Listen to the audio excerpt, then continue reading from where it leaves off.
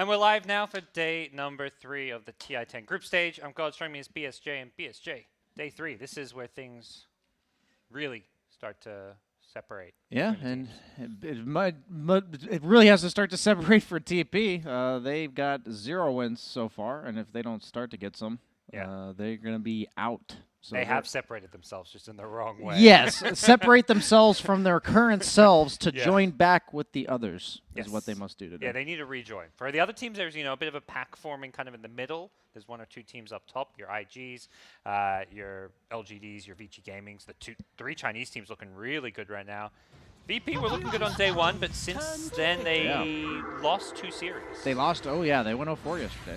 So, oh wow, yeah, they're back. They're back to 5-5, which that's not reliably getting you into top 4 at all. So this series matters a lot to both these teams. Yeah, I mean, I think for Thunder Predator, you're probably not looking at upper bracket at all, but it is all about not getting eliminated in the group stage. Yeah. Huge prize pool difference between bottom 2 and bottom 6. Yeah, it's, I believe, 80K. Or, no, it's 100K if you get 17th and 18th. Yeah. And it's 600K if you get 16th. That sounds right. So if you just make it through the group stage, you're 6xing your earnings from TI. After that, it goes up a bit slower, more incremental. So it goes up like 200K each time. But yeah, the bottom 2, I mean, it's still good money. I mean, it's all relative. Exactly. You're like, God, all we have to do is not be last. And as we saw, Thunder Predator throughout the year as a whole, when they started the season, or a team, after that Singapore major, if you said this team would be at TI getting eliminated in groups, you'd be like, no, that shouldn't be happening. They got top 4 at a major.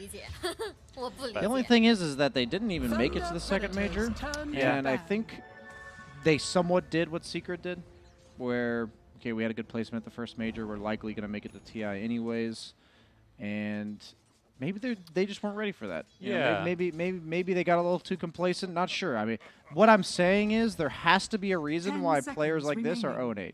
Like, they're better than 0-8. Yeah. So if it's not individual skill, it has to be some mental game going on there. But IO Storm, a lot of global presence coming out from Thunder Predator, and surprised they went for the AA on Versus Pro. Yes, it's very nice against IO.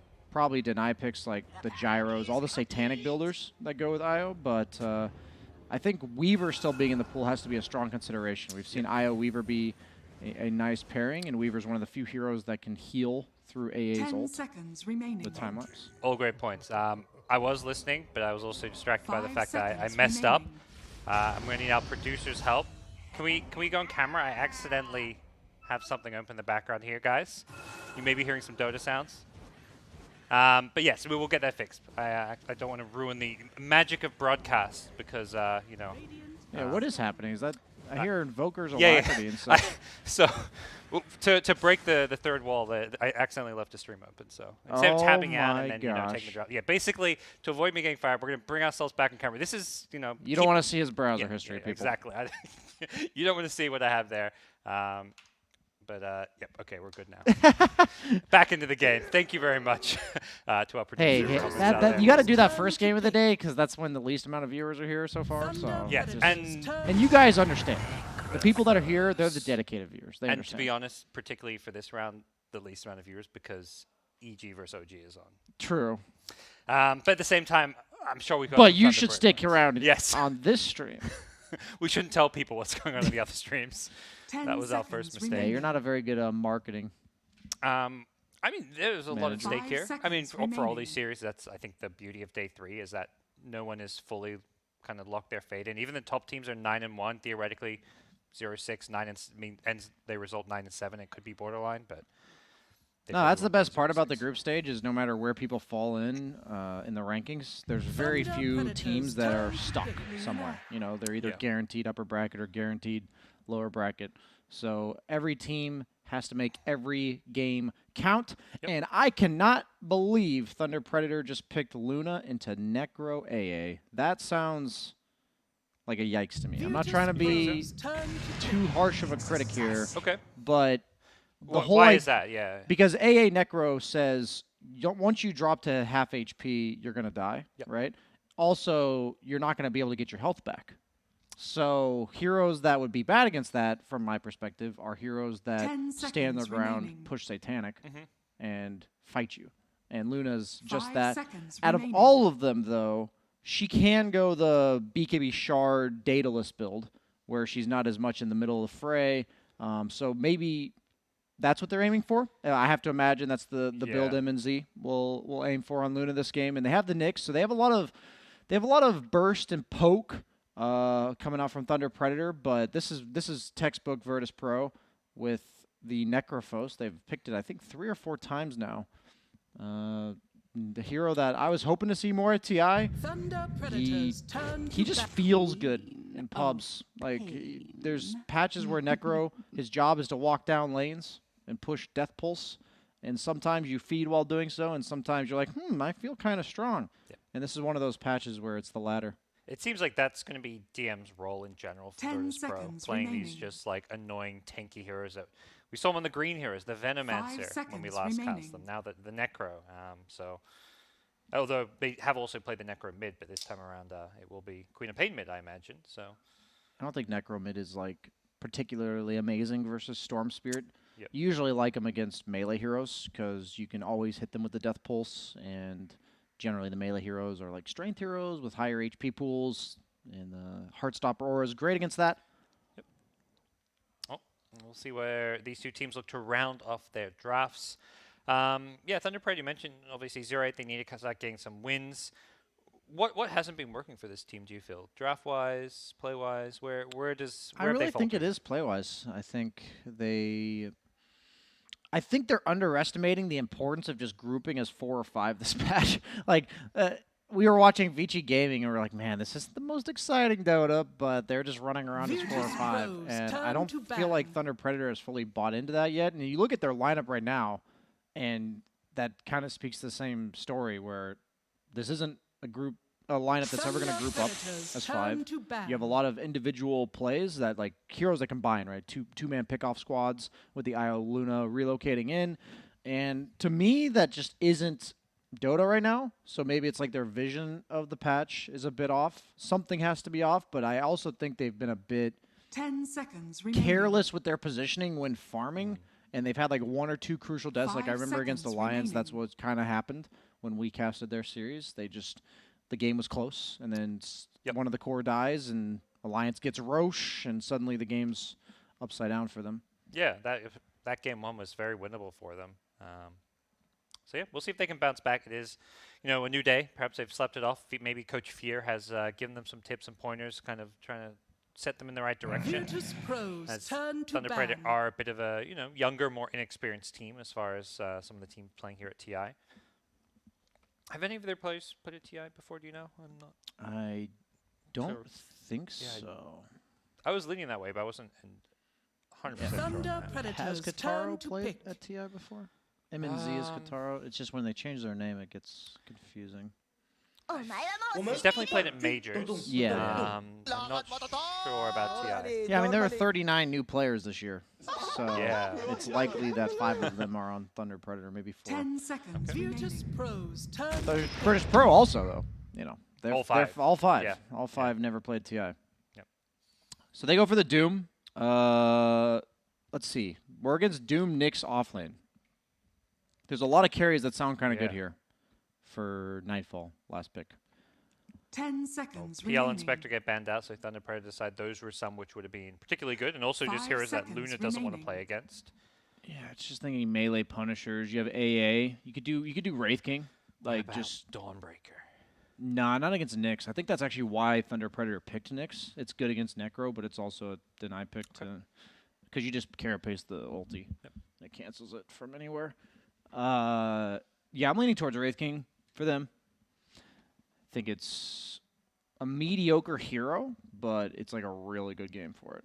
Nyx Doom can't clear the skeletons. Whenever you pick AA, you generally want to stun in lane. I'd even be down for like CK. I think CK could be kind of cool here. As soon as you were saying stuns, the other hero I was about to say was Sven, because we've seen a lot more Sven than Wraith King. Yeah, he's the more meta hero. I don't love Sven against Doom in general, but they have so many Doom targets that you don't mind picking a hero that doesn't want to get doomed, you know?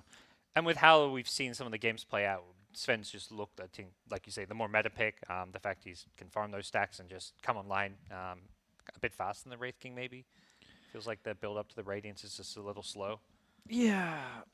I'm like really skeptical right now because I see the Luna against the AA Necro. That just doesn't sound easy to play. And then I also see Doom. When I was back when I was playing only offlane, the Doom against AA feels real bad. Your job in the mid game is to like run around with a BKB. You know, you're running in fights with a BKB, and if they manage to just land an Ice Blast on you, you can't stick onto your targets with Scorched Earth and remain in the middle of the fight. Like Doom's all about I pop BKB and I'm invincible. Yeah. For the mid game, and that's what makes the hero super powerful. And they've got the Queen of Pain ulti that goes through BKB. They've got the AA Blast. So I don't think it's like an easy game for a 9th pick Doom.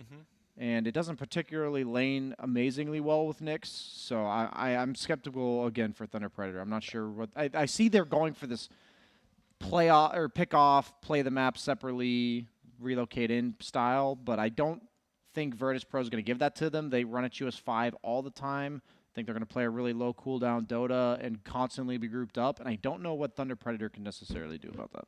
All right, well, we'll see how that kind of pans out for VP. Something you're mentioning is like, yeah, the BKB time with Dooms, I feel like that's where the Sven also gets a whole lot stronger. Is he packs a punch against BKBs. He doesn't care about your BKB as much. Yeah. And it's also the constant fear that even though you have a BKB, if you get Sven stunned, you're just going to probably die because the AA follow-up is terrifying. All right, well, we're going to hop ourselves in game 1 of this 2-game series between Thunder Predator and Virtus Pro. A very important series for both teams. I feel like we're going to be seeing that a lot today, but every game for Thunder Predator is important to start just getting some wins to avoid elimination. Virtus Pro, 5-5, they need to get up a bracket. They need to start 2-0ing some series and not just get draws. So we'll see which way this game 1 is going to go. One of the heroes I'm curious a little bit about, we've got MJZ playing Io. Io, one of the top 5 most picked heroes, I want to say. Whoa. Luna, hold that. Yeah, he gets Ravage. They're still going to get the... He just walked up alone. That was kind of crazy.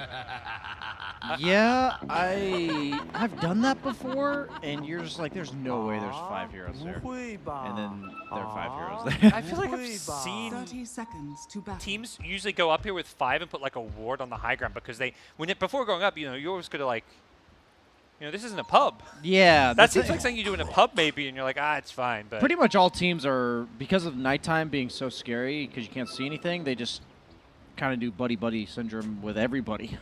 Just huddle around the campfire. And that's why it's become more and more scary to walk up high grounds in the early game. Like you said, they go for this very methodical ward approach and paying the price there. Who got the first blood? It was DM. Okay.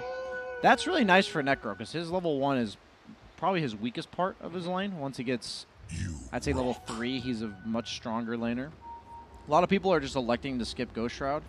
I was in the impression that general community thought that when they nerfed Ghost Shroud's level 1, that you see the self-restoration went from 75 to 45, that the hero got nerfed. But what they actually did was give him 30 damage on his Death Pulse, which for a hero who generally lacks damage, that's pretty big because it's a very spammable spell.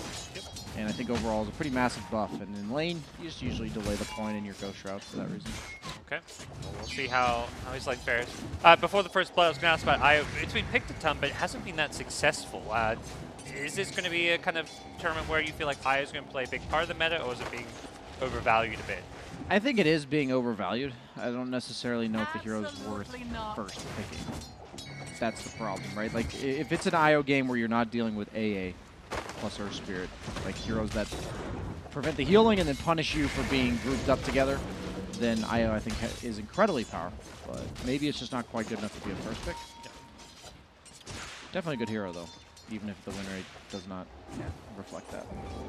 Yeah, that bottom getting zoned away a bit by the level 1 Io Luna, going for the passive level 1, the Luna Blessing. But so far, lane looking okay for both sides, and both top and mid slightly VP favored. Top versus Storm, I mean, if you level up the dagger, I feel like this is always a matchup where Storm is going to struggle, I imagine. Yeah, they picked the Queen of Pain against it intentionally. The thing about the mid lane right now is there's just so many bottle charges to have, and there's also just so many options that are not in the lane itself that I think the co-op matchup, while still being very good, is not as crippling for the Storm to have to deal with all the time. Yeah. We'll see if any of these supports make those moves to deny bounty runes, water runes, power runes and stuff, especially the power runes at 6 minutes. It's very common to see those support rotations. For now, both supports seem to be tied to these side lanes. Definitely 2 4s that are known for their roaming potential. Nyx and Earth Spirit, do you see them making those early moves, or are they just looking to secure their off lanes? It's all about the runes, for sure. The early moves being 6 minutes, like you said, the power runes. I think that's all it's going to come down to, because I don't think any kills will happen at the rune, but whoever gets the rune will probably turn it into kills. Okay. Co-op and Storm, two of the best rune users. Yeah. Top lane, Moo's going to be off the mark with the Impale. Frank is still trying to run in on Kingslayer, but he's taking quite a bit of damage. Needs to back off a little bit here. There's not much regen left on Predator. The Colby with the Stormbolt gets Carapace, and Nightfall does not want to follow it up. Thanks be with you. He's got the salve, so Nightfall sitting pretty. He doesn't need to worry too much about his sustain right now. Yeah, that's the difference, is Thunder Predator doesn't have any salves. He does have tranquils on moves, though. But Frank will have to be a bit more cautious because he doesn't have the salve. I think about even in most lanes, except for mid. But that it's about even if you can add up the mid and his bottom lane, right? Yeah. Between the two teams. Perhaps the First Blood gold is maybe what's kind of giving BP like the slightest of gold leads, but nothing to write home about. See those first moves maybe coming soon-ish as Moose just perhaps going for a stack here, may look to contest these water runes. I feel like if you deny a water rune from a mid laner, that can be really crippling. Both of them on 0 bottle charges. Yeah, co-op kind of forces this. Like, both the heroes just kind of screw each other over with having to fight each other a lot. Co-op thought about contesting the Storm, but there was a Nyx Assassin there. And similar story, Earth Spirit. So both 4s do... They're not just securing the power runes, they're securing these water runes. As you said, if one of them got denied the rune, it would probably be a huge momentum shift and reflected in their movements there. Actually maxing out the dagger, not just leaving it at 2 points. Okay. 3 points in the dagger. Let's see how that plays out as things go on. It'll be less farming and wave clearing capabilities from the Scream, but a lot of kill threat. You just sustain so much from it now. Yeah. They gave it the heal per tick. So 30 heal per tick. That's 150 health every time he daggers. Yeah. Pretty nutty. That for a laning stage where often you're relying on bottle charges and bringing in Tengu Salves and whatnot. Top lane, Stormbolt just being used to help cover the retreat here is Kingslayer. Ooh, could have been in trouble there, but did latch the cold feet onto the Doom.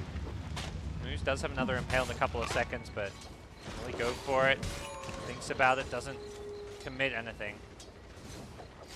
So neither team finding any additional kills. There was a first blood before the lane started, but there's been no kills in the lanes themselves. Both carries are very happy with their lanes, though. Both offlaners are only about half the CS. Like the carries they're laning against. I'd say I'd rather be a Doom in that case, because of the Devour. DM getting bullied a bit.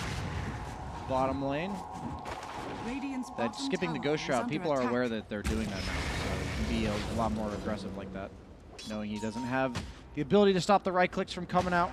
Is he going to start jungling is the question. Oh, he dragged up some creeps. That's nice of you, Save. Okay, Good guy here. Recognizing, he doesn't have much of the lane to play now.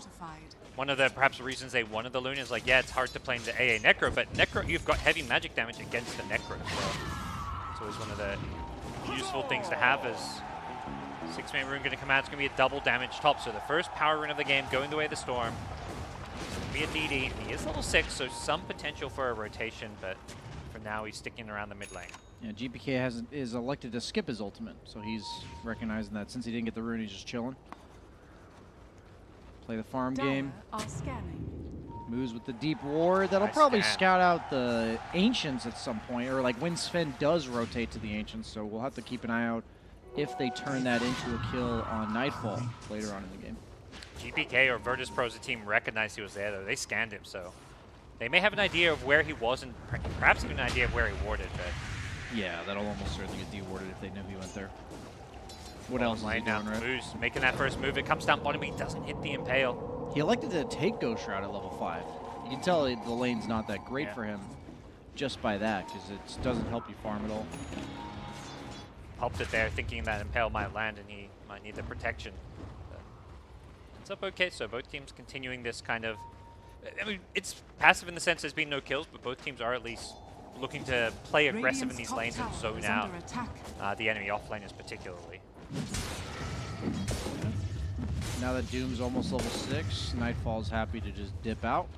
Got the Mask of Madness queued up. It's really going to come down to, I think the first death from a carry this game will heavily decide the outcome. Because both these carries just accelerate so fast with their first 1 or 2 items. And yet they're both quite susceptible to ganks. You have the Queen of Pain plus Earth Spirit, Necro ulti, and then you have the Storm Spirit Doom. Mid lane, they're going on GPK, the Vortex into the Impale. Queen of Pain going to blink out and Storm, doesn't have the mana to chase.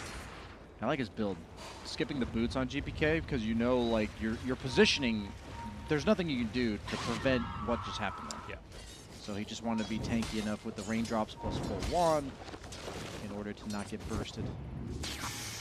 Going into the enemy jungle here, they're looking for the Sven, but Nightfall's already kind of cleared out that part of the jungle with his ultimate and is making his way towards his triangle. So his farming rotations have been very effective to avoid that kind of Thunder Predator aggression that you mentioned can be so costly if he does go down. Yeah, the issue with the Sven compared to the Wraith King in the draft is just this, right? You have to dip out of top lane, which means that the Doom will have absolute free farm here. So even though the hero is technically better in the meta, this is the part in the game where you're losing out a bit. DM pops the Ghost Shroud 1, but into an Eclipse. He takes a lot of magic damage, and one more Lucent Beam should finish him off here. Has another Death Pulse. He's trying to ring around the Rosie, and he will survive. He's scared of the Necro Yeah. side. Oh, he's scared of also the Co-op. The Co-op's rotating down bottom. Elsewhere, the Sven is being chased by a Hasted Storm. I think Queen of Pain seeing this is like, uh-oh, I gotta go help my buddy out. Dodges the Stormbolt. Nicely played by Leo Style. Yeah, he's out of mana, and his haste is about to wear off, but doesn't look like Save is going to be able to go for any kind of aggressive play. Yeah, I really like these moves because Frank is just living it up in the top lane. Yeah. Oh, he zoomed the AA, but doesn't look like he'll get the kill. Nobody saw that. Go back, go somewhere else. I was saying he was living it up in the top lane. As he is just free farming and will most likely go for that Midas on the off lane Doom. Yep.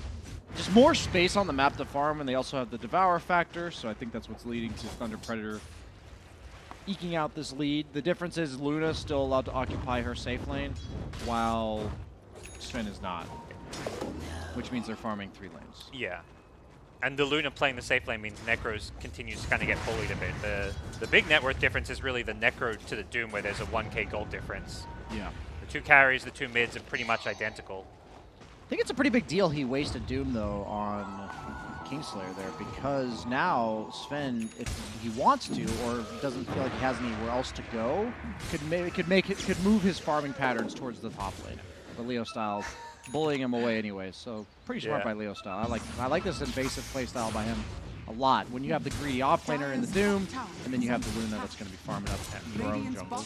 It's cool. He's doing it completely blind too. He doesn't have a ward there. He's just like, Sven's jungling somewhere, I'm just going to zip in, and even if he's not here, I can maybe steal a camp away from him. Yeah, until the Co-op Orchid, he's pretty much invincible. This is a very different VP. I feel like the VP that we traditionally expect is like early game aggression, crush the lanes, snowball. They're playing a much slower paced game. Radiant's bottom tower is under attack. I'm going to say I don't like this Sven pick the way this early game is playing out. They have given up so much control of the map. I hate to see how passive VP feels like they have to play. Storm showing up. This should be a dead DM, Leo Style. I'm loving how he's playing. You kind of mentioned when he's invading the Sven's jungle, even though he didn't achieve anything, he's being hyperactive. Leo Style is straight up owning this game. He's my MVP so far in the way he's playing the game. He's being so disruptive, and you're seeing it in the net worths of everyone that isn't Sven, really. Because Sven is now taking all the areas of the map that he doesn't want to have to take because it's the passive part. Like, you're happy to take it as a carry, but if you're taking the passive farm that early, it usually is reflected in the rest of your team kind of having to fight for the scraps that are left over. But GPK, once he gets this Orchid, Leo Styles' playstyle will definitely have to take a chill pill there. So hopefully he's keeping an eye out on GPK's timing, because Leo Style, he went for full treads while GPK skipped boots entirely. So the Orchid timing from GPK will be much earlier, despite their net worths being comparable. One of the parts of his game has been these power runes. He's had multiple DDs, now gets an illusion rune. Leo Style utilizing these runes to play so active on the map, and one of the big winners of his aggression has been Frank. Top net worth of the Doom. Not a huge surprise when you factor in Devour Gold, but the fact he can play so greedy is so much because of Leo Style Storm. Here comes a smoke move. They scan this out. They see it coming. Heads up play from Thunder Predator. I don't think they had a ward or anything to see that smoke. And Ice Blast is going to get thrown out hit nothing as well. So really good moves from Thunder Predator. Yeah, they revealed themselves on an illusion. That almost tells me they're rattled, because if you're like really in a good state of mind, you see the illusion and you're like, okay, did I break? You know, did my smoke break? And it didn't. And then you don't use spells on it, but they actually right-clicked it and revealed. And it's not like they know they got scanned, so they probably thought their smoke still had a chance to work. Big stack for MNZ here. Skipping the Mask of Madness, which I like a lot. You don't want to go Satanic if you don't have to, because of the AA, and the Necro doesn't really let you heal back up before you get Scythe. So he just wants to be as tanky as possible when he's full health, rather than trying to stay full health, because he's also got the IO. Both mid lanes approaching their Orchid timings. GPK is going to get his ahead of the Storm, so you mentioned this can be dangerous with Leo Style, who's a bit behind on net worth because he's been more active. It's totally worth it, though. Like, your lineup is so greedy. I think this is a sign of a player who's... I know that sounds so cliche, like he's ready to win, but like he's thinking about like the team. Yeah. If you look at his two cores, it's like they've got enough greed for the three of us. I'm gonna play to be disruptive, and I think it's a really cool awareness that you would never expect out of like a pub teammate or not professional player. Storm is baiting. Oh, Arcane Rune. It's caught blinked into a Doom. They were smoked up. The Moose went for the Impale, which didn't land, but Frank was there. He blinked in for the Arcane Rune. He grabbed it, but that was such a cool bait. They knew 14-minute power runes were coming, and Leo Style went to the power rune that was like in the more dangerous part of the map because he had the Nyx Invis and the Doom smoke. That was really clever. I like that. I call it a clever smoking. Yep.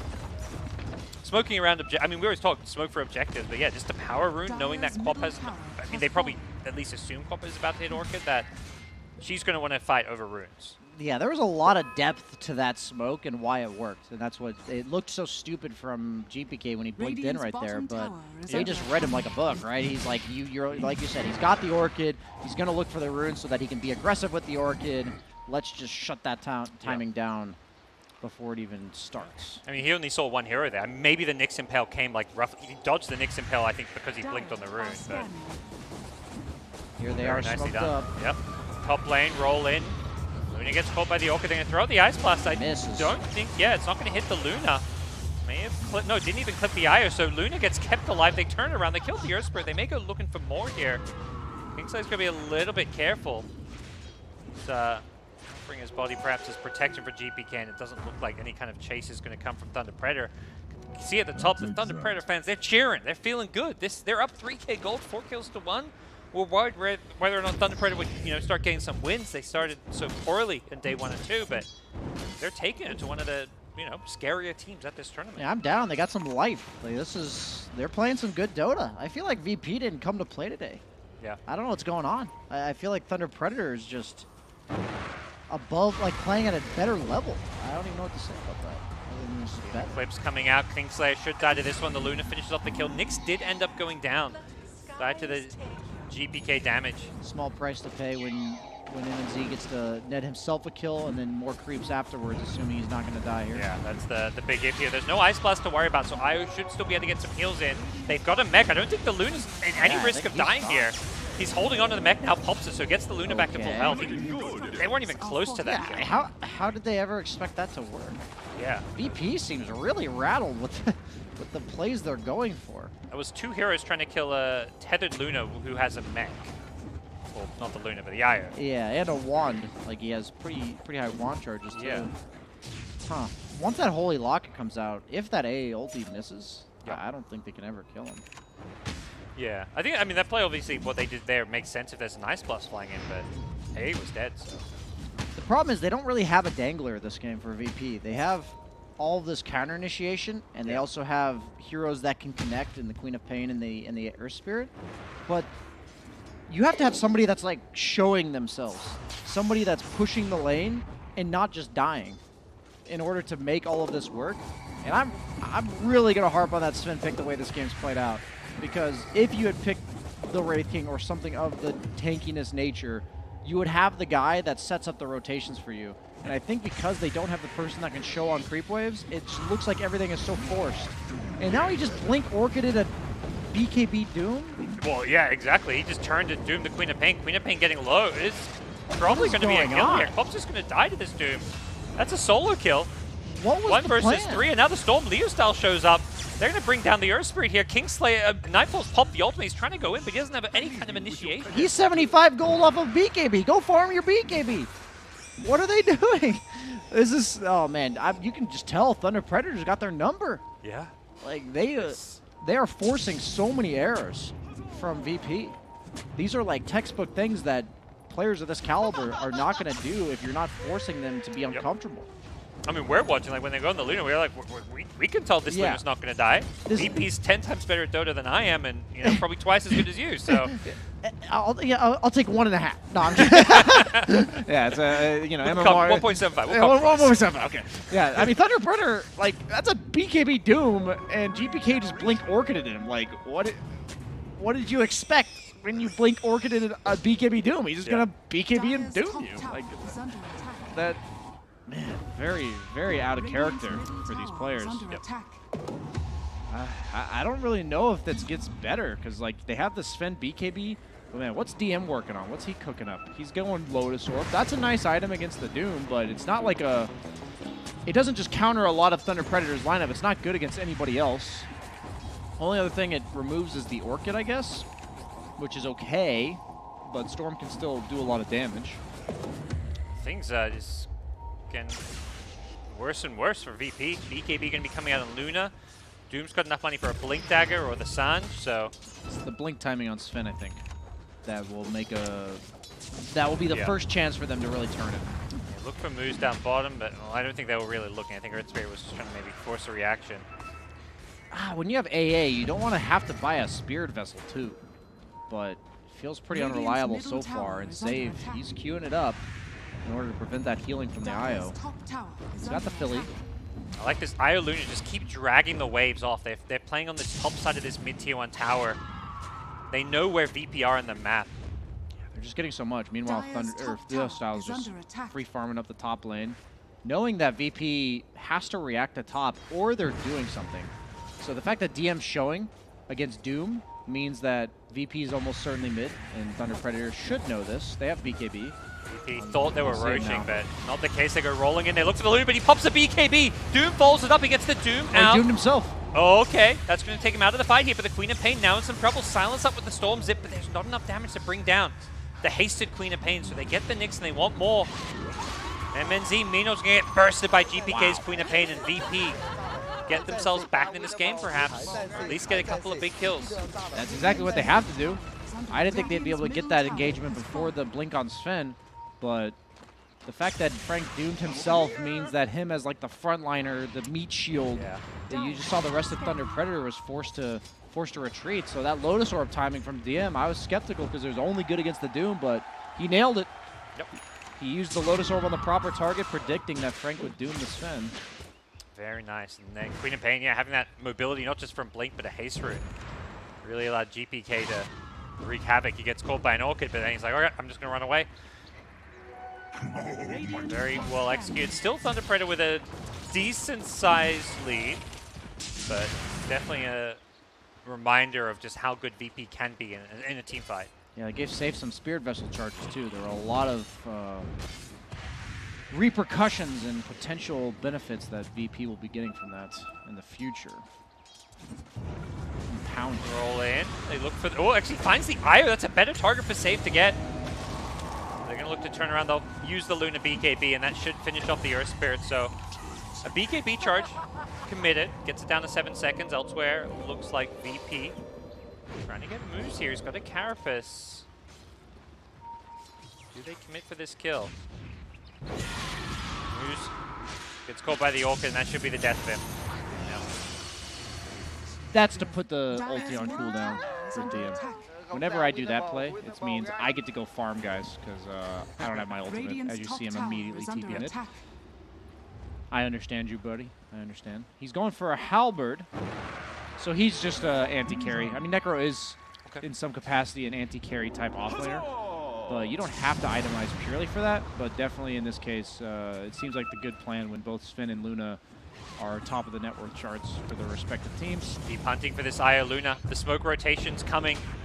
No And this Luna BKB. get out. Yeah, BKB on cooldown for 15. They do have a T1 tower, but I think they're too far to TP to this one. The Ice Blast follow-up is gonna land. And Minos goes down. MJZ couldn't relocate him out. Great job from Save to initiate even before they connected, but there is going to be a kill elsewhere on the map. Leo Star with the Doom again. It got Lotus. He's doomed himself, and he's going to die to the Sonic Wave, it looks like. The tip's coming out. VP get 4 kills in 3 different lanes. He couldn't Midas a creep while he was dying because he was doomed. That's when you know. That's the killer blow right there. As I was praising Thunder Predator and critiquing VP, and suddenly they've just made the one move that led into another move, punishing the lack of BKB on the Luna there. This game's blown wide open. I'd much rather be VP here, because even though they're down by slightly 1K net worth lead, I don't think Luna can really show anymore. Like, you can't comfortably farm creep waves, because you'll just get stunned by Sven into A blast if VP's ever set up on you, which means that he's going to farm a lot less, which means that the Doom, who his #1 net worth is just doesn't feel as good when you're suddenly your carry doesn't feel comfortable. I don't know.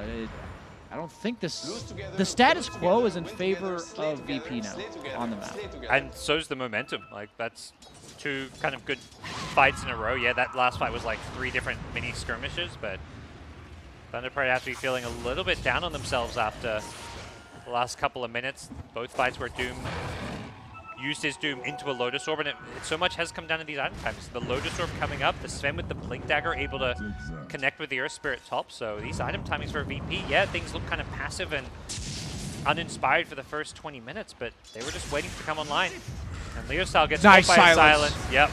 Earth Spirit. Save has been the man to get them back in this game, it feels like. Yeah, he's 0, 4, and 6, but he's set up so many of these kills. Yeah, Leo Style was barely off BKB too. 400 gold, so that's the last time that silence play is going to work, but I don't know if they need it to work again with how long Leo Style's dead for. They see him. They've got a ward in the lane here. Doom goes looking to initiate, but he gets caught by a stun before he can BKB. Nightfall deletes him with the quick blink initiation, and getting out of hand so fast. Luna in some trouble here. It's getting very much out of hand. They're going to buy back and look to force this fight. Minos pops his BKB, but he can't actually hit the Necro through the Ghost Shroud. He's going to be forced back, and I don't know if Thunder Predator still want to take this fight. They're buying back, so they're saying we do want to fight, but safe. Blinking on in. Meanwhile, on the backlines here, he's got the Doom out. It catches the Queen of Pain. DM, he Lotus himself. Frank, learning his lesson from the last few fights, is going to look to bring down the Quab. They want save as well. Queen of Pain's going to die to the tower as the ball lightning in. Storm catches just a support here, so they are turning it around and making these buybacks worthwhile. Roshan? Especially if they get Roshan. Yeah, they have to now, because Storm buying back, he's crippling himself if he's not allowed to like play the next fight incredibly aggressive. Yeah. And I imagine they'll give it to Leo Style because he is Storm Spirit, but there's a chance that he takes it as well. Probably VP still feel okay-ish about this. Like 3 buybacks being forced. Yeah, they get Roshan. But they still feel the momentum their way. They're like, yeah, we just won 3 fights in a row. They had to buy back on all these heroes to win that, or to turn it around and make it even. I want to highlight that first play that VP did to get back in the game when they were down by 5K. The map was very much Dire playing bottom, Radiant playing top. Yep. And I'm realizing now the reason why they were able to catch Thunder Predator off guard is because Thunder Predator, you were saying they were defensively playing the mid lane to like protect their tower, but they knew VP was bottom, and VP did this reach around play where they wrapped all the way, like instead of coming from the bottom half of the map, they went through the river and back through top, and they ran straight into Thunder Predator. So I just think it's interesting that it seems so obvious to us because we see the smoke coming, and we know that Sven's got his blink dagger and all that timing's ready, but it's just one little thing like that, and suddenly the control for Thunder Predator is slipping away. But if they can get the Scotty up, it owns the Necro, and it also owns the Sven. So that would be a pretty huge timing for them to get before the Aegis expires. It's definitely been part of the map where Thunder Predator up top have not expected VP to play, and that's why that smoke is so effective. Also to highlight some of the VP warding game, like getting this ward in the top lane, getting a ward by this tier 2 mid, like they've got some really clever, useful wards here that have not been found by second use. Breaks in a little bit of no man's land bottom, but he's got the BKB. If he sees VP, he sees Sven mid as well, so he should be good. They ping him out. Important info for VP, who... That means that they can't be top, is what they're recognizing. Like, they're like, oh, this Doom is stuck bottom, so they might try to do like a sweep move through the top half of the map. But instead, they're looking to just cut top and mid, take the triangle away. They're TPing back, 5-man smoke. Quick move from Thunder Predator. This could catch VP a little by surprise, although how do they start? Probably have to go quick. See if that gets answered soon. GPK in the front, pops his BKB instantly, gets the Orca Big, gets a Yule Stop. Now the Doom comes out, it's going to catch out onto the Necrophos, so no Necro ultimate to worry about. Meanwhile, the Storm jumps the backline, gets the AA, the Luna still surviving through with the Aegis, and can just throw away his first life and then look to come back. The AA buys back. He's going to look to throw in a nice plus here. MNZ respawning, has the BKB. Going to look to continue to fight. The Doom did get brought down in the midst of things, but did his job taking out the Necro as Luna now without a BKB gets caught by Save. Save has just been on point, finding roll after roll, gets the Nyx as well. He is just having a field day, trying to high-five him as he goes through, and they're going to get themselves a triple kill on Nightfall Sven, who is just unanswered at this point with his completed Silver Edge. Storm, okay, has vision on a regen rune. He's just going to look to maybe cut some waves here. Not sure where he's headed, but great fight for VP. That was such a sick dust by Save, because Nightfall got carapace on his cleave, and then he just insta-dusted. He should be okay, right? Sven has a blink. He's got a Silver Edge. His regen got cancelled. He's just dead. Okay. Ooh. Yeah, the mobility from VP at this point is insane, because they have Queen of Pain, but they also have the Blink, Silver Edge, Spider Legs for Nightfall, so he's going to be able to connect quite easily to all these kills, hunting down anyone who tries to be alone on the map. And that last fight where Thunder Predator bought back on 4 heroes, he didn't die on Nightfall, and he just had a full Silver Edge. And you're going to see once Luna comes back here with the Aegis that he's just going to go in with the Silver Edge and like 3-shot him. Yep. Here it is. Here it comes. That almost has the halfway to a Satanic almost. And this was a sick, look at this carapace, but insta-dust by Save. He knew exactly what just happened, processed it incredibly fast. Leads to another kill. Somehow just goes right through Nyx there. I don't know how that worked. Yeah. It actually worked out because the other kill was happening on the other side. But I don't understand that interaction. Very good plays from the Hero Spirit, all those rolling boulders, and yeah, Sven Nightfall, he's just doing his job, carrying this game, and Save again. Finding all these heroes, he tries to kick the Doom up. You can't keep him off the map, my friend, sorry. Does ultimately pay the price and go down for it. Not quite the outcome he was hoping for. Oh, that feels so bad. MNZ was going to go for the Scotty, but now he went for the Chrysalis and the Lincolns. Like, he's so scared of getting jumped by the Sven that he feels the need to go for a Lincolns. And I don't think you can go Lincolns, man. I think it's so easy. They'll just use Cold Feet on you, I think. And then it's then that's it. They could even use the Necro, the Shard that he has, the Death Seeker. Really strong Shard, underrated. It makes you, it's like a pseudo E-Blade, right? That can be used on your teammates as well. Yep. We saw it in, I think, the fight top. We used it once on the Luna. Dire are scanning. He has no way to get rid of it other than BKB. He doesn't have a Manta or Satanic or anything. So that 2.5 seconds of ethereal form can be pretty detrimental for him. Yeah, outside BKB, and you combine it with the halberd, it's like just all this pesky things that he can't really. Yeah, none of that for Sven, right? Sven kind of just had can just run rampant in fights as long as he doesn't get doomed. But even then, he has Satanic. If he already has his ult pop, he might be okay with it. We see him. They've got the ward on the high ground. Save goes rolling in, and they're going to lose the eye, which means Luna could be in some trouble. May just have to consider a BKB TP out. Gets caught by the save roll. Nightfall's going to follow up with the Sven there. You cannot TP out. MNZ believe he's just going to be chased down. Save high five is going. Hey, high five. No high five for you. As elsewhere, they are going to get the jump and look to bring down DM's Necro, but at what cost? Leostyle trying to TP out the Sven damage with the Sonic Wave is too much. Team wipe. Virtus Pro have put an exclamation mark on this game and said, hey, we're sticking around. We're not giving Thunder Predator their first win. We've got quite the comeback in store. This game is such a concerning game for Thunder Predator. I think based on the way the first like 15 minutes went, if you're going to win games, you have to win this game. Yeah. And I'm just so nervous for them moving forward. This might be the nail in the coffin towards them going 0-16 in the group stage because it's just such a I feel like this is a demoralizing loss. And even some of the individual stuff, like when after they lost that last fight, Storm balled across the map, grabbed a regen, and then died. Like kind of big individual misplay. It's not why they lost this game, but it's the kind of stuff where the team's just like, oh man, come on. When you're in a pub and you're like really down on yourself, you make plays like that. Yeah. You know, like we've all been there, where you go from having all the momentum in the world, feeling like you're making all the right plays. I think Leostyle's play in the early to mid game was sick. Yep. And then suddenly the game's just seemingly impossible after one nice smoke gank from VP, and that just feels so off. It's kind of like the play where you can tell they're tilted almost. Yeah. I mean, there's something about these like internal expectations that you have as a player where you're like, how could I play so well for 20 minutes, get caught off guard one time, and suddenly the game's hard? That's not fair. Yeah. Like, Dota, man. And like you say, we're not flaming it. He's been the standout player for Thunder Predator this game, probably. No, absolutely. This is not even remotely flame. This is like, you can just tell the mentality of the players is decimated. Yeah, I imagine if we had a player cam on them right now in the room, it would be a very quiet downstage. Yeah, it'd be very quiet. Probably no that's comms. The worst. Yeah. It's actually the worst when you don't have anything to say. You don't want to be toxic because anything you do say won't help.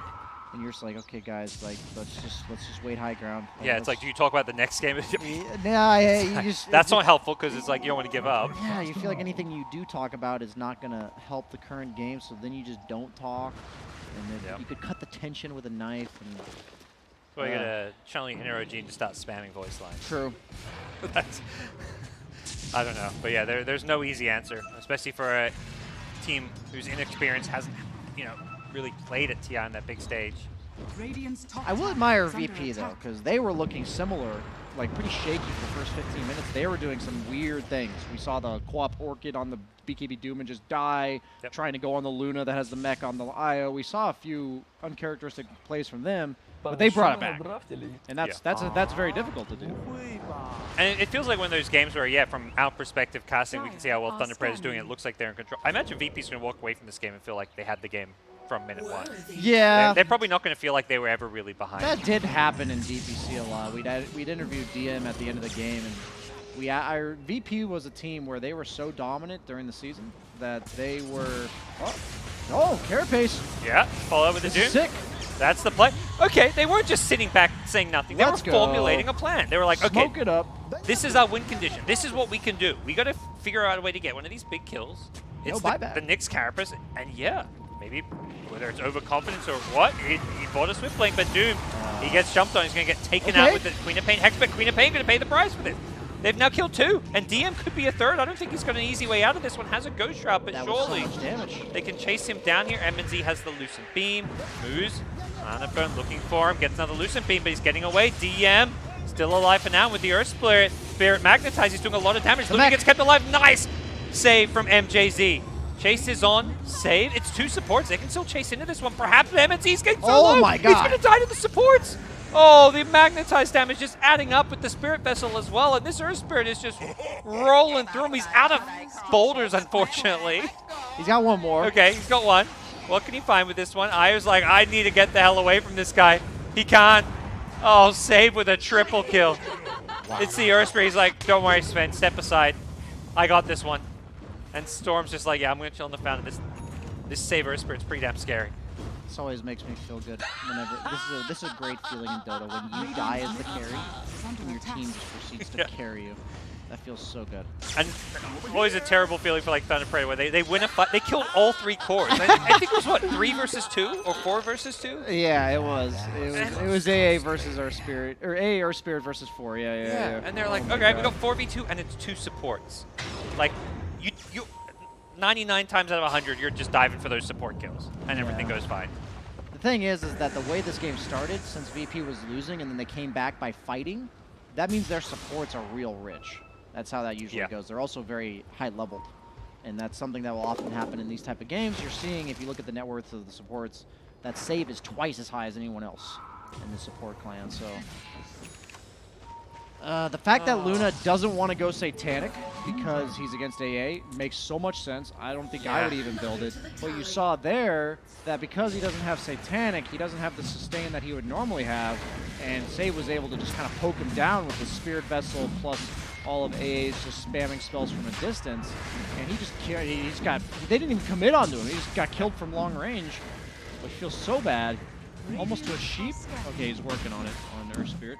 And they find a way in to contest this Roshan. They've scanned it out. They're coming. They're smoked up. Thunder Predator. Perhaps the last hurrah. I don't think they're going to get quite the initiation they did last time under the Sven. And Age is already claimed. I don't know if Thunder Predator want to take this fight any longer, but they may have to as Save comes rolling in once again. He's caught MNZ. He gets healed up by the mech here. Good job by the Eye. He's just going to relocate him out and probably just throw away his own life to save the Luna. Imagine this is every man for themselves. Yep. And they're hoping that this Storm Leo Star can get out. The Sonic Wave not going to be enough damage. As he balls all the way back to his base. And Nightfall. Yeah, the I was like, what happened there? Yep. Okay, I think there was an Ags on the ground. Did they give it to somebody? Was it Roach number 2, maybe? It was only Roach 2, Oh, right? it was the shard. Okay, I was confused because I Shard. saw the little chest thing on the ground. Yeah. Yep. So they got the Dispel. Lower cooldown's really nice. Dispel against anything particular? Nah, I think it's just the cooldown this game. It could get the Nyx out of Yule Scepter, which would definitely kill him. So we have to buy back the IO. One last fight, but it's not going to be easy, or at least VP are not going to make it easy for them. A small glimmer of hope came from that Sven kill earlier, but it didn't lead to a whole lot, unfortunately. He's got the Swift Link, the Silver Edge. He's so mobile. The Spell Prism probably goes to Queen of Pain, maybe Necro. Who are they giving that to? Got a Witch Bane coming out for Queen of Pain. Got Mira laughing at the fate of Thunder Predator.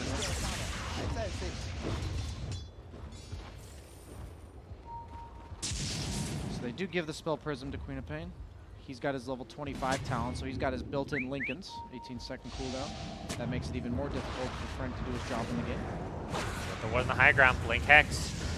Queen of Pain gets some follow-up, and they're going to look to blow up Frank, which means no Doom to worry about for now. He does have buyback. It's like Io Luna, they're still sitting down bottom. They need to get back to probably defend this one, but GPK in trouble, gets Doom. He's the one who doesn't have an Aegis here. Yeah, Lotus Orb was late. Great initiation, and Nightfall could be next. He's out of mind. He's going to look to turn, pop the Satanic and heal, but he's being kited now. As Frank gets another roll, and his Sven goes blinking in. They get the Reaper's Sight. It's going to be enough damage. He couldn't save him in time. Io's out. He relocated to this fight, so he's going to now TP himself back home, and VP, they get this rack. They have 140 plus seconds with no Doom. He could go read a book. He can come back. Finish the next chapter, and you'll be able to play the game again afterwards.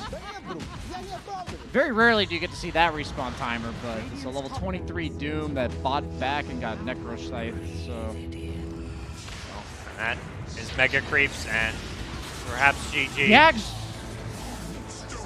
No. They don't have this Sven on their team. They can't wipe the... Thunder Predator. They're defending valiantly.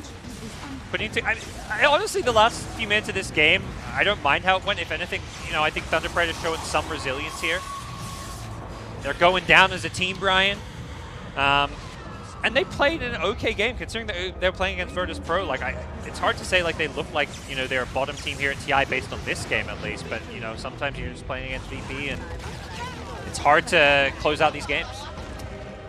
That's just professional Dota, though. you accrue a lead over the long period of time, and one team fight can just completely turn the tides. And the fact is that even though they were controlling the map, Nightfall was farming. He was not dying. They weren't able to invade the Sven. They were kind of playing their own game, which means that, yes, they're up by 5K, but it's not because VP has no farm. It's because everyone on Thunder Predator is farmed. And then you die. So suddenly you've given all of that XP and farm that you've accrued over an advantage because the comeback mechanics in Dota, and then... Yep. And you were skeptical about the Sven pick, but at the same time, you were also skeptical about Luna, because Luna was always going to struggle because you can't go for that Satanic this game easily. Yeah, the Sven pick revealed the weaknesses of it in the first, like, 10-15 minutes, but then you realize why they would pick it over the Wraith King later on in the game, because he's, like, two-shotting people and Luna spending the entire fight running away. Yep. Well, that does it for Game 1. Thunder Predator, unfortunately, do not get their first win, and VP, they go above 500. They are back in the winning books. They're looking to make a run for that upper bracket spot. We'll figure out if they can get the 2-0 here and continue that run, or if Thunder Predator get their first win. Stick around.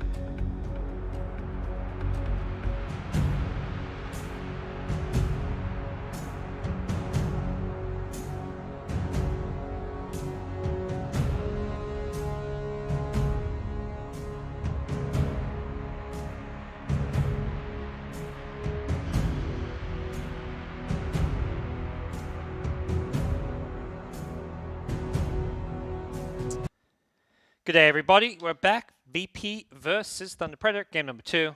I had to do the look over to remind myself what teams, even though we just cast, I was like, VP. It all blurs together at some point. Yeah. We were just talking about all the other games going on. Feel free to check out the other streams. We've got EG versus OG. We've got Astra versus T1. But on the other monitor, And, while they leave our stream open. Oh, yeah. On the main monitor. Yeah, exactly. Maybe like a phone or something. Yeah, exactly. Absolutely. As we got a really important game for both teams, because if Thunder Predator drops this game, going to 0-10, I don't know if there's anything coming back from that. I mean, 6-10 sounds all right, but if you're going 0-10, are you really going 6-10? I like your glass half full mentality. I appreciate that. And then Virtus Pro, we were just looking at the standings. They are in 5th right now, which is not good enough to get you to the upper bracket, and they're 5-5 going into the series, so they're now 6-5. And Undying, I believe, won their first game against Alliance, so that means they're 6-3, and they were in position 4. So pretty neck and neck in the middle of that bracket. And if you, sadly, I don't want to insult Thunder Predator, but if you're looking at making sure you secure top 4, and you look at the record of Thunder Predator, you're expected to go 2-0 against them. So, oh, the game's still going. Okay, so Undying is still playing against Alliance right now. Yeah. So not guaranteed to be 6-3 just yet. Are they in game 1 or game 2? Yeah, game 1. Oh, game 1. Okay. Long game. I see a big purple bubble, so I'll assume there's a faceless void. Okay. From a distance here. Yep. We can hop into the draft. Give you guys a look at what's coming out in Virtus Pro Thunder Predator game number 2. As far as the stakes, and we can talk a bit about Group A. It feels like there are 2 teams I would say are on the road to upper bracket. IG, 9-1, almost without a doubt, going to be upper bracket. Yeah. And OG, because they won game 1 against EG. So they went from 7-3 to 8-3. I mean, it was a stomp, guys, but if you want to check it out, we did get to see Sumail Juggernaut with Diffusal Manta at 16 minutes. But so the 3rd and 4th slot feels like is kind of pretty open now. Like there is EG, but I think they were 5-3 at the start of the day. So now they're 5-4. They're totally susceptible to getting overtaken. Yep. So there's EG, there's Undying, there's Virtus Pro. They're probably like the top 3 contenders for that slot. Yeah. Virtus Pros. Try to think who else is it. Then there's Alliance, Astra. If they keep riding that momentum, day 1 obviously went terrible for them. They had to stand in. Theoretically, could make a run. And then Thunder Predator, they're not Astra making it. just lost to T1, so. Oh yeah, they're already kind of. That's a big one because T1 was 8th in the group, I believe. Right? Yes, they were in the group of 3 teams that had only 2 wins. Yes. It was like Quincy, Astor, and that's the other group. I'm thinking of Group B. Yeah, trust me. When you're saying that, I'm like, I know there's 2 groups. I know how the standings I don't know. look. I'm not sure. I think T1 is the only group with 2 wins, or only team with 2 wins in that group, and they were in 8th. But we kind of thought out of all the teams in the bottom that T1 had the most potential. Yeah, and I saw their games today. I think they versed some of the tougher opponents. They had opponents who are like on a similar level to them, not like the IGs and OGs, perhaps. So they could easily climb their way back into 4th, 5th. Yeah, perhaps? I mean today's the day. If they play their best Dota, I could see them going 5-1 or something. I think they're playing Astor, they're playing Undying, and they're playing someone else who I think was very beatable. Yeah, I think maybe Alliance or something. Okay.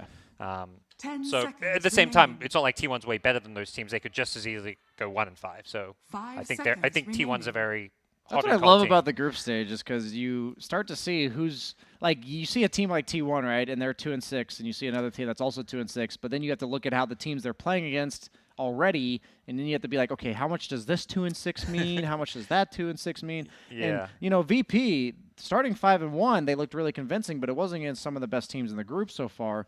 And then they dropped 4 games yesterday, and we see here that they're back on the mend at least with that first win against Thunder Predator. Thunder Predator had a pretty convincing lead last game. They were up by I believe 5K. Yeah. 19 to 20 minutes into the game, which is significant when you have like an IO Luna lineup against like a Sven. Those are both very farm heavy lineups. But last game we saw Thunder Predator first pick IO, and then we saw VP respond with the Ancient Apparition.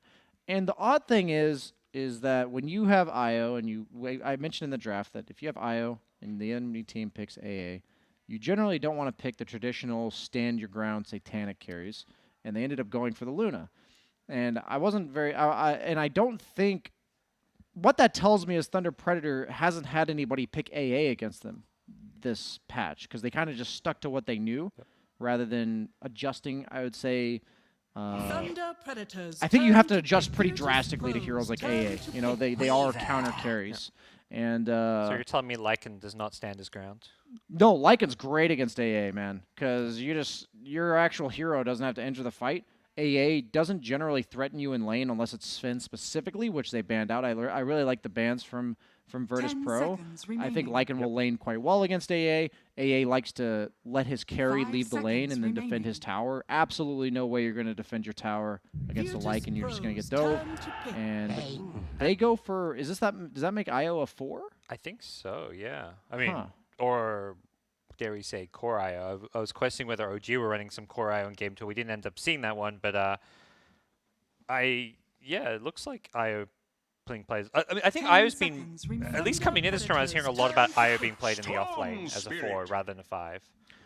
But the one thing I was going to add, obviously, Lycan, great, very mobile, good against the AA, but he also makes his, if he's a 3, he also makes his carry good against the AA because of the Wolf Bite, the Ag Scepter. Yeah.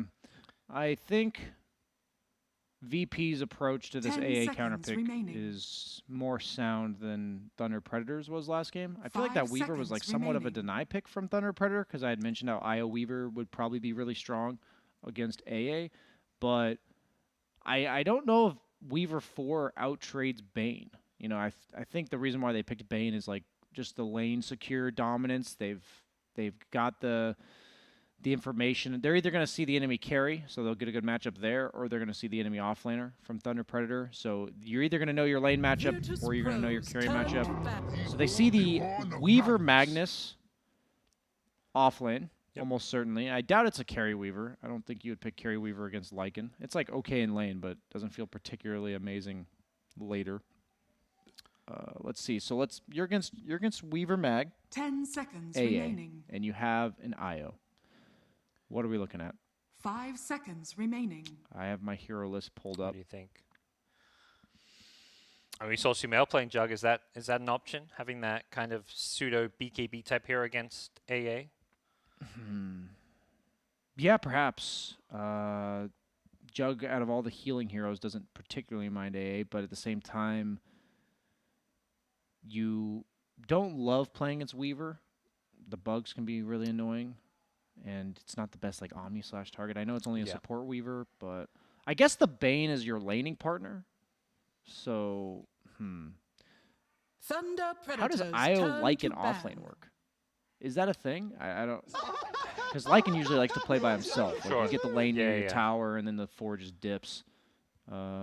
Maybe that in that case, the Bane will be a 5 played in the offlane, sort of thing.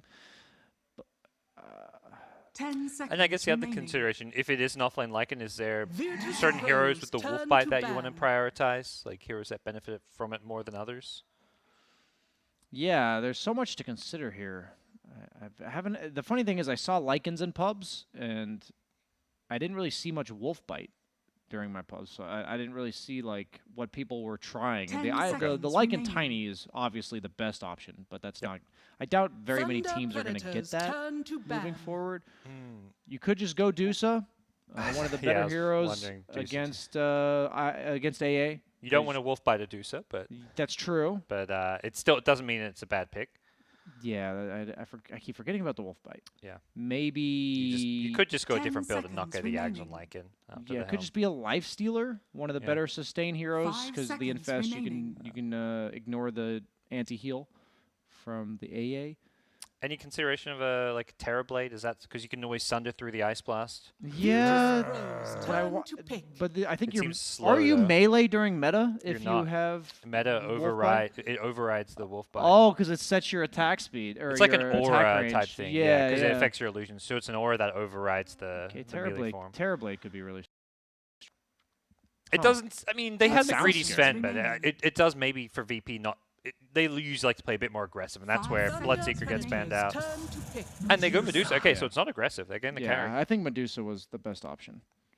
It's not going to be an Ags Lycan. I don't think you have to buy Ags Lycan. People were picking Lycan prior to the Ags and just playing him as like Helm of the Overlord, Drums, AC, 10 seconds remaining. just pure buffs for the team. Yep. And Medusa likes that a lot. 5 seconds remaining. You have a lot of space making from VP. I'd say all 3 of their cores are quite greedy, but Thunder Predator seems to play their own game and not really look to shut you You may down. now select your heroes. This is a really good PL game. It's good when he gets like 2 or 3 items, not before 2 or 3 items. So it's going to come down to how free of a game does DM have, because my worry for Thunder Predator's lineup is if Lycan gets like a 7-minute Helm Dom, I think they're losing their tier 2 bottom at like 13 minutes, which you might just be 5-man camping your triangle at that point. Okay. And the point of the mag is that you farm so fast that you can farm tons of camps, which you have to be able to go to the camps in order to farm them. That's my only concern. But the MNZ PL, he loves his hard carries. It is a great PL game moving forward. They only have single target damage other than the split shot, which isn't scary for PL because you have more than 5 illusions. So I'm going to lean towards Virtus Pro, but man, if Thunder Predator manages to hold them off just once or twice, kind of similar to like reverse of what we saw last game, I think they'll take it. Okay. We'll see if they can get to that point, as we'll be heading into game number 2 fairly soon. All signs point towards a VP 2-0, but we'll see if Thunder Predator have anything to say about that. There's a time to put up a fight. You know, they got to start now. It's day 3 of the groups. They're running out of time.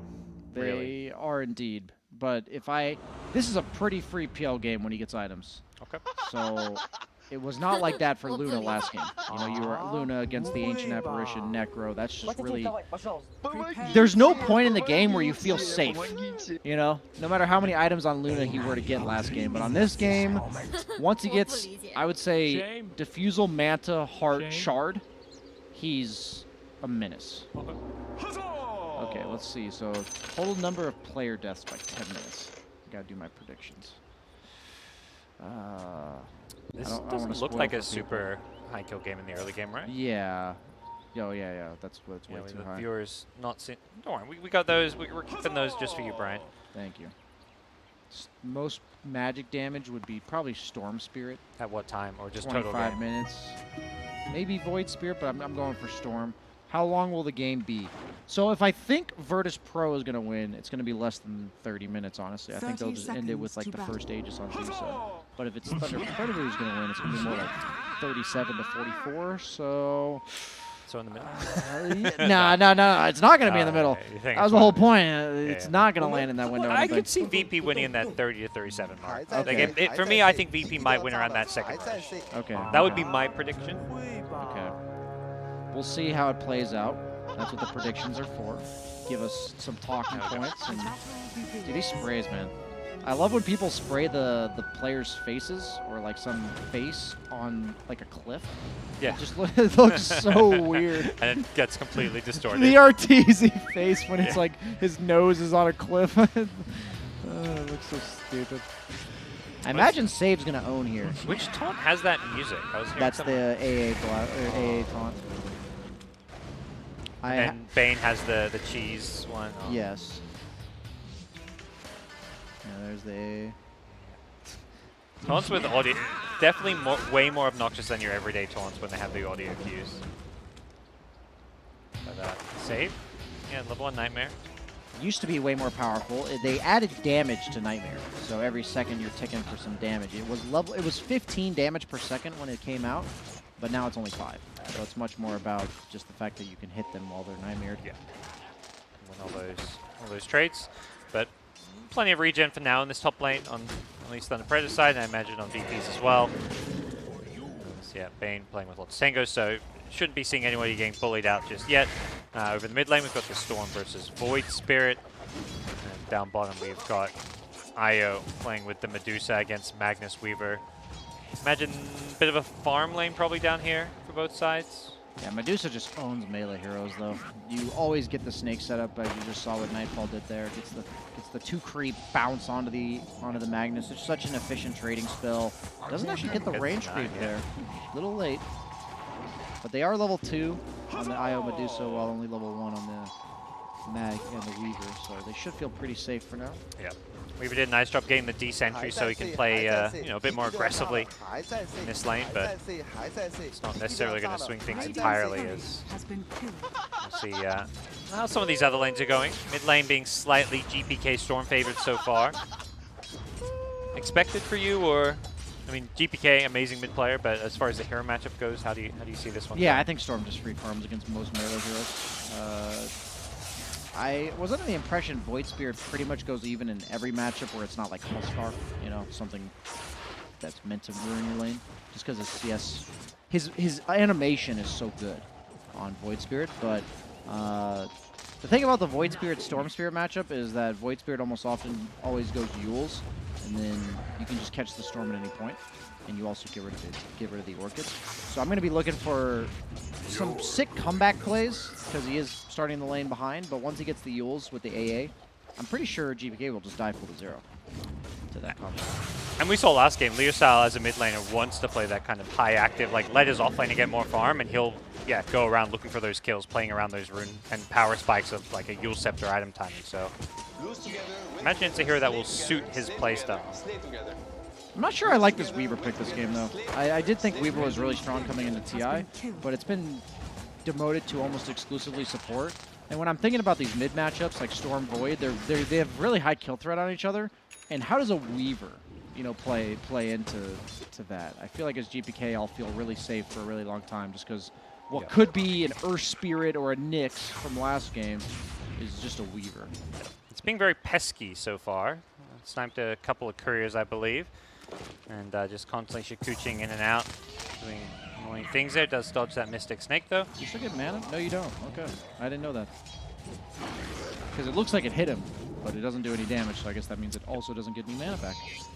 And VP doing a good job down bottom. They keep getting these side pulls off, so it does feel like they are winning this bottom lane with these pulls, plus the Medusa free farming. They've caused a lot of problems for that Thunder Predator off lane. Really, all three lanes. You see the CS. They're the top 3 CS. Yeah. Top lane's even, but both mid and bottom being slightly won by VP. Yeah, they did the same thing top. Save got the big camp pull, which allowed MNZ to farm in a big camp by himself, but it put the lane near the tier 1, and thus DM's just chilling near his tower by himself, getting solo XP on a Lycan, which is really important, and now Save's also helping in the mid lane. At the highest level nowadays, side lanes are pretty much all about pull camp manipulation. That's pretty much what it's boiled down to, because all the other factors, all the players are just so good at creep aggroing and CSing and all that kind of stuff. So you're seeing, yeah, once again pulling on the Medusa. Oh, he got him with the night. He came back and walked into the Nightmare. He has pull, I think. Yep. Yes, he does.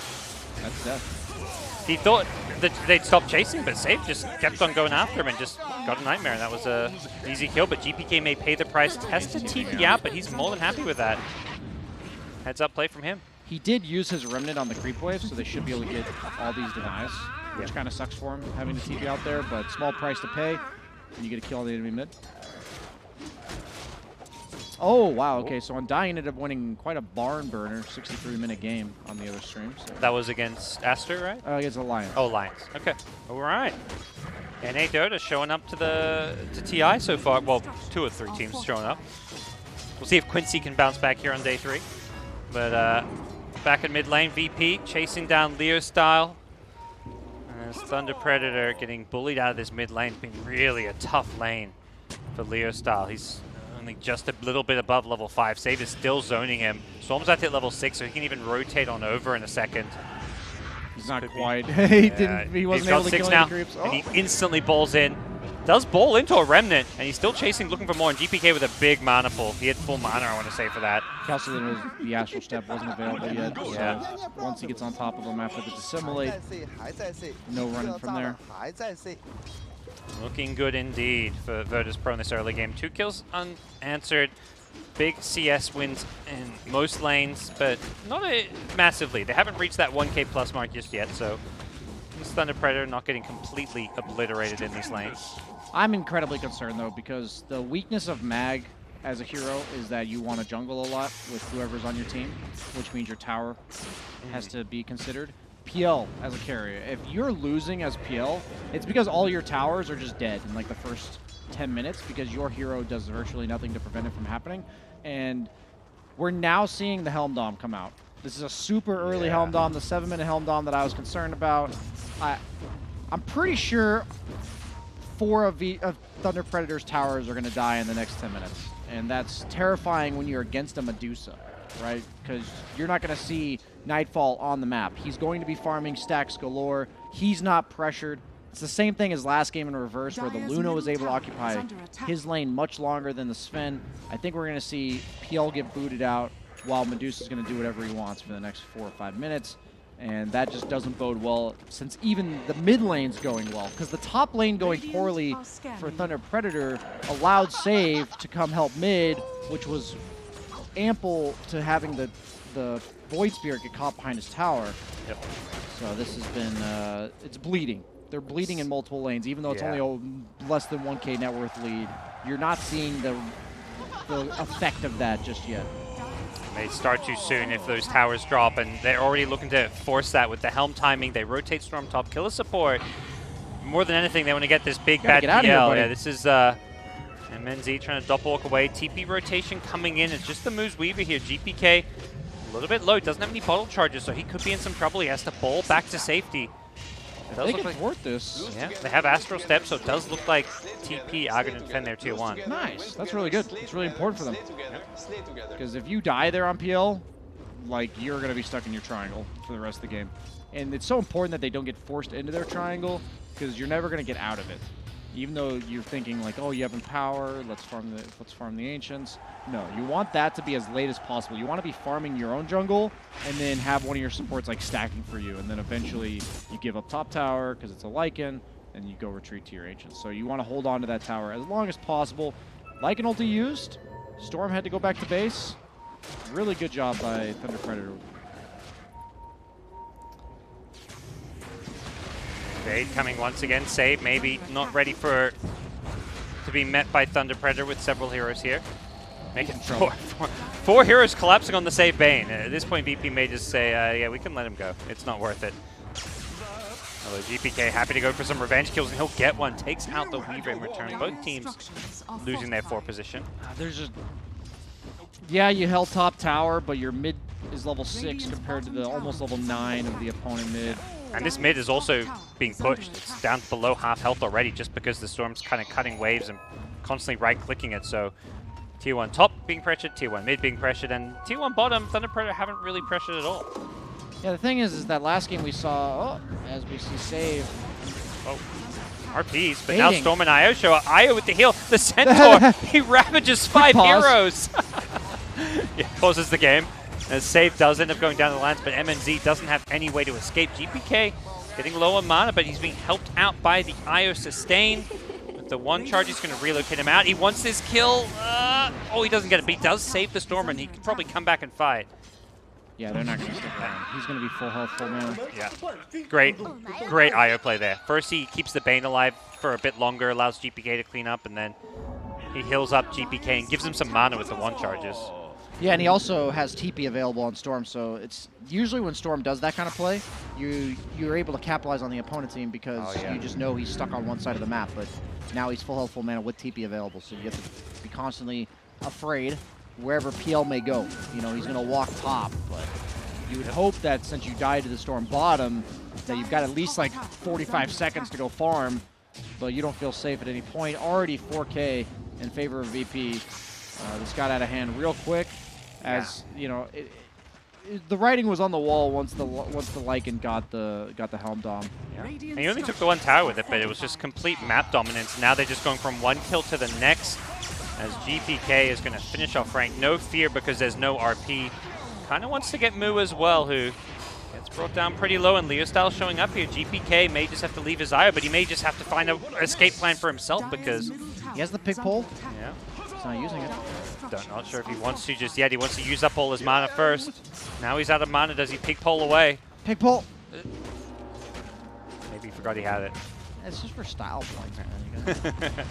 And space created. He just got his team a tier 1 mid tower, and it goes the way of Nightfall's Medusa, who is third on net worth, but it's his 2 teammates who are ahead of it. Yeah, when you're a Medusa and you get to rotate between triangle and like killing a mid tower, that's just the dream farming pattern for you. As top 3 net worths go to VP.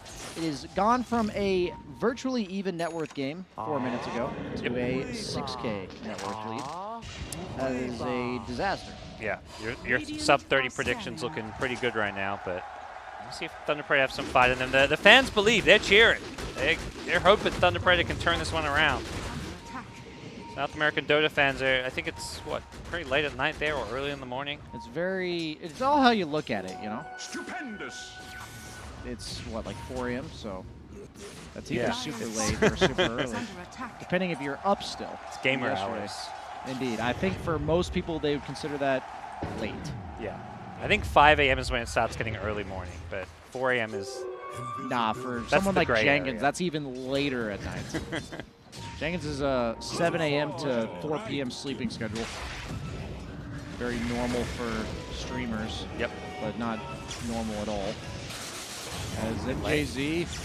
He goes for the grip, but he gets pulled. The Aether Remnant going to stop that one, but I think VP is still going to have the edge here. They go looking for initiation. Nice He RP. doesn't manage to dodge the RP. Frank does a good job fake canceling it, but unfortunately GPK is just being kept alive by the IO. I feel like And they go from one kill to the next, and yeah, this IO plus Storm, not your everyday synergy. He's got an Arcane Ring. That's a big part of that. I think it was his Arcane Ring that really boosted him up there. I think that's an extra 200 mana when he uses it, something like that, for Storm, right? Because he gives himself 75, Plus, which is amp. It's about 160. yeah, because it's only 1.1 amp right now. Yeah. He doesn't have level 4 tether. But it will be about 200 once he has max tether. Yeah, that's just so much mana at this stage in the game. As we see here once again, they're kind of just getting steamrolled, already down by 7K before this fight. You see the RP really well placed, but PL not a carry like Jug, for instance, that's down to participate in fights at 12 minutes into the game. Well, GPK putting on a show. Beyond Godlike at 13 minutes. I don't know what the TI record is. I think there has been faster, but that is got to be like top 5, top 10 as far as Beyond Godlike streaks go. Yeah, absolutely.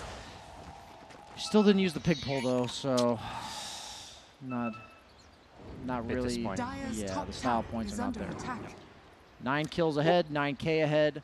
It's not the best Storm. The stats is nice, but it costs mana to use it. Maybe that's the Yeah. problem. When he used all his mana bottom, he's like, you can't pig pull away because he's out of mana. Yeah, but if you think about your ball lightning, if you're retreating, is using it to run away faster, right? You're using mana to run away faster. I feel like the mana per distance traveled on pig pull would be better. So you're going to zip, when you're running, you zip so that you have exactly 50 mana left and then pop the pig pull. Yes. I think MNZ would have died there if he didn't just AFK his regular hero. That was kind of a cool play. He finished Ancients, and then his main hero just sat there. He purposely sat there for like 6 seconds, and GPK just didn't go on him. That was pretty next level, pretty 5-head play there. He's being called by the Orca now. Who's catching who? GPK out of money, needs the IO. IO is back at base. He's not in the neighborhood, and GPK is gonna not be kept alive. This is Kingslayer. classic VP. Yep. Oh, Okay, not classic VP stomp, perhaps. Yeah, no, just we saw them several times this tournament so far be incredibly far ahead and then just randomly feed in the opponent triangle. But this time around, I really like Nightfall, leaving his precious triangle to invade the opponent triangle so early on in the game based on how far ahead they are. And even though GPK lost his Beyond Godlike streak, they end up getting, what, 3-for-1, 4-for-1? Save busting out the PPD lines. It does feel good to be that good. He's definitely his team and the way they're playing. They're looking that good. Thunder Predator. Feel for him. Yeah, nobody, it's, we'll meme and have a laugh when teams obviously, well, not us, but like viewers, but for a team to just not be able to find that first win, it's demoralizing. And you hate to see it for a team that did do so well at that first major, but hasn't been able to make things click since then. Yeah, it's an interesting phenomenon. When you lose on heroes, you notice like trends between what's happening. And when you're PL, oftentimes when you're losing, it's your other cores that just, you're like, what happened to my mid laner? Why did he lose? And it's just because your laning stage is really weak that the off laner can be left alone much earlier. And so this is just a symptom of the PL pick that I was concerned about when I saw it in the draft, is that you're seeing the PL pick reflected in Leo Styles' net worth. He has Treads Orchid on Storm before Brown Boots Yules on the Void Spirit, and thus leading to GPK just getting a solo kill on him. Storm. Because save came in so early. He made a pit stop for the rune as he went Pit diving stop. in. Yeah. I'm saying, like, it's convenient pit stop, I guess you could say. It was funny because, like, Weaver's Nightmare, I'm like, hey, Storm's going to follow this up, and he zips to the rune, then he zips to the Weaver. Yeah, the Arcane Rune effectively makes it more efficient, probably, for him to spend the mana to get the rune first.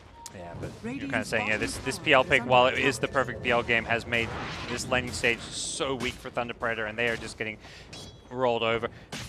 A much more kind of common sight for these VP games, where they are so dominant in these early games and just love to play this kind of high tempo style. You just can't skip certain stages of the game.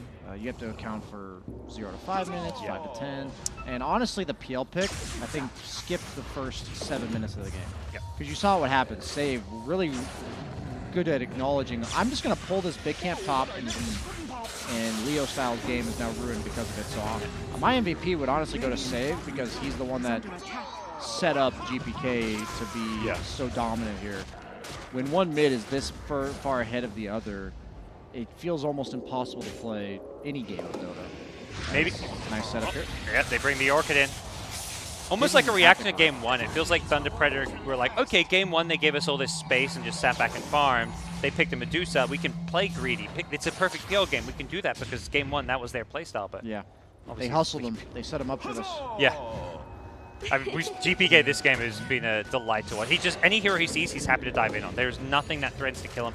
Maybe a little bit now with the Yule Scepter and Void Spirit, but with an Iron backing him up, it just feels like GPK can do whatever he wants. And yeah, he's got 3 minutes of Aegis timing left. So. I also feel like they have to invest like 4 big abilities in order to kill him, like A, Blast, plus RP, and maybe PL loses half his HP to all the remnants and stuff going in, so... Even if they bring down GPK, I think it's going to be a similar story to what we saw at the Triangle, where the rest of the team ends up dying afterwards. Yeah, right now it's a game of keep away, but VP smoked up. I believe, I mean, Dire Vision kind of had an idea of where Storm was. Not sure if they know the smoke is coming, but save D-warding. He may die, but his teammates are quickly headed his way. So Leo Style commits the Yules, which means he doesn't have it anymore, so he's going to get gone on by the Storm. Doesn't want to use it defensively, which totally makes sense. You've got to find some kills, but... Save even going to go down here. We're going to find out the PL chasing. He Nightmares one. He grips the other. He has a Brain Sap as well. Ice Blast coming in. That should finish him off, but he just set up 1 kill, maybe even 2. MNZ, nice juice. You mentioned he's a PL player. DM, the only one who wasn't fooled, and he'll get the TP out. Well played by MNZ, but consolation prize there. Yeah. It's not really gaining anything. It's just preventing VP from getting, you know, an extra huge kill that gets him further ahead. Butterfly at 19 minutes for Nightfall. As he is 1-0-2 this game. Oh. Not again. MNZ. He has no TP this time, though. Yeah, and so they know this. Yeah, can he juke through these? His Quelling Blade's on cooldown, unfortunately. He had Doppelganger, but if you doppel, then you reveal where you are. So yeah. Hoping for a Quelling Blade cooldown so he could maybe like tuck himself in the trees or something.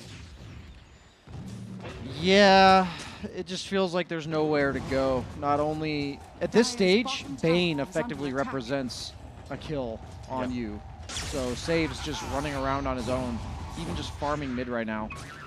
There's everywhere is danger for Thunder Predators. Lycan's invaded the enemy jungle like alone. There's like 2 or 3 enemy heroes. He's like, I'm fine. They can't threaten me. Has gone for the drums you mentioned. 6 drum charges already. Whew. He's used a lot of them. He's almost got the AC. Oh god. All kinds of bad. Does Illusion rune off the silence, and didn't have Yules, but nice job understanding they can still get out. But ultimately, these are very small things that Thunder Predator is doing right on an individual level, and this game has gone to shit for them. I believe we are nearing the point where VP will feel comfortable to just walk down the lane. Or just dive tier 3. Well, they have to kill the mag, I think, in order to walk down the lane. Style doesn't have a Yule Scepter. GPK's once in. He's going to succeed. He's only got 9 seconds left of this Aegis. He's like trying to die here. Yeah, I think he may just die to this tier 4. I was like, no, you're not dying, my friend. That wasn't the plan, but we'll see what happens here. They're in the enemy base, taking tier 3 towers here, and there's still 2 dead, so they should be fine. There's no mag skewer to worry about. They get the grip on Leo Style. He's going to go down, and this may just be GG. I mean, it's probably been GG for a while, but shame. I've just lived this story too many times. I feel like that's all Dota is, right? Is narratives that each individual lineup will write. And when I'm playing PL, I'm like, man, am I going to lose all my buildings in the first 15 minutes of the game? And you look at VP's lineup, and if they get off to a good start, the answer is absolutely yes. And yeah, I need you guys to go ahead and end it, so my sub 30-minute prediction will be correct, VP. We're backing off a little bit. Tipping Magnus like, what are you trying to blink? This one wolf is stopping him from blinking. And there we go, GG is called as they will finish the throne, and VP smoothly sail their way to a 2-0 victory. Game 1 was a bit longer, but that was more, I think, game plan rather than, you know, VP doing worse in Game 1, although Thunder Predator looked better, I think. Thunder Predator got off to a really good start in Game 1, and when you get off to a good start and you win 100% of the time, and then you get off to a good start and you feel shaky, that's usually the sign of the better team, at least the team that's more in their comfort zone. And for Thunder Predator, yeah, it's just a deep sigh as they are 0-10 now. I don't think they're mathematically out yet if they can manage to scrap together. Yeah. So there's teams with like only 2 or 3 wins, so they have 6 games left. Definitely not mathematically out. It's like if you're them, what do you take away from this series exactly? You know, because I feel like the first game you had everything that you needed. You were set up perfectly. You had a decent lineup. Like your lineup is fine scaling into the late game. You're up by 5K. And then you just get outmaneuvered, and that just feels so awful. Yeah. I always feel like these teams who are underdogs and, like, you know, just, I think at this point you can say objectively the weaker teams, they shouldn't be playing these slower-paced late-game drafts. They need to pick strong lanes. Yeah. Like, everything starts with the lane phase. Like, if you lose the lane phase, you've 100% lost if you're the weaker team. Yeah, but it's like if you win the lanes, right, you get off to this lead, and then you just get outsmoked, like like maneuvered on the map. That just feels so awful too. They want to try it, but for their future games, they would much rather, they want to see They'd rather see the first game. Yeah, because if game 1 happens and they're maybe not playing VP, they're playing a team who doesn't make those really good smoke moves, they maybe get a win. Yeah, absolutely. So I think the takeaway is let's play and draft like we did in game 1. Yeah, we lost, but hope that I agree with you. We can find a way to make it work. Okay. Yeah, I mean, going forward, just VP now, 7-5. They're back up on the above 50%. I believe they will be tied with EG if they lose. Okay. If EG loses. EG and OG is going now. I can see it up on one of our little side screens. So good for them there. We'll see how that one goes. You guys check out all the other streams. We're done here. We'll be back on later today for some more games. I think we'll be casting Secret Quincy. That should be good, as well as plenty of other Dota games. This is a day where, you know, teams start to get separated. Probably quite a number of teams will qualify for either the upper or lower bracket today. And then tomorrow, obviously, we'll finalize the last spot. So stick around. We'll have new casters, and we'll see you guys later. See you, nerds.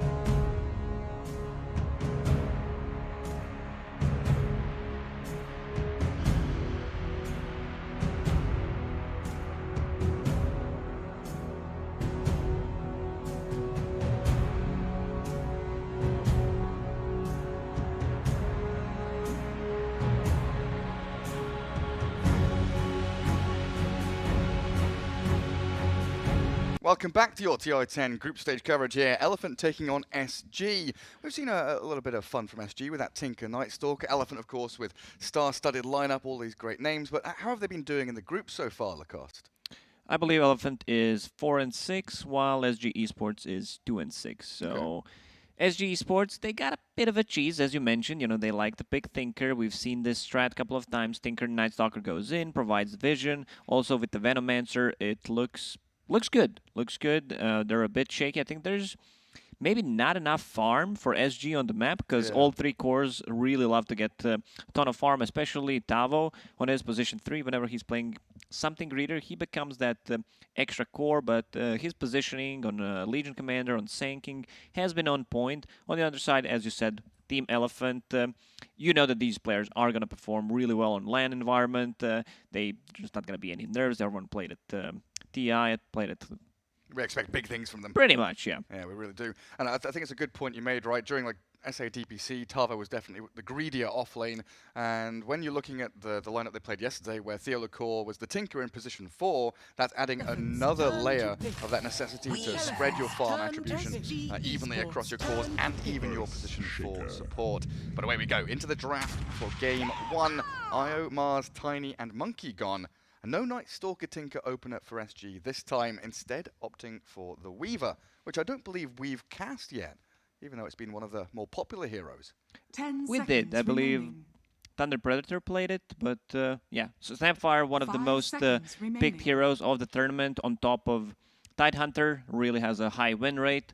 So it's just a hero that does a lot of things. It sure does. I mean, what are we going to put with this Weaver, though? I mean, Earthshaker, Snapfire, like you said, they've been popular. They do a lot of things, give you team fight, give you lane control. Yeah, these two heroes, you can always, what I call, play Dota. Even if you're so far behind, you can have Earthshaker move around the map. There's always the block potential, Snapfire, you have a stun, double stun, you can get out of the problems. SG opening up with Weaver, Lina. Weaver, we haven't seen, like, carry Weaver. We heard stories, that's why this hero is so good, because it's really flexible. Lina also can be played in certain situations as a position 4, as a 5. Checking out some of their drafts, it looks like it's just going to be that mid-Lina, Boots of Travel, BKB type of a build, possibly a Crystallis, and the Elephant. They are prepared, banning out the Night Stalker in the second banning phase.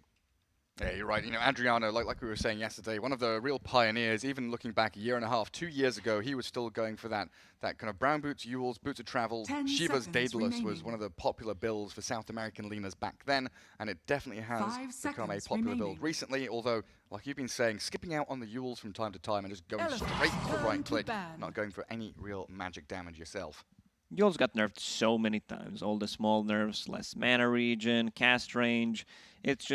It's still a very good item. Mana cost on cast of the Ewells is also extremely high. Banning out the Morphling.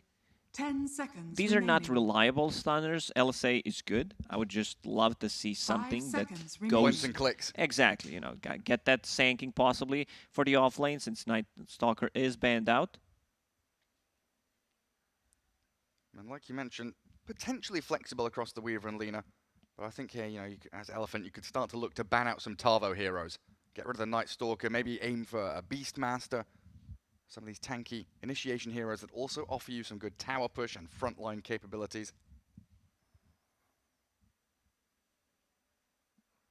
They're really thinking about this last one.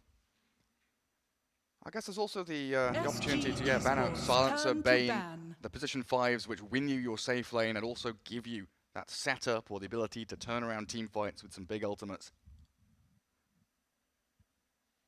Silencer, one of the more popular position 5s this tournament as well. I mean, we saw it the past 3 months or so, rising in popularity in 10 pubs. seconds remaining. As expected, this hero has been buffed up, then nerfed a bit, was a bit too OP. Remaining. Works really well. We saw very nice performance 2 times on the Silencer yesterday. Man just knows what's up. He's not afraid to go in, trade hits, even though he's one of the few Silencers that does not get Glaives of Wisdom. Don't actually steal intelligence if you get the kill. You need to have it skilled, otherwise it work retroactive like Flash Heap. Yeah, it's the same with DJ as well. We've seen him go 4-0-4, you know, level 8, level 9, not even a single point in the Glaives. Storm Spirit gone now.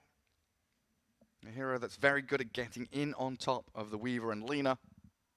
Zipping in and out of fights, and like you've been mentioning, no kills yet for SG, and you don't want to be pigeonholed in a draft requiring, you know, to pick up a Shadow Shaman or a Lion or something like that if you don't want to.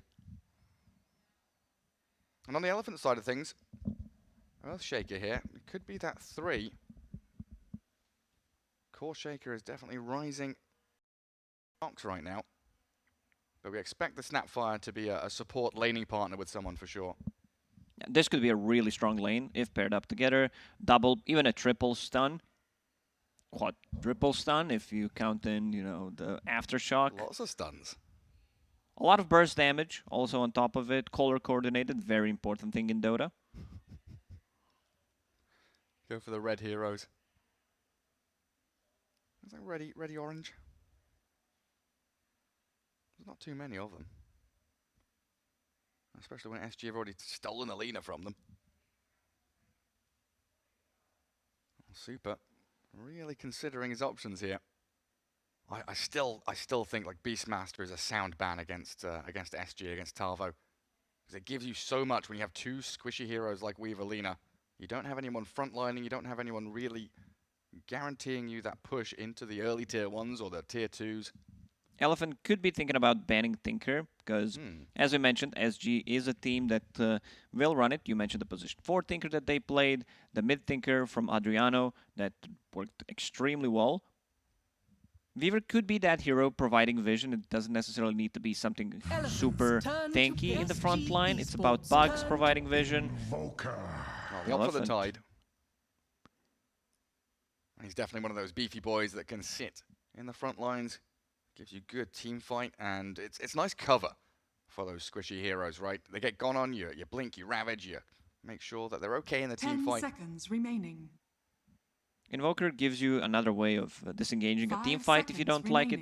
With Tornado, Earthshaker, also even a cookie on the high ground makes your gank attempt feel a bit miserable if you don't cast your spells correctly. And there's the Sanking that we mentioned. They're going to pick Oracle straight away.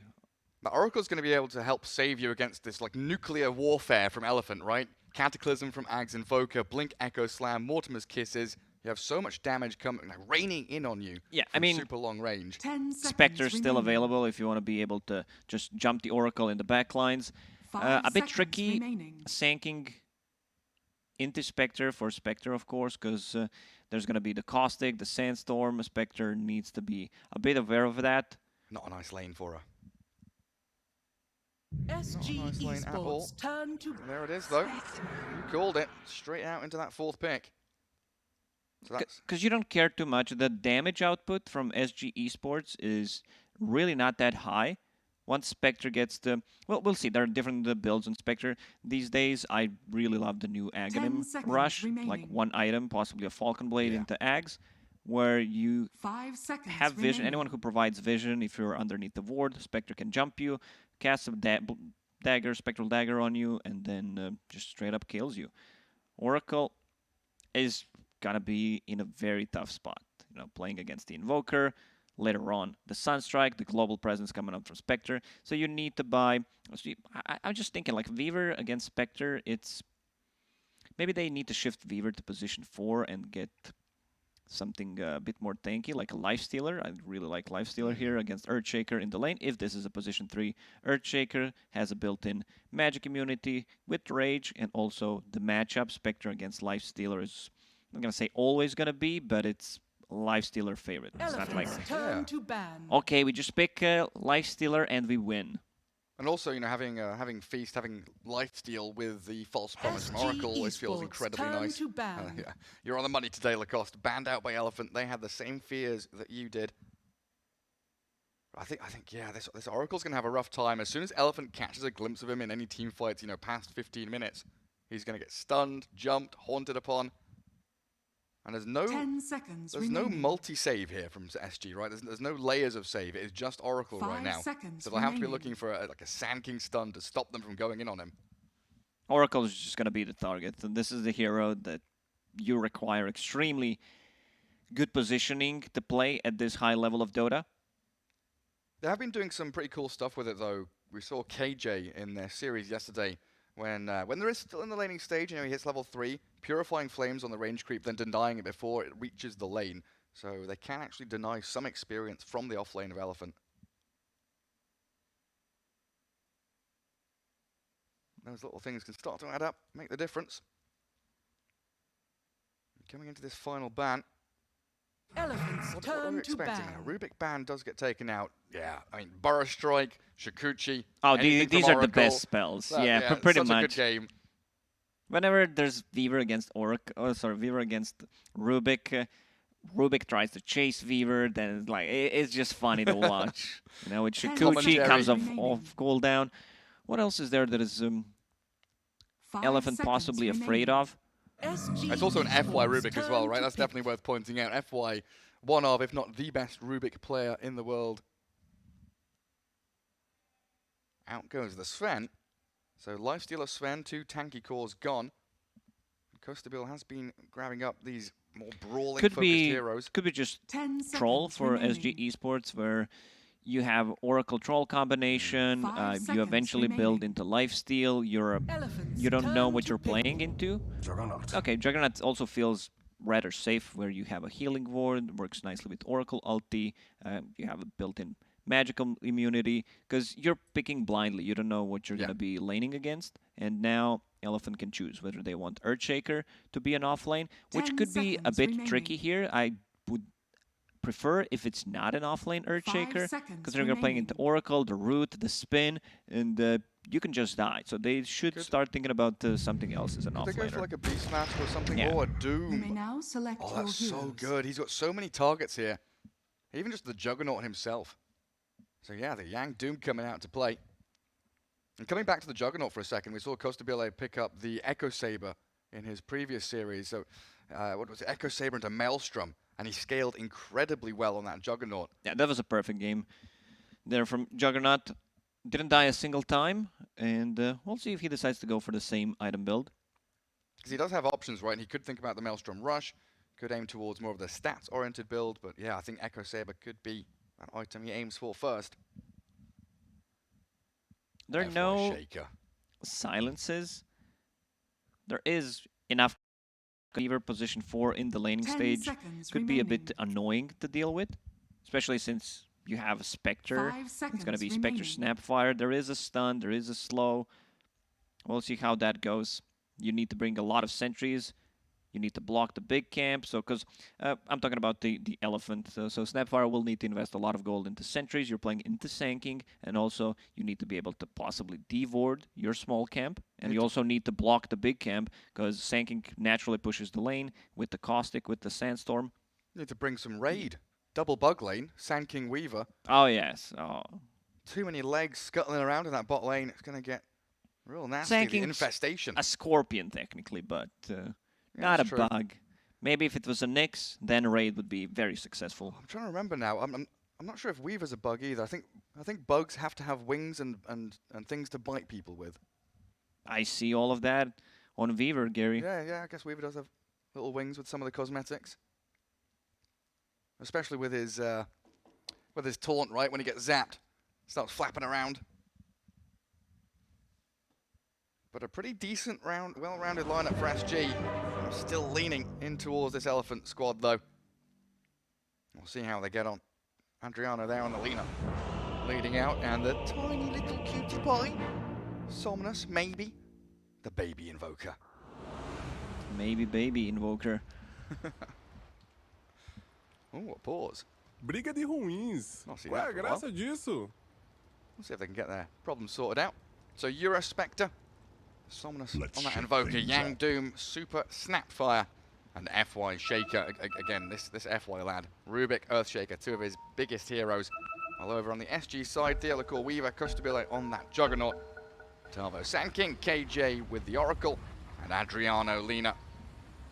Handed over a Sentry Briga de Ward, ruins. wandering in Briga de towards mid. ruins. And Qual é a as graça disso? we've seen time and time again, the 5v5 standoff in the mid lane to try and guard your ward spots. Make sure that the vision from your opponents is limited while keeping your own up. And Theolacor with the Shikuchi is going to be the first one out to action. gets his ward down. Ooh, does it? He's always scouting. He's making sure there's no vision there and gets the observer down. Super. Holding onto one sentry ward at the moment, thinking about possibly putting it on the high ground, because as you mentioned, this is something that has been popular since the TI started. Yeah, really holding on to it, waiting to see if SG make a move, because we've seen a fair amount of that as well, right? The 5-man smoke move in to try and create a battle in towards some of these high grounds. Long looping wraparound plays have become quite prominent. When I said Super needs to buy a lot of sentries, he did. He's just not the one holding it. FY on Earthshaker has one shared from Super to be able to devord if necessary. Yeah, well, we'll watch Super's quick buy as well. I'm sure there's going to be like 3 sentries in the quick buy in the next minute or so. It's going to be Healing Salve and a Sentry. These are 2 items pretty much that you need to bring to the lane. Because 1 Healing Salve when you play position 5 is not enough. There's going to be a lot of harassment coming out from Sanking. Are they swapping the lanes a bit? Doesn't seem like they are. Okay, KJ is going to go back to the bottom. And keep the Oracle and Jug together. Briga de ruins. Qual é a graça de Trying to briga, get that briga ward de down bot. ruins? Briga Watching de out for the briga de pull cap. ruins. Not blocking it up Briga for de now. ruins. Qual é a graça disso? We've seen a lot more of the just normal body blocking of these camps, right? Earlier on, we had a lot of sentry spams. The sentry battles of the position 4 versus 5 was the way to go. Like Theo right now, maybe thinking about going a bit deeper to get his sentry out there. The immediate burrow strike from Tavo, so not going to go for Sandstorm or Caustic. And now he's going to feel the pain from Eurus. That's very surprising that he did not go for either Sandstorm or Caustic. I mean, he saw there is a Sentry Ward of a Snapfire, and let's check Snapfire's Courier near the tower top. Tango, okay, I was wrong a bit. Instead of a Healing Salve, but also a Sentry Ward. Fortune's End spin onto Yang. Takes him down to about half HP. FY had already killed off KJ's Courier though. Dead for a minute. On that mid lane currently, Adriano leading out, 7-1, but maybe not feeling too bothered by this, going for the double null. So he's got plenty of base attack damage to get some of the CS going.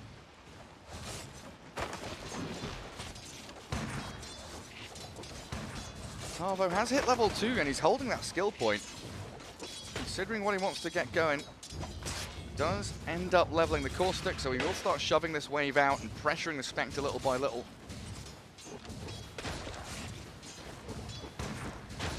Not the most fun place to be for Eurus there.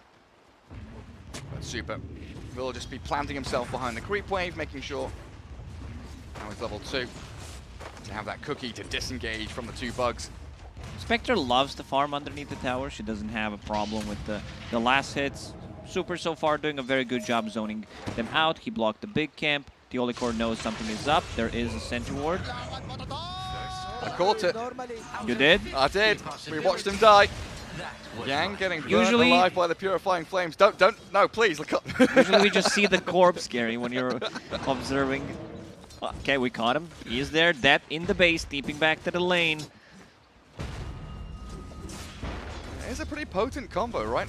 When they hit level 3, even more so with the magic damage that they output. KJ and Costabile, level 2 spin and Purifying Flames are going to shred through either Yang or FY. But I guess the double boots up now for the Dire off lane. They do have a bit more speed to disengage from that catch of KJ. FY goes for the pull, drags the majority of the wave.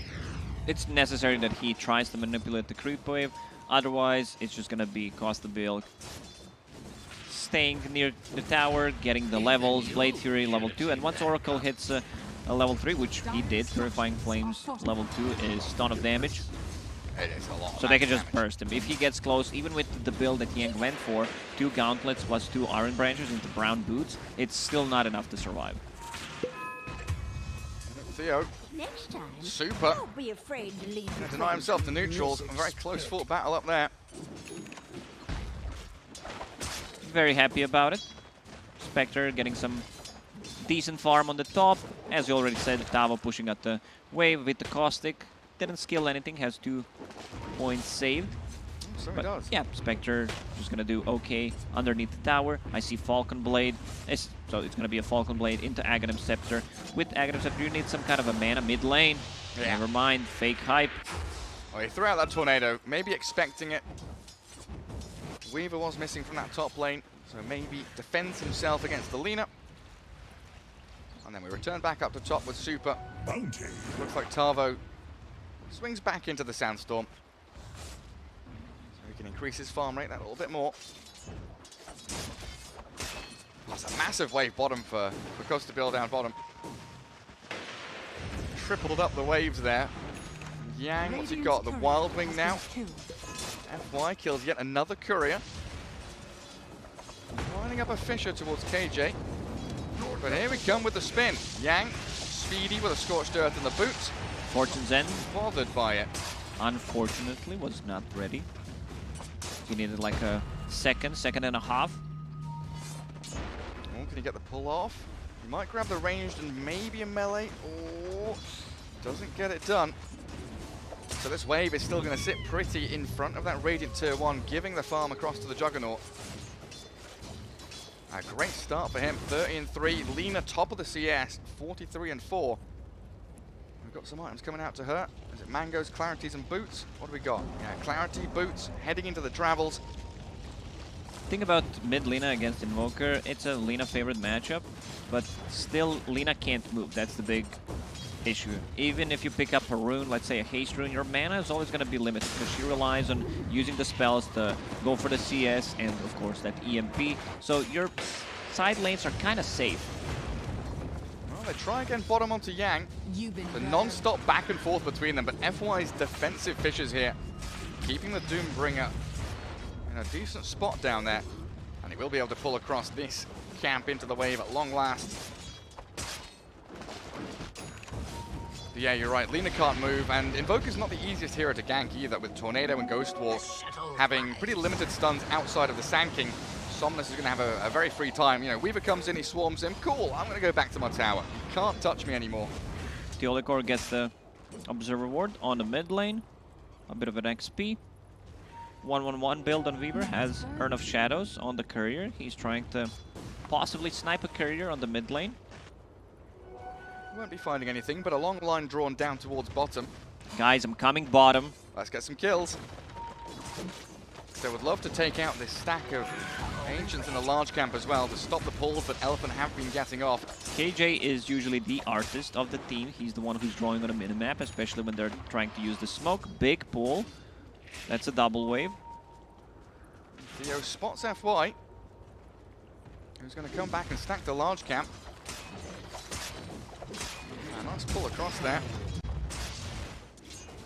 So the angle in towards mid from Super and Somnus. Knowing that Weaver's down bottom, lines up the Fisher, FY's in, the cookie forward, and Super, he'll take down Adriano with the help of Somnus. There's a Weaver arriving though, Swarm and Tower hit. Oh, he Burst didn't through use the Super. snake charges. I guess he was not expecting that kind of damage from Oracle. No one does. Level 5 Oracle, 7 minutes in. Spectre, haunting down to bottom. Juggernaut has his healing ward swiped by Yang, and that is a big couple of kills. Lina and Juggernaut slain by Elephant. This is exactly what you want from Spectre. Use the first haunt immediately after you get it, and now comes back to the lane, which is pushed in, continues to farm up, Power Threads ready, Falcon Blade ready, a bit of more tankiness, more mana regen. Spectre definitely needs that, and also they managed to kill Weaver. That Urn of Shadow charge that he got on the kill from Lina, it's what makes Invoker such a strong mid laner. Yeah. Like, you can gank. Cold Snap plus Urn of Shadows always gonna be good. Here we go. Into Cookie. Mid lane, Gary. Yeah, Adriano dropping. Urn charge taking him down and maybe on a killing spree. It feels like this is what we expected from Elephant throughout this group stage. Now, SG, some decent lane setups, decent capabilities, and just keeping themselves alive. But what, we got to 6.5 minutes, and Elephant just pick a point on the map. They say, right, we're going to come here, kill this core, move there, kill that core. They're finding much bigger targets on the map. I feel like this comes down to the fact that Tavo Sand King is the main playmaker here from SG. Yes, he's getting a lot of farm top, and yes, he's waiting for that Blink Dagger to be up in the next minute and a half, 2 minutes or so, if he continues at this farm rate. as Sanking in this game, you can't afford to go for anything greedy. You just need to play with the team. You're going to be the one initiating. So Blink Dagger is a must-have item. He's getting very close, 700 gold away from it. Well, he hasn't moved yet, but when he does move, that's when the action really starts from SG. Super in the jungle, swarmed up by Theo, but he's got the little shredder and the cookie to disengage from him.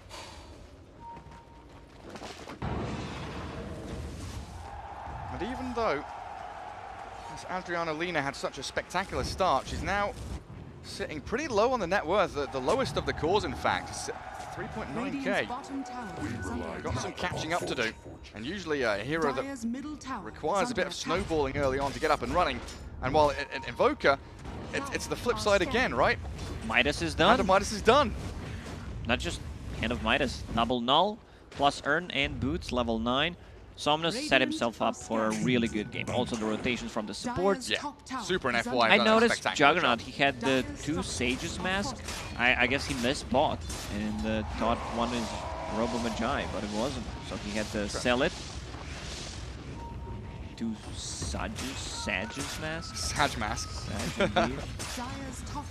Well, he's got his Oblivion Staff, and it will be the Echo Saber build again from him. So we expect that Echo into Maelstrom. Look to scale towards the Eye of Skadi, the big stats, tanky items that he picked up in that previous series. Where's the Spectre at now? Because Eurus, yeah, Falcon Blade into Aghanim Scepter, the build that you said you love. Still sitting up top, very calmly, just holding on to this tower. Catapult Wave is coming, and SG making a concerted effort there. But it's Talbot who's swapped down to bottom lane, hides in the Sandstorm, Haunt, and the Burrow out, but he's already been dusted, now doomed. FY thinking about the stun, but the false promise is there onto Tarbo. The save from KJ and Theo's rotation. Keeps the Sanking Also a bit of a okay. save from Earthshaker there. He blocked off completely the path. Sanking should be fine. The Elephant are bringing 5 heroes down here. They really want this tier 1 tower. The objective is in their sights.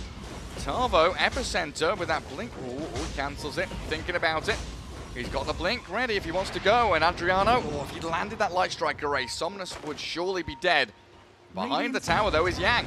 Fisher onto the 2 of them. FY trying to hold them back. Yang stunned up after the Laguna Blade lands, and he's gone.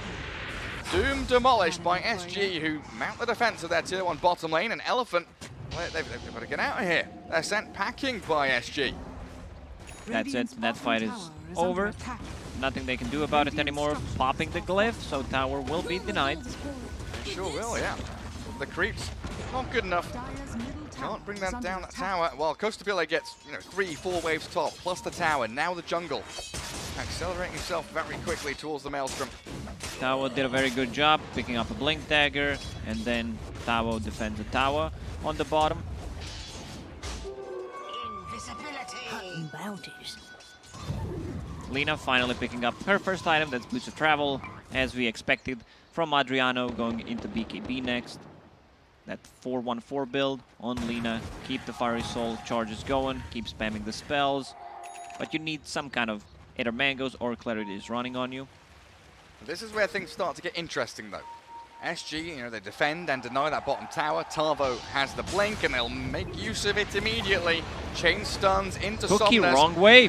Cookie puts him in even further danger, but the kisses turn around. Good damage. The Fate Edict, though, from KJ. Saves him while Super, Omni slashed. Oh, he's running away, the little piggy. Spinning forward. Costabile will get the kill. 2 in a row for SG as they collapse onto that mid lane and look to push the tower now.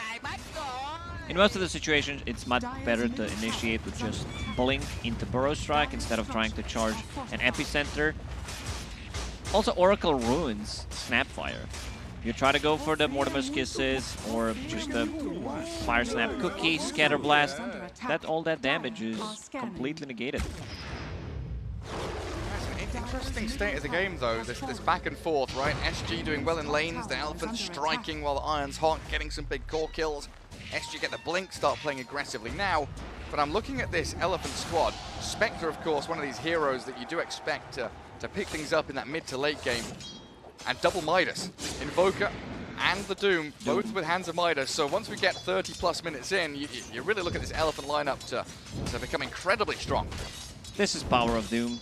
This hero always finds a way to be played free gold, getting Hand of Midas, extremely greedy, and you get your farm eventually. Radiant using the scan, they know something is up. They know someone's nearby, and that's Tavo. Straight in onto the Doom. Adriano a little further away though, and FY, he could get a Fissure here to block them out. SG respecting that, knowing the Elephant could be in the vicinity, so not going for the kill. FY has Tumbler's Toy to get out of the trouble. Yeah, the Earthshaker on his rocking horse, wobbling out of there. Earn charges all expended by that Weaver as well. This is second Weaver that did not buy just a stick. Every single hero in the game pretty much buys the stick slash wand. But no TP. KJ has the false promise if need be. He's going to throw it out here. He's got to throw it out here, but the cold snap stops him. Oh, he what can't a play. Get a spell off. Maybe stops it for the Epic Big Burrow. Epi. Back in from Tavo. The two-man light strike, and Adriano clears him up. Elephant lose 2 cores, and Super, well, a little shredders the bug down, but in comes the cavalry. Super going to be dropping here. Still a good trade for SG. Elephant did it very nicely with the cold snap, stopping Oracle from using the ulti, and then managed to just Doom and focus down the Juggernaut. But first epicenter of the game, Tavo very patient what needs to be done. As I said before the game started, his positioning has been really good. We're gonna see that again. Doom on a Juggernaut who used the spin, but the damage is a bit too high. Now you see Somnus, Kisses, and the cold snap. Do you think this is something that they need to do with their lineup though? Like, is SG on a timer and this aggression is required? Lina is much stronger than people think in the late game. She just becomes like a Drow Ranger. A howitzer. Yeah, pretty much. That's very true. I also don't feel like with Juggernaut as well, right? The ability for Juggernaut, if he gets Aegis especially, to go and wander up to high ground. They've got a lot of tools here to close out the game, even later on. And Super, Purifying Flames and Spin. An absurd amount of magical damage from SG, finding these little pickoffs that give them the control of the top half of the map. Big timing for Elephant is going to be Shaker with the Blink Dagger, 200 gold away. We're going to see Aghanims on Spectre, done in 600. And there's going to be a Doom with BKB, less than 1,000 gold. He farms pretty quickly, so the next like 2 minutes, Elephant will be fight ready. Just going to wait and bide your time while SG will claim all these outer objectives. Good vision down from them as well, controlling that top portion of the jungle. Outpost also going to be grabbed by KJ. And SG proving that together they're strong. 5 heroes roaming around the map, all holding hands together. I guess they know if they do get isolated, Elephant have a lot of tools to jump in on them. The Haunt, the speedy Ghost Walked Invoker. Like I say, this blink on Earthshaker now being ready. Spectre needs a bit more time to finish that Axe, but it's getting there. We'll need to regen up the mana. Thing about this build on Spectre is you want to get all the talents for Dagger. You get the -5 seconds, extra 100 damage, you even get the slow, that's from what I've seen, and even the Haunt Illusion. So whatever you knew about playing the Spectre before, if you're just tuning in, what the hell is this? Throw it out the window. Yeah, throw it out of the window. This is a new and it's a really good build. It's also a 30-second cooldown called Shadow Step. Yeah, it's Very nice. cool name. Shadow Step. Where's that Sunstrike going? Scouting the Roche Pit. Definitely something that SG could be angling towards in the next couple of minutes. Theo pinging his team. It looks like they want to smoke. Elephant wants to smoke. They clear out this wave. The 3 big items that I mentioned are ready, so there's going to be a smoke after that, and they will try to seek a fight. Spectre providing vision, being able to jump twice with the Shadow Step and the Haunt. They are inside the pit.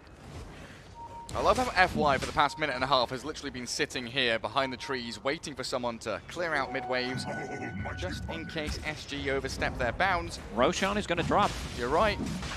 Roshan is dying, and Elephant not in position to stop this, even though they scouted earlier.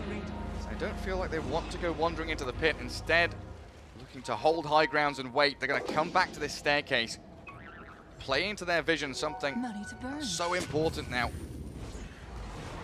If you're looking for the team fight, you need to be able to see where your opponents are coming from.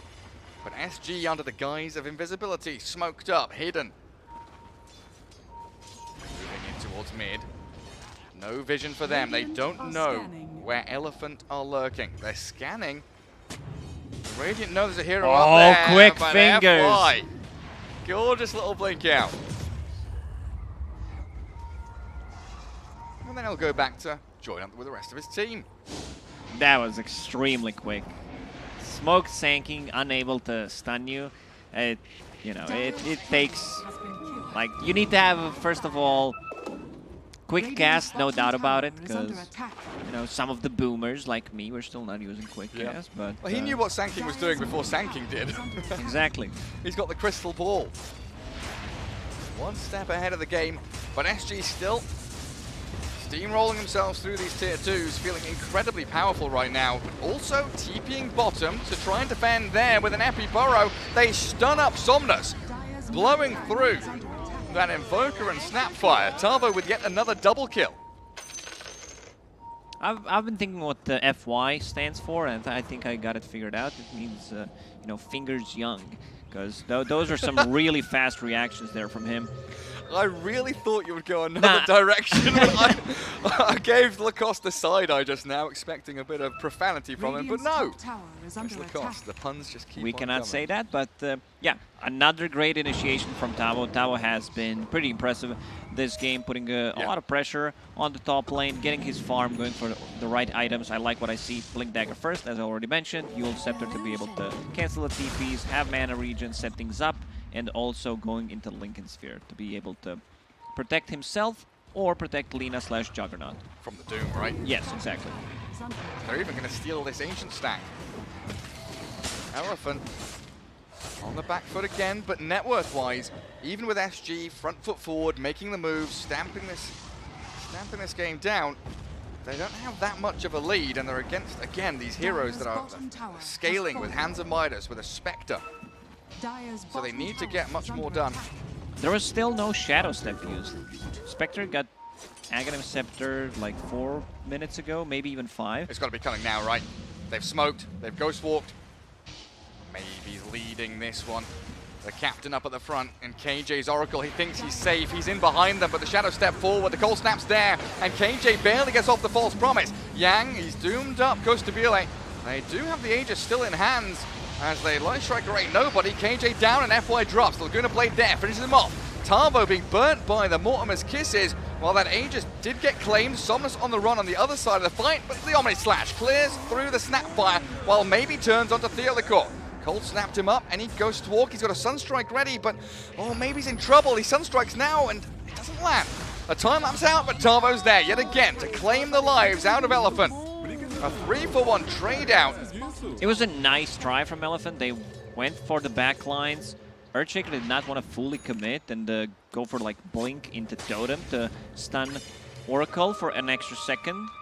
So he managed to get an ulti off and provided himself for a bit more time, which allowed team to reset. And once again, Tavo with some really good burrow strikes. Also, Doom on the Juggernaut. That was a big, big loss for them, where they allowed Team SG to actually go inside a pit and pick it up. All they had was like Juggernaut. If, let's say, a scenario where Elephant smoked and went inside a pit where they had the 3 big items that I mentioned. They had the BKB on Doom, they had Blink on Earthshaker, and also Spectre finished the Aghanim Scepter. But I felt like they didn't know that it was happening. They scouted with the Sunstrike, and now they're in a position where SG is 5k gold ahead. Lina getting pretty big. She absolutely is. Top 2 net worth, that Juggernaut and Lina overtaking the Hand of Midas Doom, which is something we don't see particularly often. Chrysalis into Daedalus, Lincoln Sphere queued up, of course. The last 4 or 5 minutes have been superb from SG. Feels like the majority of the map belongs to them. And FY is still yet to get this Blink Echo going. Now with a level 2 Echo Slam, he's got to pick his moments. We might start hitting critical mass here from SG. They want to go again. Smoking up. Another team fight victory could lead to high ground. It's not going to be next Roshan for another 2 minutes 40. But they want to pick off in behind Elephant. Super Super's the one that shows himself. Really dead. Poor little Snapfire. Mortimer gets his head chopped off by Juggernaut, and Tavo, he knows there's an additional hero. Oh, the Tumbler's toy into the trees. TP from FY, Yule the Scepter. stun, the Yules, anything, no! He Yules himself. Tavo, all the praise. Sometimes you gotta make that one mistake, you know, so that it doesn't happen later. Exactly what happened here. A little bit sad. But they still get themselves into a good position, pushing out these waves and forcing Elephant back across the river. Already moved to the top lane, trying to find Spectre.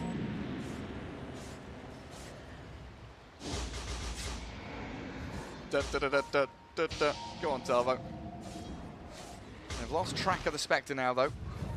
Radiant Observer Ward just behind a tree, so they're not seeing Eurus move eastwards. Money's firm.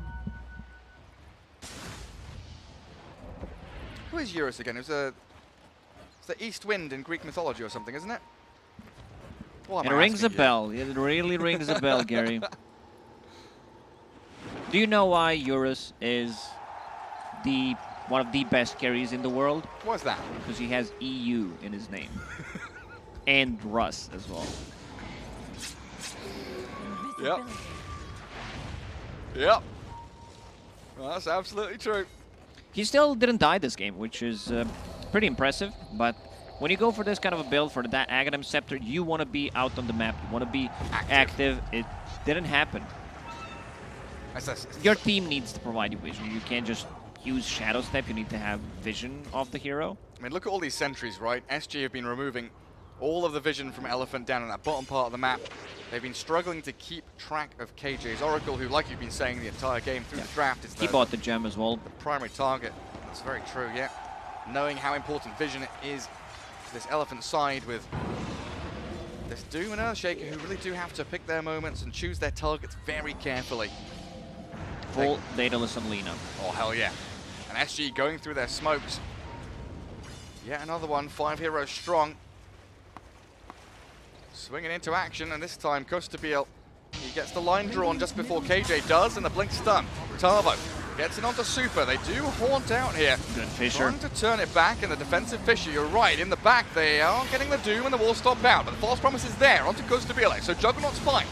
They get some stuns onto Tavo, but the kiss is missing the mark as he burrow strikes back to safety. Super. Now it's time for SG to strike. There's the blink stomp, Sunstrike in, and Adriano Echo Slam. They just solo him down. Yang being chased and Omni Slash trading out his life for that of the Linas now. Tavo's burrow striked in aggressively. Oh, good body Eurus, blocks. Fortune's End, the meatball's down. Maybe focusing KJ. What's he got left to give though? A force staff away, gets him to low ground. They've killed the Oracle now, but There's Theo the gem on the forced ground. to time lapse back. Super barely dies. And KJ Tavo, Sunstrike! Got him! Maybe. Under the vision, he did see it all the way, but well placed. You could see SG being really hungry for the fight after they saw Spectre Haunt being used and also Doom on the Juggernaut, who got, of course, false promise by the Oracle. The next big item is going to be this Fever with the Aghanim Scepter. She's very close to it, just a 50 gold away after farming this game, so there's going to be a double save. Super important to keep that Lina alive. If she's able to keep her distance and launch out those projectiles, not much Elephant can do. But such a great in and out fight there from Elephant, right? They kind of bait with Super, allow SG to go in on him. Then they've got that turnaround with Blink Stomp, Doom, Blink Echo Slam. Yang and FY both very patient, waiting and biding their time. Tavo almost managed to get out, but this should reveal the ward on the high ground. Yeah, Super got it. Either you're a god on Invoker, or they had a vision. Oh, right, yeah, the Dire Ward, yeah, true. And what happened to the gem in the end? You mentioned it did drop Juggernaut on the floor. picked it up. Juggernaut got it. Roshan back in 1 minute.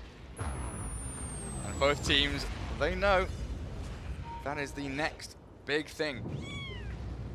KJ and Kostabil scouting, and maybe with the Sunstrike keeping vision across there, as he is 60 gold away from Aghanim Scepter. We're going to start seeing this Cataclysm come into play. What's the combo here? Blink Warstomp from the Doom, Blink Echo Slam from FY, and Cataclysm on top. Spectre needs to find Oracle in a fight, and they need +1. They need like a Sunstrike or a Fissure.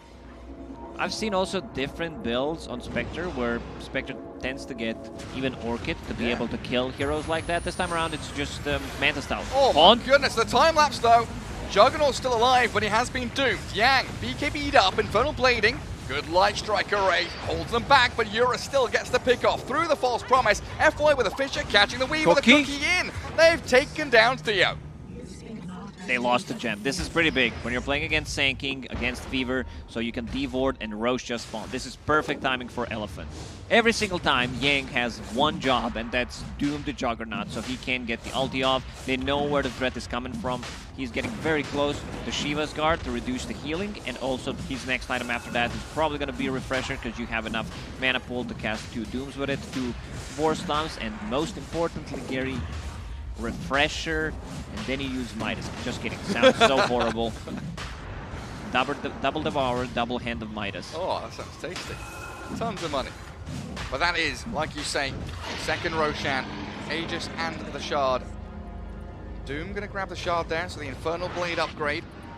Yeah, it's a longer duration stun. It's from 0.6 to 1.2 seconds, and if enemy is level 3 or multiplier of the 3, you get extra damage. Bringing back the old level death memes. Yeah, and also extra 0.6 seconds stun. And so good against the Oracle, right? We've seen already the Cold Snap plus the Infernal Blade. Now the upgraded Infernal Blade will keep KJ locked in place so he can't get the saves off. We'll see who Theolacor decides to target with his time lapse though, because he might just have to use it on the Oracle. Aghanim Scepter also done, something that we didn't mention, so that means Cataclysm. They have enough stun. If Earthshaker goes in on 2 heroes with Cataclysm, those 2 heroes are straight up dead. Lincoln Sphere done on Sanking. Doesn't matter. This is not for him. He just spent 5,000 gold to protect his Juggernaut. I mean, that swing from what, like a 6k lead to a 5,000 lead now. 10k swing in the past couple of minutes, going the way of Elephant. And then you add in the value, Eurus, quickly away. Then you add in the value of that Aegis plus Shard. It's a superb position to be in as Elephant right now. Gotta be feeling themselves. Shard on the Earthshaker too, so we've got that Aftershock Fissure upgrade.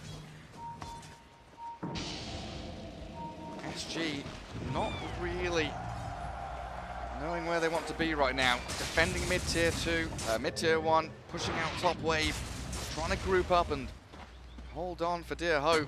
But FY, with the rest of his squad, smoking up. Yang scouting. Gets some good vision down again in around this mid lane.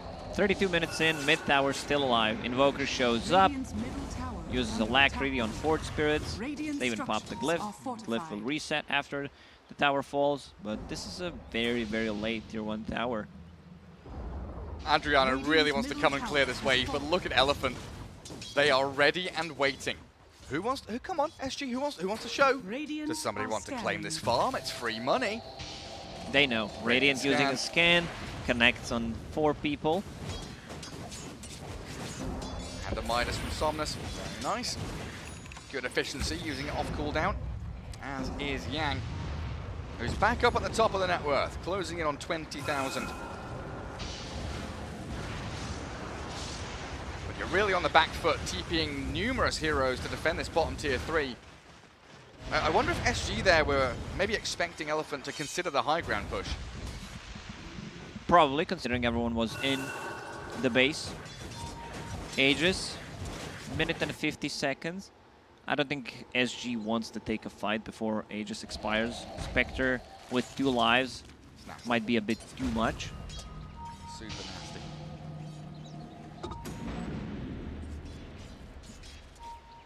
SG just has to try and defend their objectives, play around their towers, because right now that's pretty much all the vision they have outside of this one observer ward which sees you're a Spectre. The greatest thing about this Spectre, as always though, is the ability to play the opposite side of the map and join team fights no matter where you are. while SG have to have 5 heroes together, can't afford to be picked off. Have to keep stable, have to keep solid. Another smoke from Elephant. Lining up, migrating towards top. Invis rune though, the blink stomp. Yang is in with a Sunstrike and a Good Shadow cookie. Stab. Beautiful jump on that. Weaver and a DD rune has just spawned. Spectre a bit low on mana. This is the problem when you go for this type of a build. You also want to jump between the camps with Spectral Dagger. Still 40 seconds left on that Aegis. Tier 1 tower available on top. Yeah, where's FY? Come here. Well, he's not got his arcane boots anymore. He's disassembled for a Lotus Orb, which he finishes now. Radiant's top tower is under attack. It's great against Burrow Strike and of course the Radiant's Omni Slash. structures are fortified. There aren't too many spells to like bounce back. It's decent. Radiant's top This bottom tower lane is always so fallen. spooky. Somnus again on this Somnus staircase. AFK, just chilling. Role-playing as an observer ward. Oh, Theo's Courier scouted by a squadron of range creeps. Of course, the Relay is going to make sure that there is free passage for the Courier over to that secret shop. Looks like Lotus Orb's going to be coming up for Theo as well. Try and get these Lincolns and Lotuses ready against the Doom. Yang try to TP bottom. Seems like there's been a bit of a miscommunication. We need you. Cancels the TP. They still want to go. Third smoke in a row. Maybe this one will connect from Elephant. High ground ward is there for SG. Tarvo, he sees the opening. Gets the burrow, Laguna Blade on Yang. The cookie forward, he gets off Shivas and BKB. The spin into the Doom as the Cataclysm not really connecting on too much, but they've killed KJ. The false promise no longer available, and Tarvo meatballed into the ground while the kisses land in. Juggernaut, he is false promised. Saved up a tornado, and he's taking so much damage, even with the time lapse. It looks like he should fall. Omni Slash does come out. Summonus Lotus Orb up and running out. Still alive. FY dying while Eurus turns. This Spectre burst down by Adriano. Tarvo, with these stuns, will look for Somnus now and gets a double kill. Yeah, you managed to kill the Juggernaut. KJ used buyback, TP to the tier 2 tower, and immediately used the ulti on a Juggernaut, plus a time lapse, and they managed to keep Juggernaut alive so that he can get the Omni Slash off and the Blade Fury. It was a ton of damage, but most importantly, like Lina doesn't die. Lina deals, I'd say, even more damage than Juggernaut in the fights, and also Tavo allowing him on Sanking to get multi-man Burrow Strike multiple times in a row is something you need to be really afraid of. I mean, Sand King, 4,500 damage in that fight. Almost 5k on the Jug. The double buyback from Oracle and Sand King, proving vital for SG as they breach high ground. Spectre with no buyback means SG can do a significant amount of damage to the tier 3 tower. Lincoln's placed on Lina. Do they want to jump her? Doesn't look like it for now. Maybe with the Earthshaker respawning, it could be an option. He's TPing forward. There's the jump and the Cataclysm. Fate Edict on the Lina, but the time lapse and the BKB Satanic. Adriano just stands his ground.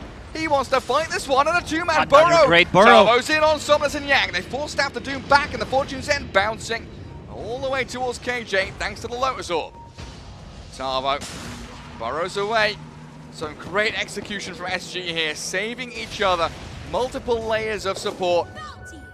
You can basically have like 3/4 lives on Lina, who has Satanic. Let's say there's time lapse, maybe even 2 time lapses.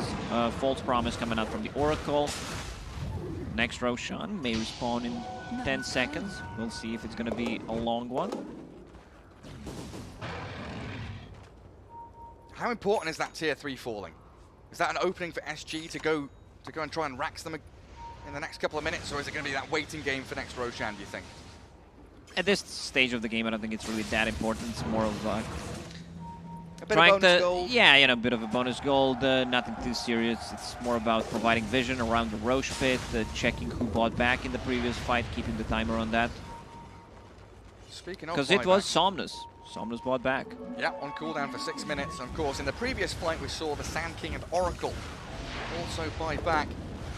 Spectre and Lina, the only ones holding. Eurus was holding a dust whole game, just in case he needs to jump the back lines, and now Oracle.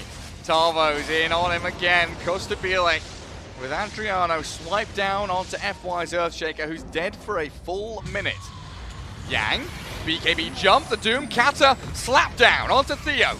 Kisses are being spat towards Ghost of BLA's Juggernaut, but... Refresher is available. There's also another gem on the ground. Super wants to pick it up.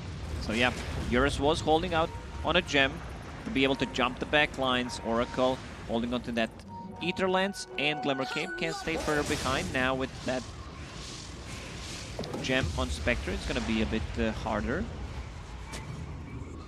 Such a risky play though, with Earthshaker dying, to make that jump onto a Weaver to kind of balance the scales.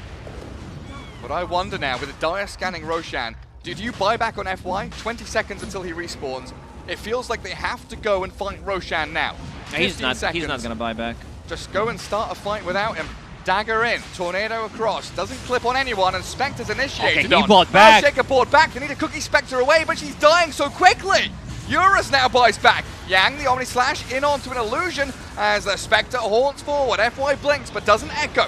Great Fissure with an enchant and echo. FY, he stuns them up. Tavo's back in, and there's doomed up Lina. She is struggling, while Eurus has picked up a triple!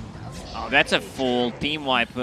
Fever was dead from before. It was one of the, I'd say, toughest decisions for FY to make, where he needs to decide. I have 7 seconds left on that buyback. Do I go? Because if he waits and then uses buyback and TPs, sorry, if he just respawns and comes back with a TP, his buyback is useless pretty much in a fight. The fight's over. Yeah, exactly. And now, also Eurus bought back, picked up the Aegis. Radiant's middle tower is under attack. What was it? Was it Refresher? What?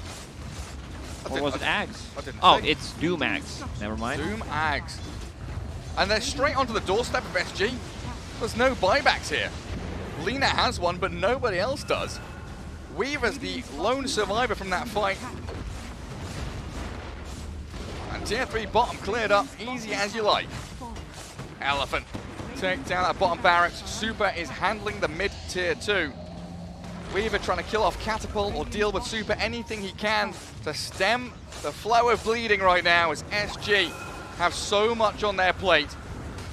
Spectre thinking about jumping the Weaver, but they will just lock this down. Focus on objectives, bring down the buildings. 30 seconds without sanking. That's a long, long time. There's still a tier 2 tower on the top lane, so Elephant will fall back. They could potentially fake smoke and come back into the fight because they have... What did I just see? I think, yeah, that's a full Hex on Invoker. Oh, wow. So he can initiate from Invis. Anyone who's trying to split push is probably going to suffer. And the Doom, we didn't talk too much about Yang, but he's had enough of Weaver using the time lapse. So jumps in, uses Doom first time, Refresher second time around, using it on a different hero. And yeah, maybe they wish it was a Refresher instead of the Ags to have triple Doom possibly. Yeah, maybe. Radiant's top tower is under attack. That's a good point. It's like a daisy chain, right, for SG. They've got Weaver who saves Oracle, Oracle who saves Lina or Jug. They've got Sand King who jumps in with this stun and the Lincoln Sphere with Lotus Orbs are all there to place onto the core heroes. You take one of those elements away from SG and that chain reaction breaks. Radiant's top tower. Spectre now has a nullifier, which means that those Glimmer Cape, also Yules, even Eon Disc on a Sanking can be nullified. Sure can. SG desperate for a team fight victory here. But they are on their last legs. One lane remains. And Elephant have bottom lane pushing in, mid lane shoving towards that Radiant base. And here's the smoke you mentioned. They hold high ground, they smoke up, hoping for SG to make one of those drastic, rash decisions. They don't wait. Elephant, they're going from the bottom. They're not being patient. The smoke does break on FY though. Sand King spots it out. In we go with the Shadow Step, but Doom doesn't make the play. Lotus Orbs and all the goodness on the Juggernaut means he's not a target they can jump right now. Juggernaut now at the Silver Edge can break Spectre potentially, and then she doesn't really feel like the Spectre. It feels like a normal hero. Buyback wise, Lina has it. Oracle just got his. Snap and Doom on the Dire side, but not as meaningful as the SG ones at this moment in time. Imperative that SG don't allow Elephants back in their base. And we still have over a minute to play with on that Aegis for Spectre. It's always very nice to see this super efficiency from teams. You're pressuring, you're being this oppressive force on the map, shoving towards the Radiant base, but also kind of falling back and soaking up some of the more shallow farm. They might just wait for Spectre to have a buyback. They're waiting for Invoker to have his. Shaker also no buyback for 3 minutes. Doom, he's just getting a ton of gold. Getting gold out of nowhere. Hand of Midas in the backpack. Wants to get that Arcane Blink. Lower the cooldown on Doom, which is very nice. That's super good for him. And also the cast point. You immediately Doom him.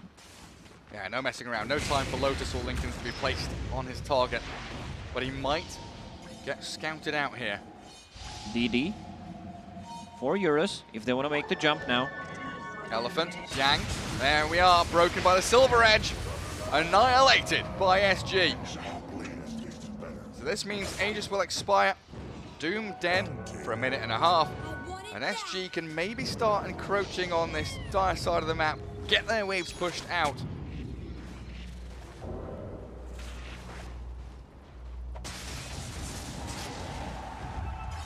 I've got to feel pretty good after their series yesterday with this Juggernaut scaling. They know that Costa Villa can carry very hard with this kind of item build. Costa Villa is not messing around. He feels like he needs more damage. I think it's the right decision here. Instead of trying to save for a buyback, just invest everything you got, because they will need that damage during the Omni Slash, and his right clicks are gonna hurt quite a lot. Lina, Satanic done. Lincoln Sphere on top of it. She has 3,000 gold. So next item could potentially be like an MKB, maybe possibly even a Rapier if they feel like damage is needed. Like right now, don't go for the buyback. Do they force Doom to come back into this? High ground Observer Ward plonked down. That range Rax has been low for quite some time. They stun into an illusion. The cookie there as well from Super, maybe trying to bait SG to overstep. And the chain stuns on Adriano, and even the glyph used up here to keep the melee barracks alive. Double catapults though, going to work on it with Adriano. And Elephant not feeling too comfortable with a hero down to actually move forward. They hex up the Lina. Tarvo baited in though. Eondis pop. Can he get out the with a nullifier strike? But the time lapse back puts him full HP. Mortimer's Kisses coming crashing down, and Tarvo dead. They get the Doom on the Weaver too. Oh, another Yang, Doom. Oh, he's out of there. didn't use it. He didn't get the second Doom off. I thought he lifted his hands for it, but he didn't launch it onto Costabile. Maybe expecting a Lincoln's or something. Possibly. I mean, he does not have Lincoln, so someone needs to use it. Lina could have potentially used Lincolns. Roche may respawn in a minute. That's a big W for Elephant right there. That's huge for them. Now we're going to have to expend 2 buybacks potentially, because this top lane is going to be under fire in a matter of seconds.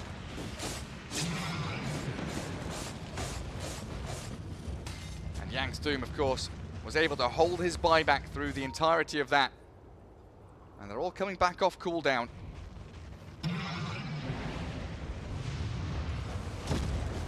Our meatballs land. It's tier 3, not looking too hot. Spectre. Just a little shadow step. Just to force him back so they can go for the siege. Forge Spirit providing visions. Vision on the high ground. Echo Slam is ready to be used. That's what they're looking for. They're jumping onto Lina with that Fissure into War Stomp from Yang. Buyback from Weaver. Pretty immediate, while Costabile considering the move forward, and look at that. Yang lifts his hands up and says, "Don't you bloody dare." He was just faking it. There was no way that they go inside like that. But the most importantly, they got the buyback from Tio. 2 minutes for Roche. Plenty of time here for Elephant again to put themselves in that situation where they've got all lanes pushing in, SG being herded back into their base.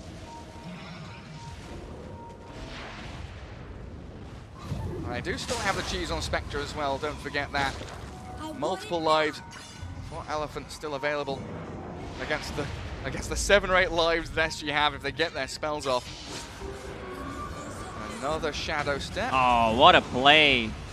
He just wanted to proc the E on this. They caught the glimpse of Sanking, and he immediately uses Shadow Step. Now he doesn't have it. It's, what, max level E on disc, 165. Yeah, 2 minutes without it. That's a great point, Lacoste. So now they know they can focus Tarvo in a fight, blow him up. So the entirety of the team fight, initiation, chain stuns, everything is down to Tarvo, and they haunt Cataclysm, catch the chain stuns on the Lina. They know Sanking can't respond. KJ down as he buys back immediately, but they're chasing forward in towards Theo and Tarvo. Costabile holding the line. Refresher used. He still wants to hunt for more. That turnaround. But you're right. Oh, Tarvo. Do they see him? That sentry just a little bit too far north. Yeah, they can reset. They don't necessarily need to go in. Could potentially fish for buyback from Lina. Spectre buying back. Lina just buying back immediately. Spectre can come back into the fight. Shadow Step is available. They don't know if Roshan is up or not, so they needed to use the buyback on Lina. And they need to get towards the pit. No haunt for a minute and a half, but Shadow Step is there if Eurus does need to make a snap decision to join the fight. Roshan in 10. SG not in a bad spot, holding the high ground. And now with D-Ward getting rid of Elephant's vision. They would love some vision of their own though. Anything, an Observer Ward on the low ground. A swarm to peek into the pit. Will clip Roshan. Doom is insane. The amount of damage that he does, he's level 25, so Infernal Blade damage on 7.1 max HP on every 4 seconds. With the Tornado. They know SG's in there. The Fisher on 2. The Cataclysm War Stop. The combo's in. Costabile nearly dead, but they've got the save on the Lina for now. Eurus backstabbing in towards KJ. Oracle down and out, no buyback for him. Eurus tanking through the whole damn Omni Slash, and Costabile slapped around. Down goes Lina. Eurus yet again with a triple and the Refresher Kata. Theo's a goner. 3 heroes gone. GG is called. Even with a buyback of Juggernaut, SG didn't stand a chance. Perfect execution from Elephant. Yeah, Eurus providing vision, popping that Eon disc on a Sanking to start things off. Lina has the buyback blindly. They have no vision whatsoever inside the pit. And Earthshaker shard, it got nerfed. It's still a really, really good shard. He can stay further behind, keep using the totem on the Fisher, even Echo Slam if it's necessary. And there's a bit too much confusion. There's so much stuff on the ground. The overtime damage, Cataclysm. There you have a Snapfire using the ulti, Aftershock on the Fisher, and yeah, just Doom running around.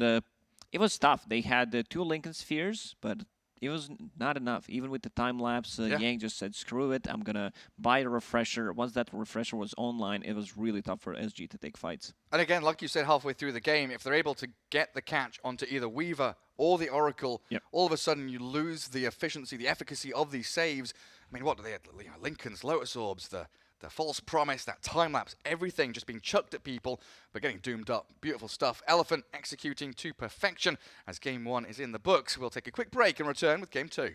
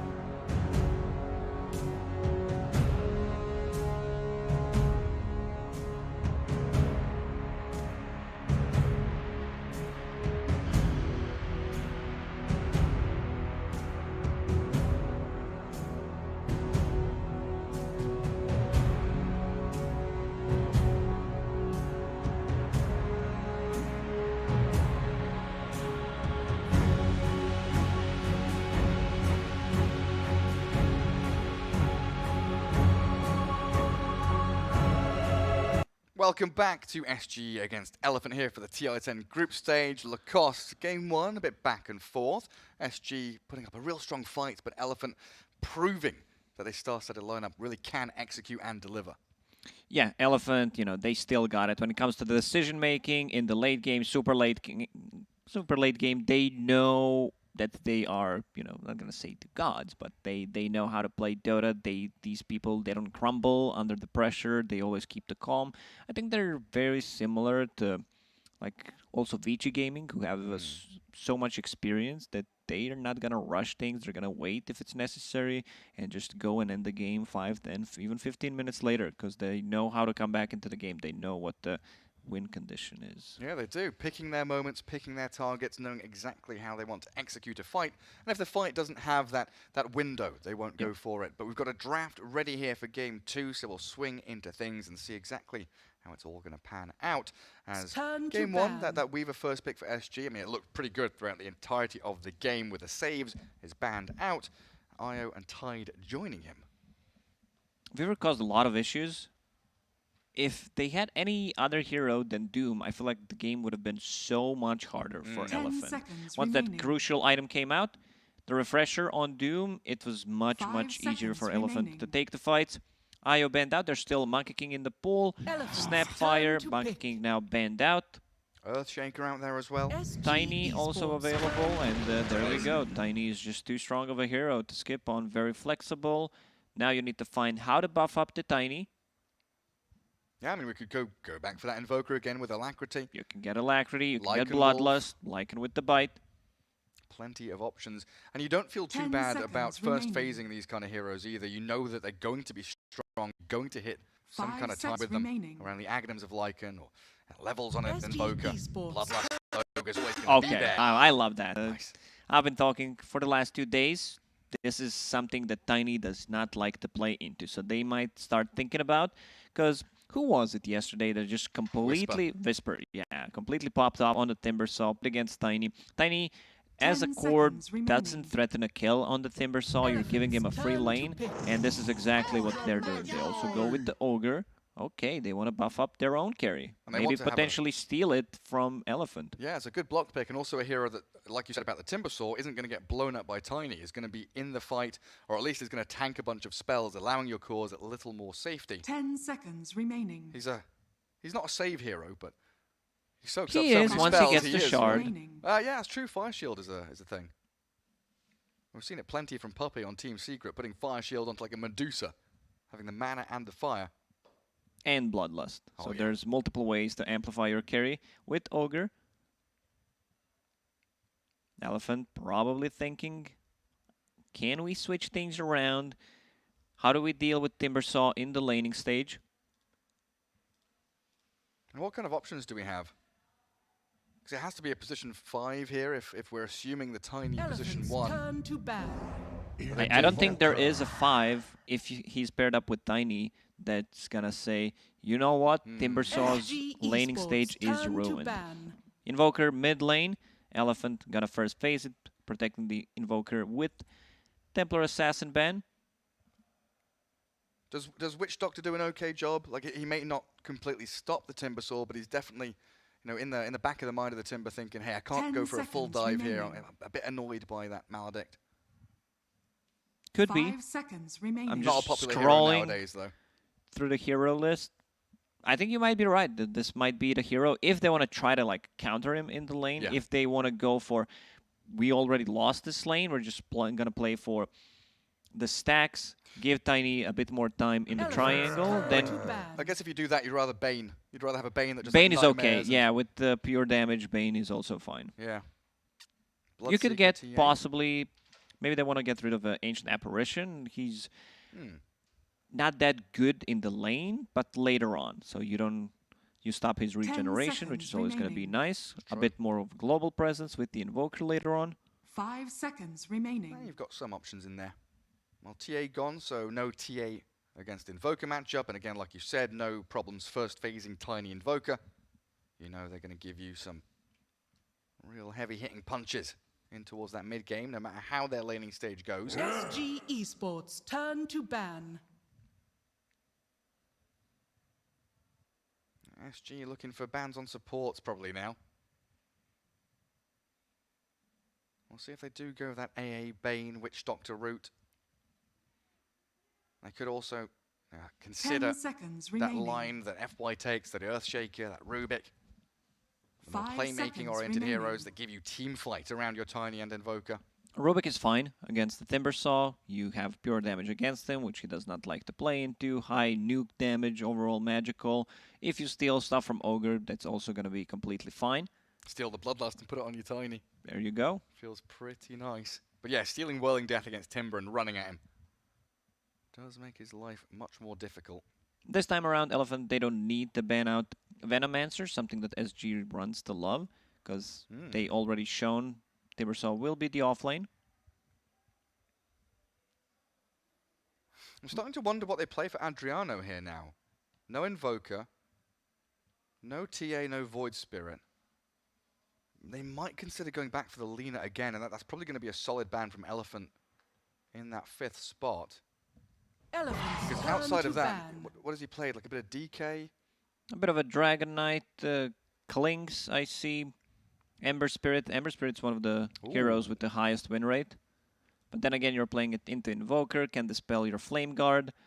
There's ways to play around it. It's not like necessarily countered. Oh no, I cannot play Ember Spirit into Invoker. If you feel like they don't have enough lockdown, could still be a very good Ember Spirit game. What was Ember Spirit? At the end of that EG-OG game, he was, I think, 9 wins out of 10. Well, Abed got the 10th win, so it was 10 out of 11, so that's like 92% win rate or something, wasn't it? Because he was 9 out of 10 before that game ended, then they won it. It is. 11 times picked. 10 seconds 91% remaining. win rate. Very nice. Another good ban from Elephant. 5 seconds All 3 remaining. bans targeted to protect the Invoker. Yeah. So pretty much comes down to that. What do you not want to...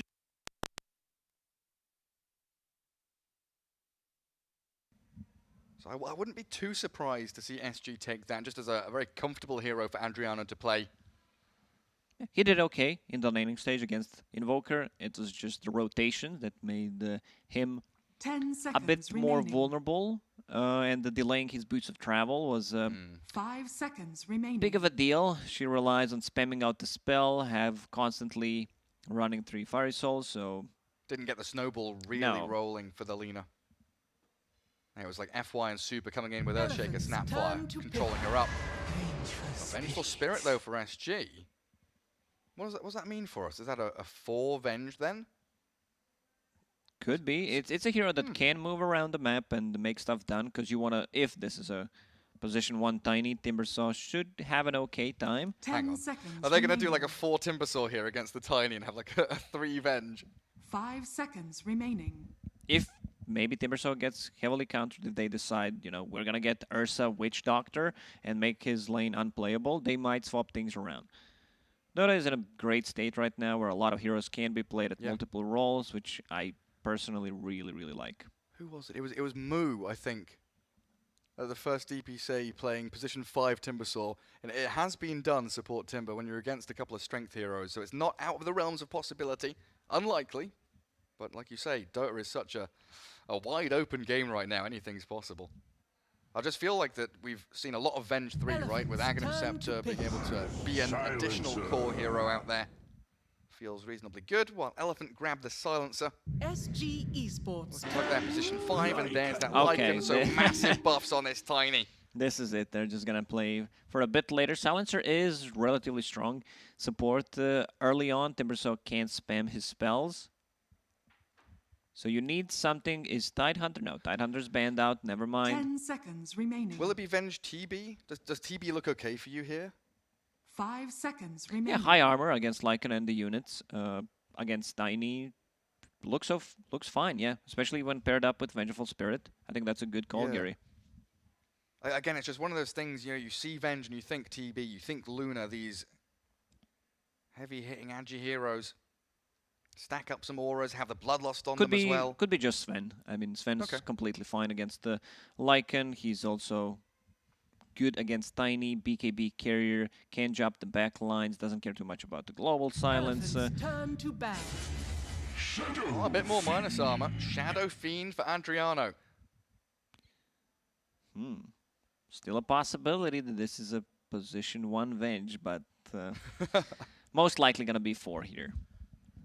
Swap people out of trouble, Invoker Cold Snap. Yeah, Elephant getting rid of Sven makes a lot of sense since you have Lycan, as I explained. So this Shadow Fiend is just, we have limited options in the mid. We don't really want to get through another round of bans against mid heroes, so we'll grab it now. I guess it'll do okay against Invoker. You're able to outpush the waves, shove them, and farm, accelerate quickly with stacks if they're built up for you. But what kind of build do you expect? Is it going to be that Silver Edge build? It's a Silver Edge build, especially since you have Vengeful Spirit to buff you up, and you have Bloodlust, so there's no point to get the Yule Scepter Blink build. Shadowblade into BKB, into Satanic. That's the build on Shadowfiend, I think, for this game. Maybe a Dragonlance. I think we saw Somnus pick that up as well. If you desperately need there the are range players and the who like to get the Dragonlance, increased range, a bit more stats, which is also completely fine. It delays your other items, but yeah, Shadowblade also works magic on Shadowfiend. Final ban for Elephant to pull out of the hat now. It's a good Rubik game. I still feel SG might need to ban it out. In particular against FY. That's always the case. Like banning Earthshaker there is another indication of ban FY heroes at this stage of the draft.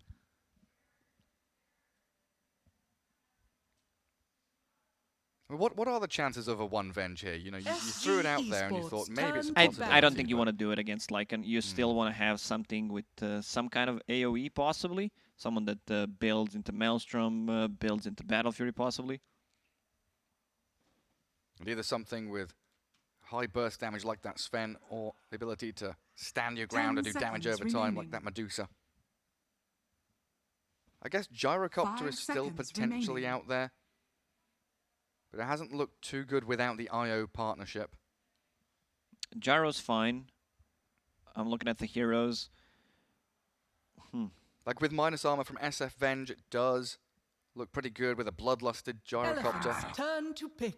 Could be just like a casual troll for them, where you have the miss chance against the Lycan units. It's decent against Tiny.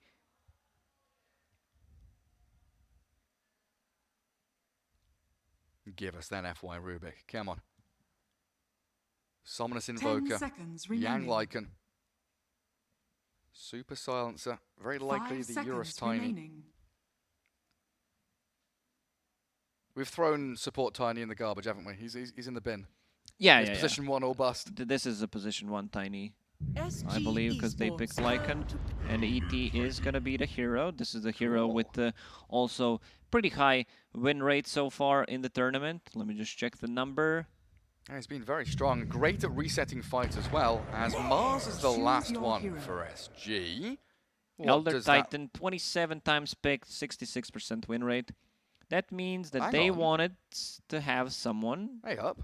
Yeah, it's gonna be a position. 1 Timber. Okay. So 3 Mars. It is. SF. It really is.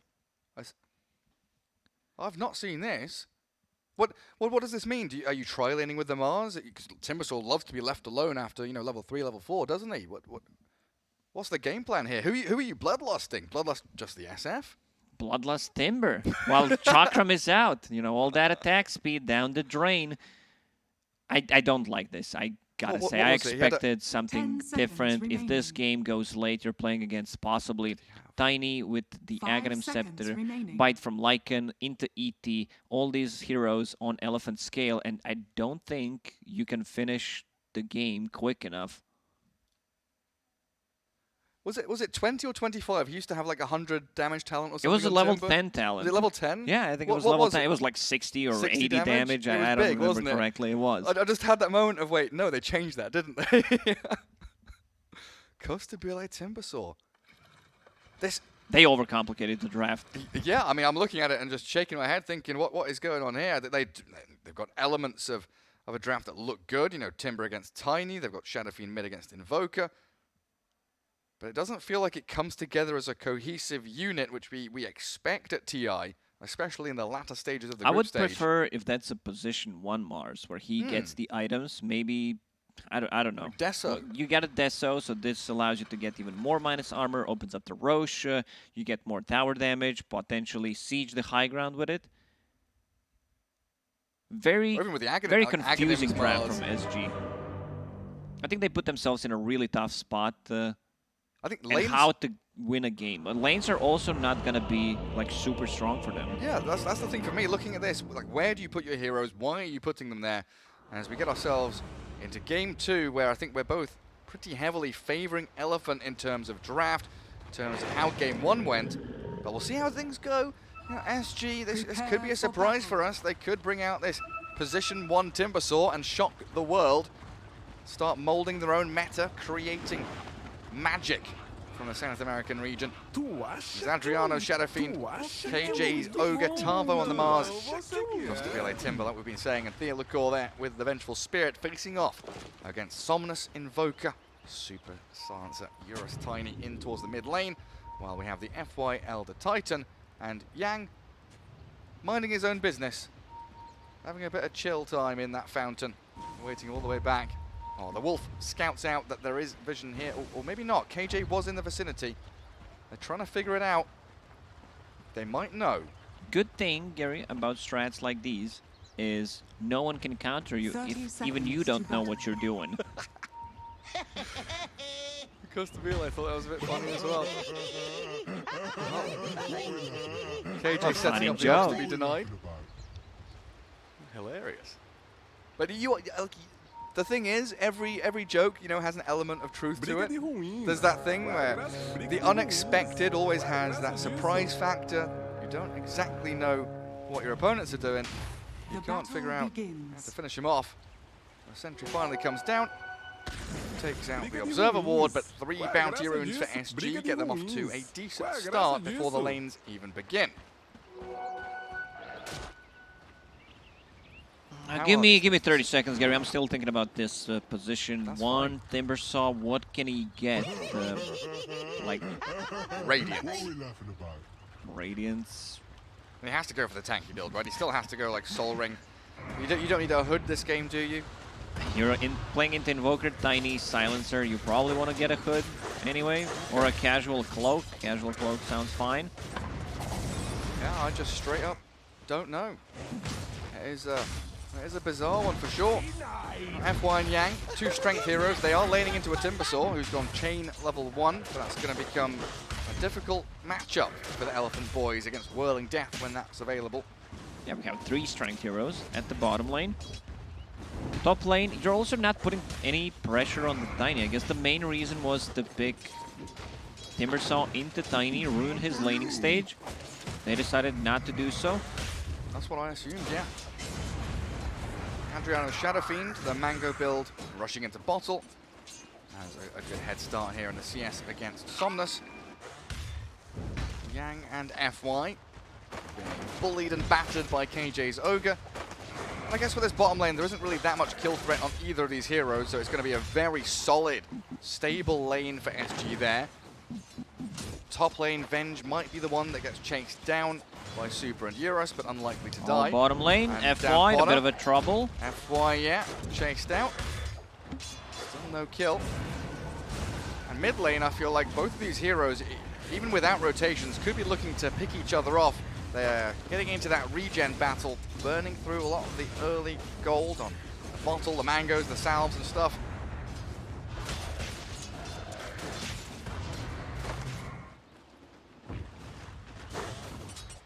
What's Theo up to? Chased back by Super. Dragging the Silencer away from the lane, so Tavo gets the straight 1v1 versus Eurus Tiny and has managed to drag the wave all the way back to his tier 1 tower.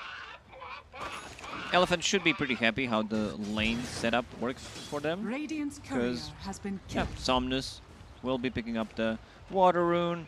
I don't think he should die. Has a Raindrop already. This is the item that protects you against the Shadowfiend. You can only just tornado him, can't triple raise you.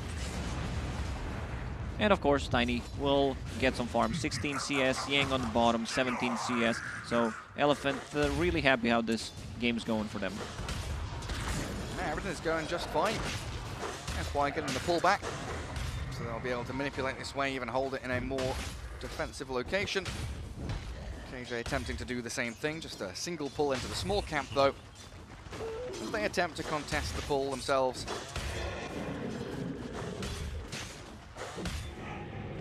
Everyone across the board though on SG starting to drop down to like half HP. Almost had that too. They have to expend a lot on that early regen just to stay in these lanes. That's where we start to see the last hits ramping up for Elephant, because they are naturally resilient. I do love this helm. Ooh, avalanche onto Tavo. Chuck the big bone at M. Eurus. Has enough money to With buy the it. last word, he sticks up, he's fine. Turns around, he wants to fight. Magic Missile and the Spear. Tavo battling the Silencer, and he'll walk it off while Super with a big stick does get out of the grasp of Theolicourt. Tavo was holding 2 points to see if he needs to possibly get the Bulwark. Decided to level up Spear 2 times in a row. Almost got a kill mid lane. Yeah, going for it. That Tornado after the cold snap. Fairy Fire popped. Somnus battling with Adriano. Always getting close, but there it is. The first blood traded back as Elephant get the upper hand in the mid lane. And he just straight up died. He had no HP, no mana, so it's much better for Invoker to die instead of bringing the... Because Courier was already near the tier 2 tower. If he decides to run back the Courier, send it back to base, it's really not worth it. Maybe he could have picked up one of the water runes, maybe even 2, but still, this is fine. Comes back to the lane, full HP, full mana, going for an urn, needs 1 CS to get it. And gets more experience as well, right? Halfway to level 6 on him. As KJ does die down bottom. Costabile looking for the turnaround onto FY. Chains forward. He's already popped his stick though. Safely retreats away from the Timbersaw while Yang just keeps slicing him. Slashing with those big wolf claws. Not doing a tremendous amount of damage though. Timbersaw in fact walks forward even further. Yang also doesn't care too much, has Helm and 2 points in Feral Impulse. Couple of stick charges too. Ogre, healing salve available. Yang will try to cancel it with the wolves, but Timber will find safety Top in lane the trees. is ditched by SG. They've got a long walk all the way back up there. We might see Venge TP mid to refill bottle and have a crack at this Invoker, especially now that Super has ditched top lane himself. Let's see if Theolicourt wants to actually make a play forward, because down bottom, KJ, he's battling with FY's Elder Titan around the Bounty Rune. SG, they Magic Missile Invoker, Fire Blast from KJ, and a little bit of body blocking allows Adriano to come in, swoop in, and get the Bounty Rune and the kill. That was nicely done. Holding the stun, after using the stun, going in front of him. Oh, Double Magic ignite. Missile and that raise landing. Adriano looking for a number of kills. Who does he want? The Silencer, the Invoker? He goes for both, and he might not get either of them. Does have the long range raise in a second, but it all is enough damage. Yeah, he has boots. Invoker does not. Super managed to get out. What Super could have tried to do maybe is run to the right side near the cliff so that Shadowfin chases him, spends another like 2-3 seconds, and then he can't catch the Invoker. Well, Super's going to die anyway, it looks like. Adriano's going to come out of this with a number of kills. FY, he's stopped in his tracks by KJ.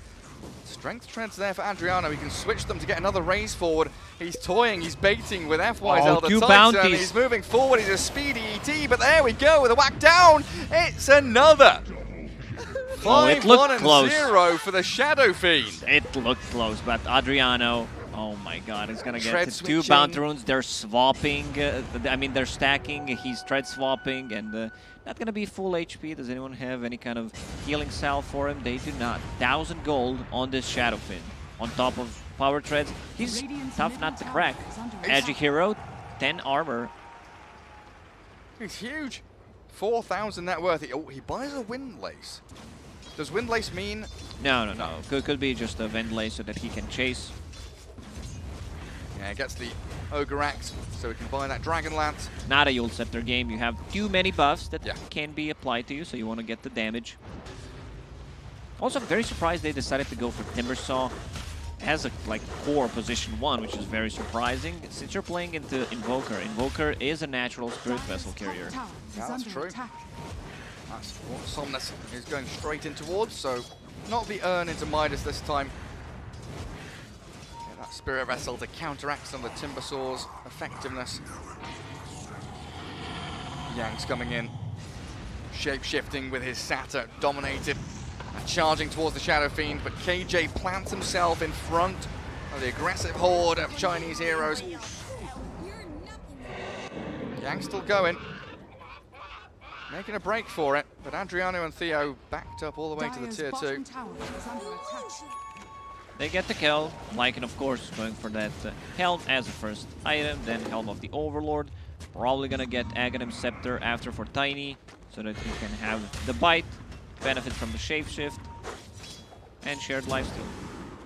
Dire's bottom tower is under attack. Well, that Helm of Iron Will for Tavo, it's looking like it's going to be an armlet. So we were wanting that physical damage Mars, right, with a Deso. It's going to be that direction from him. Magic Missile onto Super. Oh, no boot silencer. Feels incredibly awkward. 8 Stuck stick in charges. the mud. Yeah, he gets the stick out, but KJ's already claimed the kill.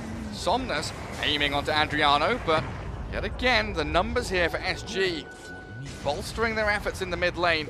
He's got Bottle and Wand, and he stuns to catch him. He's got Tornado EMP, and Adriano now, he's got to run. Theo the Core with another stun. KJ arriving, he can ignite and chuck it out. Clap they available. Kill off FY, the clap, is it coming? They've got the cold snap on him, and Adriano's streak. It is taken at long last. Double sentry down as Somnus. Magic Missile stunned, but he's healing up through the quas. Theo the Core now is being hunted.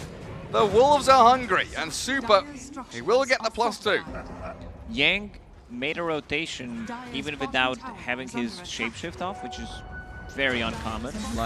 But still managed to get 2 kills, and he also got a big streak off Shadowfin. How much gold did he get? 421. Not bad, not bad.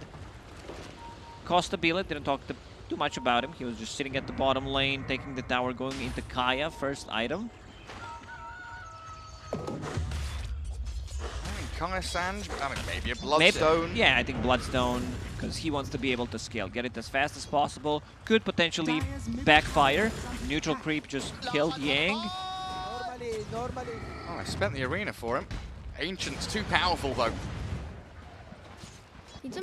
And Eurus, you know, you're saying we haven't seen too much from Costa Bile's Timbersaw. Same can be said about the Tiny. He's going to have his Echo Saber and a nice little broom handle delivered to him. It might be go time for Elephant. Hitting some of these timings, but they could also just sit back and farm through stacks of camps and keep building and building on what they've got so far from the lane stage. There are no ancient stacks for Tiny. FY making some at the moment.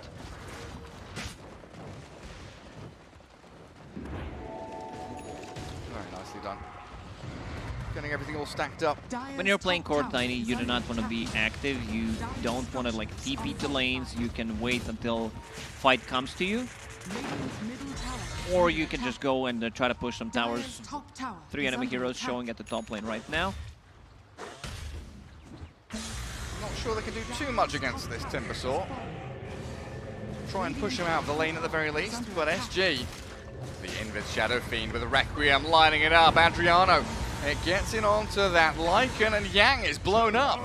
A streak taken by Costabile as they defend that tower with just a couple of heroes, and now they can move back out across the map. While all that was happening, Tavo on the top managed to take the tower. Armlet ready. He's going for Deso. He's going to be the carry, I think. Just go for like Bloodlust, Phase Boots, get the Deso, BKB eventually. That's funny, isn't it? We've been saying how we enjoy SG so much, having moved the greediness out of the hands of Tavo, and now they've just completely gone full circle and given him basically the position 1 in this game. Oh, it's a nice bit of reverberation there from that God's Rebuke. It's still ringing and echoing in my ears. It's a ton of damage. Like you get extra 25 strength and 35 damage. Add crits to that. FY smoke breaks. SG high. Kings of the Staircase. Ward does get revealed by the Dire Sentry as Somnus attempting to make a play on this Timbersaw. Good stomp EMP, but now the Magic Missile onto Super as he's been isolated somewhat. Ignite again, the swap back in, and he's found.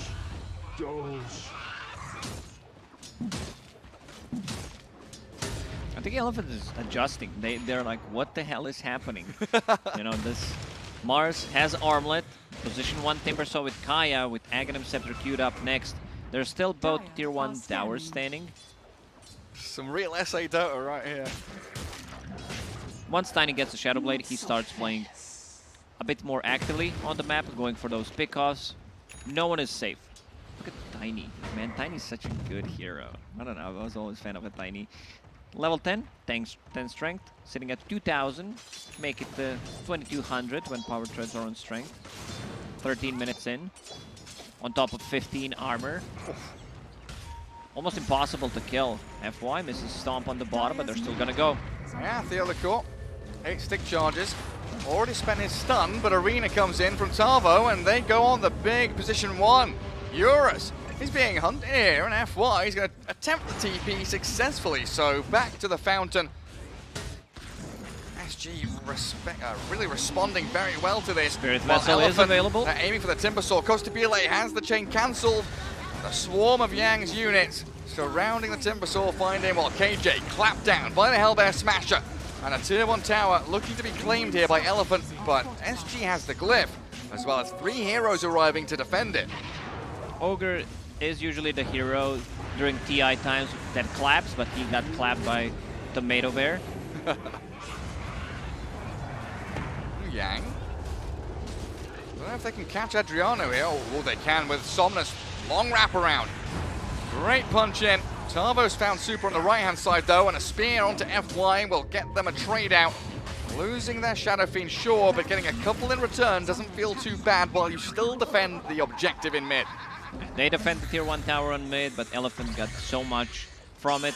2 supports only dying, while the rest are getting the kills. Now with this Spirit Vessel, Timbersaw, I'm gonna call it, like he's gonna ruin his game with this item build. Yeah, you deal ton of damage, you get caught, Cold Snap, plus also a Spirit Vessel. There is no way of saving you. There's potentially a swap, but I don't think that's gonna be enough. Yeah, there are no dispel mechanics in this game. No Lotus, no Yules. Maybe he goes BKB after this, but then you're looking at mana regen and mana pool as potential problems for the Timbersaw. Radiant Vision still up here. Finally taken out by Super. KJ, he just walks straight towards the cliff again. Oh, stopped in his tracks, but gets the kill on the Observer Ward. Job well done, Ogre. Good lad. Elephant still did not kill a single tower. This is going to be the first one on bottom, maybe. Is it though? Yeah. Got Mars Arena. They've got Requiem level 2. Shadow Fiend would love to be able to go farm and get himself that BKB up and running.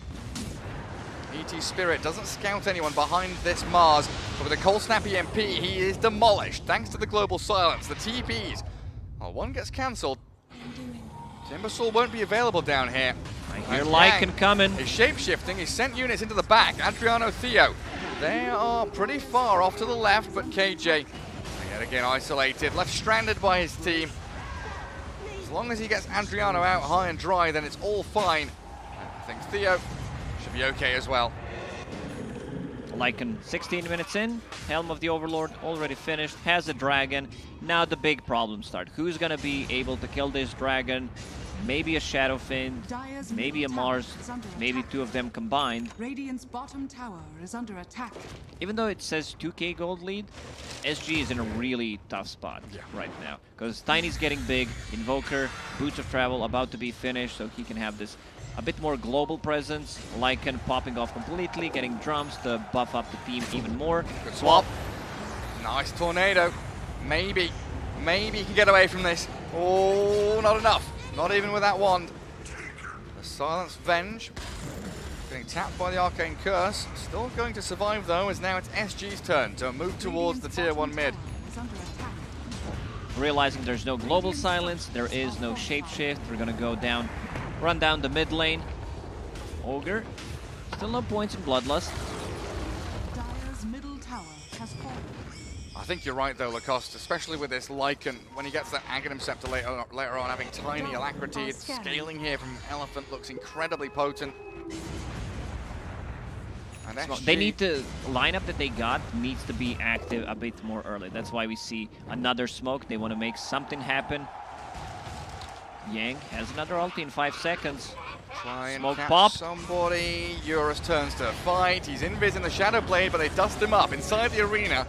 He's tanky, but I don't believe he'll withstand the onslaught. Out from SG. He is making a move into the river, though, as Yang gets a killing spree.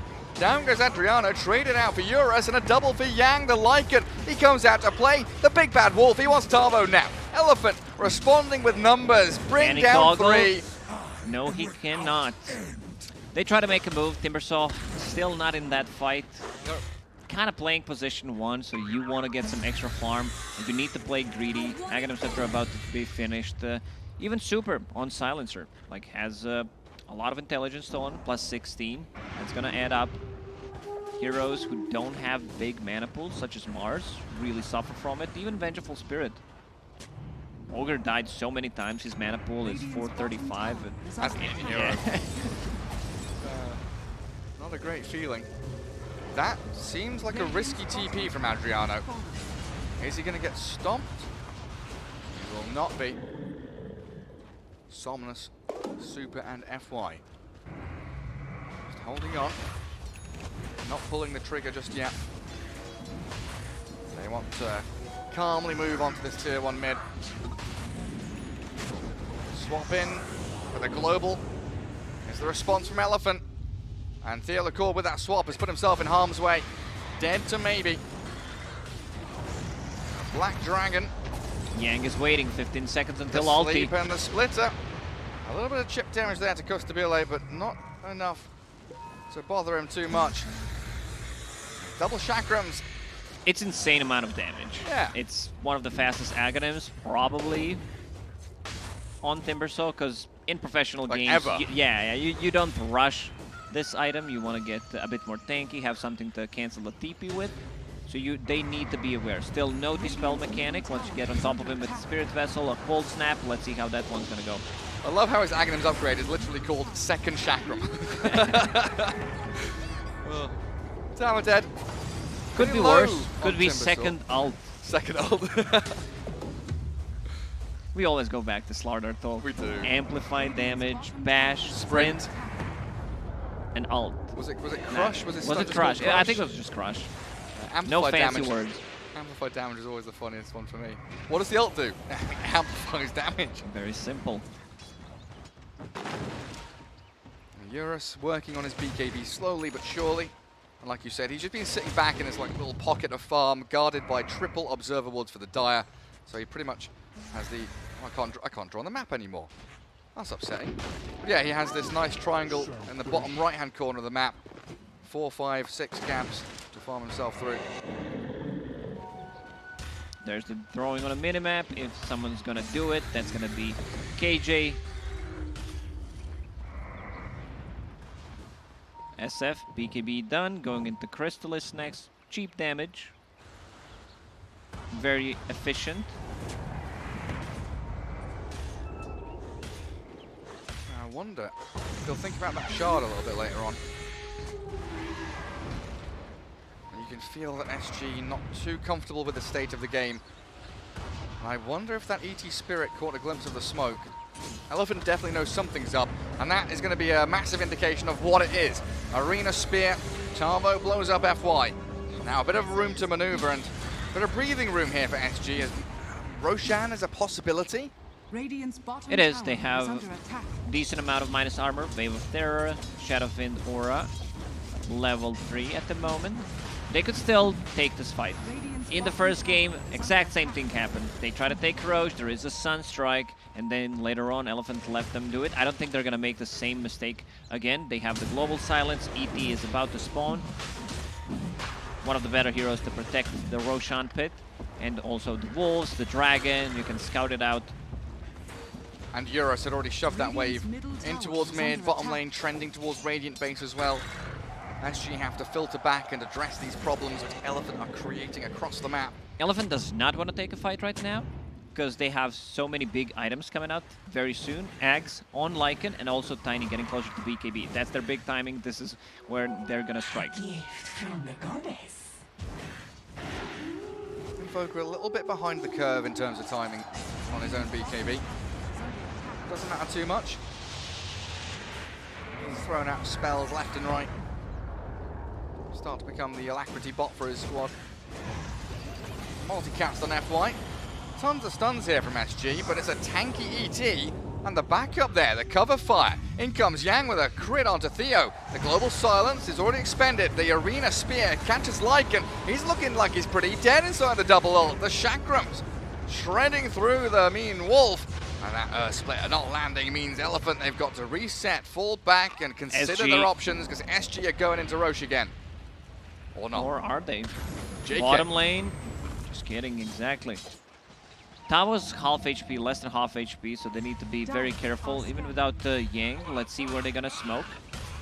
Probably try to get a pick off, maybe even 2, and then finish the Roche. No global silence, no ET ulti, no shapeshift for 50. Lycan dead for 20. Tiny needs 100 gold to finish off his BKB. FY Solar Crest smoke in backpack. Waiting around that tier 2 mid, and SG smoke down south didn't find anything. So it looks like a very strong read here from Elephant. Understanding that with Sunstrike and with the Forge Spirit in the pit, that's not happening. So SG, they must be up to something else. Tiny with a BKB, a permanent cleave with his shard on tree, and also bitten by Lycan. This is the time. This is what they want. Somnus. Oh, they know. The Ghost Walk, it taps Theo. That's a beautiful pick. I thought he was out of there, but Theo the Core just walked straight on top of him. TP, unfortunately for him, wasn't cooldown, but nicely done by SG. There is a line. AJ, once again, showing what needs to be done. Time to move towards Roshan. Outpost reclaimed by them. But Elephant, like you've been saying, they're hitting these big, juicy items that allow them to actually execute the draft as they want to. Aghanim's Lycan, Tiny BKB. It's just a bit sad that this Invoker, again, he's a bit behind. They've got Force, they've got Solar Crest. Everything they need for Eurus Tiny to double tap some of these core heroes.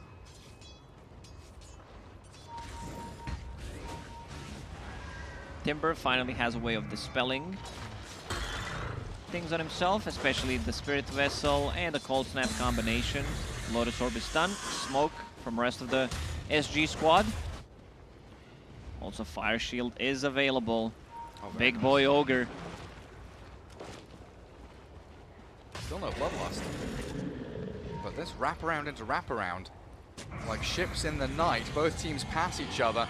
The Dire Observer wants to Costabile. They know the Timbersaw's here. Oh, the wolves are coming. Alone. He's alone. He doesn't have any backup just yet. Tavo finally arrives with a BKB and the global. They're still chasing that Timbersaw. Yule's into the air. Requiem comes out, but Costabile still alive, somehow surviving. The chakrams come out, but he's tossed into the air, hits the ground with a thud, and buys back immediately. Now onto Adriano, the Shadow Fiend, hunted and hounded, killed off, and 4 heroes swiped out of existence.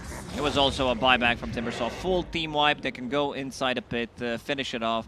SG just don't have the tools to fight with. You basically have 2 offlaners. Even if your Mars wants to play this type of a carry, from the offlane, you need, like, he would want to have that Deso. He would want to have a BKB. It takes time. If it comes down to that, where he gets all these items, it can be tricky, but I don't think Elephant is going to allow them to happen. Because right now, they're in full control of this game. Silver Edge on Tiny, so he can break the Mars, his passive ability, which can be toggled. And yeah, now going into Satanic, holding on to Aegis. Man, that Shadow Fiend, after BKB's used, Requiem didn't seem too good. Got disarmed by the Deafening Blast. Global Silence was 1 second late, so Mars was able to pop the arena, and then BKB need to be spent on Tiny. But still, they are severely lacking damage on SG. Yeah, they don't have enough damage. Even with the double chakram of Timbersaw. It was such a vital move, right? Like coming through the river in behind was a really unexpected play. SG didn't see it coming. Solar Crest plus Alacrity on Tiny with permanent cleave from the tree grab. This could be the end. If you lose the next fight, you lost all your tier 2 towers, they can just clean the whole base. Oh yeah, they sure can. And Eurus, he's got BKB if he wants it. He's just standing in. He knows that a kill on Costabile is going to signal the end of the game for them. Timber chain, but the toss cancels it. The stomp is in, the swap's required. Theo gets his buddy out of danger, but puts himself in harm's way instead. Dominating streak for Eurus as he claims yet another life. And Yang sprinting into that base. Tiny has 4,000 HP when he's standing next to the stranded golem. Jeez Louise. Fight.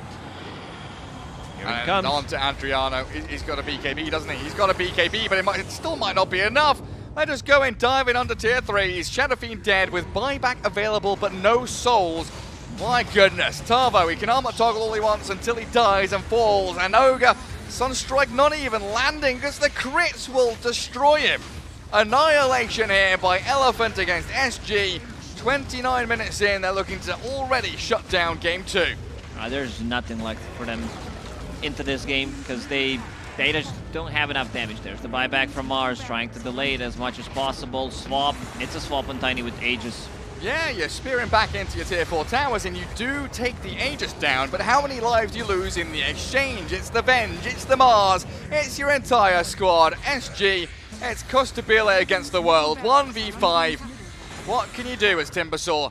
Absolutely nothing right now because Eurus is onto your buildings, destroying them so quickly. It's something oddly satisfying watching Tiny kill the building so quickly. Drop the base.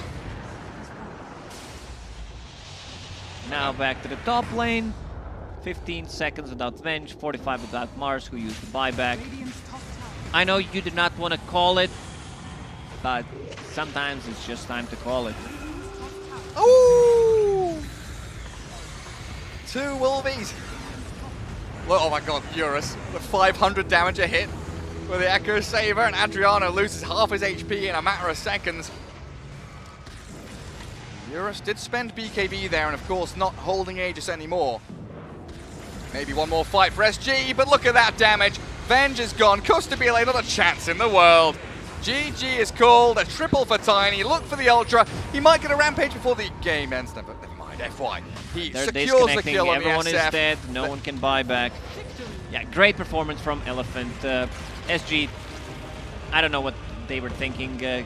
Trying to pull something off against an experienced team like an Elephant. You already picked Timbersaw, which means that you are setting Timbersaw up for a really good game playing into Tiny matchup as a core. So this is where they should have put him and just get let's say normal carry, Gary. Yeah, a normal carry. Oh, Timbersaw position 1, not looking too hot. I mean, SG trying something a little bit different, but in the end, Elephant, outclassing them from draft to finish. It felt like in that series.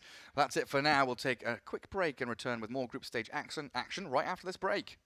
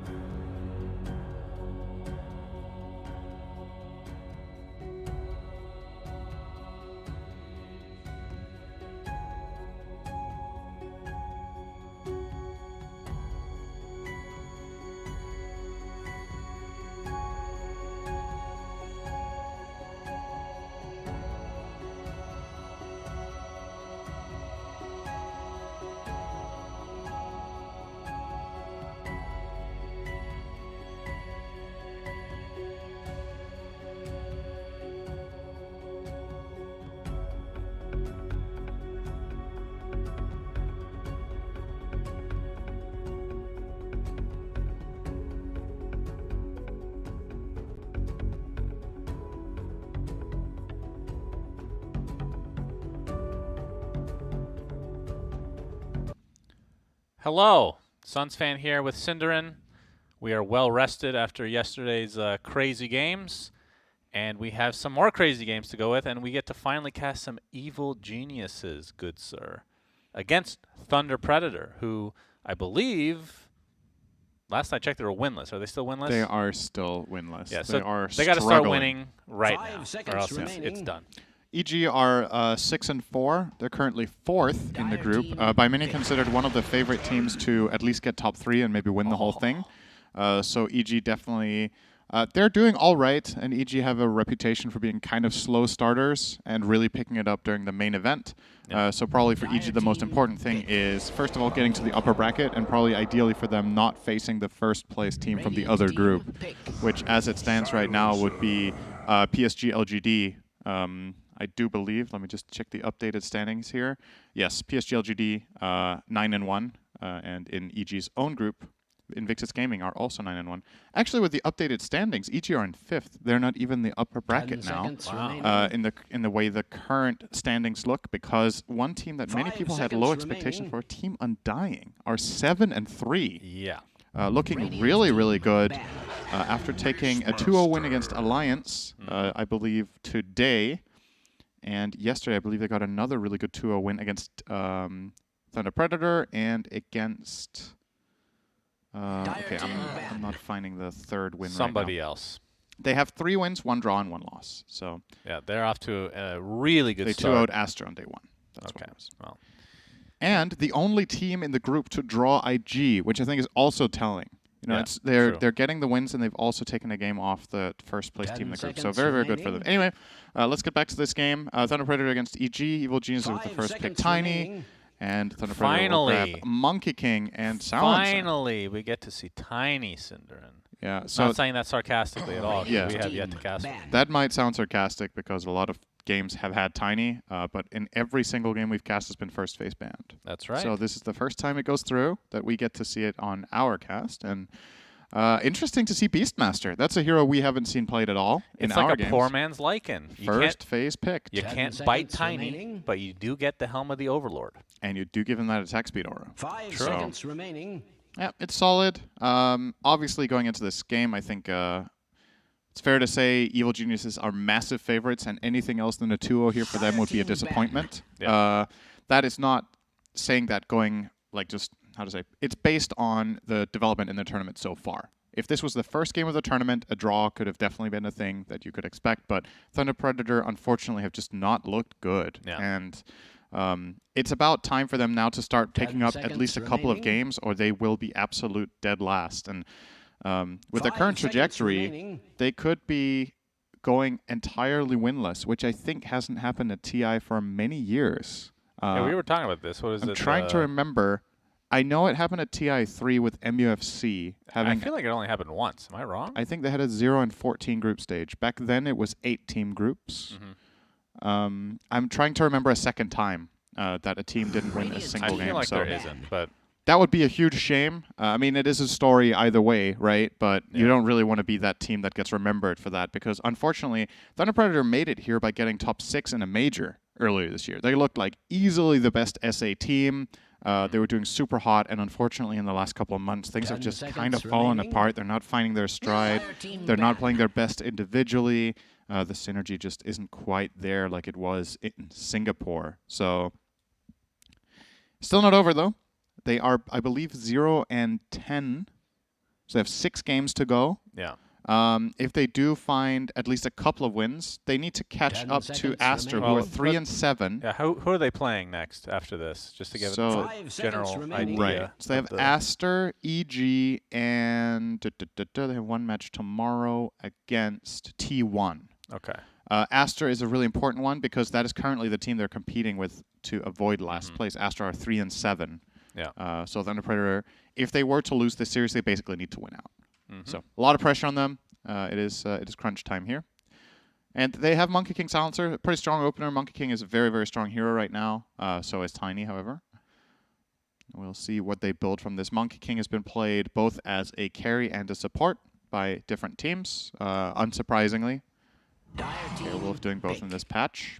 Is there I mean, a lot of the games that I've seen on the sideline, since we haven't gotten to cast Tiny, is obviously coupled with the Lycan. Yeah. Is there a different build that Tiny goes if there's no Lycan, or you just build them basically the same way? I think you still build the same. Like Echo Saber, Silver Edge type of deal? Yeah. Carry Tinies go Echo Saber, 10 Silver Edge. seconds remaining. Mid Tinies will sometimes get a blink, but generally that is the go-to. And then you get that 5 shard seconds minute 20, and that's when things get really crazy. So, yeah, Tiny definitely in a Radiant very good team place right pick. now. We'll see a Sand King grabbed here for Thunder Predator. So, classic combination together with Silencer. It is one of the only heroes in the game that can guarantee you getting off your ulti after the stun. You can Burrow Strike, say, Tiny or Beastmaster. Those are your 2 options right now, in case you weren't aware. Those are the only 2 heroes you're facing. Thank you. And then you immediately cast ult 10 and you global on seconds top of it. And if remaining. the enemy team doesn't have Lotus Orbs or BKBs or Mantas, you know 5 it's going seconds through. remaining. Which is, the first, let's say 15 minutes of the game, that's a guaranteed play. And later it is a situational play depending on what items are in play. So I like that pairing of heroes. I've liked it for a long time. And in this patch, they're both very good. So. Are we assuming a specific position for Monkey King? We've seen more support than anything, in our cast at least. I think they're going to let it depend on the next 2 that they see. When you open like this, you keep your options open. Monkey King, Sand King is a completely fine dual lane offlane. But let's say EG show a somewhat weak offlane. Beastmaster is one hero that they're basically locking on Ice, Ice, Ice, I think. If the 4 is a good matchup for Monkey King, you could consider putting him carry. Disruptor is more than likely the position 5 here for Fly. Yep. What would Crit play in this game? Earth Spirit. I was thinking Earth Spirit just because it's crit, but I don't think it's that good this game. It's not very good against Monkey King or Silencer. Yeah, but he's so good on it. He is. It doesn't matter, Okay. How did that make it to the second phase? That is the other Earth Spirit. Wow. I think he might be the most picked hero at TI. We've been talking about this. Let me just see here if I can find it. Most picked hero is actually... All right, let me just refresh this. Most picked hero is Tidehunter. With 32 picks, Snapfire 32, Earthshaker 31, IO 29, and Elder Titan 28. So I just need to say this right now. We were considering Tide. We were doing our predictions, and you convinced me to go with Elder Titan, and I wanted to go Tide because he's always picked at TI. He always boils down to these team fight, that's almost a guaranteed Ravage because of Kraken Shell. That's why he's just so consistently picked when teams are under pressure to have to win. What I will say, though, is that among the top 5 most picked heroes, where Elder Titan is 5th, he has easily the highest win rate. So he has a good chance of growing more. Banned more, though. Or getting picked more when he is through than Tide is. So we'll see. Also, something to keep in mind about these picks, right? Early on in the tournament, every team is in. And a lot of the teams that clearly, because Elder Titan has a high win rate, he seems to be favored a lot by the better teams on average, which means as the tournament progresses, they might keep sticking to that Elder Titan, and he will find more games. Whereas if weaker teams are picking Tide, they will get knocked out, and Tide will be picked less. So I'm not too worried right now about it. Also not extremely invested in being right on that prediction, but it would be fun for once to be right. But yeah, Elder Titan. Goes without saying, super strong hero right now, and will be played more than likely here by Crit as a position 4, I think. Yep, that's what it's looking seeing like. that quite a bit out of FY for Elephant. A lot of other teams have been opting to go 5 with it, such as IG on Ollie. We've seen a decent amount of it from Quincy Crew on LOA. I'm trying to think of another 5 player that's played it a lot. Those were the 2 that stood out to me as playing it many times. But I'm sure there's others as well that are running this ET. I think OG are also playing it on no-till. Yeah, so with this troll pick, we assume Monkey King is support. Typically don't want 2 melees. I mean, Monkey King has played mid before. Even troll, when Ag was actually a thing. But almost certainly a support Monkey King now. So that means mid lane is next for Thunder Predator. We have Lina still in the pool. Don't know the matchup with whatever Abed is going to pick up for him. Storm also still there. That's an Abed special, of course. Might get banned, but they might feel confident against Storm with Sand King Silencer. It's okay. 5 seconds remaining. One hero that I am looking for that would be insane for EG right now is Bat Rider. Very, very good against Troll and Monkey King. and an Abed special. I think it's a very good ban for Thunder Predator here. And obviously, also keep in mind, Tiny is just open-ended here, right? He could be both played by Artesia and Abed, and EG aren't showing that until their final pick. And even then, they might not show who's playing it, right? If they pick another hero that could both safe lane and mid, then their options are very, very wide open here. I am kind of anticipating a Batrider ban here out of Thunder Predator, but we will see. They obviously do have the last pick, so maybe they could solve the Bat with a strong mid counter. 10 seconds But Bat usually in most matchups will farm, right? Like it's hard to shut down Batrider entirely. You see EG even banning out the Lina, which to me is a little bit of a tell that either they want Bat, who can struggle a little bit in mid lane against Lina because she has extremely hardcore laning potential, or it's the Storm, like you said. Those are two heroes. I'm interested to see if Leo Style is going to go for Puck again. After the last couple games were, that we cast at least, it was not up to what we usually see from him, at least historically speaking. They're going to ban the Storm. Have to see if his confidence is a little bit shaken as a result. But, I mean, I've been around players long enough. Some days just aren't your day. Could have just been one of those times. And that is something that people forget sometimes when they watch competitive Dota and just competitive anything, is that the human element is actually just so big. It's about all these varying factors like team spirit. Are you having a good day? And if something, the worst thing almost in many situations is when something like completely unrelated to the game just gets into the game, right? Like some sort of personal issues with, friends or family or something like that. Health. Oh, interesting. Was not expecting that. Yeah. Have not seen a ton of Kunkka mid these days. It was very popular, I want to say 5-6 months ago. With Magnus, like the two basic melee mids at that time. Wonder why doesn't really feel like an Abed hero either. Doesn't feel like an obvious Kunkka game to me. This is crazy. What if it's a mid Beastmaster? I know the Ags got horribly nerfed, but Abed was playing a lot of that. Give Leo style Bat here. I think they could go Bat as well. I think Bat was just good for both teams. In my opinion, Batrider has really good matchups here. Shadow Fiend is a possibility. Does very well against Kunkka. I would like to see the Bat. I think it's the best possible pick, but let's see. It's because a Batrider with BKB here is kind of invincible for quite a while, right? You look at EG's heroes, the only thing they have is a Primal Roar. It was likely going to be one or the other. The thing that has me a little bit worried here for Thunder Predator is I don't know if I like Troll Shadow Fiend as a duo. But if Sand King has a good game and Moose makes some good moves, I can see it work. And at the very least, like we talked about, Leo Styles having a rough day yesterday in lane. He can't lose this lane. If Shadow Fiend loses to Kunkka, he is just not in shape. The end. Like, this is a very lopsided matchup. Yeah. Every melee hero mid basically gets crushed by a well-played Shadow Fiend. And the reason is every time you need to go for a CS as Kunkka, you expose yourself to a raise combo. And even if you survive every time, you need to spend your CS on buying healing salves. And that means effectively your net worth isn't going up, whereas Shadow Fiend just gets to farm and build up his item progression. So that has me optimistic for Thunder Predator here, that, when we saw them yesterday and things just haven't really been working out, you can get some momentum out of just getting off to a good start, and things can start clicking, and you can start developing that hope, right, that it isn't over yet.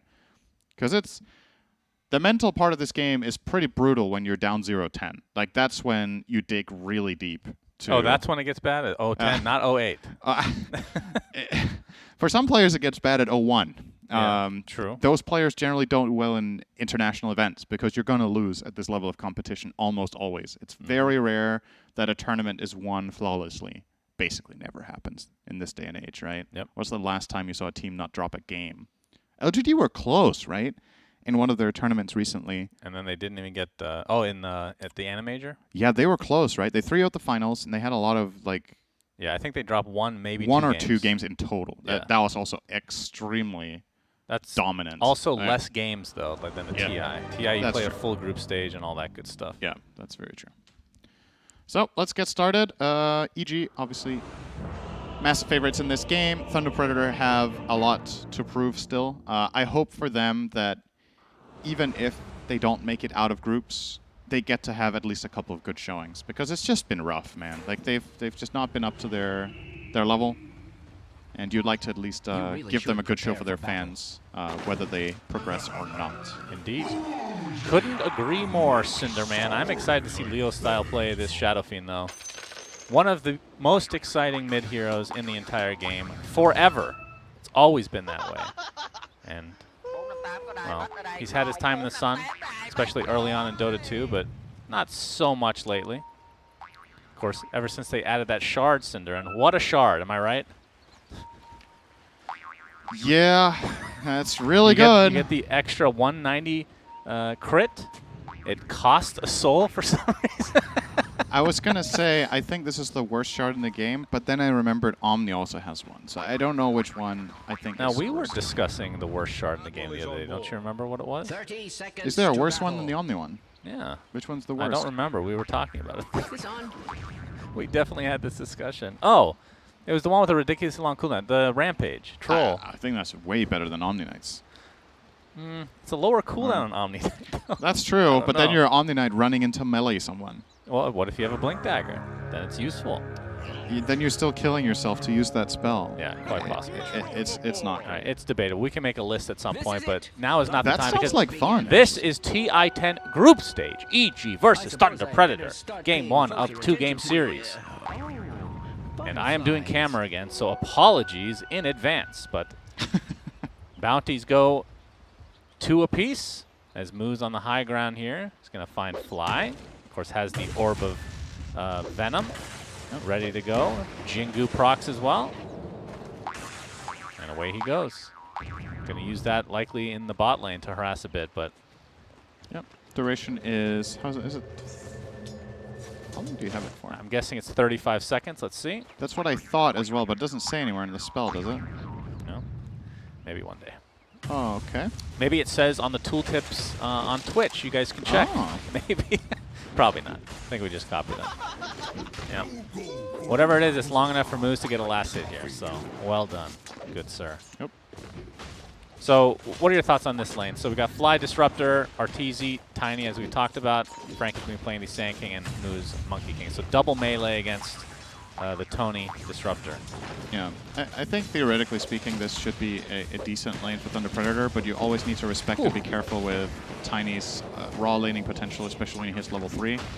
I wonder if Arteezy's going to go 1-1-1 build here, or if he will just get more points into tree grab.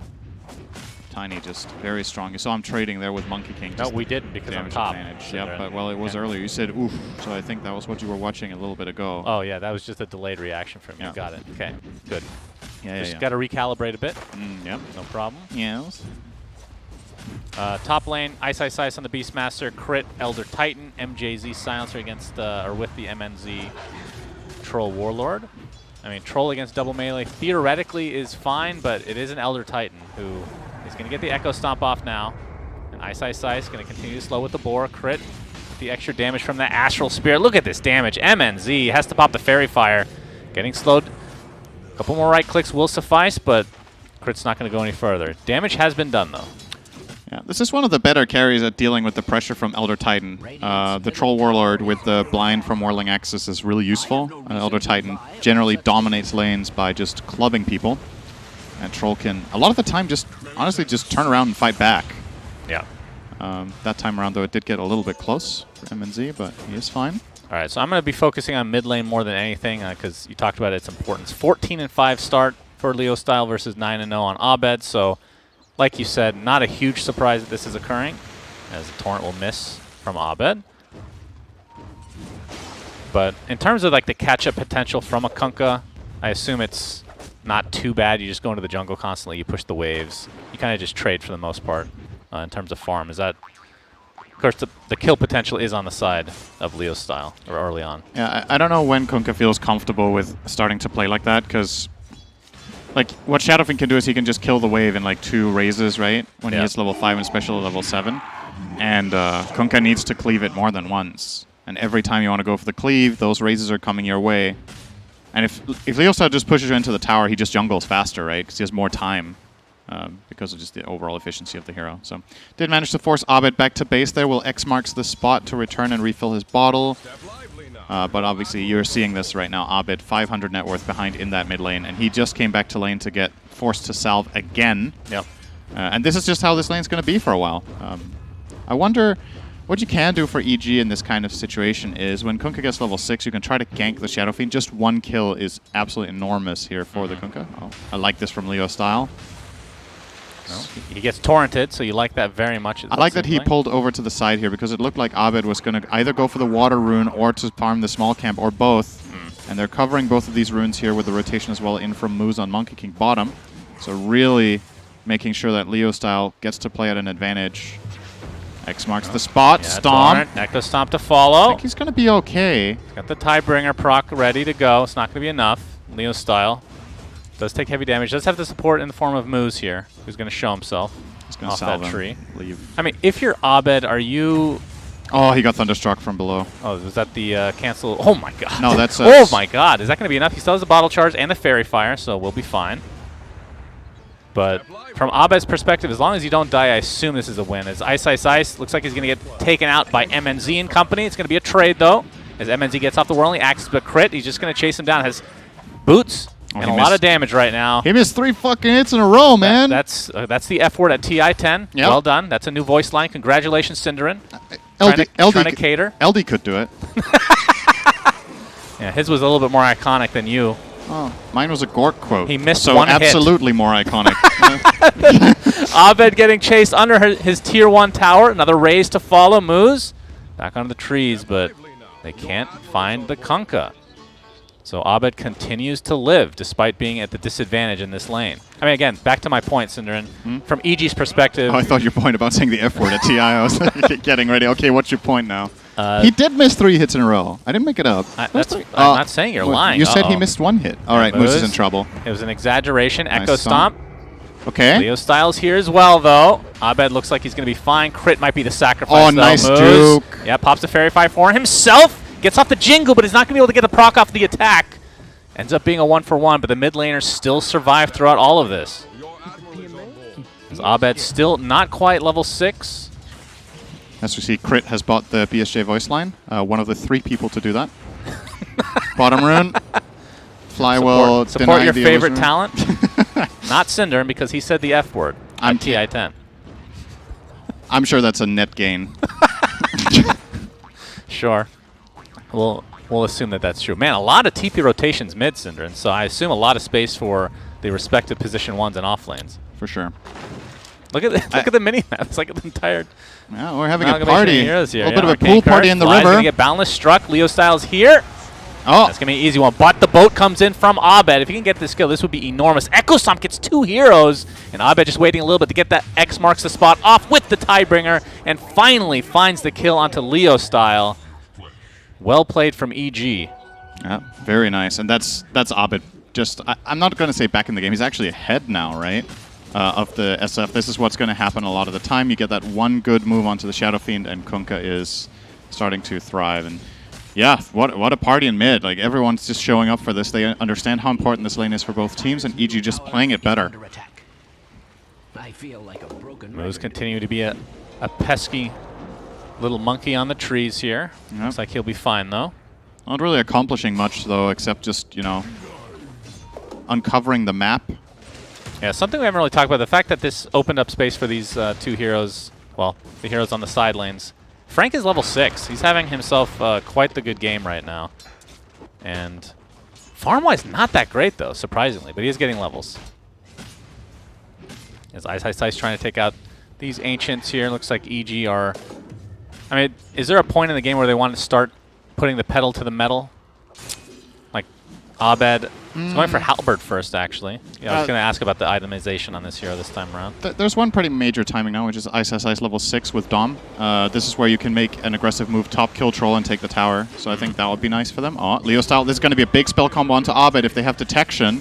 No. They don't. They do. There's a sentry there. Indeed you do. Oh, one more hit. Moves. Jump. Does he have the auto attack range? He can cancel the salve, but that's about it. The melee hero masquerading as a ranged. That is Monkey King in a nutshell. Why didn't Shadow Fiend just do 1100 damage instead of 1000 there? Unbelievable. That is just unacceptable. I think that might require the F word, Cinderin. Oh. That would have been more appropriate. The F raise. MNZ, in terms of net worth, doing quite well in this lane at the very least, but Ice as well.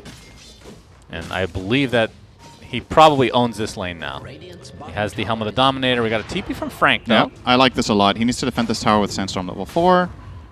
This is one of Sand King's biggest strengths as a hero, is his ability to protect safe lane. Something that we're probably going to see EG, they're going to make an immediate adaptation to this by rotating off top with, who was it that TP'd away? Was it Abed? I think so. I think Abed TP'd mid. Or was that an older TP? Anyway, they're going to put their pressure elsewhere is the point here, because they can't push into a Vanguard Sand King. So they will settle for, I say settle for mid lane. It's arguably a much better tower. They will at least redirect. And Arteezy is starting to hit it with the tree. Artreezy in the mid lane, getting to work. Indeed. Very good pun, Cinder. Man, you are on fire today. I slept today. Wow. It works wonders, believe me. Recharge that battery, literally, as this Tier 1 tower looks to be dead. You should try sleeping. I couldn't sleep last night. It was just such an exciting cast. Yes. And then into a resident sleeper for Game 2. It's just like the highs and the lows. It's just all crashing down at once. It's a good metaphor for Dota in general, though. You have those games where you own, and then in the next game, you just know you've lost minute 5, and it takes 35 minutes, and you're like, man. Yeah, that one took 50 minutes somehow. That's the only thing. Leo style. Leo style, yeah. Astral Spirits trying to find. He tried the TP. He's going to get absolutely destroyed here. A very easy find for EG, so Leo style, wrong place, wrong time, and this might transition to a Tier 1. Oh, MNZ is down here as well. He gets glimpsed into the arms of EG. Not able to get blocks off because of those phase boots. Thunderstrike. X marks is back up now. Oh, they're going to get him into the field with that. Very nice. Centaur Stomp available as well. They just don't have a ton of damage. Arteezy has his toss. Not Looks enough. like MNZ gets off his ult just in time. It's not that much lifesteal right now. See if they can kite him a little bit here as Arteezy is the one taking the brunt of the damage as well. It's going to be a trade for position ones on each respective side. You take that if you're Thunder, I think. Absolutely. That looked really bad for you, and you end up getting the Tiny, the top net worth hero in the game. And because of that, you kind of close the gap. Troll is almost at the same level as Tiny right now. The biggest downside for Thunder Predator, again, not to sound like a broken record, but this hasn't really been Leo Styles' event. And again, he's Shadow Fiend, and he's 5th on net worth. Not saying it's his fault this game. There's been so much pressure on mid from both teams, and EG have managed to pull off the better moves. But the fact of the matter is, Shadow Fiend is not a good hero when it's not top 2 net worth. It's just not. Its hero needs to play from ahead. It's everything it does. And right now, getting ahead is going to take a major team fight or some huge stacks, neither of which have really happened for Thunder Predator just yet. And they're also going to lose the top Tier 1 tower. Obviously, with the Sand King rotation bottom, Ice never left top, just staying up there doing his job, and will be rewarded with the tower bounty. All right, what are the, historically speaking, tell me how much this has changed over the course of the last couple of years, but Shadow Fiend, even if he gets off to a bad start, just goes in the jungle, catches up. Is that basically still the case, or is it lesser now than it used to be? It is still the case, but the problem is that whole mindset about Shadow Fiend was from a time when Shadow Fiend was way faster in the jungle than everyone else. But with all of the, I want to say, what is this? Okay. That looked really weird. Moose is gonna die. Yeah. What was he on top? It didn't even look like he was on a tree for a while there. Anyway. Yeah. Well, he was. Yep. Thank you. You're welcome. Pay more attention, please. This is a TI cast. You need to look and see that there was a tree I need to learn from you. Start cursing a little bit more. Yes, absolutely. That'll get me invited again, I think. Curse and make fun of other talent. An absolute twofer. That will guarantee. Okay. I'll try to work on it. I appreciate the advice. Yeah. Thoughts on Abed going Halberd this game? Not that that's crazy or anything, but we've, Kunkka mid. We've seen a lot of variation. Halberd's one of them. Radiance we've seen. I don't know if that's even a build anymore, actually, but just something that tanks you up. Yeah, Halberd is amazing. This game is the item against Troll, right? So definitely makes sense. Top tower. Frank the Tank is back. Very fitting name when you go Vanguard, actually. So. Yep, indeed. Oh, we got some TPs coming in. Why is Leo Style here? What in the world is going on? Yep. That is wild. Okay. Oh, all right. They They knew they had global. They forced a few TPs. It actually ends up being okay. I like this from Thunder Predator. That's some next level meta. What is he doing? What a great play, No. by the Let way. me finish. They used all of their voice lines during global silence, so nobody had to hear them. They literally spammed voice lines when they didn't play. Wait, that's how it works? Voice yeah, lines? it mutes voice lines too. I had no idea. It mutes all the sound. Today I learned something not useful at all. I think that's cool. That is cool, though. Cool and useless. That's the Moves. counter to OG. You Wukong's just command global them. has the boundless strike. Looks like Fly is going to make his way to the grave here. MJZ in the meantime gets caught out. Abed with the X marks. We got the Echo Stomp to fall. This is going to be an easy cleanup. So supports for supports. Oh. Radiant's middle tower is under attack. Looking great for Abed now. And for EG in general. Top 3 net worths. They're 4 is ahead of the enemy 4. The only player not ahead of their counterpart is Fly on Disruptor. And he's only 100 gold behind the Silencer. So everything coming along nicely. They've taken the mid and the top tower. They've only lost their own safe lane tower, which I think is to be expected in this game that you are going to lose that as EG. But as long as they can hold on to the mid, they have a clear map control advantage. Also keep in mind, when you do get ahead on towers, Beastmaster, I think, gets explosively better just because of Hawk.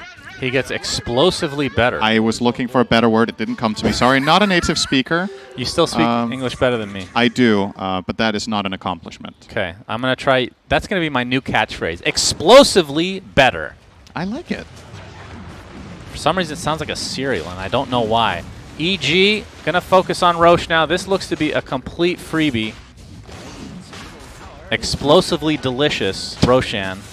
Available with that Aegis. I feel like whenever you say explosive, my mind just goes elsewhere when it's you. No, so this is a TI-10 broadcast. I know, that's why I'm not specifying I didn't bring up anything. You are trying to bait me. Why? Why would you do such a thing to such a dear friend, supposedly? You do like your, yes. Okay, I can't even say it in a good way, so we're just not going to go there, all right?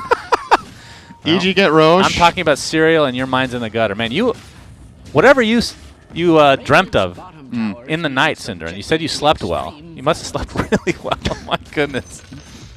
Yeah. MNZ focusing now on the tier 2 tower. Does a little chip damage here. Do you dream a lot? I mean, everybody dreams a lot, but whether you do remember you remember your dreams a lot? Never. I remember them pretty rarely. Almost never. I don't know if that's a good or a bad thing. It probably has to do with Frank's in just playing trouble. Dota all Frank day. the tank is going to tank the gank. Yep. And Static Storm is there. Global he got Silence spanked. did come out. Dude, I could do rap lyrics. Yeah, you and OD together. Yeah, I actually Maybe thought about... that should be your casting partner. I thought about suggesting to make a song together with him and Pyrian, actually. I thought you were going to say you suggested that you switch co-caster. Oh, that's also OD not a bad Pixel idea. and Cinder. Maybe we could do both at the same time. Yeah, maybe. All right, moves on the trees, but this tier 2 tower is... Oh, the Hawk is actually scouting him out. Glimpse back in. And another easy kill for EG. Usually monkeys don't have birds as natural predators, but in that situation...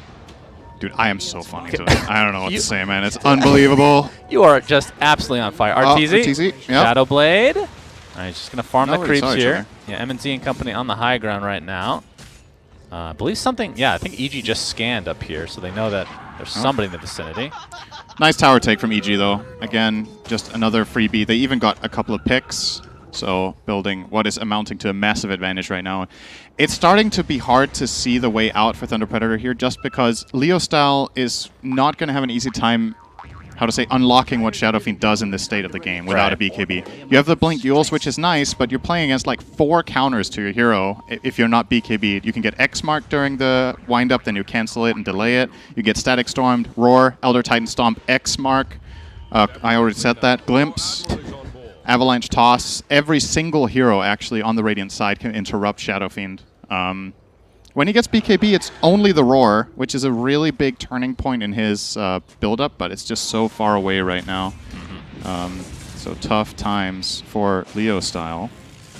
And you see Thunder Predator, they're grouped up, but they're not, not really taking initiative. They're hoping that EG walk into a trap here. Unfortunately for them, EG are on the direct opposite side of the mid lane, just playing in the other triangle.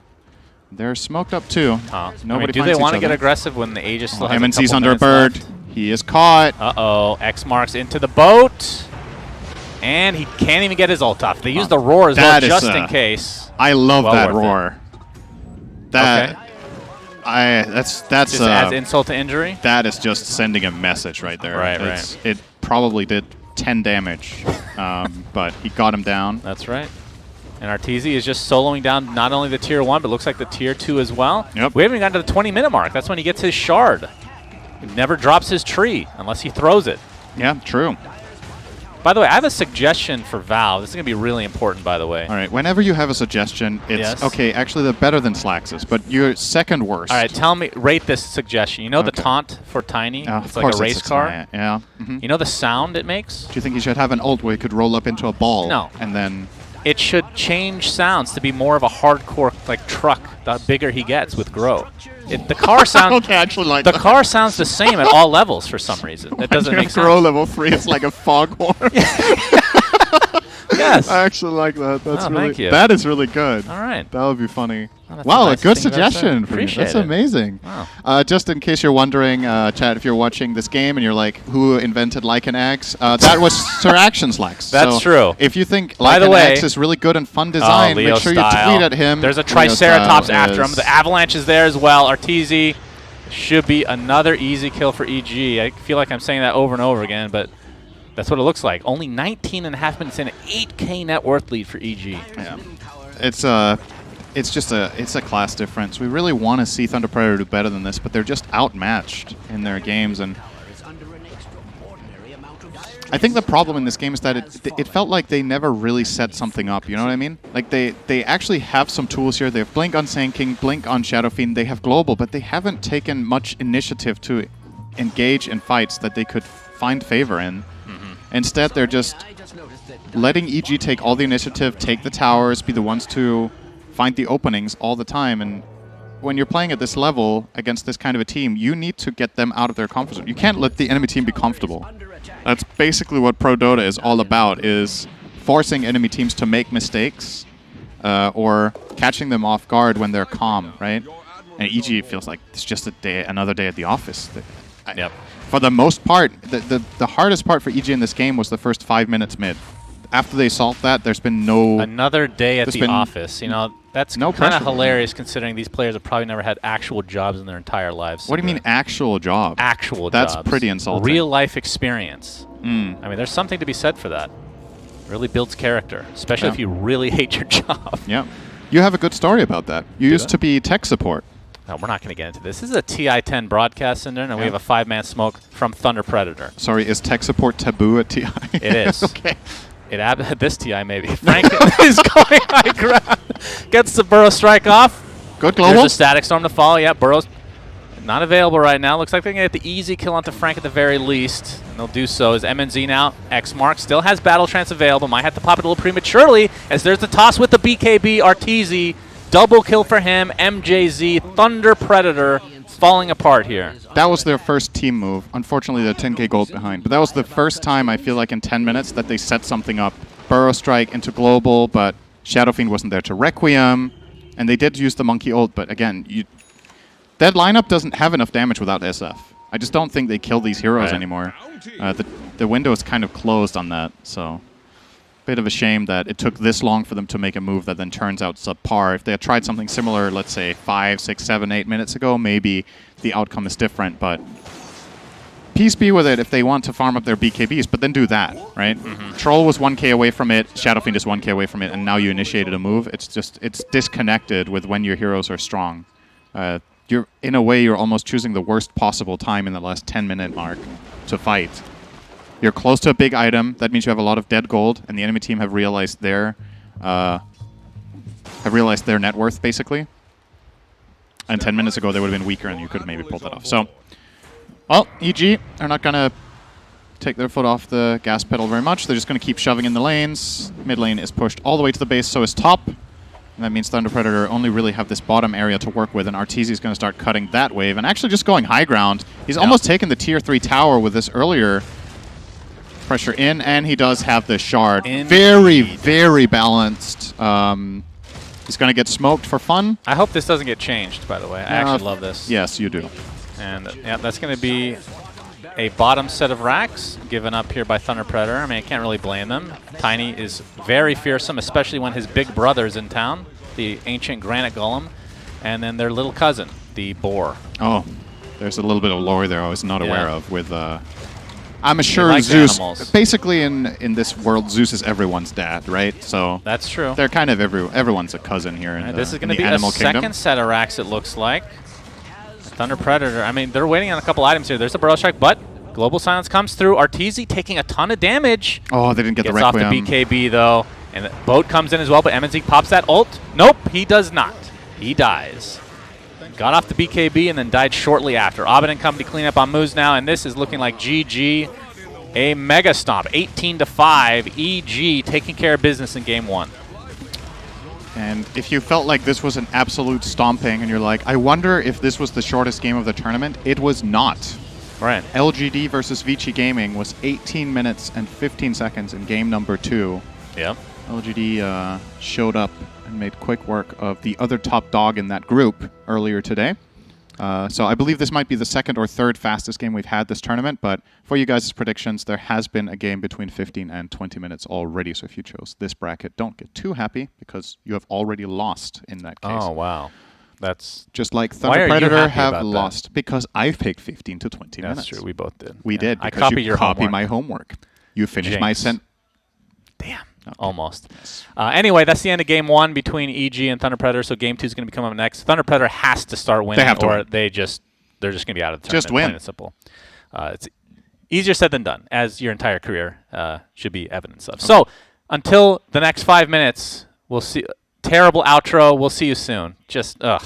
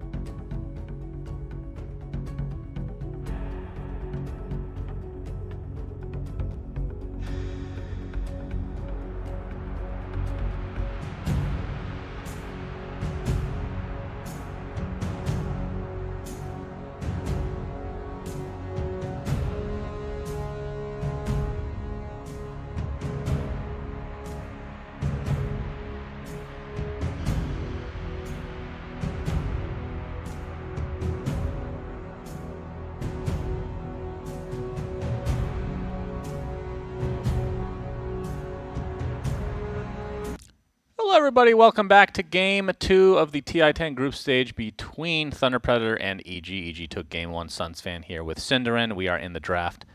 Let's go.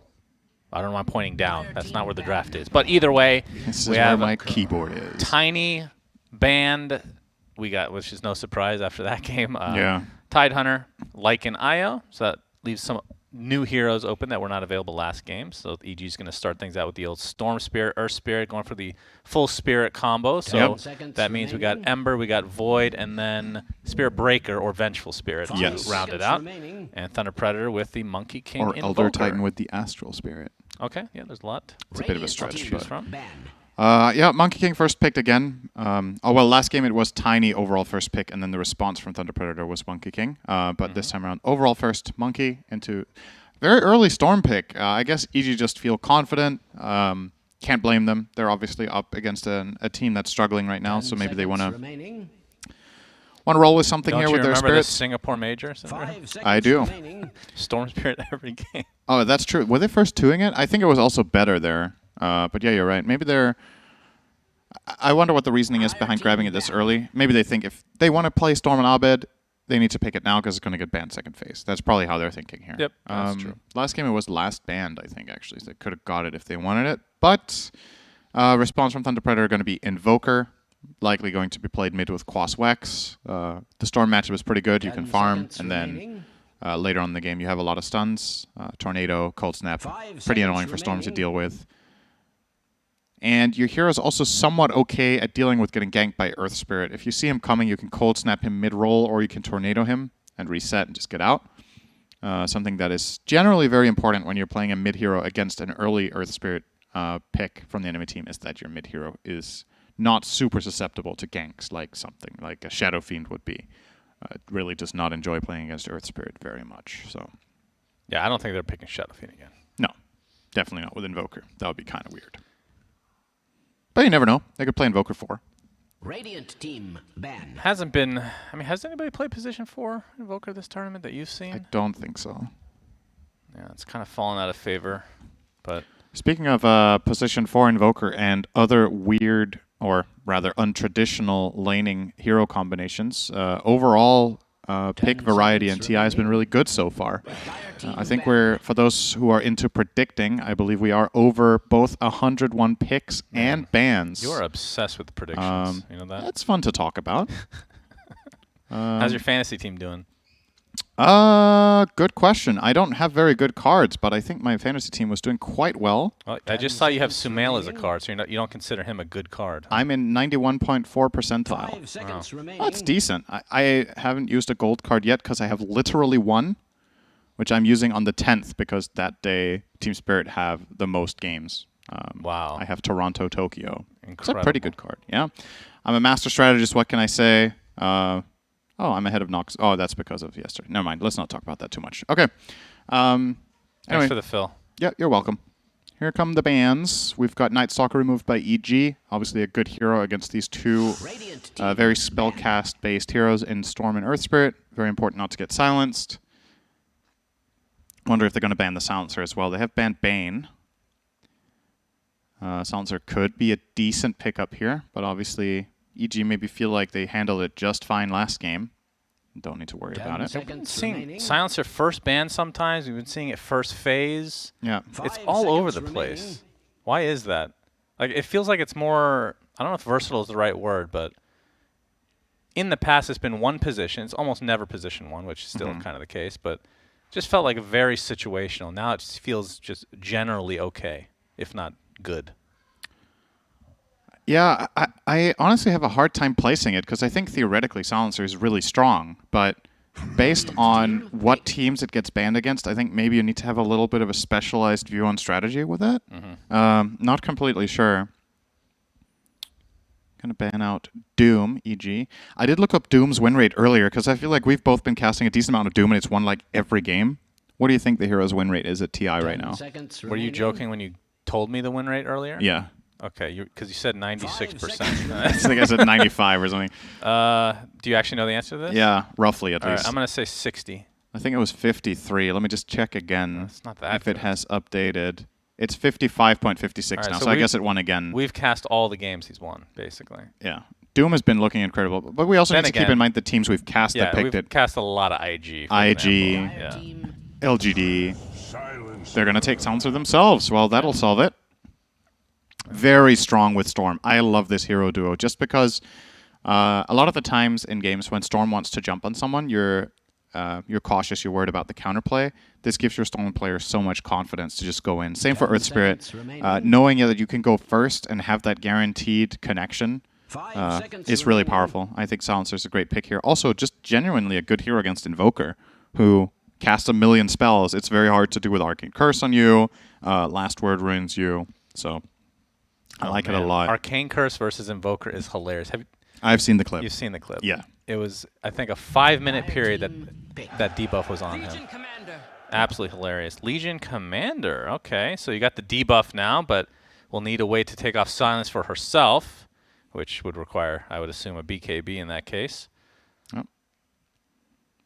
I like it, though, for Thunder Predator. I think, again, just 10 seconds remaining. With how this team is doing right now, I think you have to aim to have strong laners and get off to a good start, because when it comes to the mid game, you're just falling short against these teams that are outperforming you. So getting off... if you get out of lanes with a loss, I have very little faith in them converting it to a win against a team of this caliber.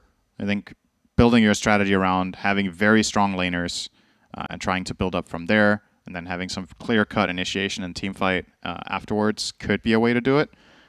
I'm assuming this relegates Monkey King again to potentially position 4. Monkey King Legion Commander is not a bad lane if the carry matchup's good. And both of these heroes don't suffer too much against a 5 silencer.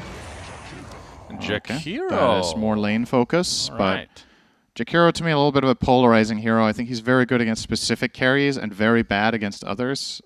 My concern for Jakiro is, in my opinion, he is not good against spirit heroes, and guess what? You're against 2 of them. Is that because of his turn rate? Although that has been buffed, actually. It's been buffed. Jakiro's just, even after the buffs, Jakiro's still slow. And the hero's biggest problem is when other heroes get on top of it, because it has very good spell casting range, and the spells can be very high impact, but they're hard to land when heroes are close to you, because they just move around you, and they interrupt you, right?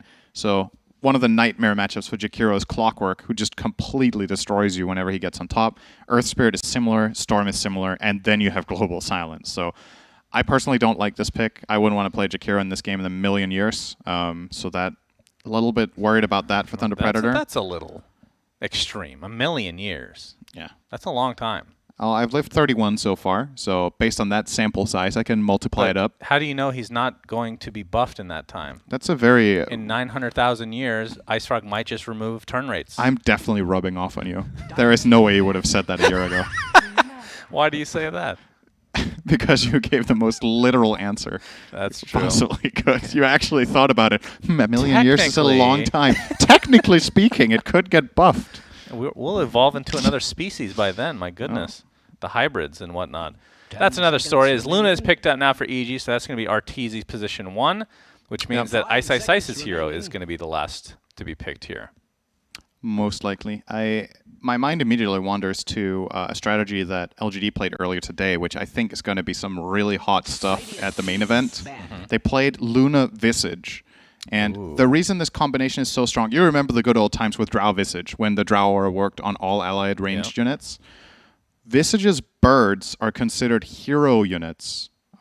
What is it called again? Not hero units. That's...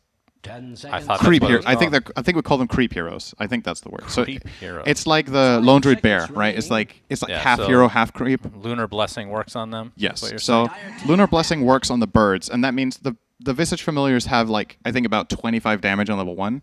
Lunar Blessing gives 35. So you give the Visage birds permanent double damage on level 1 when Luna is near, and then Luna's talents have a level 20 talent that gives global Lunar Blessing, and it has level 25 talent that gives Lunar Blessing plus 35 damage.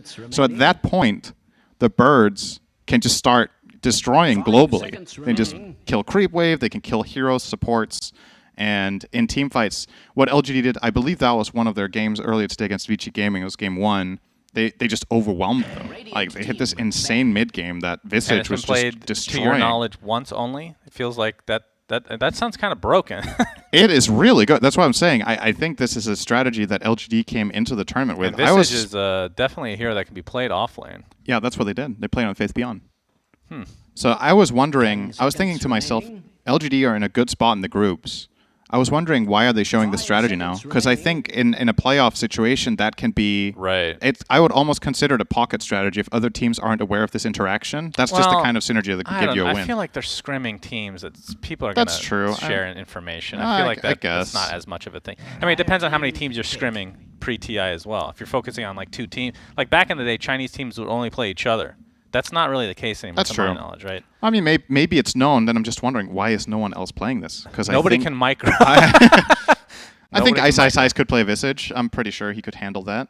No. 10 seconds I think it's super legit. So I'm looking forward to seeing more of that strategy played here later on. 5 seconds remaining.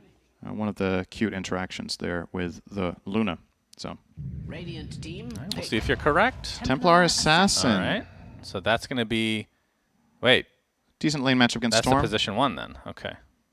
They might. Yeah, that's true. They might play carry TA. I mean, you can do a million things. You could put Monkey King mid as well, right? You have some flexibility. Technically, Shannon, I don't think you can do a million things. You have 5 different heroes. The number of lane hero combinations is not a million. Man, I just started this train.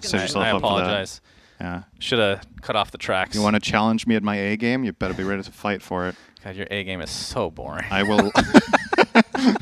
I will logic you like you've never been logicked before. Oh, no. This is a PG stream, young man, all right? All right, so last pick for Ice. Let's see if it's Visage. Will Cinderin be correct, or will it be a generic off-lane hero? I could see it. I think it would be fun to see here. And I do think the game is decent for it. I think Visage can kill Jakiro relatively easily. Does well against Monkey King, Flying Vision of the birds. Let's see. And it's going to be Razor. I mean, not the most prototypical offlaner, but all right, I would have never I guess it's a good pick. I wouldn't have thought about it, but it's a really good pick because 2 of the side lane matchups are awesome, right? You're assuming it's carry TA. TA can only last hit with physical attacks for the first 5 levels. After that, traps aren't even reliable to CS with. And guess what Razor does? He sucks away that damage, and you are worthless in lane without damage as TA. You have literally nothing. So a classic counter pick in the mid lane. EG now are going to put it in the side lane for Ice to face up against MNZ, because they have identified this has to be a mid lane Leo-style Invoker going up against Abed Storm. So I really like this from EG. I think their strategy is very sound. Their lanes are strong. I love the silencer, the way he plays into this strategy. So obviously, this is also very easy to say just from a statistical standpoint that I think EG are going to win this game. I will go out on a limb here and say something that you might not like. I think Thunder Predator are going to get rolled harder than they did in Game 1. And oh boy. that was pretty one-sided, but I worry for their lanes that this time around, they picked this Legion Commander that was going to be a presence in lane, but I think apart from that, their lanes are just not favored, I'm afraid. I think I know why you feel this way. I'm going to wait for this screen to pop up. See this guy right here? Oh, Kid Invoker. You hate Kid Invoker. You really, really do. You've gone on so many rants about it. Hate is a big word. No, it's only 4 letters. Man, I need to not do this anymore. Why have you done this to me? You've created a different robot now. Oh one that's even more inappropriate I'm not even going to say anything to that one. Just whatever, man. Oh. Man, crit a level 30 Earth Spear. I guess I shouldn't be surprised, but that is a tasty, tasty delight. As Moose is going to get a ward down here. I do wanted to show off, this is TI-10, by the way, this cosmetic. This is a mount and a half. What is that? That creature? Does it have a name? Well, yeah, it's the same. I mean, what is Luna's mount? Is it Sova? Nova? God. Sagan? I can't remember. Sagan is Marana's, right? So that's This Nova. one's called Johnny. What? Is that a joke? Yes. Okay. Damn it. actually believe that. I thought he named it Johnny. Oh, that would be funny, actually, if we came to the Johnny. No, so Luna's mount is called Nova, and Mirana's mount is called Sagan. Yeah. I watched the anime. I agree. All right, well, you forgot about it. I did. I need to rewatch You it. almost called Luna's mount Sofa, but at least you didn't do that. You were stuck with Sova, so it was close. Yeah. One letter off. Good job. What is Sova from? Is that Street Fighter? Yeah, I don't maybe. know. Sounds like something that could You've be never played any of Mortal the games. Kombat, maybe? No, not Mortal Kombat. All right, the rune battle commences. But yeah, what is that mount? It's going to be a 2-for-2 again. All right, can we look closer at that? What animal is that? It's like a merge between a Balrog and an owl. A Balrog in Dota. I like it. All right. It is yeah, cool, though. It is a cool mount. I just is can't cool. identify it. I like the set Most from of the RTZ. mounts for Luna are very cute, cuddly, or, well, that's about it. That one is fearsome. Yeah. So, runes went, what was it? Did EG get 3 there? No, I think it was a Oh, split. sorry. Yeah, it was a 2-for-2. Never mind. Okay. Fly and RTZ already going to go to work on Frank. Fly skilling last word. You're generally going to see Silencers not skill this level 1, but because he is facing the press the attack hero in Legion Commander, he doesn't want Skill Arcane Curse. A little bit of a drain up here. Trialing from Thunder Predator to mix things up a little bit. Crit, just making sure that his hotkeys work. Level 30 Earth Spirit. Yep. Of course, this is a 3v2 for now, so Trialing for Thunder Predator. Ice is taking the brunt of the damage now, has the dual breath applied, and this is going to be first blood going the way of Thunder Predator. And that's after a Fairy Fire was expended as well, so EG perhaps playing a little bit too kind. Clearly was 3v2. I really like this choice of trialing. I didn't really consider... Oh, he's going to leave? I think they should have stayed as 3 longer. This is a really good way of ruining offlane Razor. I remember there was a time, I'm not sure which team it was Kezu played for, but there was a while that team liked offlane Razor.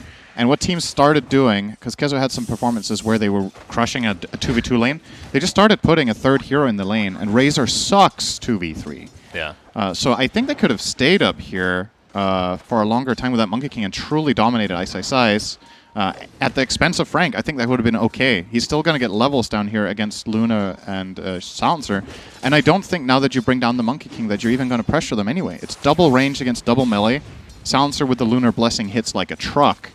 And with all the buffs he has got recently, he also does a lot of damage with his spells. So I really don't like that they moved the Monkey. I think this is not a net win. They felt like they got what they came for. They could have going to got dispel more. that Arcane Curse. And we'll see how it goes, though, Cinderin. MNZ is going to get linked up now. Take a little meld to the back of the head, though. Ice is burning down a bit from MJZ. Gets up one more Liquid Fire. You're just going to be happy with that exchange. Talk to me about this mid as Abed going a little ham onto Leo style. So Storm Spirit versus the Invoker. I think it's a pretty even matchup. I guess Quaswex Invoker will farm a bit less than Quaswex Sword against Storm, but he will pressure him through Mana Burn instead.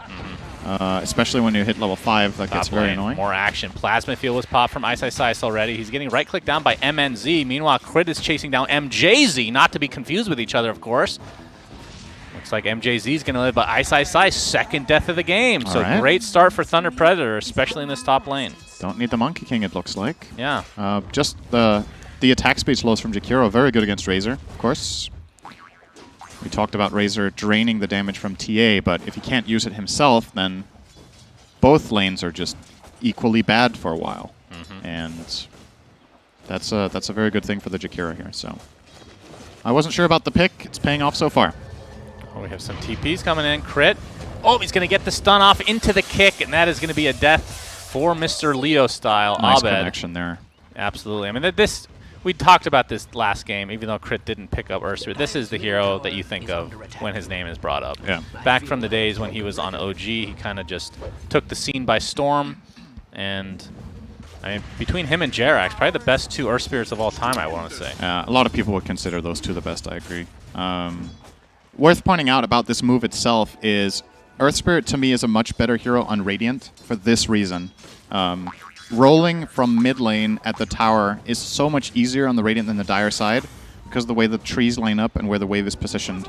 Finding that move from Dire is harder. It's better now than it used to be because of the new tree line that's on the left of the tower for the Dire side in mid, but it's still I still would say it's easier cold on Radiant. snap with the tornado. Moose comes in as well. Abed pretty much drained of his mana. Gets off the electric vortex though and just takes out Moose before the boundless strike can come through. Clutch. That was very close to the boundless, and that could have maybe led to a kill for the Invoker, but Abed is just cool, calm, and collected.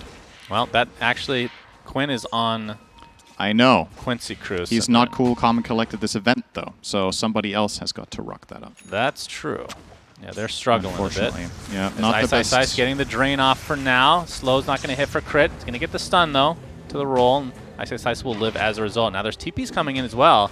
MJZ, I can see Moose on the top as well, so this will be a 3v3 to start things out. Fly trying to get the kill off, but looks like Moose is going to get the easy one onto Ice, and that means EG now on the run. Fly, he TPs to his death, pops the Fairy Fire pretty much to no avail as MNZ. Another kill goes his way, so EG off to a terrible start. And Thunder Predator, this is the best that they've looked in, I don't know how many games we've casted them, but of any game. Yeah, this safe lane is mid lane going though, very well. Leo style. Oh boy, Crit has come to show his respect again. Oh, they don't have vision though. All right, so the Ghostwalk ends up saving his life. It's surprising that they don't have at least a Dust. It's Quaswex Invoker and your Earth Spirit on Radiant. You really want to make these kills, right? But yeah, maybe he couldn't afford it when he was buying the boots. But any sort of detection there, easy kill. All right, that's a dodged bullet if you're a Thunder Predator fan, for sure. sure. Because Leo style obviously needs to get his confidence up after the past few games that we've cast. Oh, the Tornado EMP. Tornado. MJZ's come in with the haste rune. Oh, he dodges the EMP, and now onto the Leo style mid. They're going to be able to get that kill pretty easily. Now Abed looks like he's resigned to his death, dodging a little bit more damage, but Moose with the boundless strike ends up getting a double kill, and now Fly, who's TP'd in to try to save his team, he's dead too. Want to be able to save his own life. So this will likely lead to a triple kill for the position 4 Monkey King. Oh, all right, never mind. Stolen by MJZ. Much needed. This tower, Mischief dodges one, and that's going to be enough. Oh, no. 7-4 advantage for Thunder Predator. So they are doing quite well in, well, top lane specifically. Mid lane has kind of become, I mean, Abed was winning that a bit, but now not quite as much. Considering why EG picked Razor, Thunder Predator are doing super well. Because they picked it as an anti-carry in this lane, and that's the lane they've lost the hardest. So that is really, really good news for Thunder Predator. So much value from the first blood and the following subsequent kills in Ice. And now MNC is level 6 while Ice just cracked 5, and that means the kill potential up here massively favoring Thunder Predator. They are going to roll. Nice roll, though. Kick back into the static link. TP out. Attempting the TP. Nice TP. And will be successful. MJZ with the Ice Path to start things out. And this might lead to at least a lot of damage to the Tier 1 tower. Maybe Thunder Predator just needed 11 games to warm up. Yeah, I mean, we've talked about the warm-up aspect of this game. Abed, EMP drains him completely. Cold Snap to follow. This will be another enormous kill for Thunder Predator if they're able to get him, but nice pull looks like Crit Moose will be the death instead. Actually, Geomagnetic Grip breaks trees, and Crit saw the movement from the Monkey King there. Cuts him down, and that's a kill for Abed. That's actually very, very big. 300 gold bounty there. Imagine the storyline if Thunder Predator comes back, though. That's true. If you start out 0-11 and you still come back and play the main event, that would just be... What a cool story, though. That would be awesome. I really hope for them... Like I said earlier before this this series started, I really hope for them they at least just have a good showing. Because it's been a disappointing event for them so far. So I want to see them play Dota like this. Already looking much better this game than the previous one. Yep, and like I predicted before the game started, EG were going to roll them even harder than last game. I'm very wrong about that so far, so I'm happy to see that for Thunder Predator. Yep, I agree. But looking at the net worth, it's actually quite even. It is. But quite even right now, but that's still an improvement from what we've seen. 3 smoke here for EG. Dire's middle tower. And that's going to be in the mid lane. Abed has his double damage activated. Oh boy, MNZ might be in some trouble here, Cinderman. Yep, the jump in from Abed. Moves is in the vicinity with a boundless strike, but it's only going to delay the inevitable. Oh, is it? Is it? Abed jumps into the Ice Path. Looks like they'll find the kill on the TA. Abed burning away. Moose will get the trade, so 1 for 1. As Leo Style made his way here, but Ice has a lot of damage to work with. Not too much health, though. Oh, the pull missed there from Crit. Basically out of mana as the Ice Path will connect onto Fly. Looks like he'll limp away, though. Yep. So a position 1 for a position 2. As this fight continues, Crit still basically no mana to work with, but Thought Moose was going to stick on him there. He had an Invoker backing him up, and Crit only had mana for the roll, not the kick, so he couldn't have reset position in an easy manner there. By the way, I should mention, Frank has not left this lane at all. I was about to say, I forgot there's a third lane. I forgot he existed, actually. He was just playing bottom 1v1 against Arteezy, who's free farming. Worth keeping in mind, there is, of course, Arteezy, who also hasn't left bot. Level 9 on Luna against level 8 on Legion. Indeed. Legion Commander going Helm of the Dominator. Yeah, that's interesting. Trying to push out this wave, but Arteezy easily able to defend. What do you think the reason for... I mean, you don't go Helm of the Overlord, do you? No, I don't think so. I don't think you go Helm of the Dominator either, though. So. Well, I'm ready to be surprised by this. I feel like it's a bit of a... Oh, Crit's dead. Oh, all right. Nice Tries block. to roll out. Yep, nice positioning from Moose. Oh, neutral creep gets the kill on Crit. Oh, no. Oh, what? Oh, Thunder Predator cannot catch a break here. Top lane in the meantime. MJZ getting surrounded by Arteezy and company. Abe gets credit for that one. And this will almost certainly lead to the Tier 1 tower top as well. Player 5 has joined the traded. game for EG, and now the challenge really begins for Thunder Predator. When EG start grouping up around this Luna, how do you find a favorable team fight against Global Silence and Earth Spirit combo? Oh, they're going to just kill Fly mid. That will delay the Global Silence. Yep, indeed. And they have a siege creep. This is a good push. EG will, if they're following their usual script, they will definitely not concede this tower. But holding it is not going to be the easiest task. They have very good setup here from Thunder Predator and the traps around the perimeter. Crit is ready to roll, though, literally. I don't think they can hold this. Yeah, maybe not. This is really, really good for Thunder. Well, they do pop the They are fort. thinking about it. Yeah, and Moose, I should say, pops his ult in the meantime. Boundless strike onto Ice Ice Ice, stuck inside the macro pyre. They tried to defend. It's going to cost them, at the very least, their offlaner. They're going to jump in now. Abed looking for the credit onto Moose. Looks like he will drop. Close call there. So If that one ice for path one. snapped. But definitely good for Thunder Predator. They get the favorable trade and the Tier 1 tower. Yep. Frank has still not made his way. He's making his way from the bottom lane to the jungle, and at some point will come to the halfway point of the map, Cinderin. Yeah, I'm wondering, okay, so he's going phase boots and then queued up Blink. So is he just going to play this effectively as like a wave cutting tool with the Dom, just constantly pushing out mid so he can make moves elsewhere? Well, his creep's going to die, so we'll need a new one. For now, he's going to get a Centaur. It's nice. Can set up for him to connect on duel, or vice versa, can follow up on the duel. This is a pretty peculiar build. Mid lane, Global Silence. There it is. MNZ is in a ton of trouble. Press the attack is available. Will be procced. MNZ gets that refraction off, and Crit taken out in quick succession. Abed going to dodge that tornado. Arteezy has come to play, but looks like Thunder Predator are now on the run. They'll be happy with that exchange again. Just barely didn't get the duel off there, Frank. But yeah, so phase boost now on Frank. Not that this, I mean, I haven't really seen much Legion Commander, but this 200 dual cast range actually does sound pretty good. Because how often are you just a little bit away from getting that duel off? I think both those talents are good. Both the level 10 talents sound pretty nice. Overwhelming Radius is good. Very good against specific lineups. I don't think it's particularly good here. EG don't have any sort of multiple unit heroes. They have no micro, no Helm of the Dominator, no Lycan, this kind of stuff that just amps it up that bit. But trying to chase moves. He's fine. For now, Crit could try to pull a stone here. Won't do it. And Moose is... Alright, he's very out now. Jumped all the way to bottom. Queuing up what could be the makings of an Echo Saber on 4 Monkey. We've seen a lot of this Orb of Corrosion into... I want to say the primary build in the last month has been Mage Slayer, which would be nice this game in my opinion, but is opting for the Saber or Orchid. I don't know if I would like an Orchid here, though. It is good against Storm. I think it's going to come too late. But anyway... Spirit Vessel is being built onto Leo style, and well, talk to me about the Spirit Vessel. Invoker obviously known for building it, but this game doesn't feel like the best, at least not from the aggressive standpoint, is it? Yeah, it really isn't the best here. More concerning for Leo style than the item choice, though, I think, is his levels. He's only level 8, minute 14 as a mid-hero. Really would have liked to see him at least get up to that level 10 at this point to get more value out of the spells. It really is what makes or breaks Quaswex Invoker, in my opinion, is the levels more than anything. Vessel, it's okay. I'm debating if you should buy something against Global Silence instead. Get a Yule. But at the very least, this does decent damage, and it connects nicely with his teammates. Yeah. Guess Luna will eventually get a Satanic. He's about to hit level 9. Abed is about to hit level 12. That is a gigantic discrepancy. Yep, and he has Orchid. Yeah. They do have a counter to that with Legion Commander, though, which is good news for them, but obviously Global Silence. Yeah, nobody take that off yet for Frank.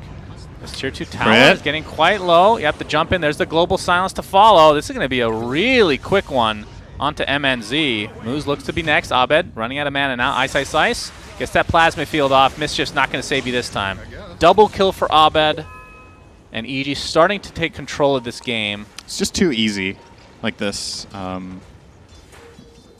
They don't have the solution to the Global Silence, and they're posing aggressively at the tier 2 tower. I don't think you can push that yet. You need to have either some sort of defensive item like a Lotus Orb, or Legion Commander needs to have a way of purging it off so she can save the target. And it just isn't there, so EG can just jump and kill them at that tower. Very, very exposed position there as TA. Maybe they're confident because it worked the last couple of times, but the difference that those times was they were flat out just in a more favorable position around their mid-tier 1 tower, and EG had a little bit less in the tank. Now that Abed has higher levels and more damage, and they connect with crit as well, it's a different story. MNZ. Arteezy is going to spot him. Instant TP support coming down from Leo Style and Frank. Wonder if they're going to... Arteezy would be, well, I guess he's connected with a bunch of his teammates. It'd be very difficult. For level 14, has Manta, obviously top net worth by a long shot, over 2k difference. I do like the idea of Thunder Predator making a move here, though, just because Global Silence is down, please use your shovel. Global Silence and Magnetize are down for a bit, so if they were making a move right now, that could very well lead to something big. They're just going to brute force bottom tier 2. That's more than likely going to cost them the top area. EG's lineup isn't good at killing Roche, so... Yeah, they'll get this. They will get the tower. It's nice. EG still building up way better, though. 4,000 gold lead. Arteezy the big breadwinner, and again, man, this has just not been Leo Styles' tournament. No, he's just struggling. It's a shame to see. He is one of the more explosive, I use the word again, South American players. Has had some really great showings from the mid lane in previous tournaments, but this time around it's just not bringing his A game. He's got to be feeling a little bit disappointed. Maybe he can find a big pick here, though. Tornado. Abed, he has the invisibility rune as well. He's going to go on side the cliff. They're going to sacrifice Fly for this. Yeah, Fly will get Tornado EMP'd. They don't get the Ice Path off, but that is going to be the first dual cast in the entire game, and it will result in 10 damage for Frank, who did go the cast range. Yep. And he's getting relatively close to the blink, and I think that's when they need to just start going constantly. Frank has had almost no impact on this game, in all honesty. But MJZ. He does have quite a bit of farm. He was responsible for 2 of the big saves in the mid lane, right? So he's had that, but not the offensive impact. Yeah, he is gets toast. Kicked out. Takes him about half a year to turn around to cast an ability, and then dies shortly after. Just takes too much effort to cast something as a double-headed dragon. It's like each dragon have to talk with each other to try to communicate who is doing what, and it's just too much for their brains to handle, you know? Yeah, when you're slower than Ogre at communicating, you know something's wrong. Well, Ogre is different. One of them is relatively smart, and he just does everything, and the other guy is just, his head is just attached. He doesn't actually do anything. Frank. Good Monkey King stun. Yeah, but the Global Silence is there. Magnetized from crit as well. This is going to lead to a very quick kill again onto Frank, and Moose looks to be next. So EG getting the better of this. Double kill for Abed. MNZ 2-shotting Fly. Yep, that's a double damage. Abed has no mana. That's right. Completely out of mana. So this might lead to a kill. Ooh, my goodness. MNZ. That's great for Thunder Predator. They might get Roche with this. There's no Global Silence. Okay, they're thinking about it. I think they are waiting just a little bit for Leo Style. He was waiting for the second meld, for the double meld opener. Double meld, all right. Yep. That's going to be a very, very quick my Roche. God. TA is so dirty at killing Roche sometimes. It's just insane. All right, okay. Yep, this is definitely what they needed. Big kill onto Abed. Roche. This buys you a few minutes. Is the best item at this point that they have against Global Silence. Aegis of the Immortal. Now, if EG want to kill MNZ and they use Global for it, on his second life, Global Silence will have expired, and Thunder Predator can go for a counterplay with Blink Duel, with Press the Attack, obviously. This does open a little bit of a timing window, so not bad. Did you see this, by the way? Crit obviously has the Philosopher's Stone. Wait, hang on, is this a full BKB on TA? Dude, he's big, man. He's got Deso BKB. Okay. All right. He disassembled his Dragon Lance to get this BKB up and running. Yep, sounds good. I think in terms of power right now in the game, this 4K lead is nothing. Fly's dead, probably. Ice Path. There's the duel. Frank showing off that Blink Dagger. 20 damage for him. And if you're a Thunder Predator fan, hopefully many more to come. But back to Crit, he's actually going for Ags. First of all, this Ags is crazy. It's good against Legion but Commander. Second item, that is really fast. I think the idea is that if someone gets dueled, he can just roll in. Yeah, that's a save. And stone. What's a good word for that? Petrify is the official word. When you turn something to stone, you petrify. Yeah, but Petrify is, from Medusa's standpoint, does extra damage, so it implies that happens. But that's not the case, I think, right? It's just a general word that means turning something to stone. I understand, but in the Dota realm, it implies things. And does it say on Medusa's spell that it petrifies them? The lore does. You're actually looking this up. I'm looking it up. This is a TI-10 It says petrified. You are correct. God, I'm good. Damn. What did I say, huh? Well, Thunder Predator stole the Ancient stack there, and they're going to farm the next rotation of it as well, so the gap is closing. He's got his Dragonlance back again now, MNZ, and we're going to grab the Radiant Bounty Rune here as well. So, honestly, anyone's game at this point. If you're EG, are you trying to look for a pick, or you're just trying to wait out the Aegis? I think you want to wait out the Aegis if possible. You're not favored in the team fight right now, but they might get the pick on Frank top. If they fancy it. The Predator are a little bit scattered. It's not a nice target for them, though. Leo Styles in the area as well. Oh, he's going to see Abed, maybe. Oh, he didn't see him there. If Abed tries to cut the wave, he could die. They have a read here. The scan is just barely off to the left. Crit. If he took one step left right now, he would scan red. But nothing's going to happen. Abed now going to jump to the wave. They're going to see him here. Yeah, but into the trees he goes, and Crit's in the vicinity as well, as you said. TP away. Yeah, TP's out. Tier 1 tower. Well, MNZ's not actually going to finish it. Double damage bot. Okay, yeah, that's going to be spotted here pretty shortly. Abed will get it. Leo Style is on his way, but Abed running south to his team, so he's safe. And Arteezy has the Manta, like we talked about. Fey Grenade, and Butterfly is complete. That means a smoke. So EG wants to fight. Yep. Still 1 minute 30 on the Aegis. Oh, MNZ doesn't have a TP scroll. Uh-oh. Oh, no. Gork TA. Oh, boy. He'll get the Tier 1 tower at least. Well, couple shots there. Need to make sure they don't get into a fight in the bottom half right now. Looks like they're fine. Yeah, they've done a good job of going to the other side here. Frank working on a blade mail. And Leo Style. Okay, did he? He never finished the Spirit Vessel then, huh? So, he changed his mind. Yeah. I like the BKB. That's what I was talking about. It needs something against Global Silence, right? Yeah. But it feels really bad to just go double null into BKB. So he gets a build-up item so he can scale further. I think it's an okay choice. You would have liked to see the Midas like 5 minutes earlier. But the logic behind it in this game I find kind of sound, honestly. They have a good shot at transitioning to that stage of the game and get it done. Top tier 2 towers falling. Indeed. They're gonna EG's just gonna give it up. And only 40 seconds to go though on Aegis. It seems that Radiant's top tower has fallen. So likely EG will try to take advantage of that timing. Gabe Newell currently giving EG 69% chance of winning the game. Those are nice odds. But the best that Thunder Predator have had in a long time. Yeah. Sitting at 31. Very true. MNZ being followed by the Alpha Wolf, so a little extra damage going his way. Only 15 seconds, though, on this Aegis, and EG just ready to pounce. Oh, there's the roll. Oh, Crit is in an awkward spot here.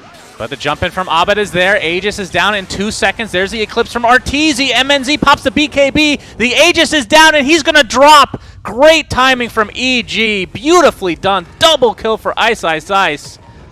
Just masterful timing. Crit trying to chase Frank in the meantime. There's the Orchid from Abed. Pops that Blade Mail. Not going to save your life. So 3 kills in the blink of an eye for EG. Oh. See what they can do with that. It's one of those damn it if you don't moments, right? Like TA can pop BKB instantly and fight, but you want to use it on the Aegis. Yeah. But if you just wait a little bit, it runs out. And EG are keeping it. BSJ. Radiant's top tower is under attack. And get a really nice play out of that. That's huge. That was a very, very big moment for them. I mean, he was in vision, right, because of this ward here. And like we talked about, I mean, I have owned a professional team, Cinderin. Believe it or not, people don't time things all the time. Like Roche timers, Aegis timers. Being able to actually see that as a player is an advantage now. Should specify when you say owned a team, we don't mean that you played really well and owned a team.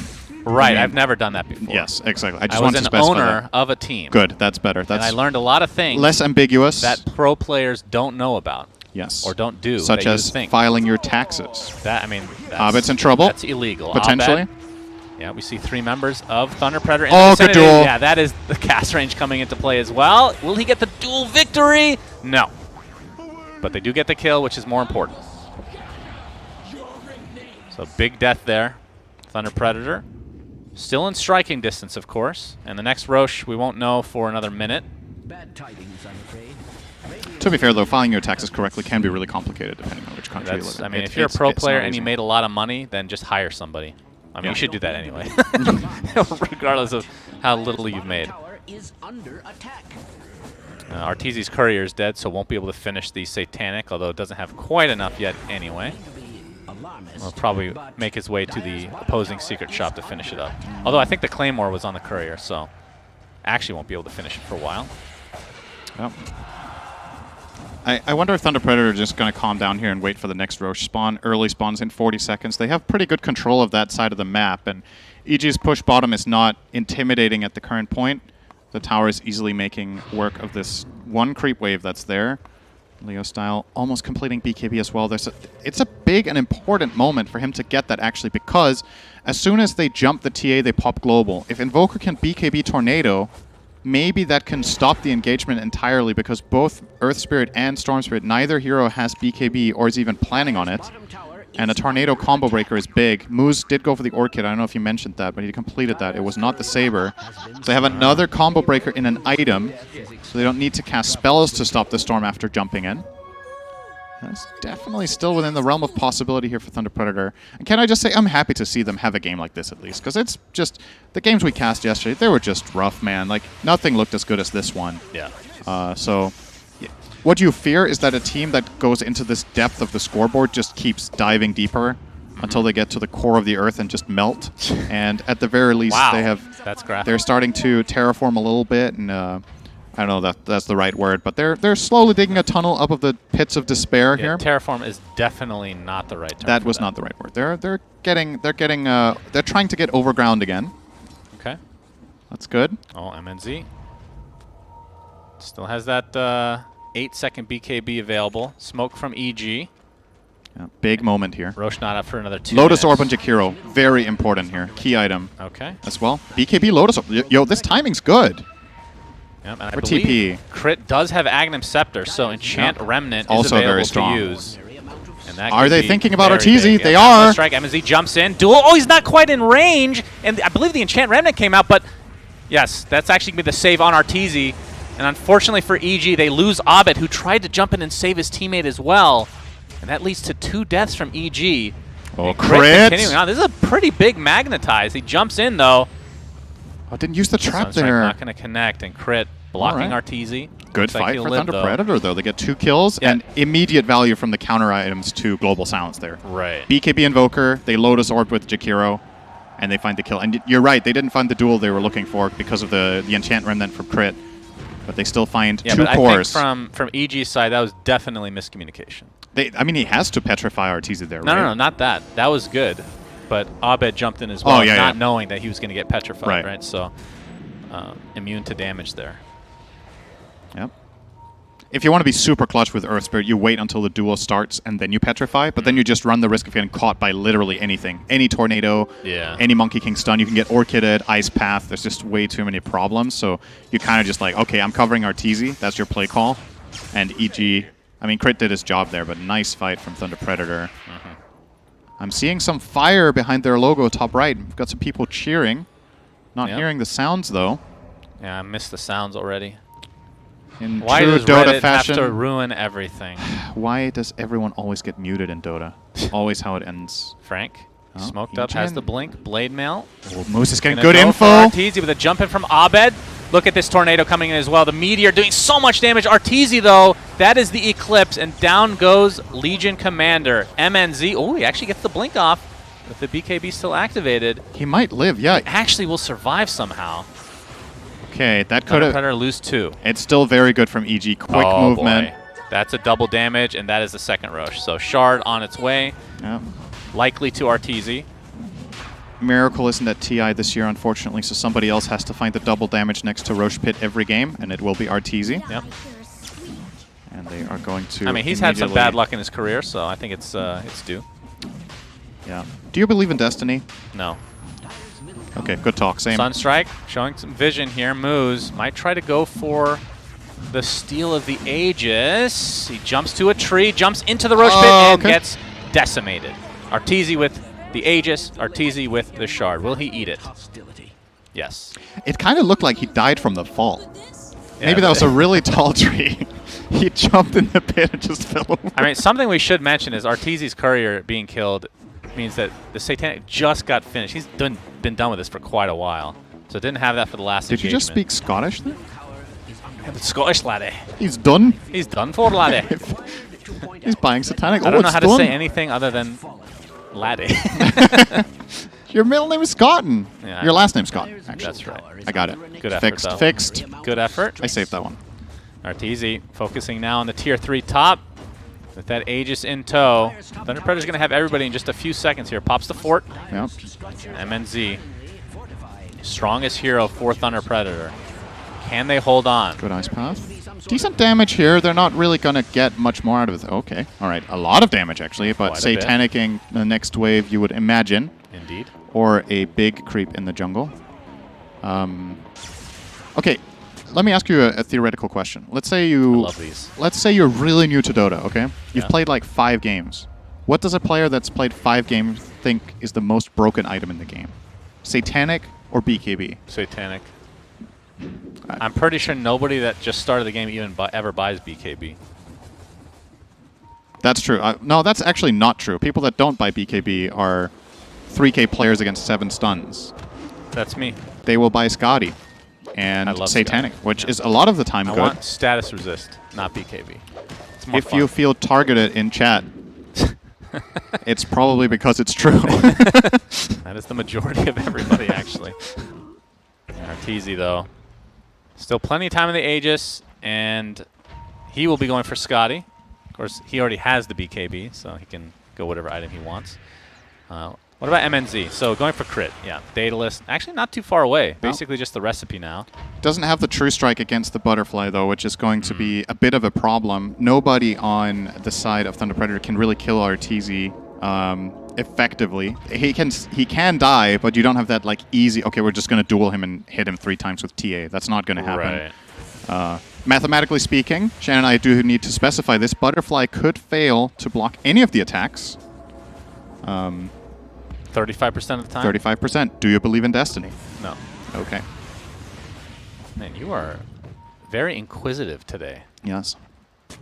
Do you believe in destiny? No. Okay, so stop asking I already me. told you once. Yeah, I told you twice now. Yeah, I didn't listen the first time. Okay, but you replied to... whatever. Yeah. Arteezy trying to finish off this Tier 3 tower now. Monkey King stun. Frank. Ice Path coming in. Knowing that there's an enchant remnant that can just completely nullify. All right, he actually is punching. Oh, Frank boy. Jumped in. Oh, the Blade Mail. Lucent Beam kills himself. And the Psyblade attack from 4,000 range away. Aren't you happy Psyblades got changed so that feels broken now when last patch it was 500 range more than that? Yeah, still very, very far. That was some range on that splash. So do you think EG just chills? Do they pull an elephant and They wait for the next could. Roche? Okay, let's say you've never watched Dota. What is Here it? we go again. What's wrong with you? All right, without context, what would you think? You're somebody who doesn't watch this game. What does it mean to pull an elephant? What are you? What kind of a saying is that? That's true. That does sound weird. All right, I'm sorry to leave, guys, but I got to pull an elephant. Yeah. Yeah, That could mean many things. Okay, so if you weren't watching yesterday, Elephant were really, really far ahead in a game, and they slowed it down a lot, and they went to like 50,000 net worth lead, and they still waited for next Aegis. So when Shannon says pull an elephant, it means slow down the game and wait for Roche. I mean, and don't end when you're ahead. I mean, pulling elephants are they slow? They actually run kind of fast when they want to, but they're really lazy, so usually they don't. They have a good memory, though. They do have a good memory. I think. Yeah. And they're very big. Yeah, and they're very nice, actually. Do you have a pet elephant? No. Okay. Now how do you know? I did. Have you ever pet an elephant? I've been to Kenya. Yeah, actually, it was great. Oh, you've been to Kenya? I almost died to a lion. Oh, well, then anything will seem nice next to That's a lion, true. I suppose. So elephants, Well, yeah, hippopotamuses are way scarier, though. They're the true menace of society. Mm. All right. Scotty on its way to Arteezy, and he is very close to being item limited now. So I assume Hurricane Pike, or does he just replace Dragonlance with something else? Like what? What does he need? Pike is pretty good against TA, right? Just create the distance immediately when she gets on top of you, so you can win the fight from a distance. I could see that being good. Could buy upgraded Aghanims as well. Yeah, that's Put true. it on Abed or Crit as they initiate for insane magic damage burst. It was the build we saw. We had this epic game yesterday between Secret and Elephant. Oh, Moose is going to be found Whoa. out. Oh, Abed out of mana, though. Keep jumping. Yeah, Moose is fine. They scanned for that, too, so some resources wasted from EG's side. Interesting warding here in the bottom lane. Notice this. Both teams placing these deep lane wards, trying to look for side lane picks. TA queuing up a Swift Blink. I was wondering if we were going to see a potential Ags to find these side lane kills as well. What happened with Ags? I feel like, I mean, we don't see TA like every single game. Right. Ags was a thing every single game that was played like 3 months ago. Shouldn't he at least have the shard by now? Like, isn't that just insane value to have the silence on the traps? It is. Especially because you can use these when you're global silenced. Yeah. You could just activate the trap on itself, so I don't think global silence affects traps. That would be kind of weird. It would be weird, yeah. I actually can't say it for sure, because I think your global silence affects all your player-controlled units. But I think... Stops all sound, preventing enemy heroes and units. Yeah, but traps are not units. They're wards, right? So They're I think gadgets, you can still use I believe, traps. right? Gadgets? Or aren't they considered? Is that Heroes of Newerth? Am I 10 years late on this? I've never heard that word used in Dota ever before. It's a gadget. It's just Okay. like Plague Ward. Right, that's a ward. It's a gadget. Why is a ward a gadget? Plague Gadget. Haven't you heard that term Oh, before? Abed could be in trouble. Yeah, Duel. Frank. Oh, Boundless Strike sets it up. There's the duel. Blade Mail as well. Global Silence, though. And there is the save from Crit again. Aghanim Scepter. Unreal on this hero. And they're just going to turn this around onto Frank as well. Abed using all his mana. Really want to kill this Monkey King. Moose actually showed himself again on the Remnant there, but yeah, that looked kind of close. Or, okay, let me rephrase that. I don't know why I said that. That was actually not what I was thinking at all. That wasn't even close. That was what I was going to say to killing. I don't even know if he needed to be saved. They need the TA there or the Invoker there for the right-click damage. Legion has 40 dual damage stolen. It's not enough to kill there. Yeah. So, gotta have some sort of extra bit in the tank, but the idea is good to catch the Storm in the sideline. Still, though, EG are just finding so much more gold on the map. 15,000 lead. They have way better lane push coming in. You know what? I just realized I don't think we've talked about Ice Ice Ice for 30 minutes. There is a Razor in this game. I forgot about him. And he is scaling as well. So he's close. He's got Halberd. He's almost getting Refresher. Damn. So slowly but steadily, very quietly, this game Ice Ice Ice for his usual showings. That's true. Quietly getting usually there. quite flashy as an offlaner, but nobody can make Razor flashy. Oh, Frank jumps in. There is the duel. Woo! MNZ. Oh, great monkey stun on it. Yeah, Crit trying to save his teammate. That's going to be a gem now for Thunder Predator. And Roche could spawn within this death time, and it actually will. It will spawn before Crit by about 15 seconds. Okay. If they have vision in the pit and they go there instantly, I think they just get it, maybe. It's... I mean, I'm saying that. Arteezy is actually enormous, but He's also not the fastest. He gave up his boot slot to get... What did he complete? So he sold the... We were talking about this a moment ago. What was like his last... slow motion. What did you call it? Balrog? Is that what you said? Balrog mixed with an owl. Yeah, it's very slow now. What item did he replace? He replaced the Dragon Lance for... Was Daedalus the final one he bought here? Yeah. I guess it was, right? That's actually an unconventional build order for Luna in the last few months. You would get Daedalus earlier, usually, because of the shard. But he is opting to get it last. All right, tier 2 tower. All right, MNZ. Yeah, Alacrity can help take that out. And MNZ is looking quite beastly. Has the ninja gear as well. And Swiftblink should be pretty soon, but probably wants to preserve the buyback. And they see Roche, but there's the smoke from EG. I think they're going to be too... TA is so fast at this. It's insane. This is the Aghanim Scepter as well. You have to expect MNZ to take this. Maybe Leo. No, Leosai already has his Cataclysm online, it seems. The question is, does EG want to fight right now? Good question. No. EG may be pulling an elephant, but Thunder Predator not pulling an OG. They remember the Aegis. Yes. And get moving. Moose, did you mention the Bloodthorn?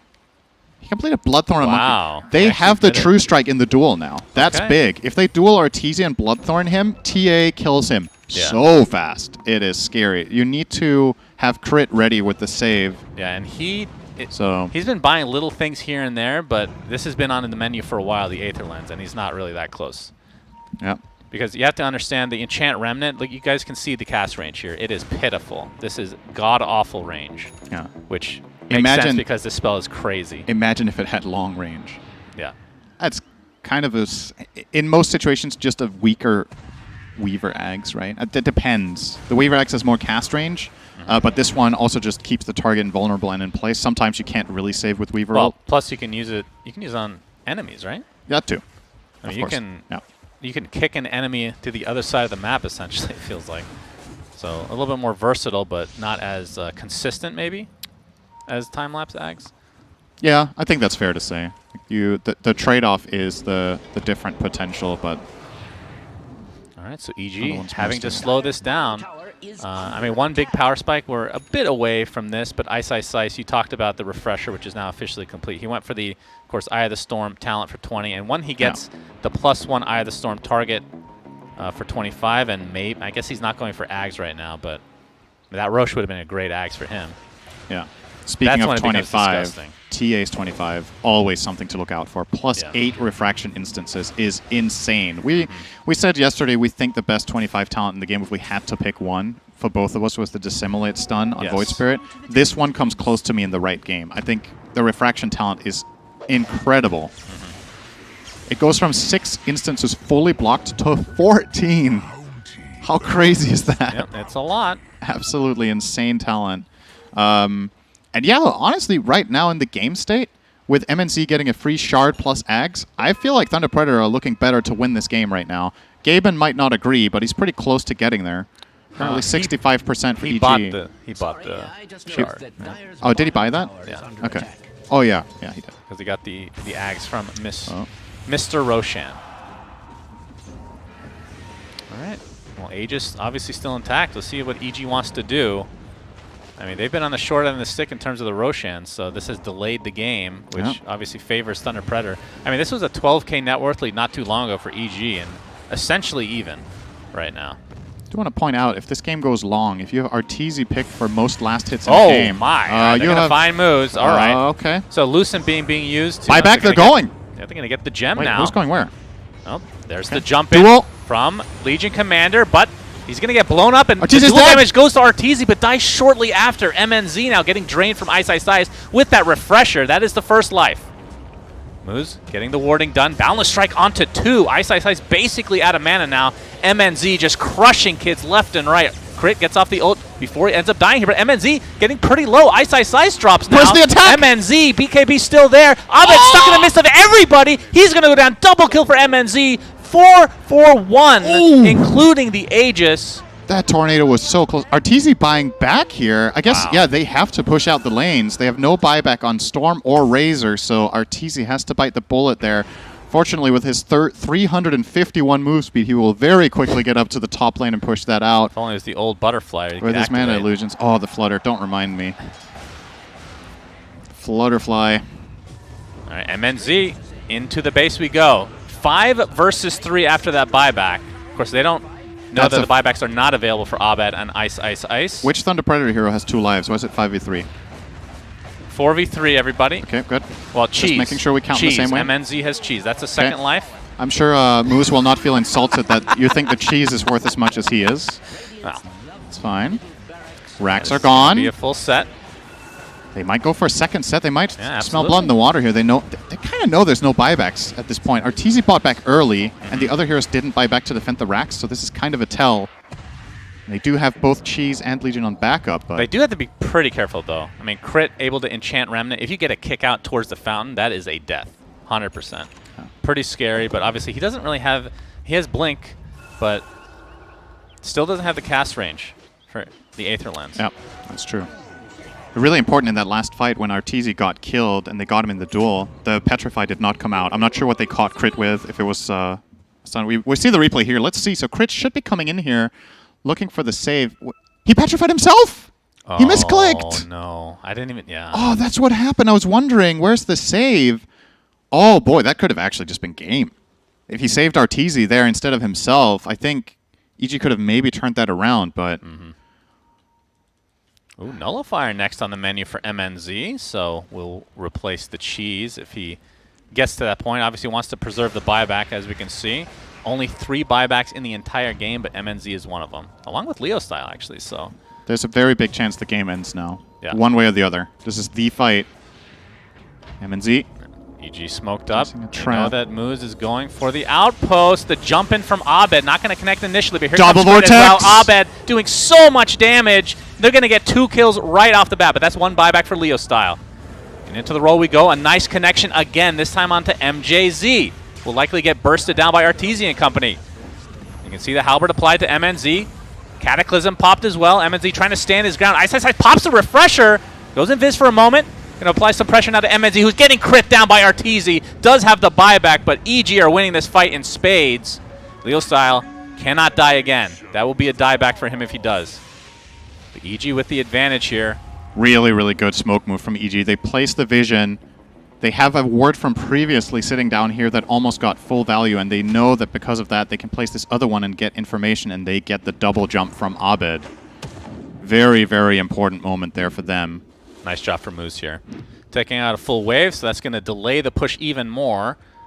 Yeah, it's not over yet, but only buybacks expended by Dire there, except Crit, I think, was the one buyback used for EG. Was that in the previous? No, it was in this fight, I think. So, Thunder Predator with these core buybacks, both the TA as well as Invoker. There's a very clear-cut way now for EG to victory. Catch either of these 2 and kill them, and it's probably done and dusted. Right. But anything can still happen. Late-game Dota is wild. Yeah, Leo Style working on a refresher. Well, obviously, when he has enough money, we'll just buy out on it. So that's a double Cataclysm potential. Radiant's top tower is under attack. Nice Ice taking out Moose Courier in the meantime.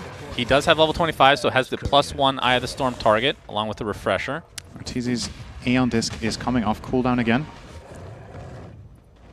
Did show that off as a fresh reveal in that last fight. Plays a really big role in their inability to kill him here. There's no Nullifier just yet for MNZ. He's close to it, though, I think. Is this his courier?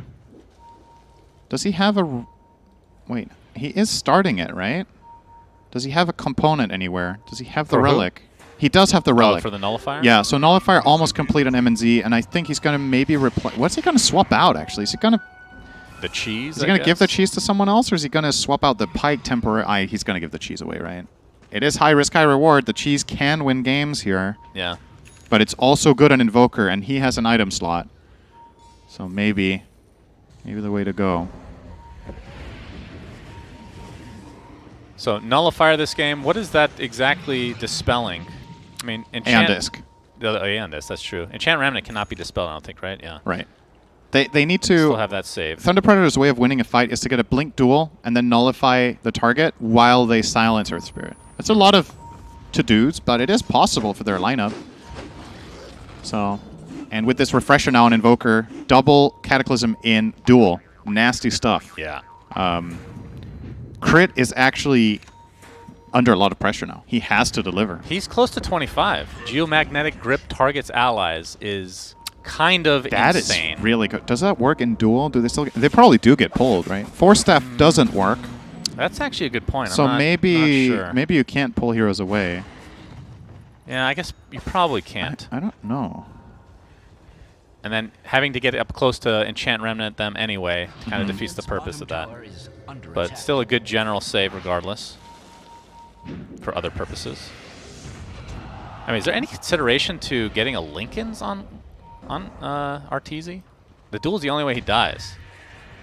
And if they have Nullifier, which they're not showing yet, so that's going to be a surprise item. What would you swap out for Lincoln's? And Oh, what we can got a what can smoke here break for it? Thunder Predator? We have a Hex on Jakiro as well. Damn.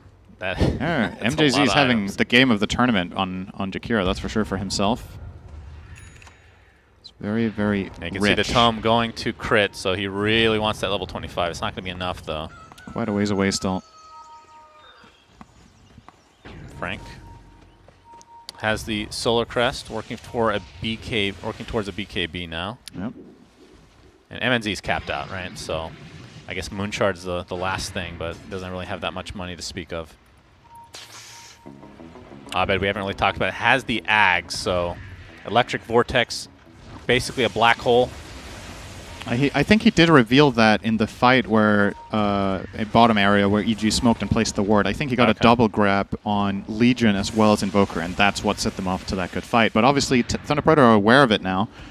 Maybe need to be a little bit careful to not stack up at all. But the heroes are fairly mobile, so not Roche getting is up. stacked isn't the worst. Roche is up. Ags and Refresher Shard. Roche number 4. Yep. Who even gets this? Ice Ags. That's true. We talked about that. So that's the Refresher. 100% he's taking this Ags. Yep. And the Shard, I would assume, goes to crit. I feel like I'm surprised he didn't buy this himself, but the Stone Remnant, you get the extra, I believe it's 5 or 4? Yeah, 4, and then it gives you the ground vision, which is pretty strong. We'll see, though. Could give the shard to Storm. Oh, he doesn't have his yet. Oh, thought he would already. Okay. So there is the Aegis. Refresher Shard for now on Arteezy. Ice consumes the Ags. So now 3 targets will be hit by his ult, and it prioritizes buildings Where's as well. the shard? Did they not eat it yet? Radiant's bottom tower is I don't see it anywhere right now. Has that Is it ever still in the been Roche cause pit? for celebration? Wait, No. does it even... Hang on, what drops here? Axe, cheese, refresher, and Oh, axe. I'm sorry. Yeah, there's no It shard. doesn't drop. What are we talking Were about? you the one saying shard or me? Was I just so excited? It was definitely your fault. Okay. I said refresher shard, so then we probably... Yeah, Oh, I see. Yeah. Blame it on you either way. yeah true. All right, Arteezy, you can see the buyback situation. Needs 300 gold to finish that one off, and obviously wants 1,200 past that to be able to consume an Aghanim Scepter. And his items are quite full. But yeah, having the refresher shard with the Ags Eclipse is going to be quite good. That is nasty. He is still 1,000 gold away from Axe plus buyback. He is committing. Really? Arteezy does well, not he does have have buyback now. Aegis, Yep. so... He Okay, does. so has the Ags. Crits 25. Radiant's top tower MNC's just in. Yep. He does this so fast. This is against Aegis and Cheese, by the way. I really like this aggressive play from Thunder Predator. Yo, EG, you need to get over here. This is going Got to pretty press fast. the attack. That's going to be a dead tower. All right. Ice. Yeah, we're going to get the duel off there, but there's the BKB from Ice in the meantime. And yeah, Frank is in a world of hurt, Cinderin. He is taken out very quickly. Does have buyback, though. But the rest of Thunder Predator on the retreat. Yeah. Perhaps a little bit miscommunication on whether they were going to commit or not. Yeah, but no miscommunication on the back out. Somebody in the room yelled really loudly. And Frank was like, I got him, and everyone else like, no. And then they left. So they got out of there. I do think that was not a good duel. I think backing out there is a good call, but it's a really tough one to make, and you understand why he wants to go for it. Maybe it would have gone if the BKB didn't go off on Razor. Perhaps they would have committed then. So, yep. Arteezy straight down mid. Yep, very slowly we'll make it there. NA Ice will make special. it even more difficult. Usually when NA players run down mid with this move speed, it's without items. This time it's with a lot of them. So. Yes, this is a little bit different than what we're used to seeing in pubs. And drained of mana completely. You can see the geomagnetic grip. from that 25 talent that is now on Mr. Crit himself. And a lot of these spells being applied to Luna, but she does have Satanic, of course. Hurricane Pike. All right, Ice Ice Ice. The jump in from Abed. He gets Electric Vortex onto 2. Ice Ice Ice with the ult from the backside. Abed going really deep right now. No buyback being used on Frank. They're going to lose 2 right off the bat. They all have buybacks, though. And they're going to end up resetting, likely for EG. Tornado. Satanic was already popped from Arteezy, so it gets back to full HP. Wants to get a couple racks here, wants to take advantage. Okay, Cataclysm with the duel. Ice Ice Ice, goodbye, but a big Electric Vortex onto 2 heroes. Ice Ice Ice buys back into the game. You can see the Eclipse doing ridiculous amounts of damage. Still be a dieback on the moves if they're not careful. Indeed, he goes down. 5 versus 3. I can count this time, Syndra. MNZ. Oh my god, it's hard. Abed nullified. Gets to safety, but there's the Blink Dagger from MNZ. Now the buyback on to the Storm Spirit. Arteezy, in the meantime, still has the Aegis in tow. Just applying pressure to these buildings right now. Looks like that first life will be used. 5 versus 3 still. They could just go for Ancient potentially. He's going to pop the Refresher Shard, so has his Eclipse again. First set of racks finally taken from EG. And he has Disc. 18k net worth lead for them. Yeah, Disc will help provide him with a potential second life crit. Kind of in a weird spot here. Frank doesn't have duel for another 2 seconds. Abed trying to save. He gets it off successfully. 2 heroes get stunned up, and TA drops to the deck, buys back into the game immediately, and they're just going to go for the Ancient. 5 versus 3 again. MNZ has to pop that BKB. Still has the Nullifier to work with. That Eclipse is doing so much damage. The Lucent Beam Shard. EG end up taking this game in very exciting fashion. Thunder Predator looked way better this time, but man, oh man, EG come out on top either way.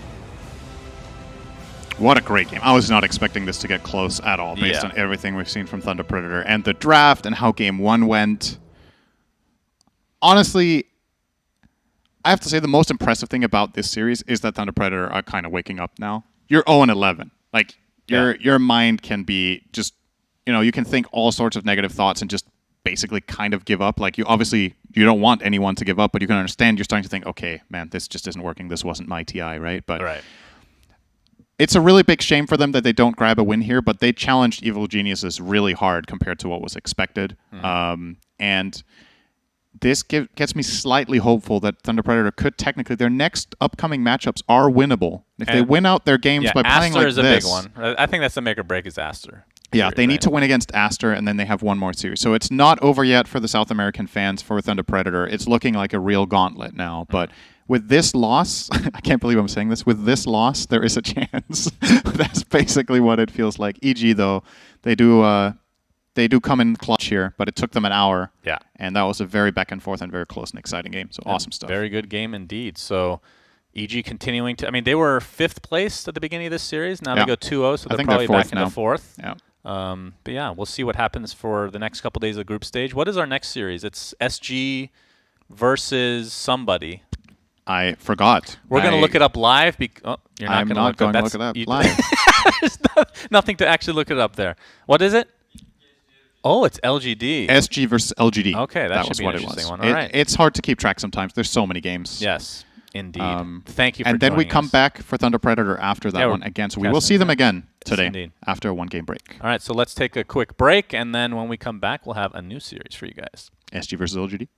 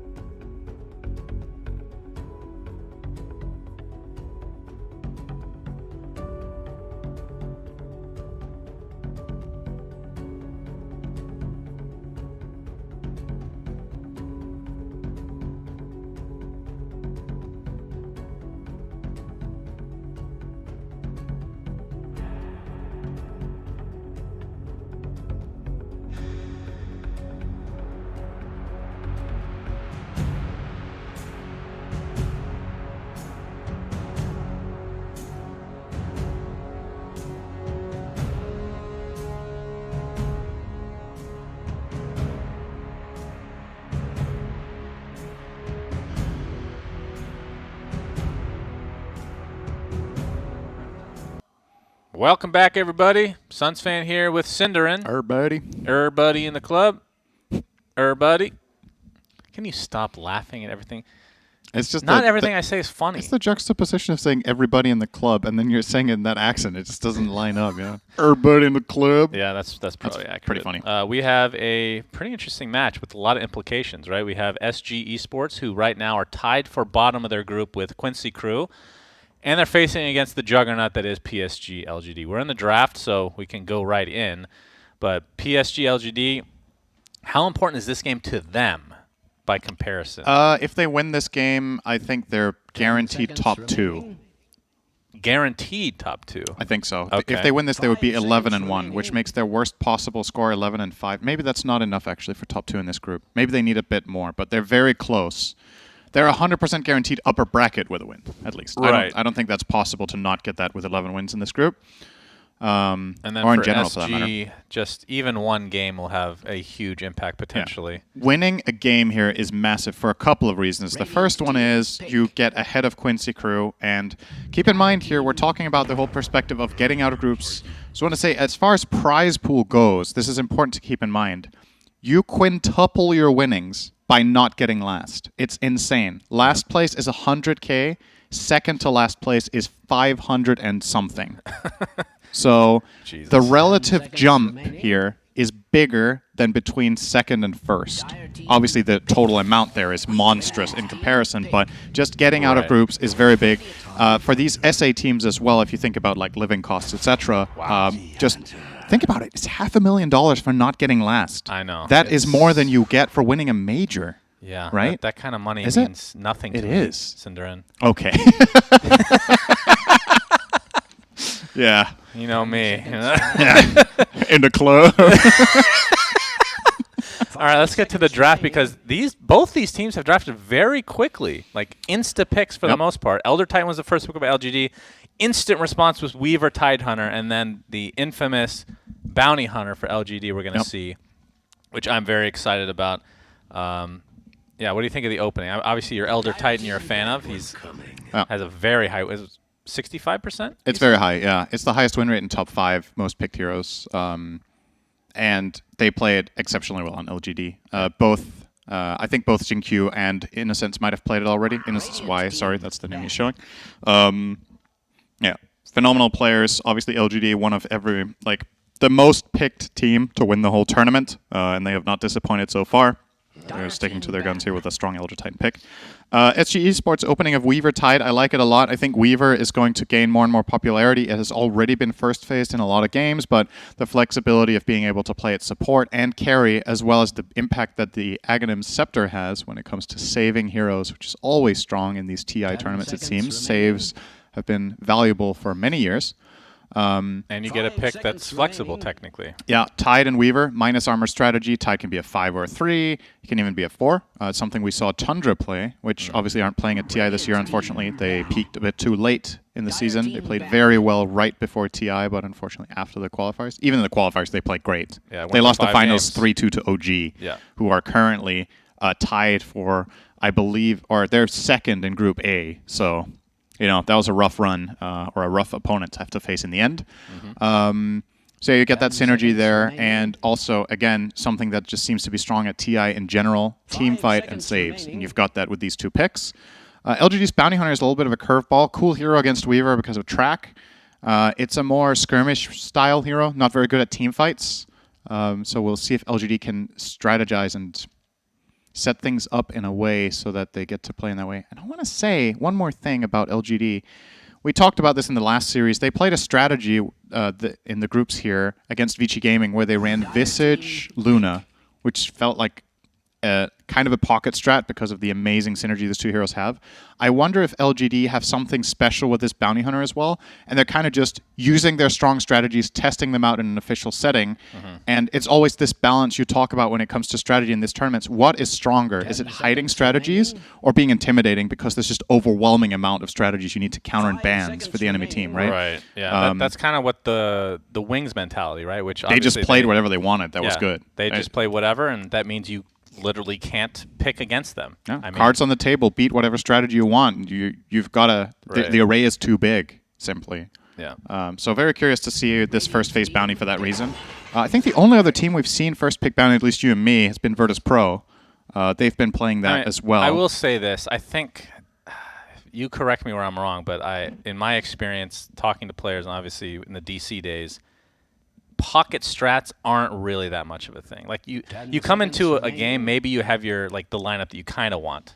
Obviously, you might change it a bit based on what's being drafted, but like having these things that you're quote unquote saving isn't. Occasionally, maybe there's a hero or two, but not really. It's not like if they're bringing out these heroes and they end up looking really good, maybe they didn't even know it was that good. Like, oh, okay, Visage Luna is crazy. Didn't know that. I think when I say pocket strat, back in the day, many years ago, a pocket strategy would be like almost a full 5-hero lineup. I don't think that happens anymore. Right. In that extent, it's specific hero pairings that are just crazy, like the Visage Luna. That nowadays I would consider a pocket strat because. The way they interact might be something other teams don't know about, and also based on the tournament, we haven't seen other teams play it, and that leads me to think that it's kind of secret or unknown. But obviously LGD have shown that now, so teams got to adapt to that. Love the Clockwork pick. Very good against Elder Titan. It's a hero that gets up close and personal, prevents him from casting his big teamfight abilities. He can also catch Bounty Hunter when he is stealthing around. If you have a Sentry and an Observer pairing, you see Bounty is an easy grab. Bounty Hunter might go Force Staff for that reason if he's a support. And also, I like Clockwork with Weaver. Even as a lane, the Weaver can be carry and Clock can be 5. It's actually a very, very strong lane. Clockwork loves playing with ranged carries that hit hard. So, a lot of good things to say about this. I like what they're doing so far. Void Spirit's the next pick for LGD. Likely to be the mid hero. We don't really see much flexibility in that hero anymore. Nature's Prophet, on the other hand, has a little bit of flex. I mean, what are you expecting from the bounty? What position is this? Is there any flex? 3, 4? That's what I'm excited to see. Yeah. I think it could be position 1. Okay.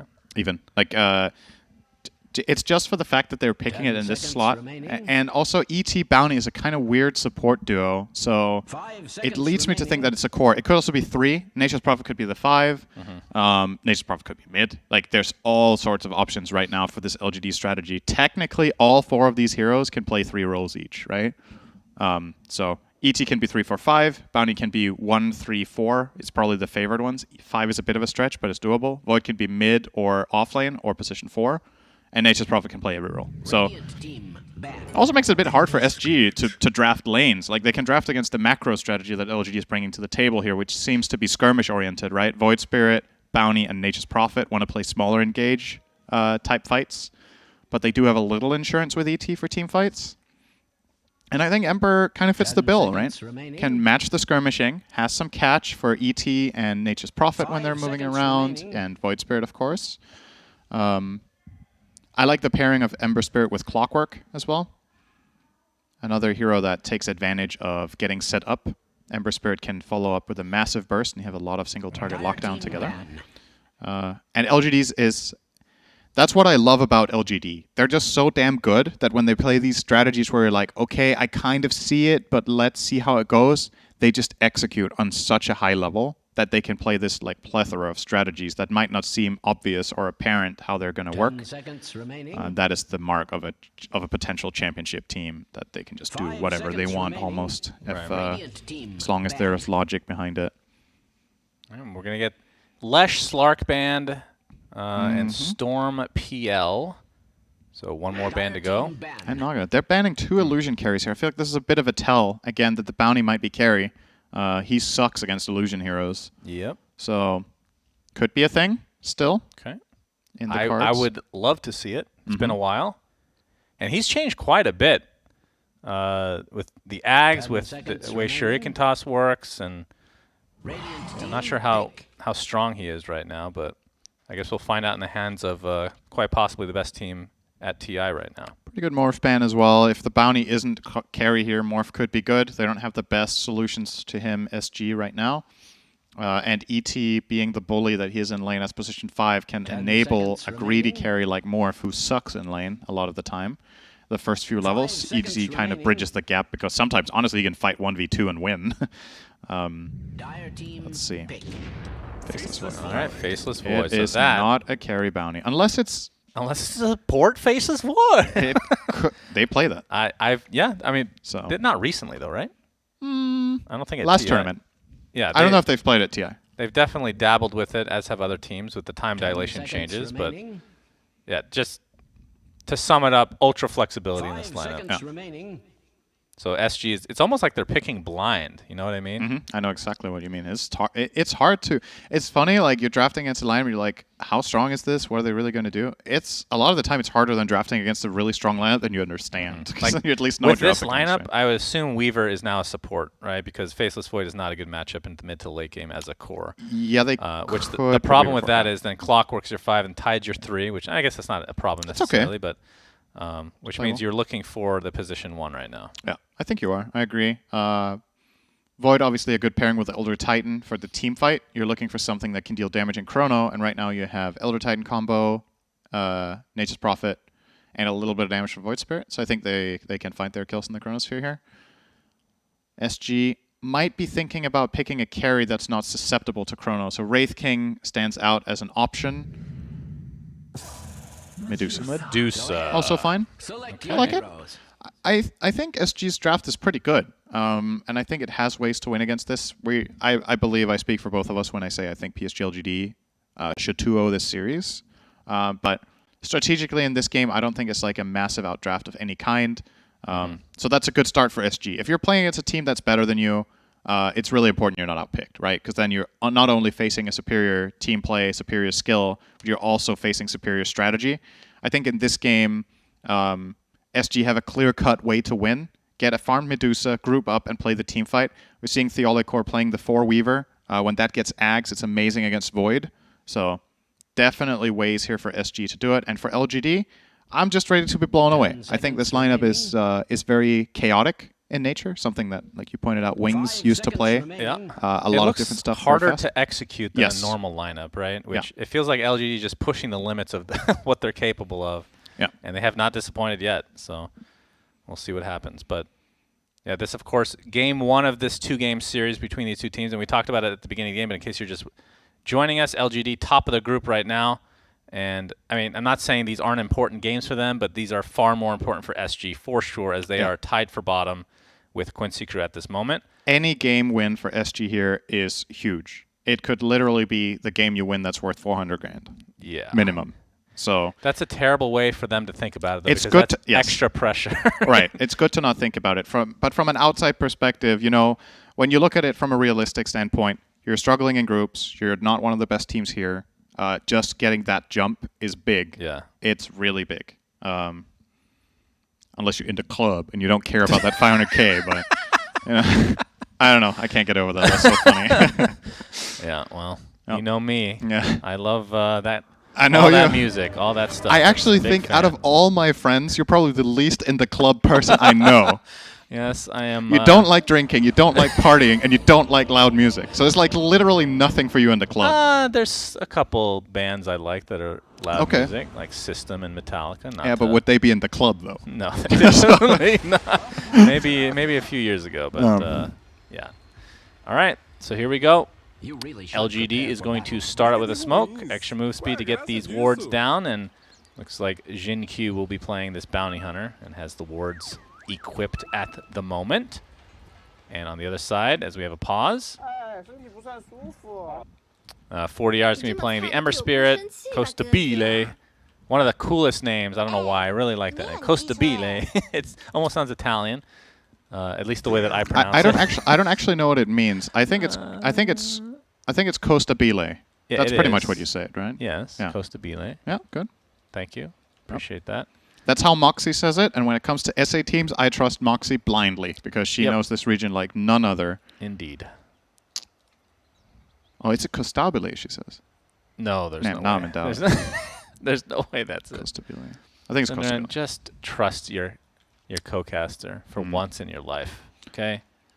Yeah. One time. I do that when we have a tri-cast with Slacks. Oh, boy. Then I trust one of the co-casters. Yeah, you trust me over him, I hope. My goodness. Yeah. I do. You got me. Yeah, Elder Titan continues to get picked despite having a ridiculously high win rate. And we'll have to wait and see if that trend continues.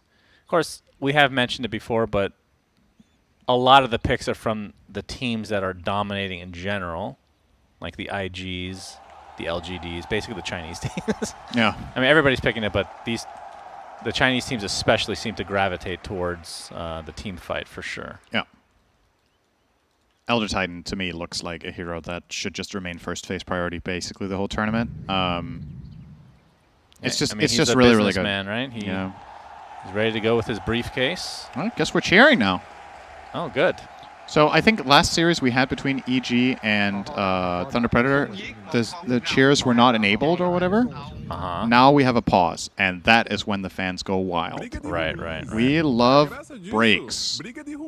Now, what do you think about this? PSG LGD. You see this tower right here? It's Clockwork. It's tiny. This is Clockwork. It's Clockwork and Tiny's love child. Maybe. And Clinks. The chest is Clinks, actually. The chest? Yeah.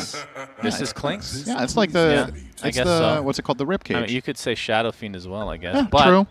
The other tower, I know this is very important. This one is Shadow Fiend, right? That is Shadow Fiend and Clockwork. Somebody really likes Clockwork at Valve, let me tell you.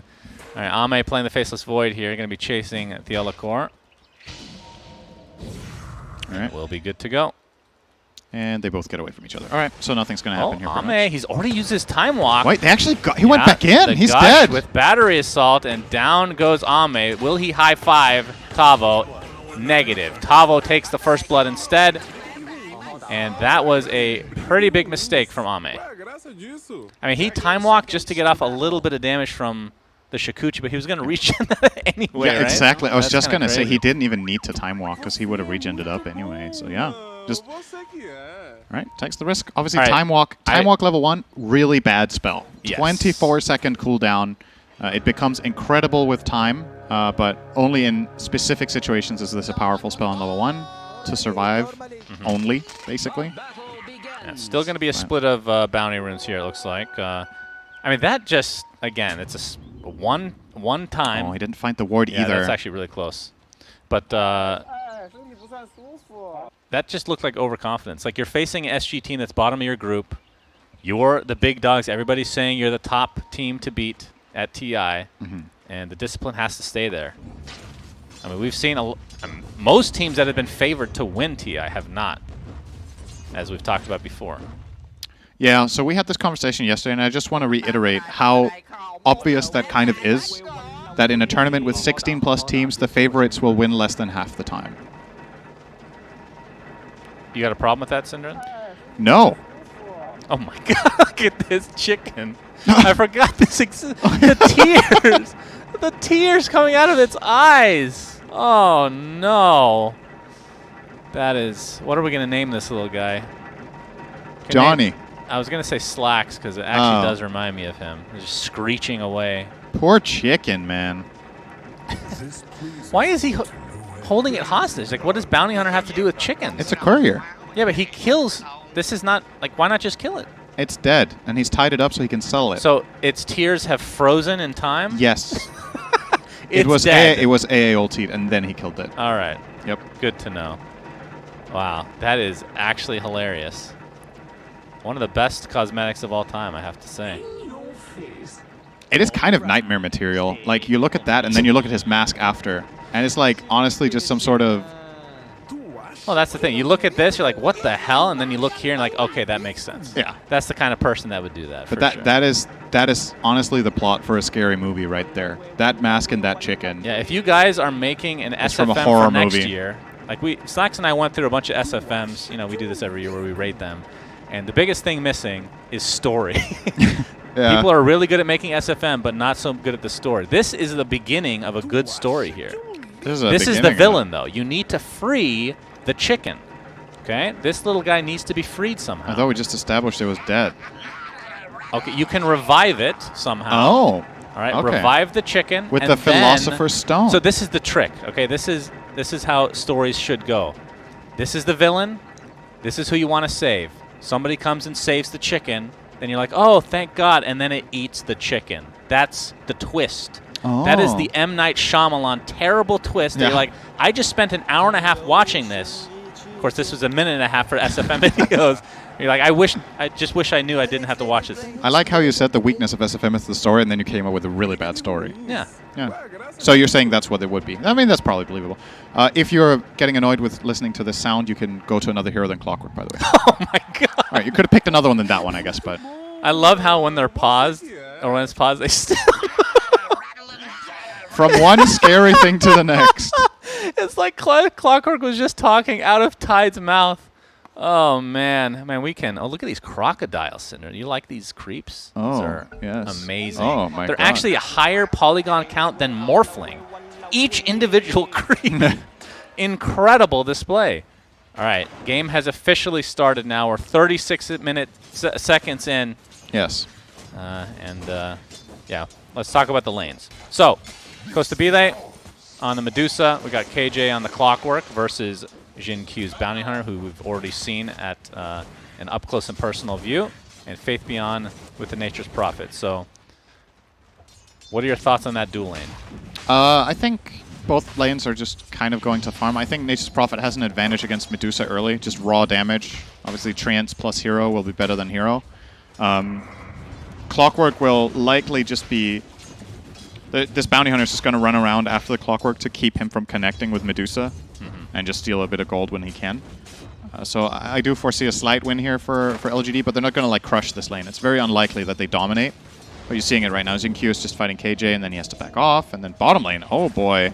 Yep, Y has to pop the Fairy Fire. So little economic damage from Theolacor. Yep. So much damage between Weaver and Tide with that gush. And nothing to say. Going to be facing the brother, Ember Spirit, for 40R. Thoughts on this matchup? That's pretty even. In many ways, I think one of the more even matchups in mid you get in general in this meta, to be honest. See, they're going at it.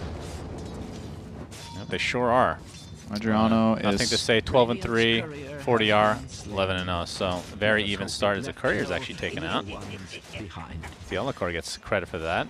We talk about how much Bounty Hunter can kill Couriers, but Weaver pretty good too. And it might be another one actually. Oh my god, he gets it. But I think it was... No, it didn't deliver the items to Y. It was a good attempt from PSG LGD, but 2 Courier kills. That's quite a bit of money. Yep. Tavo's having a great time down here in the Tide. First Blood as well as 11 CS. He's feeling very good about himself in the start of the game. Top net worth by quite a bit. And his first item is coming out. Should be a Soul Ring. No, it's not. It's Claws of Attack, actually. Interesting. He sends that out before the Phase Boots are complete here, and that he opts to go for Phase Boots in general as his first item. Very aggressive mindset for the lane together with Weaver. I like it. I think they can put a lot of pressure here. He wants the armor against ET as well, so already having that chainmail. Yep, Searing Chains from 40R, and looks like they're just trading back and forth. What about gank potential? Bounty Hunter, one of the best position for gankers in the game. Nature's Prophet, global gank ability as well. Bounty is less so than he used to be, right? After the nerf to Shuriken. That's so true. It has less damage but lower cooldown. So it's like more of a consistent thing in fights, but doesn't really have the same like high burst when he ganks a lane at level 3 or 4, where in the past your Bounty Hunter could maybe contribute 300 damage to the kill. That's just not the case anymore. Yeah, that's true. The hero has changed quite a bit, as we talked about in the Bit of a pregame. stomp bottom. See if Y can get the big creep. No. Easy grab there with the level 2 Anchor Smash for Tavo. At what point can Tavo be left here, you think? Or I think is he there can any now. point? He can now. Okay. I guess he wants 1 point Kraken Shell, but that's coming up now in level 4. And his Phase Boots are coming out and a Tango Pack. So he's fine, but I don't know if Weaver has anywhere better to go. Maybe, like, it's a bit of a... Oh, hang on, mid. Bounty is maybe going to try this, but... Yeah, there's the Searing Chains. Jin Q, Janata, nothing to say, is going to get the rune. 40R is going to get blocked now from Jin Q. Will it be enough to find a kill? It will not. And cancel. He's not going to get the threat of the rune. TP. Yeah, that means Faith Beyond, they know he's alone, so they probably get a little bit aggressive here. Costa Bile on the Medusa. In terms of CS, 19-3. And on the bottom side, Ame, 24-1. Very even start still. And I think that's something to say about SG's run so far, right? Their win record isn't very good, but I feel like compared to some of the other teams in the lower end of this bracket, or in this group, I think SG's average performance in early game has looked pretty solid. Oh, Echo Stomp. So. Yeah, I was surprised because obviously we're not able to watch every single game. Oh, that's a good bash. The Alacor Oh, they might still heavy get damage. Y. Anchor Smash doing some damage as well. Y on the run in the trees. The Alacor ends up getting credit for that one. Ame still has his time walk, so just going to trade a bit and back to the tier 1. But yeah, like I said, we haven't been able to watch every single game. I was surprised to see them at the bottom based on the games that I've gotten to catch so far from SG. They've looked pretty solid. Yeah. I think among the teams that are in contention, or I don't know if you would call it that, are at risk of getting eliminated, I would say this is the team that looks the best.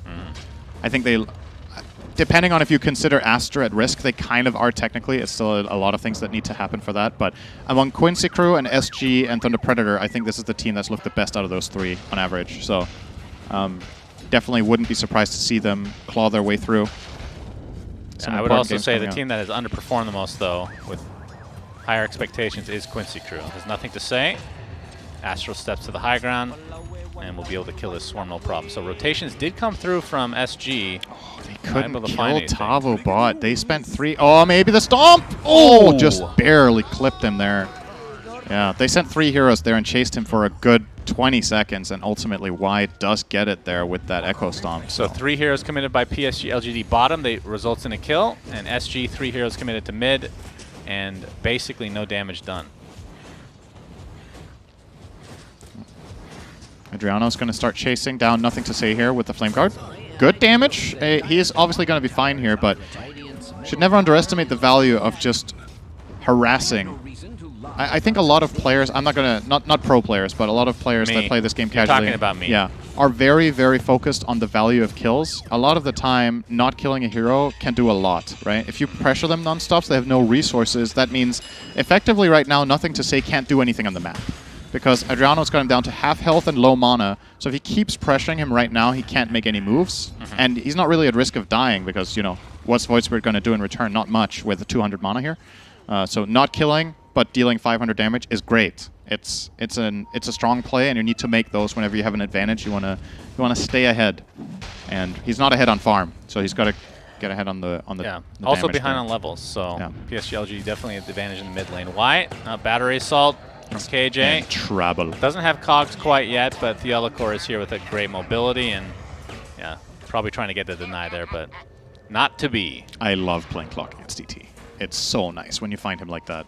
Elder Titan is such a bully. Oh, Jin Q. Oh, this would be a huge kill. Nature's Prophet's on as well. Oh my god, Faith Beyond with the Wrath of Nature. Don't see that very, very often with the actual kill tick, but big kill on the Kustabile. Yeah, very, very nice. That is something Bounty Hunter will always do well, is scouting. That is a really big part of the hero, and against these heroes that want to go in the jungle to farm, Bounty Hunter can find opportunities that you might not ever have been able to otherwise. Yep. We are seeing Xingqiu max out the Shuriken Toss even after these changes, still valuing that spell the most. It makes sense. You're a support. You want to get track, and then you want to have max level Shuriken, and you just want to throw it whenever you can to deal teamfight damage and skirmish damage. And he's off to a pretty good start here. Like, Bounty Hunter has these games where he's like level 2 minute 8. This is not one of those games. He's level 5. He's found himself a big kill on the Medusa. KJ is going to find him here, however. Yeah, they're going to get some retribution. He's dead. Trying to get the last hit for Kustabile, I would assume, but Battery Assault is just too good, man. Such a good spell. But this will clear out the jungle a bit for Kustabile to be able to get back on track. And in terms of net worth, actually, middle of the pack. That is actually a little surprising. So even despite that death, I thought he'd be off to a little bit better start right now. The other court. Oh, Astral. Yeah. Not going to happen. The Aether Remnant wasn't able to connect it. That was basically the win, or the kill condition. Battery Assault again. I feel like I've seen this movie before. Yeah. Why not able to do much, but reinforcements are here. The Aether Remnant with the setup from the Sprout. Now Tavo is coming to swim on his backside. Nothing to say, still has his Astral Step, so we'll be fine. So it ends up being a wasted TP from Tavo here. Faith Beyond is in trouble. He does have Treants. He's going to need to... Yeah, Ravage I don't know about that one. Oh, look at it. It's a kill. He's like, you know what? I TP'd here. I have to use a spell. A big one. Or else it'll feel like a big waste. Might I suggest Gush? He does have another jump here. Nothing to Well, say. I think he was definitely in the fog, right? So, nothing Yeah. to say it's fine. So, might have been TPing from his perspective. It's true. I think KJ did use the cogs, though. They do give a little bit of information and vision, and I think maybe he could have connected for the battery assault. But you're right. Playing it safe there. And it is a core kill on Nature's Prophet, so it's not bad whatsoever. And there's a high chance that he wouldn't have found any other use for Ravage. Anyway, the next 2 minutes, so probably completely all right. Ame's got his Mask of Madness and has been left to his own devices in the bot lane, which is a very scary proposition if you're an SG fan. But the Tier 1 tower looks like SG's going to clean this up. Fortification is activated, but it's just going to delay the inevitable. Yeah, that would be a good pickup for them. Adriano, double damage. Gonna grab it. Middle tower has fallen. And he will be potentially looking to fight as well. He has half the DD left, but he is tracked. I guess he'll just settle for farming. Like, he can't really surprise them with a move here. I would like to see a TP bot if they had Clockwork there, which they do now. Killing Ame there would be great for them, but not going to happen. Yeah, something we haven't really talked about, which we might have to hold the horses there, Cinder and KJ. Going to be scouted out, gets tracked. And I think they pinged out that there might be a ward here. In terms of Chronosphere setup, or not setup, but damage inside the Chronosphere, Earth Splitter is one of the best. If you get 2 to 3 people, they're basically just going to die. Yeah. Smoke. Radiant's top tower is under attack. And Y and Ame looking to potentially use the first Chronosphere of the game, as we have some lag here apparently. Need to remind myself. Costabile is very killable, even with Mana Shield on. It's overwhelming with ET, Void, and Nature's Prophet ults. Oh boy, this is pretty scary. Ame is going to get vision. Yep, there's the time walk. Earth Splitter, we literally just talked about it. Goodbye, Costabile. Second death of the game for him. Hook shot. All right, counterplay. Counter action here. KJ gets off the cogs, and here comes the Ember Spear, but okay, Echo Stomp does connect onto 2. Actually dodges it with the slight. They might be able to clean up Y as a result, so it's going to be a 2-for-1, but... Great play from Adriano. He actually needs to dodge that Echo Stomp with the 1 target slight, which is 0.2 second window. If he doesn't do that, they don't kill the Elder Titan, then he TPs out. He needed the chains there, so nicely done on the clutchness there. They do get a 2-kill response. If you're LGD, you don't really mind this too much, though. Like, you killed the Medusa for 2 supports. I think it's a fine trade-off, keeping in mind that you're also farming the top half with your own heroes. And Void was not really slowed down too much by going for that chrono play. It was quick. They just smoked, went there, and he left immediately, went top, and started farming Ancients. So completely fine for them. But so far, so good still for SG. This is a good start against a masterclass or world-class team here. That's what all the SA fans cheering for SG are hoping for right now, would be at least a 1-game win. Like we talked about pre-game, huge implications for SG to win any game right now. Any single game could be the difference between elimination and getting at least top 16, which is a massive prize pool jump from $100,000 to over $500,000. Stop talking about the money. It is a big prize pool jump. Stop talking about it. It is a big placement jump. It is a big happiness jump in the club. Money does... Okay, money does buy happiness in the club, but not in general. I would say it could hurt the happiness in some cases if you're not careful, young man. Nothing to say. All right, gets Searing Chain into the hook shot. KJ... All right. Has the battery assault going, and nothing to say, wants to stay, but that's going to cost him a Ravage. And oh boy, what a great stop. 40R is still alive. He's committing, and just dies to a casual right-click to nothing to say. Earth Splitter coming out, semi-set up by the Sprout, will actually connect onto Tavo. In the meantime, they're going to clean up everybody here. 2 dead, and likely Tavo to follow. The Horsey helping this out as well. 3 dead, a bunch of track kills go the way of PSG LGD. Damn, outplayed, man. That's nothing to say. Was so low. Echo Stomp on 3 heroes when he was on like 10%. Why completely turning that around and saving it, and nothing to say gets to reap the reward of Adriano that kind of ran out of juice. He kind of just committed and hoped that he could get a trade there, but not even close. Nothing to say. Stays alive and gets that kill. And that's big for LGD. They made that play without Chronosphere, which is now available on level 2. So another move is ready for them, and you're going to see the replay here. So look at this Echo Stomp coming in right now. Right after the Ravage. Perfect. He's on 10%, gets the stick off, gets the jump away from Adriano. I mean, it looks silly, but honestly, what else was he supposed to do? If I don't think he escapes there, so that's kind of the best option he has is to hope for a trade. But, I mean, none of the plays would have worked. So, all right, game is equalized. Indeed. Costa B. Oh, boy, the Chronosphere again. This time they don't have the Earth Splitter, though, but they do drain the mana with enough right clicks. Oh, my God, the Shuriken Toss.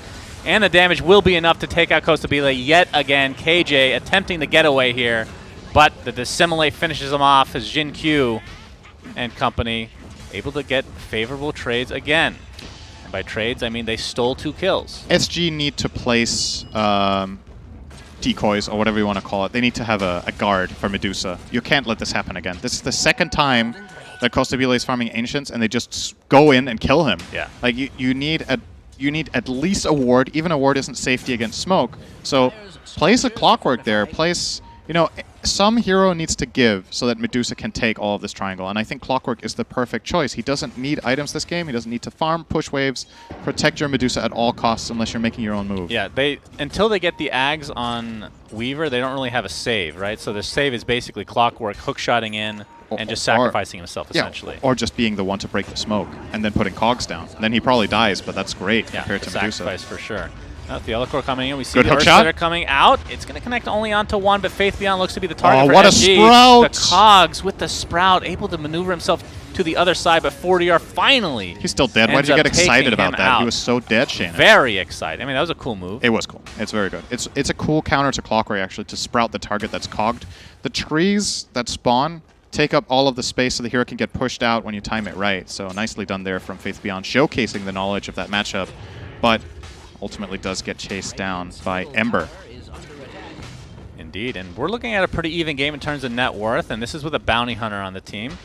So that kind of indicates that PSG LGD were kind of, in my eyes at least, a bit behind for the early stage of the game, what we would expect, but this is where they potentially might pull away if they get some more track kills. Why?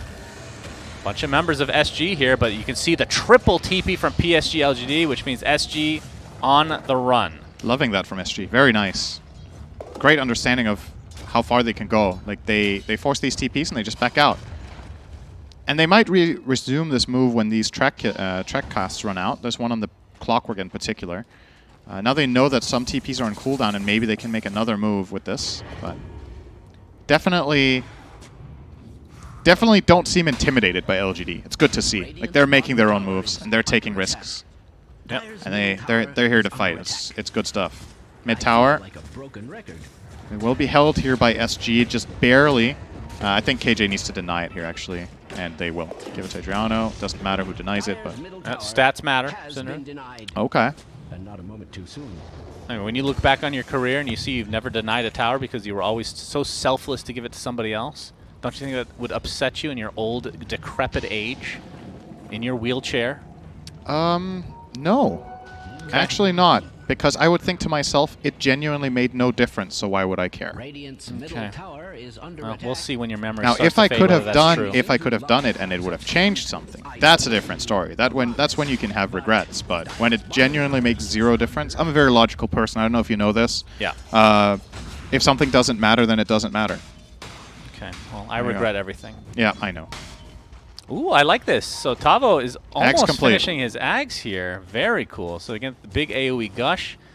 Costa Bile is now has a human sentry here in the form of Clockwork. There we go. KJ. That's good. Yeah. That's. It's just gonna stand. That's what he needs to do. I agree. It genuinely looks stupid, but it's honestly one of the best plays in the game that he can make. Yeah. So it's gonna spot out the bounty hunter here by getting tracked.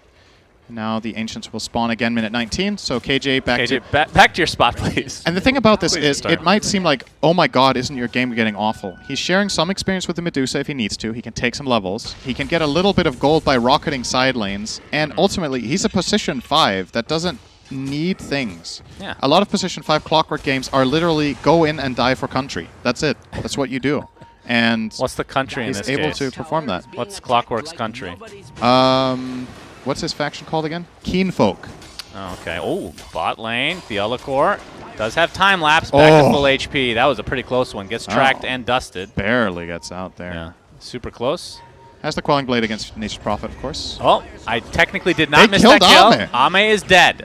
What did they use? Ravage? Yeah. I don't know. I caught the dead body just arriving. I think it was slight barely chains got into it. Ravage with hookshot. So they used a lot for that, but it's also a big kill. Yeah. Huge kill. Costabile is now over 1,000 ahead of Ame here on the Medusa. And they're going to look to get into the enemy triangle immediately.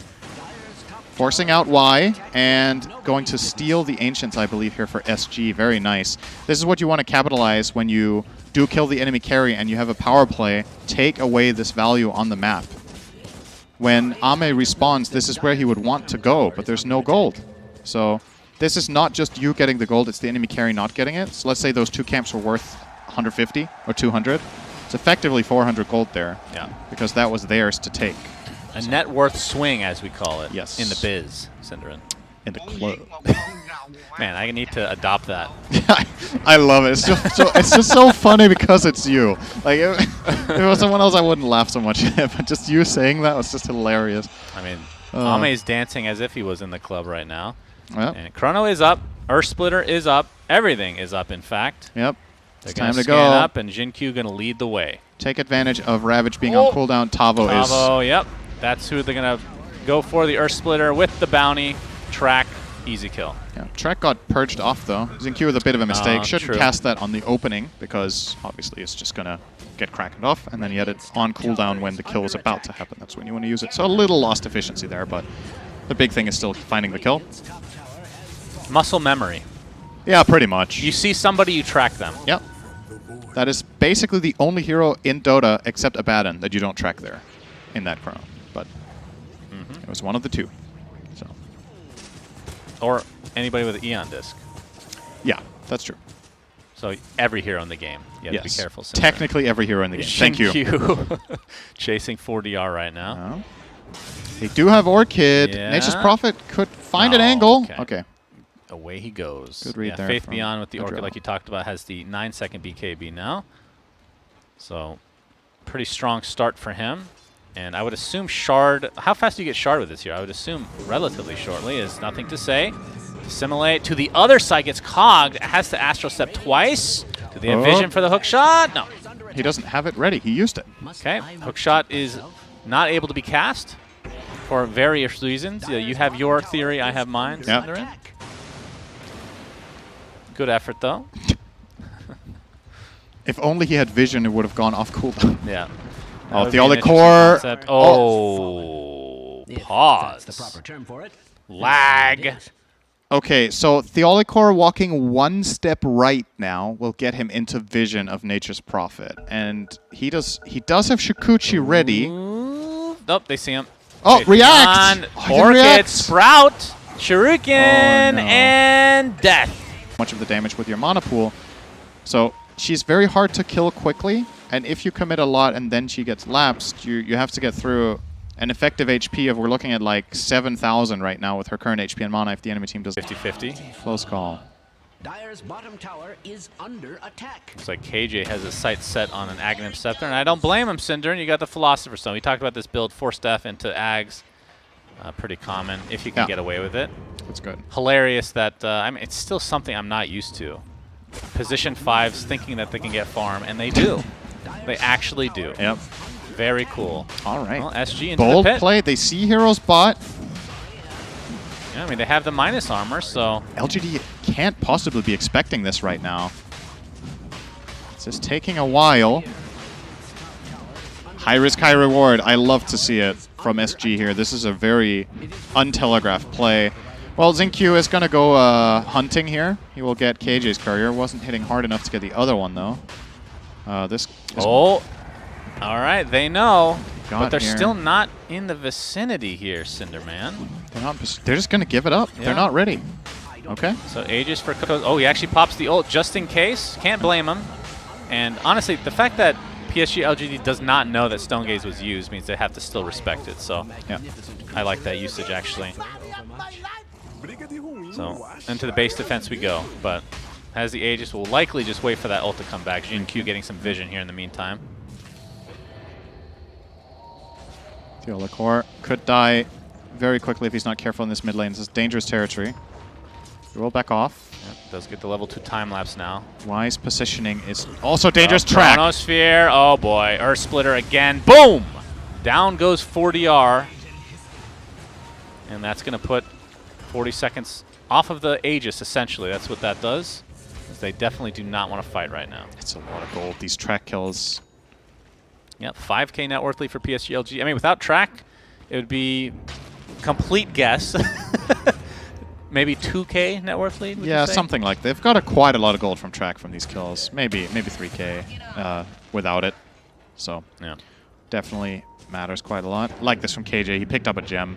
They know how important it is to clean out this mess. Like, they're getting cornered because Bounty Hunter has too much freedom to move, and he's finding these tracks that set up the chrono.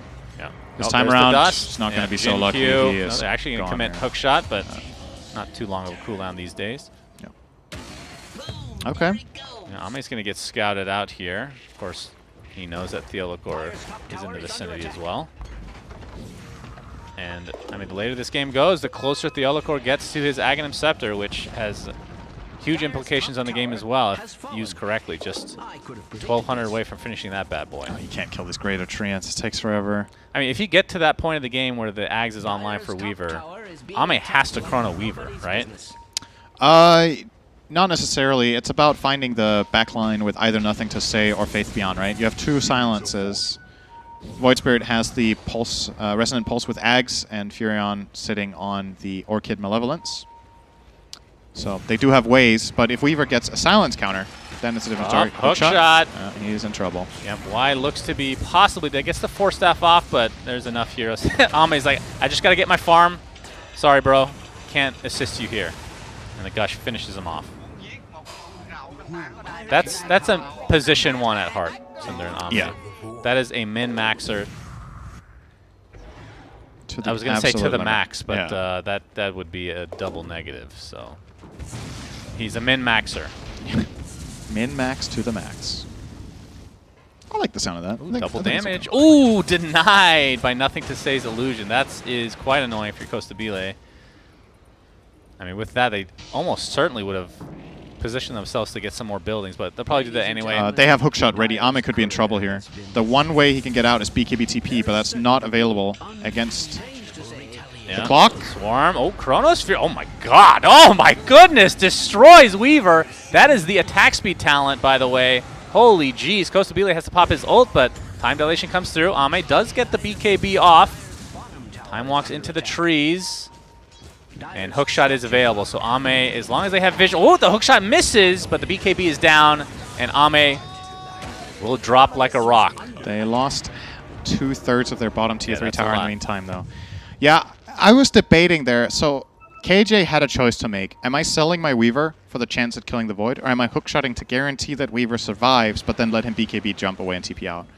I actually like that he let Weaver die, because the payoff there is big, but... It might look like kind of griefy that he just lets the Void kill him, but he knows that the only way they find that kill on Ame is by saving hookshot. Yep. Definitely an amazing trade. I mean, not only Ame dead, but Chrono down as well. Yep. It does give SG some room to move here, and Costa Bile already pushing out bottom with the Medusa Manta, so they get to move down the lanes. The unfortunate situation, though, for SG is the Aegis expires in 45. LGD have effectively delayed. All right, they're going to lose their ET as well. With the Gush, Y looks to... He gets the Echo Stomp off, but only on one top. Oh, nice Force Staff to the other side. He's fine? Nah. Oh, the sidestep of the Gush into the TP. Y is out. Wow, that was nice. What a god.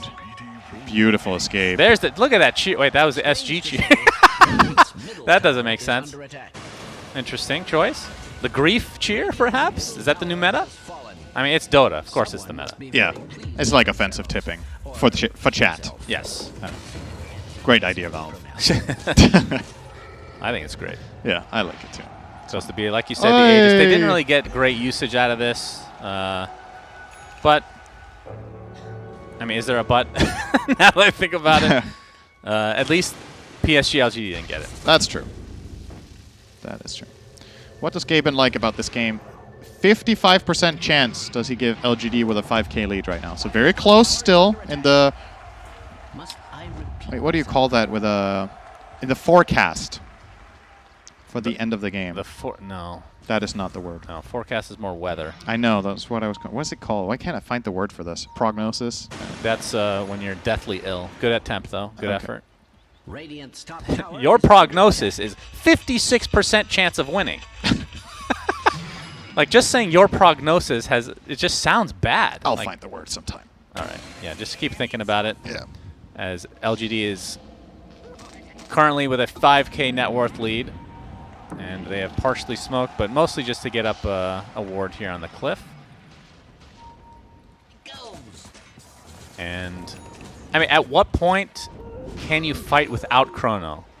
Like, right now it feels like every kill that they're getting is Chrono, Earth Splitter, and then everything else is like a, you know, just a quick pick off. It's not like big team fights, right? Yeah. But if Chrono's down, like, is it just about itemization for Ame? Or somebody else, perhaps? I mean, you have the split pushing capability of Faith Beyond already with the shard. Yeah. Satanic! Oh my god, he's so farmed. Yeah, the Nation's Prophet is top net worth, by the way, in his team. My god. Yeah. I think maybe Faith Beyond at some point will grab a Hex. He's currently going Silver Edge, though, so just, again, hardcore damage is the name of the game. Okay, there's Rocket. Slight chance!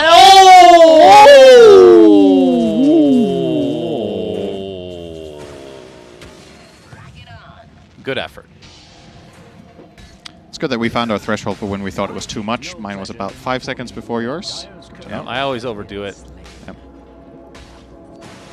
KJ, about 1,300 away, finishing his Ags. But as you can see, Theolacor has his in turn. So this is a 20-second cooldown now and can be cast on allies, which if he's outside of Chrono means basically nobody can be killed. Yeah. If he's not silenced, obviously. Yeah, I think the primary person that needs to take care of this is probably currently Nothing to Say. He has insane reach with 2 Astral Steps into the into the Resonant Pulse. Okay. Going full burst. Maybe his goal is just to kill Weaver on his own. Could be. Nature's Prophet, obviously, with Silver Edge, can also try to find the back line there. Get in on the Weaver that way. But fact of the matter is, no matter what's going on right now, LGD are gaining. They are getting more gold out of the map. They're mining better. Push all the lanes with Nature's Prophet. They farm jungle. This is cool. So he goes Ags on Costa Bile, obviously. So Mystic Snake will be able to petrify people, as we talked about last game. He's going Shard. So every time a track is placed on him, well, 12-second cooldown, he'll send a snake out. That's kind of cool. Is that worth it? Like, how good is it? It's 1,400. That has to be worth it. I mean, the Ags as well. I don't know if he should have. Well? I'm not sure if he should have gone this build or just gone straight for like a Butterfly or a Rapier and then get Roche and try to win. That's fair. I'm not sold here that Ags is what was necessary. They will have a lot of stuns though, so I mean they have a hookshot upgrade coming up pretty soon with Ags. Only 1k to go for KJ. So that would help a little bit. Yeah, but as this game goes on, PSG LGD still continues to grow their lead ever so slightly. 9k right now. SG's teamfight is insane late game though. You got to keep that in mind. Double Ravage will be a potential play. Ember with Refresher ultimately. Tons of magic damage during that stun. Double hook shot. The Weaver save. Oh, Jin Q actually has his shard as well. This is one of the cooler ones in the game. So as long as you're using Shadow Walk, you take less damage. Costa Bile gets tracked. All right. Here, BKB, was that up top? Talbot is actually going to be used. Faith Beyond. Hookshot on top of him. He's not getting out of this Satanic. one. Okay, he is getting out of this one with the BKB and the Satanic. 4-step is not going to save KJ this time. In the meantime, though, Costa Bile getting surrounded. He's going to try to right-click down Faith Beyond to finally get it. Chronosphere on nothing. Well, that's not technically true. 2 heroes run into it. Good job, Ame. Yeah, he also caught Jin Q with it, so... 3 heroes then. His teammate included. Great 3-hero Chrono there. That's for the Chronosphere stats later on. When he's old and decrepit like we talked about, he'll look back on this one very fondly. And just like we talked about before, it won't matter. Hopefully for him, I still win the game, or then it would be a different story, but... True. Yep. All right, bit of a slip up there, and the big thing here for SG, Roche is up, and maybe they can make it there on time, but no, nothing to say. Focusing on the Weaver, Oh bursts my him down super fast. goodness. That is a Dagon 2. I'm not sure if the rest is coming or if he's pivoting off of it. We'll see in SG just a have moment. to know this Ame. Roche is happening, but they're not ready. Shard definitely going to Ame. Super high value. In the meantime, Costabile looks like they'll get the pick off onto Jin Q. A taste. But giving up the Aegis and Shard is a pretty big deal. And yeah, Ame eats that Shard, taking out KJ. Costabile not able to save him. Nothing to say, so strong. So, why stop at Dagon 2? I'm just curious. Like, I know that Dagon, it's the most expensive item in the game, right? Once you upgrade it. Yeah. And upgrading it is not efficient. But then he upgraded to 2, so he just changed his mind then. Yeah, I guess maybe it's because they got Roche. Now they're changing the game plan. So it's like, we have Aegis, we're going to go high ground. If we have a BKB on Void Spirit, he can consistently, without fear, go in and look for that Weaver when we're going high ground, which is a way more compromised position. In addition to that, he's getting level 25, so now he has that Dissimulate stun. I'm still blown away by the fact that he's 25 right now. I actually was really not expecting that to be the case. 37 minutes in. He's 3-0-5. He hasn't even found that many kills. He's just been super efficient on finding experience on the map. What do we have here? So he's the only one even remotely close. Medusa 23. Speaking of Medusa, what's next on the list for her? Has the Daedalus now, so do you finish Hurricane? I mean, Boots is not a thing on Medusa anyway, so that's a free slot essentially, especially considering you have Spider. I mean, Spider Legs are not nearly as good as they used to be, but still good enough. Yeah, even without it. And you can obviously consume your Ags at some point, so still a lot of room to grow. Butterfly does seem good, like a good choice. I would like Rapier personally. He's gonna go Pike. It's okay. It's easy for us to say with the info we have, but I think SG are going to need a Rapier to win this game. Yep. I mean, the lead just keeps growing. Jin Q, oh my. Do they have vision? Do they have a gem? They Doesn't don't look like it. Oh my god, he's just walking freely around, scouting everyone. Yeah. Oh boy. Ame jumps in and jumps back out. Reverse time walk. And that is one of those where, I mean, reverse time walk is kind of cool in terms of the concept, but if you can waste a spell from SG just by like baiting it out. Is there any more JK lol play in Dota than time walking in, hitting once, and time walking out? I don't think so. That's probably accurate. Might be focusing on this tier 2 tower, but at the smoke from SG, but you see the gush Dire's middle tower is under attack. from the high ground, so they have an idea of where they are. Okay. Aegis for still another 2 minutes. He has the Witchbane applied, or the neutral item, I should say, so can purge. Awesome item against Medusa as well. Yeah, you can purge off the stone. Oh, all right. It's not just that. He does 4% of Medusa's max mana as bonus damage, yeah, right? for the passive part. Medusa's max mana is super high. 4% of this is 100 and... Do the math. 8. Wow. Yeah, that's pretty nice to have. He jumps in. Oh, he does not reverse time walk this time. There's the chrono. Time lapse is available though. Oh, he runs into the chronosphere. Oh no, Theolacor has to use time lapse on himself. That is unfortunate. Did not have the range. Doesn't have Aether Lens yet. That is a huge yikes. Ame, in the meantime, is going to get ravaged. Still has the Aegis in his inventory. And now they're just going to jump Tavo. This is falling apart for SG very quickly. And this might be the beginning of the end, potentially. They still have to get this tier 2 mid, so maybe I'm speaking ahead of myself, Synderin. Still have Aegis for another minute, though. You're right, though. That is huge. And it really was down to... I understand why Theolacor ran into that chrono. He is so close to having range there. We're talking like less than 50 range off. Yeah. So just perfectly Faithleon placed took chrono. an entire set of racks. I'm sure I noticed that one. Nothing to say jumps in, bursts another hero down. And this is not looking good for SG. It's just over. Actually, game over. Indeed. Game over, man. Tidehunter does not have a Ravage to work with. And it's up to 4DR for the most part. Nothing to say. Did he try to... Yeah, he actually upgraded his Dagon and the enemy fountain. Has the Shard, has the Ultra Mobility. Meanwhile, Ame and Faith Beyond focusing on the objective. Still 30 seconds on the Aegis, so no reason to back up now. Although Medusa is coming back in 15 seconds. Kiting Tavo a bit. Tier 3 tower looks to be next on the list for LGD. who might play this a little bit safe here, and yeah, looks like that's exactly what's happening. Don't want to take any chances. I mean, we saw what happened last series with Thunder Predator and the Aegis, with EG jumping him right at the right time. So playing it very disciplined here for LGD. Man, I didn't realize the range was not that great. Is that's something that was nerfed then? In it the used to last, be like, 1K, now months, it's right? 600. Yeah. Yeah. Okay. It was the biggest nerf support Weaver ever got, probably. That Axe is insane, but yeah. Without the lens, sometimes. You got to give credit to Ame as well. That chrono needs to be placed like that. Yes. If he has Medusa any other spot in that chrono, it's easy for Weaver to come in and lap, so he was very much playing around it. Jin Q. Another track onto Costa Bile. Gets off the stun thanks to that shard. Getting focused completely. Oh my God. There gets it off the is. time lapse this time. So back to full HP, full mana. Pops his ult in turn, but the right clicks from Faith Beyond are absolutely ridiculous. You see the They got Earthquake Ame. going on, but not that much damage to work with. Yeah, Ame is dead. And now they're going to focus onto Costa Bile. Look at the damage. Nothing to say with the sun. From the Dissimilate, they're all grouped up. Astral Step to follow. Dropping like flies. And this looks like it is likely the end of game number 1. Tavo. Yep. Does blink out to the trees, but gets off the Ravage. Okay, finds a kill. Very cheeky play from Tavo. Still taunting to his heart's content. There's the Astral. All right, he's just done. Let's not forget, even if you do survive that and kill the Void, there is still Astral or a Natural Order. Elder Titan walks next to Medusa. That's minus 33 armor. Yeah, true.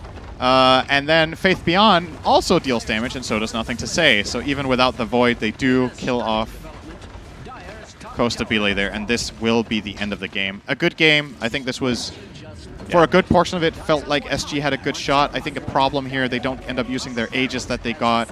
I think Medusa maybe needs to itemize a bit more offensively to play for the win. But at the end of the day, it is PSG LGD coming out on top, and they are looking really dangerous in this tournament still. Just not skipping a beat. 40,000 gold lead. Divine Rapier, by the way. Faith Beyond did so much damage. He's out carrying Ame for sure. I mean, the Chronos were pretty huge, obviously, but pretty standout performance on the Nature's Prophet this time. Focusing on the racks, we're going to have a last stand here from SG. 40R gets taunted outside of the... Oh my god, the Dagon. So much burst from Nothing to Say, and the Ancient will fall. So game 1 goes to LGD. I think you're right, though. SG, like we've cast a lot of Thunder Predator, you can just see the difference. SG just... They look solid, just not able to close it out here. Yeah. And, I mean, it's against a Bounty Hunter, so if you play a little bit slow, you get a couple pickoffs here and there, can start to snowball in the Bounty Hunter's favor, and that's what we saw this game. Yeah, I think aside from the last game Thunder Predator played against EG, this performance from SG is probably better than any Thunder Predator game this tournament. Why? With that Stop talking about Thunder Predator. You just mentioned it. Stop You just brought mentioning it them, up. Syndra. However, should mention for SA, if you are an SA Dota fan, Beast Coast are looking great. Yeah. They're doing very well. Currently have a good shot of making it to the upper bracket, which would be a great start for them. SG going into the next game, still hoping to get a win here. It's not necessary for them to win the next game, but it would give them a lot more buffer room for their upcoming series to avoid that bottom spot in their group. So a lot to play for. LGD with another win. They're now 10-1, looking absolutely dominant. Yeah, they're looking pretty beastly. So. They lost one game so far to Team Secret. Yeah. That's the only team to take a game off them in the group. Yep. So that's the end of game 1. We'll be back in a few minutes with game number 2. Looking forward to seeing if SG can take a game off of the mighty LGD.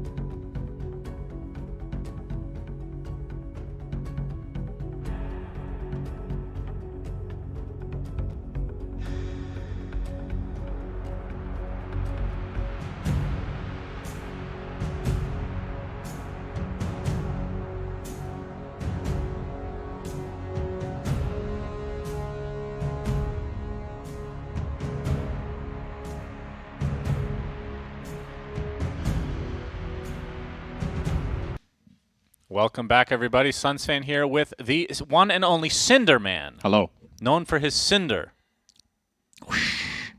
We It's a have sound of fire. LGD, the top team in the world by many estimations, versus SG. It was actually a really good game, number 1, and we're in the draft of number 2. But LGD did take out SG, and we're seeing a totally different draft. Obviously, we have some bans that were in the game, so Tidehunter and Elder Titan are no longer available, Cinderin. And AA, obviously the counter to IO in some respects because of the anti-healing aspect. And Sand King, which is a good lane if they want to do that. And then SG quickly picks up Bat Rider. That is a very early bat. Interesting from SG to pick that early. Not exactly particularly great against Sand King AA. It's a hero combination that can stun and burst you if you're trying to Firefly in the fight, but once you get BKB, you're very good against both heroes. LGD willingly giving away IO for the trade-off of getting AA +1. They banned Monkey Tiny, which are 2 of the top picks of the tournament. And with ET and Tide out for SG, some of LGD's stronger teamfight heroes that they've played are gone, but they found another one already in that Sand King for more than likely Faith Beyond. What do you think's more likely? You know what? Let's not sidetrack, Cinderin. I stopped myself this time. Good. Okay? I'm Good learning. job. This is TI-10, by the way. Very professional in every respectful manner. Whatever the hell that means. Respectful manner. Yeah, very respectful manners from me. Storm good. Spirit, Quap are out. Sven as well. Radiant team. What do you like to couple? Like, if you're going to take a Bat Rider this early, what kind of cores do you like to... I mean, it has to align with a core that also works with IO, right? Yeah. But, like, if you're... Like, forget about IO for a moment. If you're a Bat Rider, what do you want from your cores? I think ideally you want carries that want to fight around your BKB. remaining. It's the strongest timing. I think the best Bat Rider build in most cases is Travel's BKB. So carries that are very good at fighting at that time in the game would be something like Gyro when you have Wisp. That's an obvious choice. I think Slark could potentially work, but I don't know if you want to pick that into a Sand King. That feels pretty weak. Luna could be nice. Yeah, those are probably my 2 favorite, Luna and Gyro with IO, together with Bat. It just lines up nicely. Like, Bat Rider gets BKB, travels anywhere between 15 and 20 minutes in a decent or a very good game. And at those points, Gyro or Luna can have 1 item plus maybe 1.5 item that are of the bigger ones, like, let's say, a Manta on Luna, or Gyro could have Axe and the makings of a BKB. Axe full BKB in a very good game. And at that point, you would be super strong. Or Maelstrom Eggs. Medusa ban from LGD. They respect banning that from the last game. Don't want to give it away together with IO. I suppose it's one core that they will struggle to burst with their anti-healing here. They will also get rid of the Gyro, so it leaves Luna in. Maybe they're going to pick it themselves. They will not. They will get Ember. Definitely we could see Costabile play the Luna, and then the secondary pick could be a counter to Ember. You could also just put Bat mid against Ember. It's a very good lane for Bat Rider. Bat's pretty flexible. 10 seconds remaining. When is the last time... I know this is not 5 going to happen, seconds remaining. okay? I'm not saying it will. Since the Ags nerf on... Or was it the Talon? I can't remember. But IO as core. Since that nerf, has there been any core IOs? I think Seb played at this tournament. Really? Offlane. Yeah. I think Offlane. OG played a core IO game. I believe they lost. They might have picked it more than once for Seb. So I'm not sure. They can't do it without Anna, right? That's the conclusion. You lost one game, you can't do it, man. Yes. Large sample size there, let me tell you. Yeah.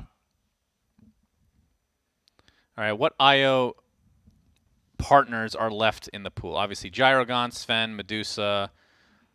We've been seeing a lot of Weaver, actually, as a couple for IO. Yeah.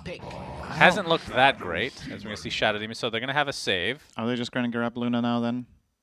I don't know if you want Weaver against Sand King AA. I feel like that's very dangerous. They have so much burst. The instant stun of Sand King is great against these mobility-based carries. Slight Chains is also annoying 10 seconds for remaining. Weaver. You're going to have to either time-lapse or take a serious beating. 5 seconds remaining. With this double save... Okay, they're just... My boy! They're buying time. They're not picking the carry yet. All right, the classic, hey, you lasso him, I'll stampede, and then we'll just bring him to our base. Mm-hmm. Easy peasy. It's a strong lane, Shadow Demon Centaur. This means it's a mid Bat Rider, right? 10 Yeah. seconds remaining. I think you can commit the Bat Rider to mid. What PSG can do is put the carry or put the Ember safe lane for Ame and then pick another hero mid for NTS so that they get a better Bat Rider matchup. But I think more than likely he's just going to truck it out, probably lose the lane slightly as Ember versus Bat, and then they will stick to their guns. Obviously, a pretty clear pick here for PSG would be Faceless Void. You've got AA Sand King to couple with the Chrono. You're playing against Shadow Demon, which is a little bit intimidating for the Chrono, but I still think you can pull it off. Time dilation is really Dilation good, too. owns against Bat. It's also very good against Shadow Demon in lane. So, yeah, I definitely think... But does Ame want to play the same hero twice, Cinderin? That is a good question. Position 1s are very picky. Some like to spam the same hero and refuse to play anything else. Others, not so much. Mirana! Jinkyu. Wow. Love to see it. Jinkyu Mirana. That is another hero you would maybe consider not the best against Shadow Demon. You can just save against the arrow, but you can only save against so much, right? Right. Slide Chains, Sanking Stun, Arrow, Ice Blast. Which one are you going to try to block with Disruption? We're going to have to wait and see what they end with here for LGD. Again, it's another hero that I think pairs well with Void, so I could see it. If they really think Disruption is that big of a problem, or they just want to play a different hero, that's fine, but I still stand by Void being great. It's also a good hero against Centaur just because it makes Stampede so weak. You can't get away if you're in that Chronosphere. But there's also Relocate, so perhaps they think the counters mount too much. I don't know why we didn't talk about the iOS part of that Chrono. It's actually a really big deal. Now I like it way less than I did before. Yeah, he's not going to go Void because of IO. If it was only SD, I think he would. Okay. But Relocate is a pretty big added issue. What carry fares well against all of this apart from Slark? So Slark is an excellent ban for SG. They are still going to respect it. LGD are just insta. They have so much reserve time. Look, they haven't used anything. They actually respect Band the Void regardless. So they still thought that it could be worth it for LGD. What carries are even left? Like, everything feels banned right now. Terrorblade. You got terrible ones like Lifestealer. Yeah. Great hero. 10 seconds remaining. Again, we'll not see a Spectre, sadly. Ursa's in. He's very bad this game. They're just going to pick it. That's the caster's curse. That would be right funny. There. I would not... I mean, LGD, with the timer, they've actually forced this like kind of quick decision, theoretically, and they have so much time for themselves now. Dire team pick. Bristleback into an AA. Very interesting. I actually like this pick a lot because I think what SG's lineup can do now is they can play hyper aggressive, and Bristleback against AA is annoying because you can't regen, but that was going to be the case for any hero with IO, right? What Bristleback has is he gets innately extremely tanky very fast when played as a position 1, so you can go Hood plus 1 item, and then a lot of this damage that LGD output is just going to get blocked, and you still have the Disruption to buy time, you still have Stampede. I really like this. I don't know if it's going to cut it, but with the hero pool that was left, I think this was one of the best ideas that remained. Senator, what are your thoughts on this? I don't think they've done this at this tournament. What about, I don't know how bad this is either, but Mirana pivoting to position 1 and then Viper as a potential offlane so you have the break against Bristle. Or you could just pick PA and get Shard. PA with Shard. I don't like PA, but more the idea of Mirana position 1, Viper offlane. Don't like it that much. Okay, thank you. I mean, it's creative, but I don't think... Too creative, some would say. It's also just Jinkyu Mirana. You want to play that on that guy. That's so, true. And I don't know if Ame plays a good Mirana at all. Like, maybe he does. If he does, then it is a possibility. I think if you want to get a little bit of an off-brand core here, something like... Okay. Like Wraith King. No, I was thinking if they wanted to get a little creative, they could play a DP. Because of the 2 tanky cores and Centaur and Bristle, like maybe that could have been a thing, but still another hero that doesn't fare too well against Bat Rider, I suppose. But Wraith King, I mean, very safe pick, right? Yeah, it feels it's like safe. it's rarely a bad Wraith King game. It's just like, all right, that's what's left. Let's try it out. Pretty solid. And yeah, the Bristleback is a big question mark for me. It is going to be entertaining regardless. That's the cool thing about Bristle. Very fun to watch. Obviously, with IO, extremely strong, but then you have AA. So Y's ults are going to be pretty crucial. And he has a ton, like you talked about, a ton of setup. You have so many stuns on this lineup. You have Searing Chains into Arrow, Burrow Strike, single target stun from Wraith King, remaining. Cold Feet, which will proc because you have a million stuns that I just mentioned. Remaining. So, and I think what's worth noting about Bristleback and why the hero isn't that popular right now is that Silver Edge has become super meta. And LGD makes sure to last pick a carry that buys Silver Edge as part of the build. I will say, despite Bristle having that issue, I still like it as a potential pick in the patch just because in the right game, when it gets picked late, Silver Edge takes some time to get. Like, that's a minute 20, 25 item, depending on which hero you are. Bristleback can be online minute 10 with Hood +1 item. And when I say +1 item, I don't mean like Ags. You're not going to get Hood Ags minute 10, but you might have like Hood, upgraded boots, and the makings of your next, like, whatever. And if you at that point are so strong that the enemy can't really kill you, you can start invading, taking over areas, controlling the map, and effectively delaying their item timings. And then maybe when that Silver Edge does come out, you're still just overpowering every item that they have. In this game, I'm looking at Costa B-Lane, I'm looking at Adriano. They need to carry the game. I think Batrider has a lot of potential in a strategy like this with the matchups. So, again, similar to Game 1, I don't think SG's draft is inferior. I think it really depends on who executes better at the right times of the game. Batrider BKB is timing number 1 for me. Or, well, the first one is Bristle getting Hood, probably. what was that? And then Batrider. While we have some time, we need to look at some of these cosmetics, Synderen. Like, however, it's fair to say if this game goes late, LGD's got it in the bag. Like, they're not losing this game late game with this lineup. Yep. Look at what the heroes they have. It is insane late game. Yeah, let's take a look at the heroes that are in the game. First of all, this is great. Yep. The Owl, terrific. This, I never really looked up close, but what the hell is this? This face is just, nothing is right about it. Wait, does he have a face on every side? Yes. Huh. Like, well, not on this side, apparently. I don't know what that one is. That's just nightmare fuel for sure. But we have a smoke from PSG LGD, as they have been doing pretty much every game that we've seen.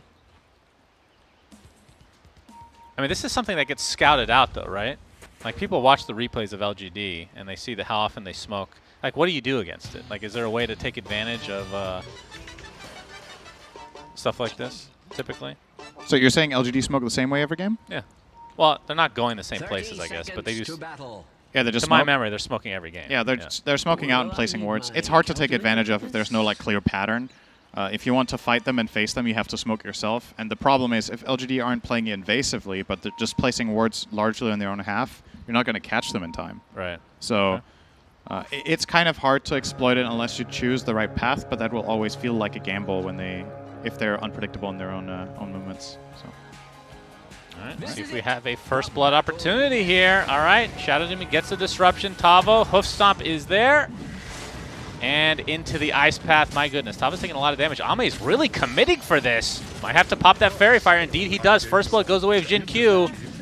And into the Roche Pit we go, but Roche will not wake up until now.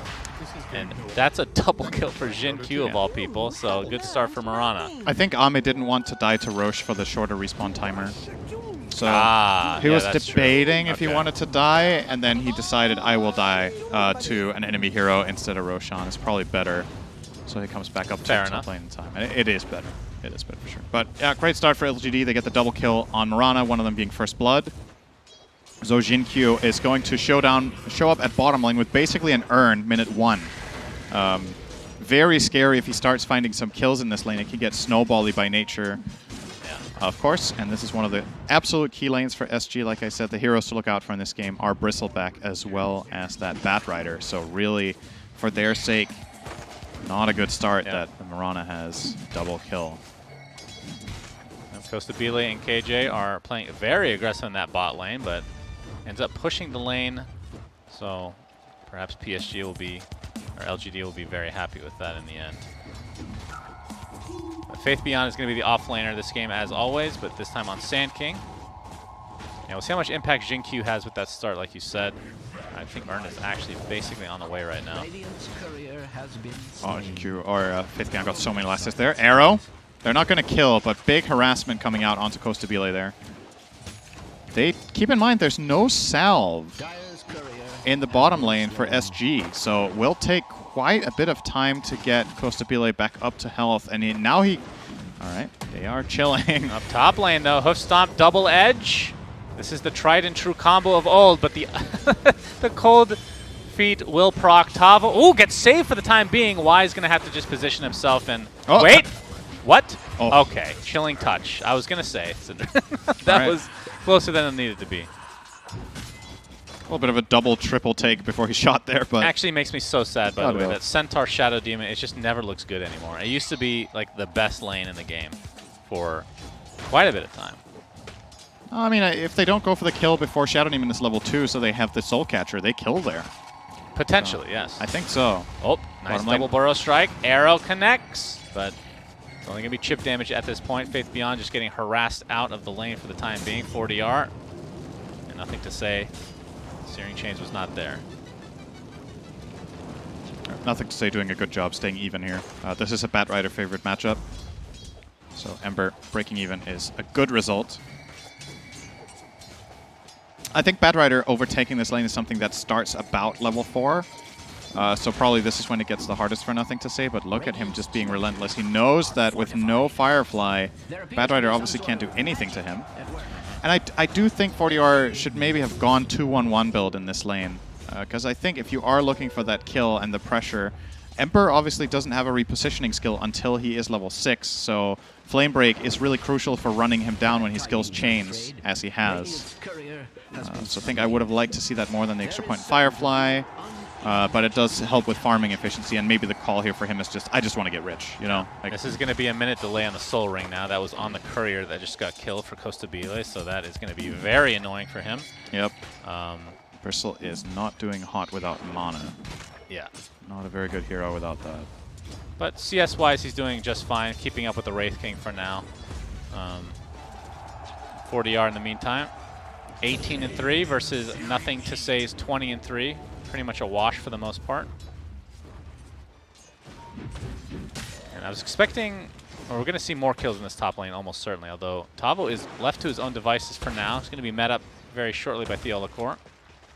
Just pulling the wave. No, all right. Disruption, Hoof Stomp, level 1 double edge, and a couple procs of Shadow Poison, more than enough. The tried and true Cinderin Centaur Shadow Demon. Yep. Let's see what Theolacourt skills on level 3. If it goes Shadow Poison or a point in Soul Catcher. He's currently holding on to the skill point. I think they have more kill potential up here still. He's going to get Mana Boots here on Theolacourt, which is really big. Obviously, he got 2 kills, so this is a big help for Tavo as well. Centaur's mana economy is pretty terrible. If you use a couple of stomps, you're kind of out of it, but with these Mana Boots, he can keep going. 40R. Theolacourt also stacking here for his Bristleback. Very nice. Yeah, 40R is playing very passively, just at the right time. So great communication from SG. They didn't even have vision in this area, so maybe it was caught with this ward, although I think this was just placed, so. Yeah, just placed. Either way, we'll stay alive as a result of that potentially. Gets level 6. So Lasso is going to be available if he chooses to actually skill it. Holding the point for now, but will be a pretty hard kill and Nothing to Say, all things considered. Tavo gets taken out. All right, Not the kill I was expecting. Yeah. I guess they knew that Shadow Demon was out of the lane, so they just played ultra aggressive there. Oh god, it's getting out of control, Cinderin. 2 deaths. Come on, JJ. JJ, what is going on, bro? I wonder how many people think he is actually observing, and we're just giving him a really bad rap. Yes, this is the camera you get when a play-by-play is doing it for the first time in years, but I think I've done okay, all things considered. I think so too. I think you're doing a good job. Other than those 2, that was terrible. You're doing a good job. I like you, and once you're a good we're out friend. of the 10-minute range, then my stress levels go way down, I have to say. Tavo. Oh, we got the Wraithfire Blast. Why? Doesn't have Cold Feet. No mana for it here. Theolacourt. Yep, Disruption. Going to save some extra damage being applied to Tavo. Chilling Touch. Still a couple stacks of Shadow Poison here, but looks like 40R has come to play. Sticky Napalm has the Lasso. See if he expends it. Indeed, he does. We see TP supports coming, and Theolacourt is going to get credit for that one. It's not exactly a high-value kill. It's another example of a situation here where maybe a point and flame break could have just killed him, right? Yeah. But now Lasso is committed, and that means Nothing to Say can play hyper-aggressively. There's almost no threat whatsoever. He's going to run in, and he is going to check out this. This is a fat stack in the club. Now he's getting rich here.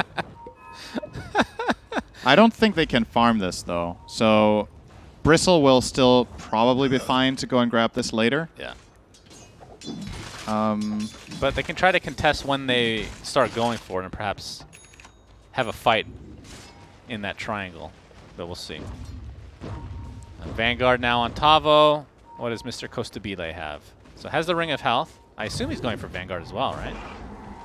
Yeah, or Hood. I think Hood is probably better, honestly. Okay. Not for jungling, that's for sure. That's true. He does have IO to help him stay healthy when doing the Ancient stack. The Hood is just insane value against all of the Dire heroes, except Wraith King, in which case Vanguard would be nice against him. But I don't know if you want to buy both. That's the problem. Like, if you go Hood Vanguard, you're maybe delaying your impact a little bit too much.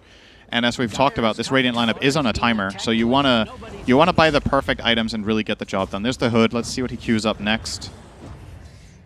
It is Treads, which kind of indicates to me that he's going to skip the Vanguard entirely. Faith Beyond, by the way, out-leveling Costabile right now by a decent margin, so I think LGD is going to be relatively happy with that. Speaking of fat stacks, Faith Beyond making some here in the jungle. He just killed a hard camp and 2 creep waves with 1 sandstorm. That's a great, quick way to get rich. In the club. Nope, not that time. Okay. Just in the jungle. Sorry. You need to use it right. Theolacor getting chased by Nothing to Say. This is going to be a pretty easy one with last right click there. Has the Orb of Corrosion, so his Sleight of Fist really do hurt. Going to TP back to base, and it will refill. Come back to this Remnant very shortly. As you can see, this is a juicy stack that Costabile cannot wait to do. Yeah, did go the Hood. Yeah, I wonder when it's time. Do they want to stack it one more time? All right, Nothing to Say is not even letting them access the area. Yeah. He's just playing here. They can't kill it, though, like you said, so. Well, Burrow they Strike can from look Faith at Beyond. Epicenter. Oh, the arrow does connect, but there's the lasso to try to counter it, but the Epicenter did go off. Doesn't matter. Faith Beyond takes a tumble. Stampede is popped in addition. That's for the top lane, looks like Tavo. Yeah. Taking some pressure from Nothing to Say, but looks like he'll be... He'll be fine. Yeah, Y is in the vicinity, but should be good. Yeah. No Ice Blast just yet, so... We'll be getting that minute 10. They're probably just giving the tome to Y so he can get Ice Blast, and Mirana is going to find level 6 by pushing a wave or 2 or farming a little bit of jungle. Yeah. Yeah, when is it time to take this stack? I can't wait for this battle to ensue. It is really going to be one of the deciding things in the game. What happens there? Searing Chains, arrow. We talked about nice save from Theolacor. And 4DR is just going to get cold-feeted or cold-footed, depending on your perspective. And Theolacor might be next on the list. Another Searing Chains is there. Nothing to Say. Really cleaning up here. Costabile has finally come to play. 3 stacks of Shadow Poison onto Nothing to Say, but might just TP they out don't have much chase here. Well, he's playing on the edge, taking all the spirits to the face. Now he has to be careful. Gets off the Sleight of Fist. Bottle. Oh, KJ. no, The Searing KJ. Chains pops the Fairy Fire. KJ, Trying to stay no. alive. Sleight of Fist. Nothing to Say is owning right now. Oh, that was like a trainer. You couldn't look away. You just knew it was coming. Yep. Well, You knew he overstayed. we looked away there. We didn't want to see it. Well, and 4DR won't get him either. He's just going to Remnant down and run off to the side and find an Arcane Rune. Wonderful. Wow, 4K net worth lead at 10 minutes. They are absolutely crushing them. This Ancient stack is the way back. Well, it needs to be kind taken. It needs to be taken, and they need to really activate Bristleback as soon as possible. Like, they're just getting run over, especially Nothing to Say. It's just crushing them. His farm isn't very good. He has 53 CS minute 11 on Ember, but yeah, we got the Burrow Strike. Ice space. Nice save for now. Faith Beyond does get off the Epicenter right next to the Ancient stack. What a battle to ensue here. Faith Beyond, finally the Hoof Stomp comes in. Only level 1 double edge, but 3 stacks of Shadow Poison. You have to think Faith Beyond will likely die in the end. It's Costabile getting kited on the backside here. Oh my goodness, he got half the stack. Yeah, the stack is looking now, much more diminished here. Nice no. Searing Chains, and Scoring PSG, a goal. LGD are absolutely crushing SG. Oof. And this Ancient stack is now theirs. Yeah. Wow. Remember that thing you said last game about when you're old and decrepit and you look back on life and you have regrets? Yes. Should have probably farmed that stack a while ago. Yeah. But, yep, just honestly, top-notch play from LGD. They're making all the right moves. My standout player for this game, nothing to say. His farm isn't that great, but he was laning against Batrider, and he's been zoning them for 5 minutes, effectively, on his own, just making insane amounts of space while even finding kills and preventing the enemy team from accessing that area as they wanted to. 5K lead. Yeah, that hurt a lot. That hurt to watch, honestly. Oh, they're not even letting them get these these leftovers. Faith Beyond with the Burrow Strike, nothing to say. Has haste. Oh, all right, gets dispelled off thanks to the Demonic Purge. But looks like he's still healthy. Takes a lot of damage to the Shadow Poison, but you can just see the level and farm discrepancy is not remotely close, as PSG LG can just stand their ground in the enemy triangle. AA ult set up very nicely. Costabile, all he can do is run, but you can't do that when you're double stunned. Triple stun make it. And double kill for Jin Q. Tavo gets off the Stampede and dies shortly after. This is not remotely close, Cinderin. This is a shellacking. This is a Gaben-level shellacking if I've ever seen one. It is absolutely a shellacking. Nothing more to say than that. Nothing to say is actually still, like, talk about playing on the edge. He's stealing creeps from Bat before he goes back. Like, just completely. It's just. It's funny to see the last game of SG and how they made it competitive for so long. You go into a reset game and they're just getting absolutely crushed. Like, it's not even remotely close. It's like it's a different team you're playing with and against. But these are the same players. Supposedly. Oh, conspiracy my theorists goodness. Yeah, Ahmed plugged in his mouse for this one. He was using a ball mouse before, the trackball. Oh, yeah. On the laptop. You know, the little one that has you use your thumb for? Yeah, those are terrible. Yeah, very good for Dota. And Faith Beyond has his blink, as we've seen. Ice Blast. Ice Blast. That's just going to cutting away. clip Costabile, but not too much damage done here.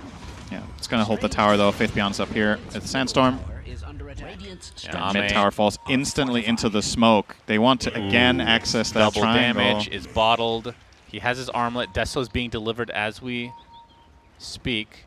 And Maelstrom almost done on nothing to say as well. There's the Burrow, arrow to fall. They just have so many setups for okay. Nice save.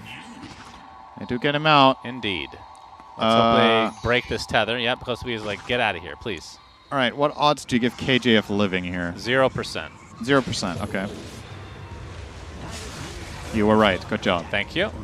What do I get for that? Nothing. 0. That's a terrible bet. Those are terrible odds. Well, you said 0%. If I said 1%, what do I get then? Also nothing. Okay, thank you. Because I don't like you and you deserve nothing. If you ever create a casino, I will not be attending. That's understandable. I am giving pretty bad odds here. There goes Roche. Man. All right, Aegis on Ame. He's got many lives to work with and a 9K net worth lead as well for the team. Tower is getting smacked top as well. Deso as well as Armlet complete on Ame. This is my favorite build on Wraith King, by the way. I love this build. It's such a high impact build at this point in the game. He's probably going to go straight into Silver Edge. Really like to see these items be picked up. This will be a pretty big kill. Nicely done from SG. That's one way back into this game. It feels like the first bright spot for them in 10 minutes, though. That's the concern. And it's not right. going to come for free. And Starstorm with Stampede. All right. KJ barely lives to that engagement. All right. Wild Arrow comes out. Not bad. Tava does have Blink Dagger, by the way.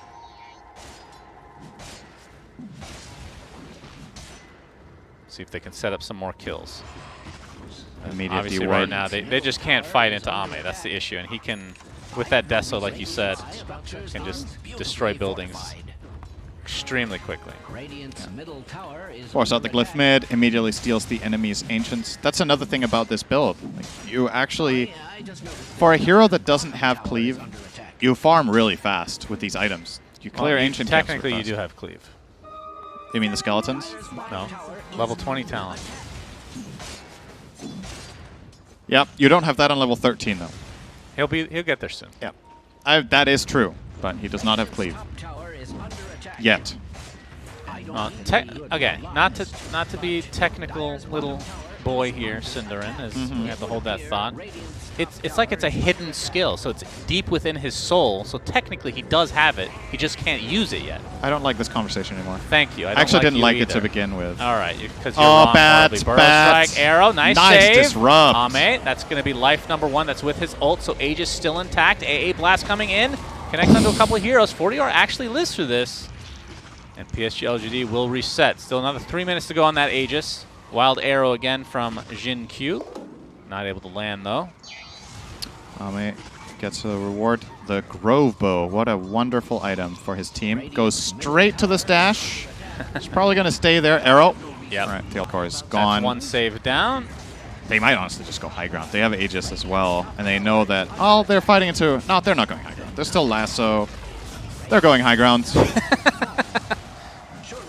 It's a 50-50. Not great odds for you, apparently. All right. Here we Just go. like your imaginary casino. Tier 3 tower. Yeah, this is going down super fast. I don't know what you can do if you're SG. All right, Faith Beyond. That's a little bit deep, but... Arrow. All right. Oh. KJ has to connect to the Centaur, who dies very shortly after. Creating as much space as possible is nothing to say, and that is a dead Tier 3. Ame still with the Aegis. Ult will not be back anytime soon, though.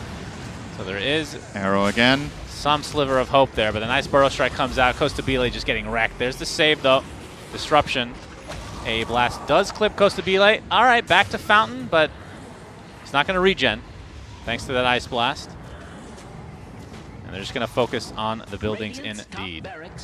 Looks like Ame already left. All right, well, I'm not sure if he's just going to heal up a bit and go again, because there's still a minute and a half on this Aegis. Yeah, I think he wants to. He just got his Shadow Blade. He might even get a surprise jump with that. They have pre-placed Sentry, though. But if anyone comes outside the base, they are at risk. Oh, Brigand's Blade. That's a good one. Great item for Wraith King. The thing about this item in Wraith King is you get that guaranteed crit to start, so heroes already lose a lot of health, and your subsequent attacks then deal extra damage. Right. Actually, Brigand's Blade gives you 8 more bonus damage per 10% health enemies missing, so with a Shadow Blade hit maybe taking out half their health, suddenly you get plus 40 damage. No joke. Bye-bye tower. 14K net worth lead for LGD, and I don't think they're going to push anymore. They will return to the Ancients once again. So we'll snowball a little bit more as a result, and I would say maybe when Roche is up, they will take that and then probably try to end the game. That'll probably, I would assume, be like an 18K net worth lead at that point, if things continue to go their way. 40R. I mean, from SG's perspective, what's the play exactly? They need bat beekeeping. That's not a play. That's a purchase. You need to use get back Bat's BKB and then make a play. Okay. So using it is the play. Yes. Okay. Buy item and press button. Oh, Ame. And Oh, go, boy. Oh! Hey, good news. He didn't get one shot. True. That is one great silver. That's a brown lining, actually, now that I think about it. Not silver. It could have been worse. Trying to kill the courier here, Faith Beyond, but it is juking him. What is that courier? That is...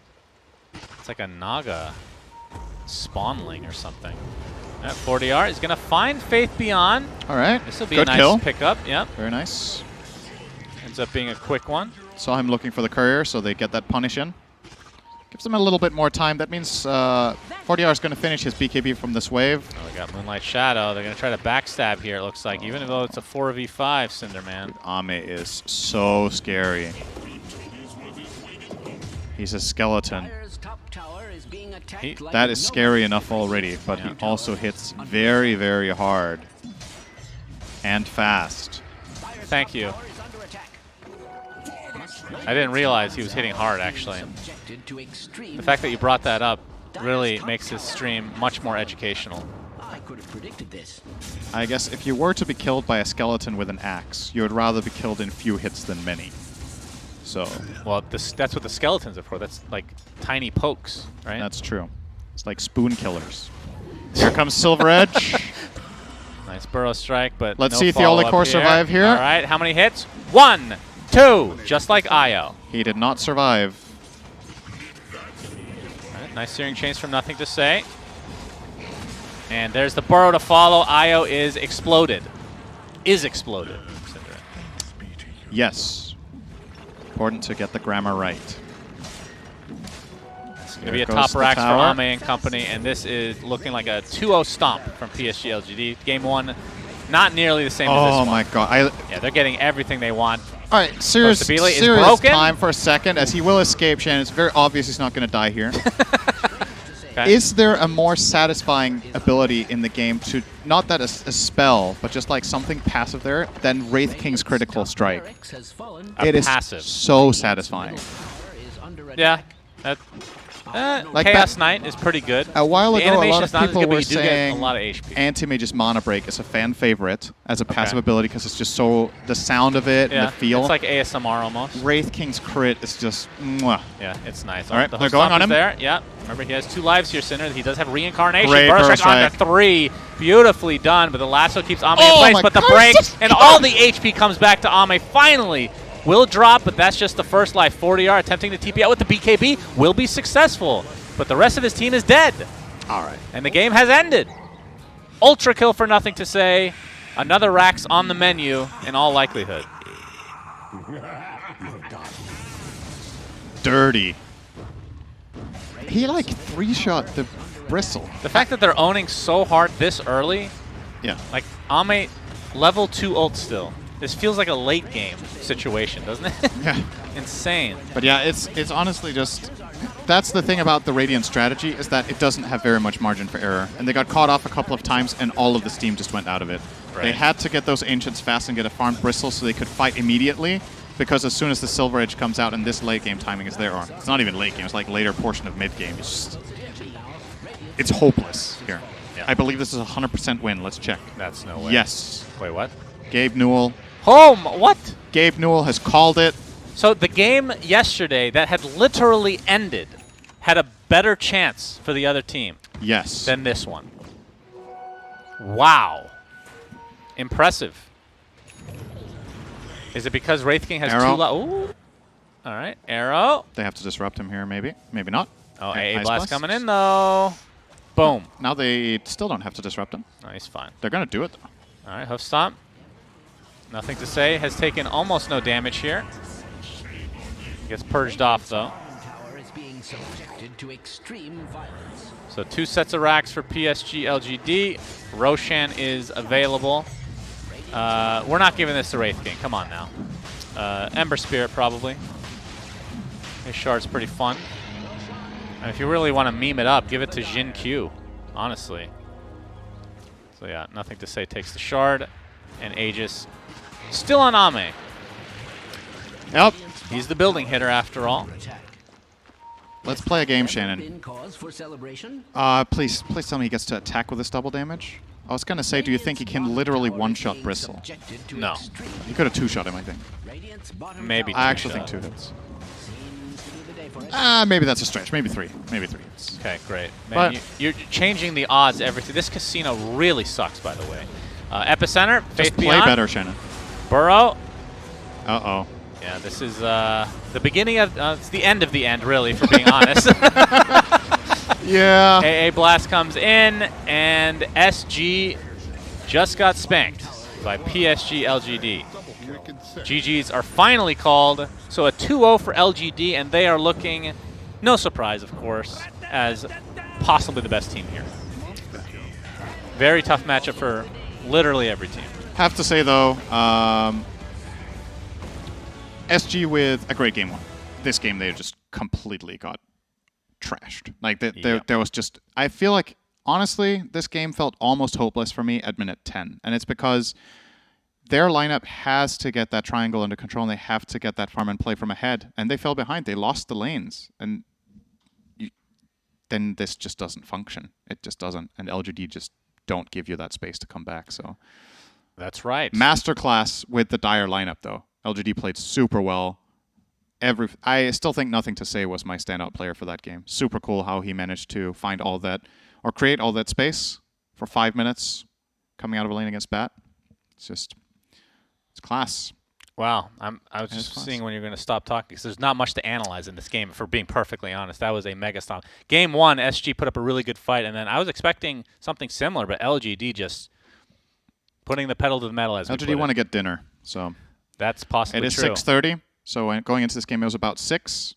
Nothing to say. It was like I'm hungry, and then they picked this and finished it. It's not that far fetched, so why not? But with that said, we have another series coming up, Cinder, and it's going to be Thunder Predator versus... I actually don't know the answer to this. I was hoping that, we have such good synergy. How did I forget that? I looked at it like an hour ago. All right, we're not going to break until he remembers who we're playing because this was his one job to remember this. I forgot. Thunder Predator versus... All right, we just got bailed out by the producer, Team Aster. We talked about this earlier. It's Aster. We did. We did. How did we both forget that it's Aster? We know it's an important game they have left today. No, the reason I forgot is because we're both idiots. Okay, so let's go to a break, and we'll be back with that amazing series soon. You're an idiot, not me. Subscribe.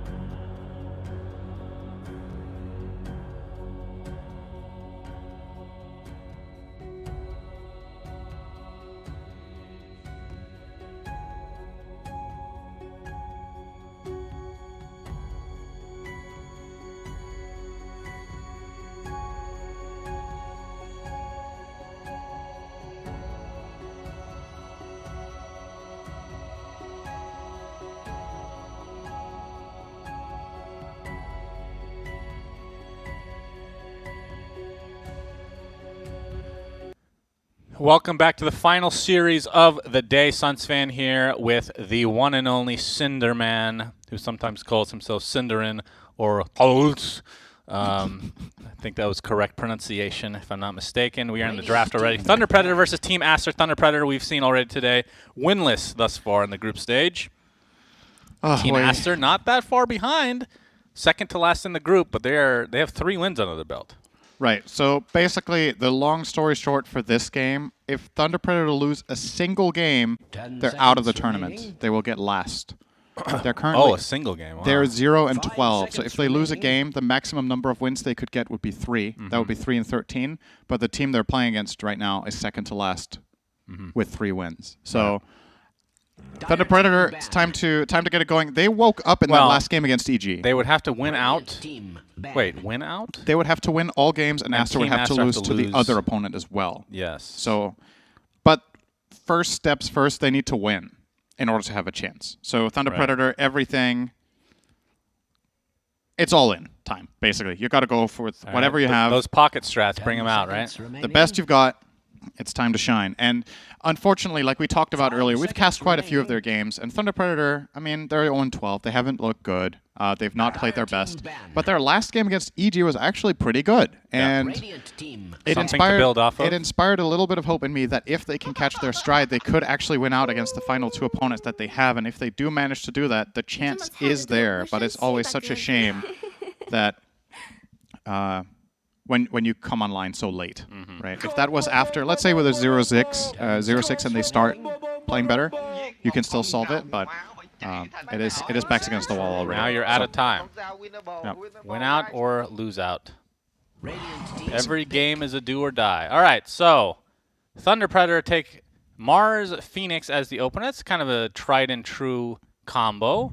Of course, neither hero has been picked all that often this tournament so far, and they're going to add Void Spirit to the mix. And then Team Aster, the very coveted Monkey King, and obviously Lina, typically the mid, has been pretty strong this tournament as well.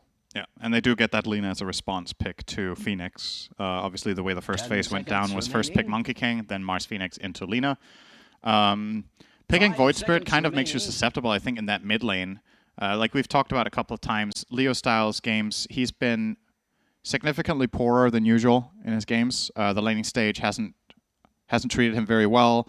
And I would say more so than the laning stage, the following 5 minutes, it's just not been what we would like to see out of him. So picking him into a losing matchup against Lina is very bold, to say the least. We're assuming this Lina will be played mid by White Album. But we will, of course, get there when we get there. Monkey King flex pick. I would say Borax, a.k.a. Boboka, one of the, if not the guy who brought Monkey King forward to the table a couple of years back when Monkey King was a new hero. He started to find a way to play this as a roaming support when it was primarily being played as a safe lane carry or as a mid. So very capable with this hero, one of the OGs of it. Doesn't mean it's going to be played like that. Mane plays a great carry Monkey King, so for this team it's a great flex pick. And the Mars matchup is good for Monkey King, whereas the Phoenix one is rough. Phoenix is a tough matchup for the good old ape. Earthshaker out now with Morphling, Kunkka and TA to follow, along with Invoker. Lich! What? This hero exists? It is not really good against the heroes they're facing. Usually you would pick Lich for the... Wait, let's see. Juggernaut Lich? It's good with Jug. So usually when you pick Lich, you pick it for the Frost Shield against some sort of physical heavy lineup, and if you can dominate your lane with Frost Blast. But seeing that you're probably against Mars Phoenix, I don't know if you can dominate that. But with Jug, that is a very good carrier for the Frost Shield, even if the defensive part of it isn't that important here. Plus you have another egg killer, and you can spin out of Mars Arena to kill the egg if it's placed behind it. But still, there's other supports that are good with Jug. Lich... is still way out of the meta. Definitely is. Yeah, I'm trying to find a good reason, except that they just like the lane with Lich Jug and want to pressure. It is a good lane against Mars, that should be said. Mars hates playing against slow plus Jug, but like you said, it could have been another slow. It didn't have to be Lich. But it is a very potent lane on level 2. Frost Shield and Frost Blast. This adds to the list of heroes that have been picked this tournament. Is that the first pick for Lich? would you be shocked? There's no way. No, but I also wouldn't be shocked if it's been picked like once or twice before. But it's rare. It is definitely rare. Okay. We'll just assume I'm right, as always. That's a good assumption. You have good odds here. Yeah. What do you pick as Thunder Predator? You probably grab a support now and wait with your carry as the absolute last pick. Supports that are potentially interesting here are, I would say, heroes that play from range are How ideal. about a Bane Elemental here? Bane's okay. I think Phoenix 5 is decent here. I don't know if you want to put it on a 4 just because of the egg killers in the enemy team. Maybe that's too high priority to give it in the game. You're always running the risk of getting killed by Lina Fiery Soul or Juggernaut with spin attacks. You can protect it with the... Okay, they are going to get Disruptor, so they will be needing to protect this Supernova with the Arena, more or less, against Lina. And even then, it's not a guarantee because Jugger, like we said, can spin and hit the egg. He could even buy Mask of Madness if he really wants to take it out. Disruptor... I would say it's a decent hero against Monkey King. I don't like it particularly against Jug. It's one of the heroes that can counter Glimpse and therefore can split push more confidently against Disruptor. Good against Monkey King, though, right? Yeah. It is. It's solid against the Monkey. You get vision on him with Thunderstrike, and then he can't really get away. Glimpse, and you kill him off. All right, so Thunder Predator looking for a carry, and Team Aster looking for an offlane, in all likelihood. Although Monkey King does have some offlane experience, technically. Doesn't sound very good, though. Yeah, Monkey offlane, I think, is rough against Disruptor Plus and a game-ending pick. So you're probably just committing him to position 4 at this point. You're picking an offlaner that can fare better against different things. One of the ways you can handle Disruptor very easily with a 5 is just to get a hero that has a self-dispel, so that every time there's a Thunderstrike, that is kind of genuinely, for the most part, all Disruptor does for the first 5 minutes is press Thunderstrike on the core. If you get Legion Commander, Abaddon, any of these heroes, you just pretend he isn't there. Right. XXS plays a really good Legion Commander. And it does have some added benefit in this game in being able to help people against Arena. You can press the attack so you can use BKB or Spin. And Lina likes playing with a save a lot of the time. She is extremely high damage, but sometimes can get caught by something like a Void Spirit or a Glimpse. 5 seconds remaining. Even against Glimpse, Elsie can actually save with a Shard, because it gives magic immunity for a second and a half, so it can counteract Glimpse entirely. Could be an interesting idea, and I'm leaning toward it specifically because it's XXS. I think also Legion's performs fine against Phoenix. Similar logic, you can purge off a Fire Spirit if the lane's good placed differently. Team pick. Interesting ban on the Veno, by the way. Yeah. Is that something like they want to melee position 1 that they don't want to get kited really easily? Possibly. I don't know. I have to admit, I don't know if Astra's played much Veno this tournament, but I do see how it would make sense with their lineup. There's LC. Good call. I think Thunder Predator now, you probably get a ranged carry because you don't want to get in the mix against Jug, Legion, Monkey King, and a Lich as a melee hero. That is rough. So some of the options that you could have here would be maybe Drow. 10 seconds remaining. It's a little bit dodgy, but the thing 5 is, seconds remaining. it's a hero that can kind of outrange Lina. Lifestealer, so the melee. Select your heroes. Lifestealer against Jug does not feel good. Is that just me? It depends. If you're next to anything you can infest, it's fine, because then Omnislash comes out, you infest and you break it off. But yeah, out in the open, both heroes have farm. Not very enjoyable. Like with Feast, not really. I mean, Feast is all about high HP. Yeah. Yeah, I would say Jug does fine against Lifestealer in general. And I think Lifestealer as a counterpick to Legion Commander doesn't really work as well as it used to. This was one of the carries. This matchup's actually very interesting because it has had like patches where Legion's better than Lifestealer in lane, and then it's been vice versa. I think now Legion Monkey King should be completely fine against Lifestealer, especially because it's being played with what looks to be a 5 Phoenix or Disruptor, and in either case, press the attack will be great for that lane. Yeah, this egg is dying every time. It's tough to protect your egg, yeah. It looks to be a 4 Disruptor, by the way. They've put it on Moose, so interesting choice. Maybe they feel like they need to swap it away from that lane, but you could still have the same players play the heroes and just put the, 4 Phoenix in the safe lane and 5 Disruptor off lane. But they have swapped the players around here. what I foresee for this Phoenix lane, if it's a Phoenix Lifestealer lane against Monkey King plus Legion, is that whenever Fire Spirits are down, Aster is going to play hyper aggro in that lane. So I do like their chances in that lane for Aster. As far as mid lane goes, you've got the Lina matchup. We already covered that. Lina against Void Spirit should be very happy. And then off lane, you've got, or sorry, safe lane, you've got Lich Jug against Mars plus Disruptor.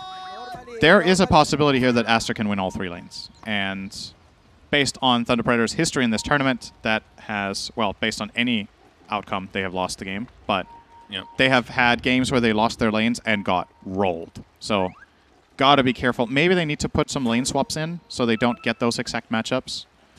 You could perhaps put... Yeah, but what do you do, though? Can you put lifesteal in the off lane here? I don't think that's good either. It feels slightly like a checkmate situation to me, but I don't think it's... It might not be that bad. See. For those just joining us, game number 1 between Thunder Predator and Team Aster in this best of 2 series. Best of 2 doesn't technically make sense, but we like to say it because it's better than saying 2-game series. It's faster. Best of 2 or 2-game series. First one sounds better. Technically incorrect. It's okay to be technically incorrect as long as you're cool. Okay. As long as it sounds cool, like Abby. Oh, no. Abby. It just doesn't sound is cool, my though. boy.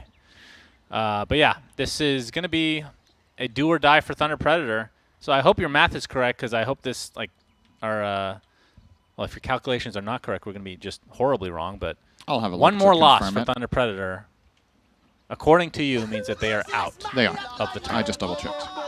Okay. So they got to bring it together. Only one way to do this, and it's to win, Cinderin. I don't know if you know that. That's what a do or die is all about. Yep.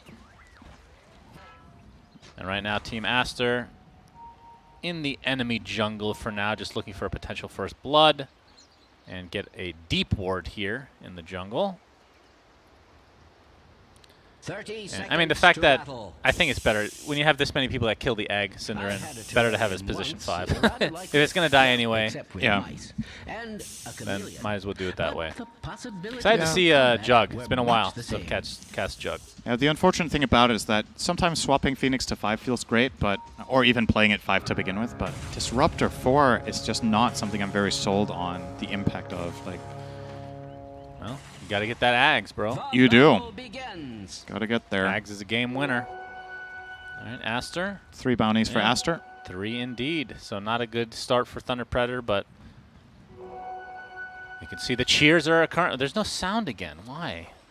MNZ was waiting here with an Orb of Venom. He is going to claw into XXS a bit, but Borax is coming in from the side. MJC might have to skill Icarus dive if he doesn't want to die here. Perhaps. No, MNZ is covering him well. He's perfectly fine, Cinder. All right, yeah, stop trying to overhype, please. Okay. You know I don't like overhyping. Okay. Yes, I know.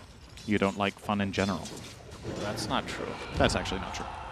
Well, I made that up. Fun is subjective, so I don't like your fun, which is mathematics and code. Oh, nothing makes me laugh like numbers.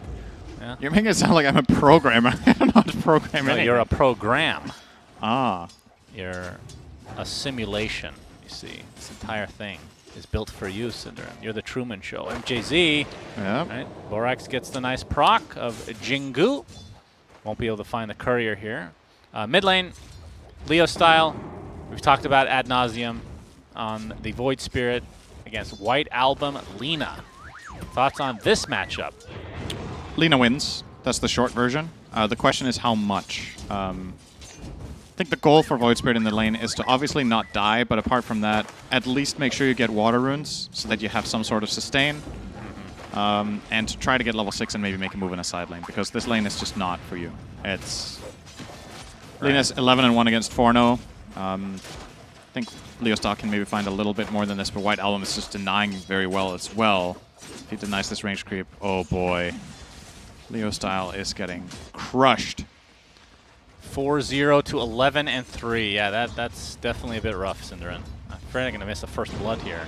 Nothing is more stressful than doing camera work. But on the other side for MNZ, Lifestealer against, I mean, it's a position for Monkey King, but Monkey King is one of the worst matchups in general for most melee heroes, and Lifestealer is no exception. Yep. Did Just he cancel? barely outranging. Okay. Very close. Yep. He's going to be finishing his Orb of Corrosion, though, so that is going to be on the way. We'll see if Monkey King is able to take out the Courier as his specialty. And then for Aster, Monet, Juggernaut, using the great Juggernaut set. Well, it's not the whole set. Actually, it's like no parts of our set on this. How did he get our icon? How did he get our Blade Fury icon? He moved the gems. The over Suns to fan Crimson. Cinderin Blade Fury icon. That's right. You can't. Oh, Borax getting gone on. Looks like he's going to TP out to safety though. And XXS now going to take a World of Hurt from MNZ with that Ghoul Frenzy level 2. Melee heroes must fear it. XSS. I'm going to just say XSS the whole game because that's really hard to say. Okay. At least you don't say gz. Yeah. Could have been worse. Lina 22-6 against. Yeah, this is a shellacking in the mid lane, just in the 1v1. And Lan M is here as well, so looking for potential kill maybe. Although the salve went off, so yeah, he's just going to TP back up to top lane. So the one lane that's going well for Thunder Predator is, oh well, both their side lanes are okay. Like it's not, it's by no means a major problem. The mid lane, as we've covered, is not doing too hot, but all of Aster's lanes are doing okay as well. Monet is having the hardest time on this Jug, partially because he's laning with Lich, probably, in your optics, or fully because he's laning with Lich. You don't like Lich. Who said that? MJZ.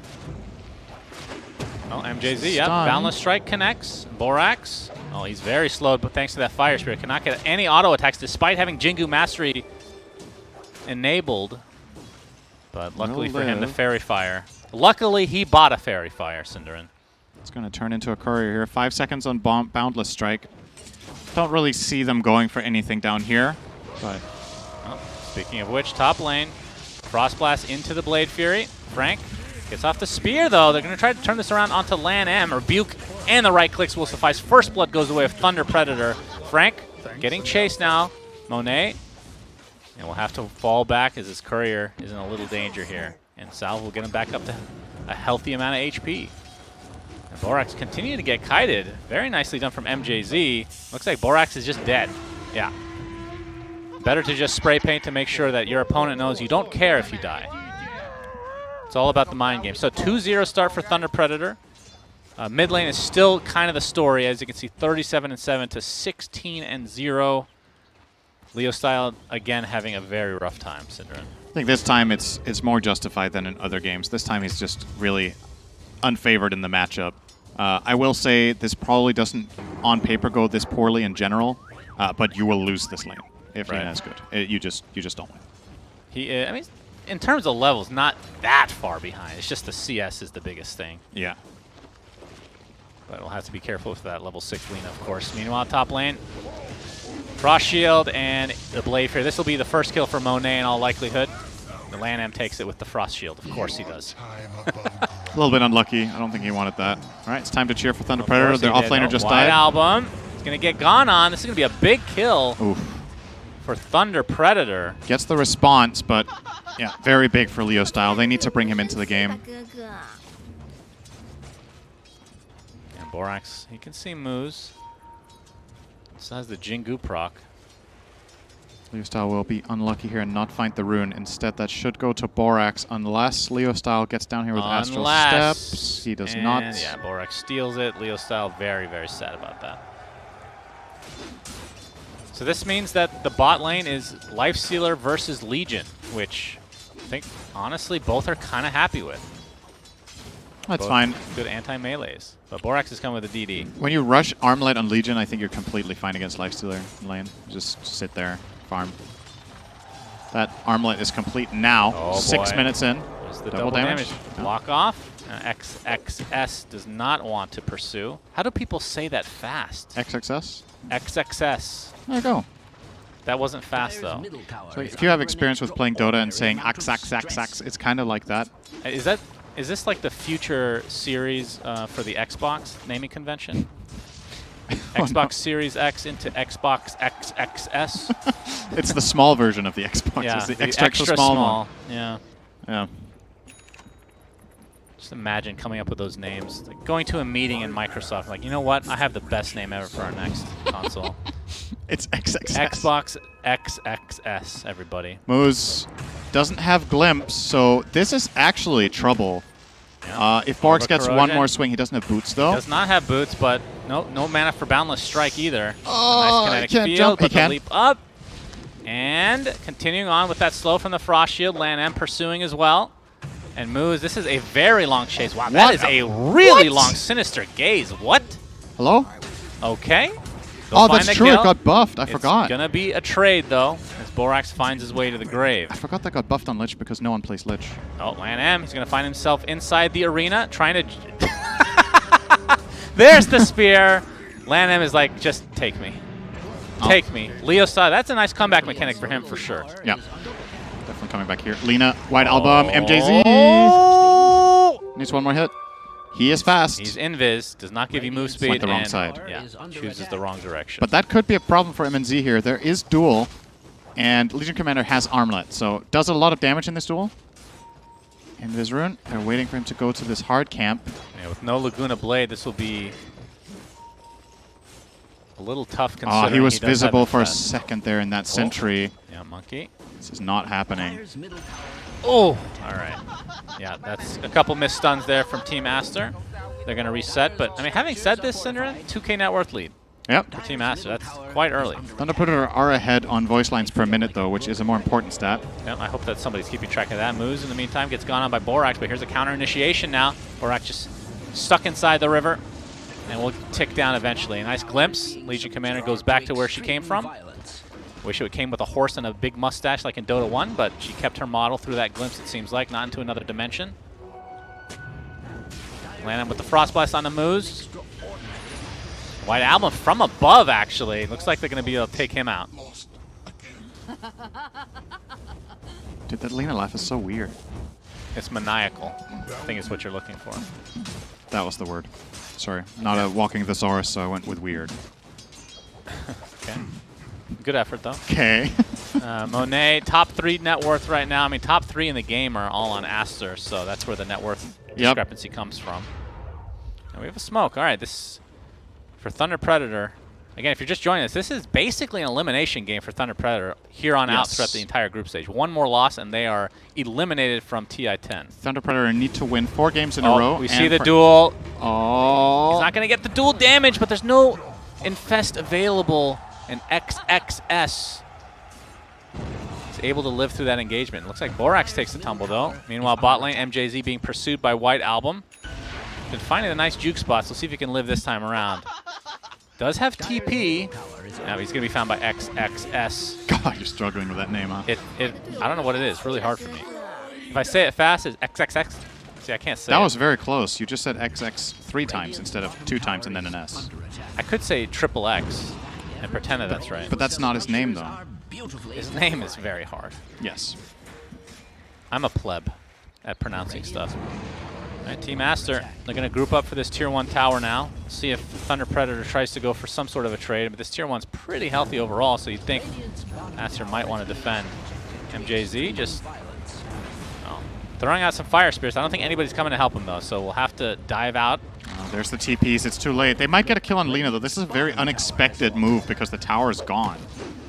And Arena, very nice. All right, that's the Infest. Very nice, Cinderin. Thank you for bringing this to my attention. White Album.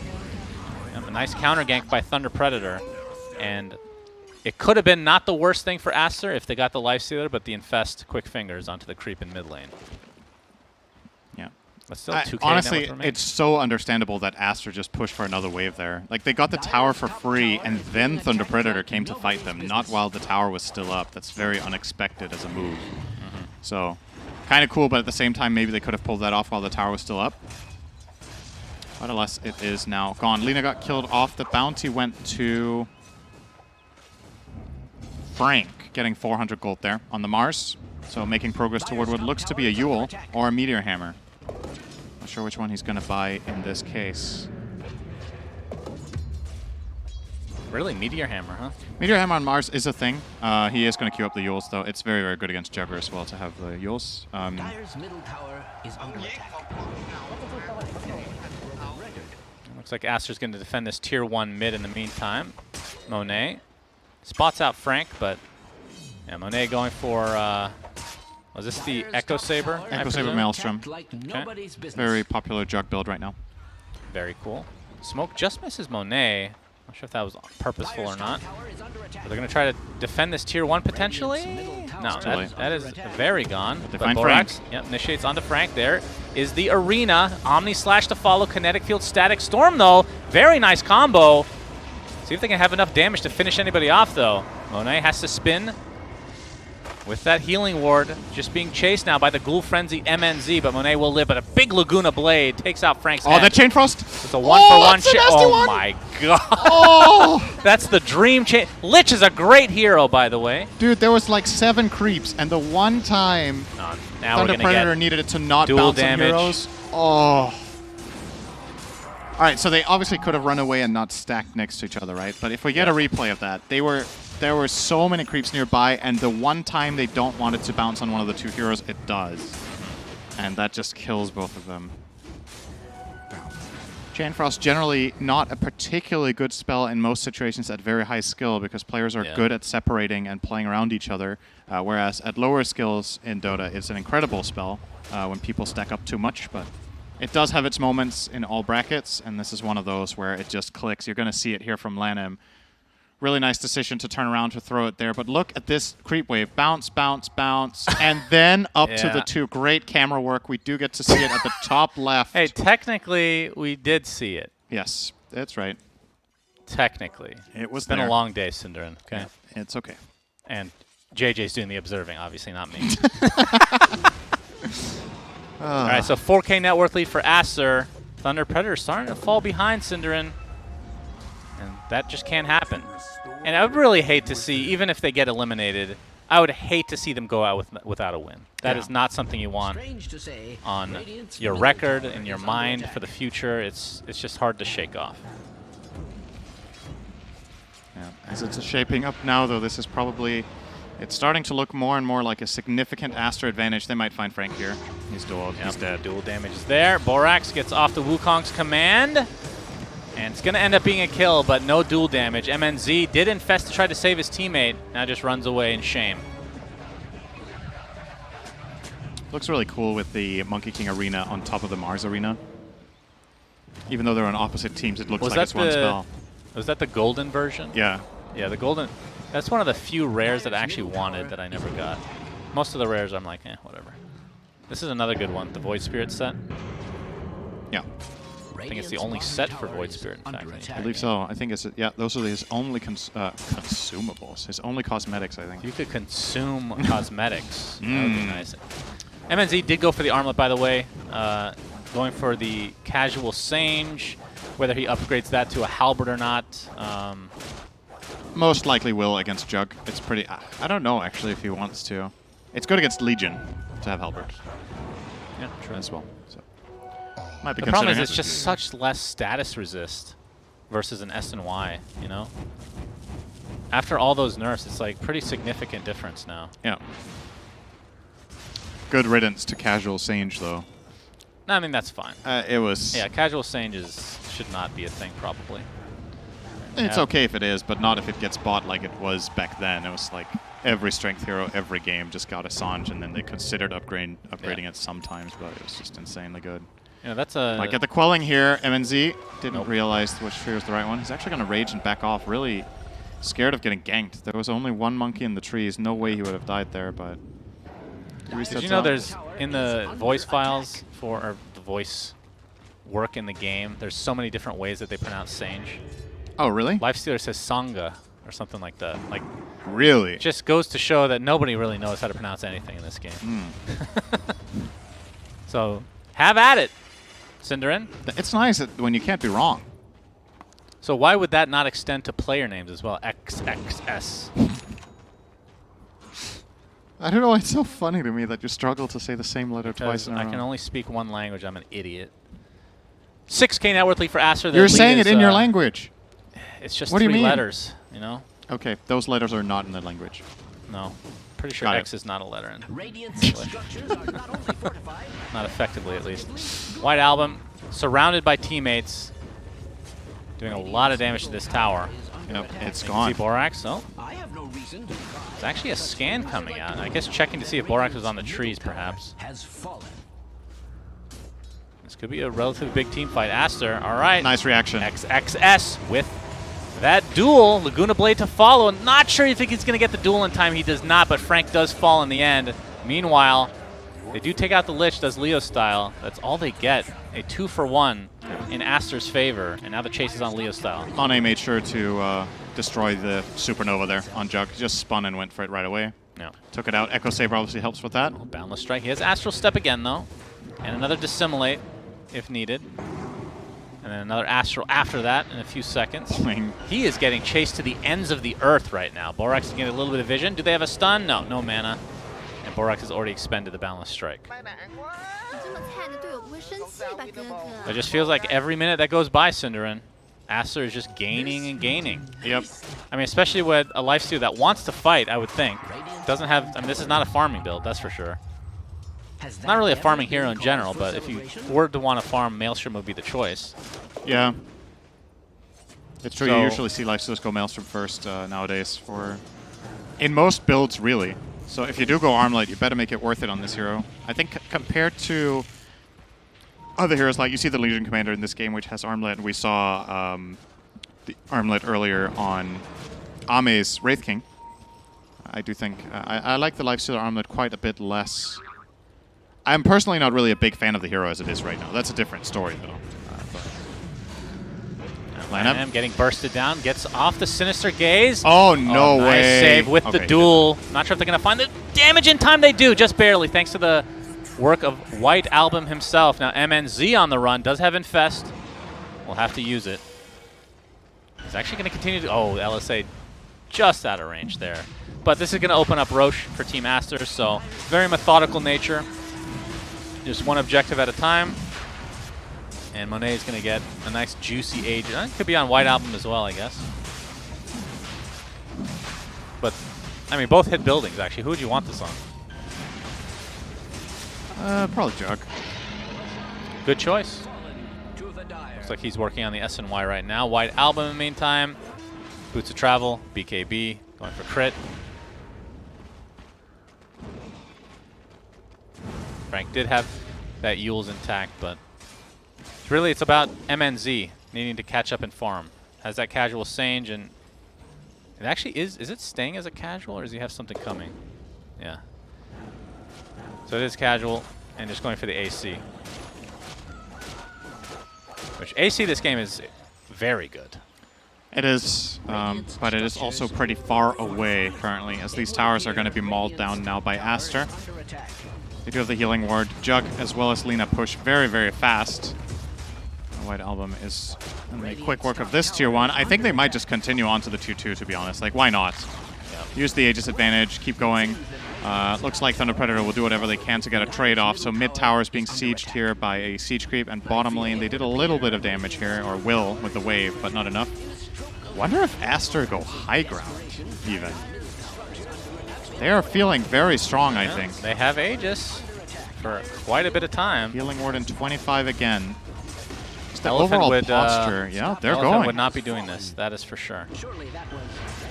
Healing Ward not up for another 15 seconds. Did go the talent, though, for the cooldown.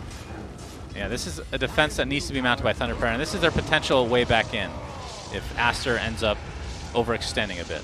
Glimpse. All right, Glimpse back. White Album's in a lot of trouble.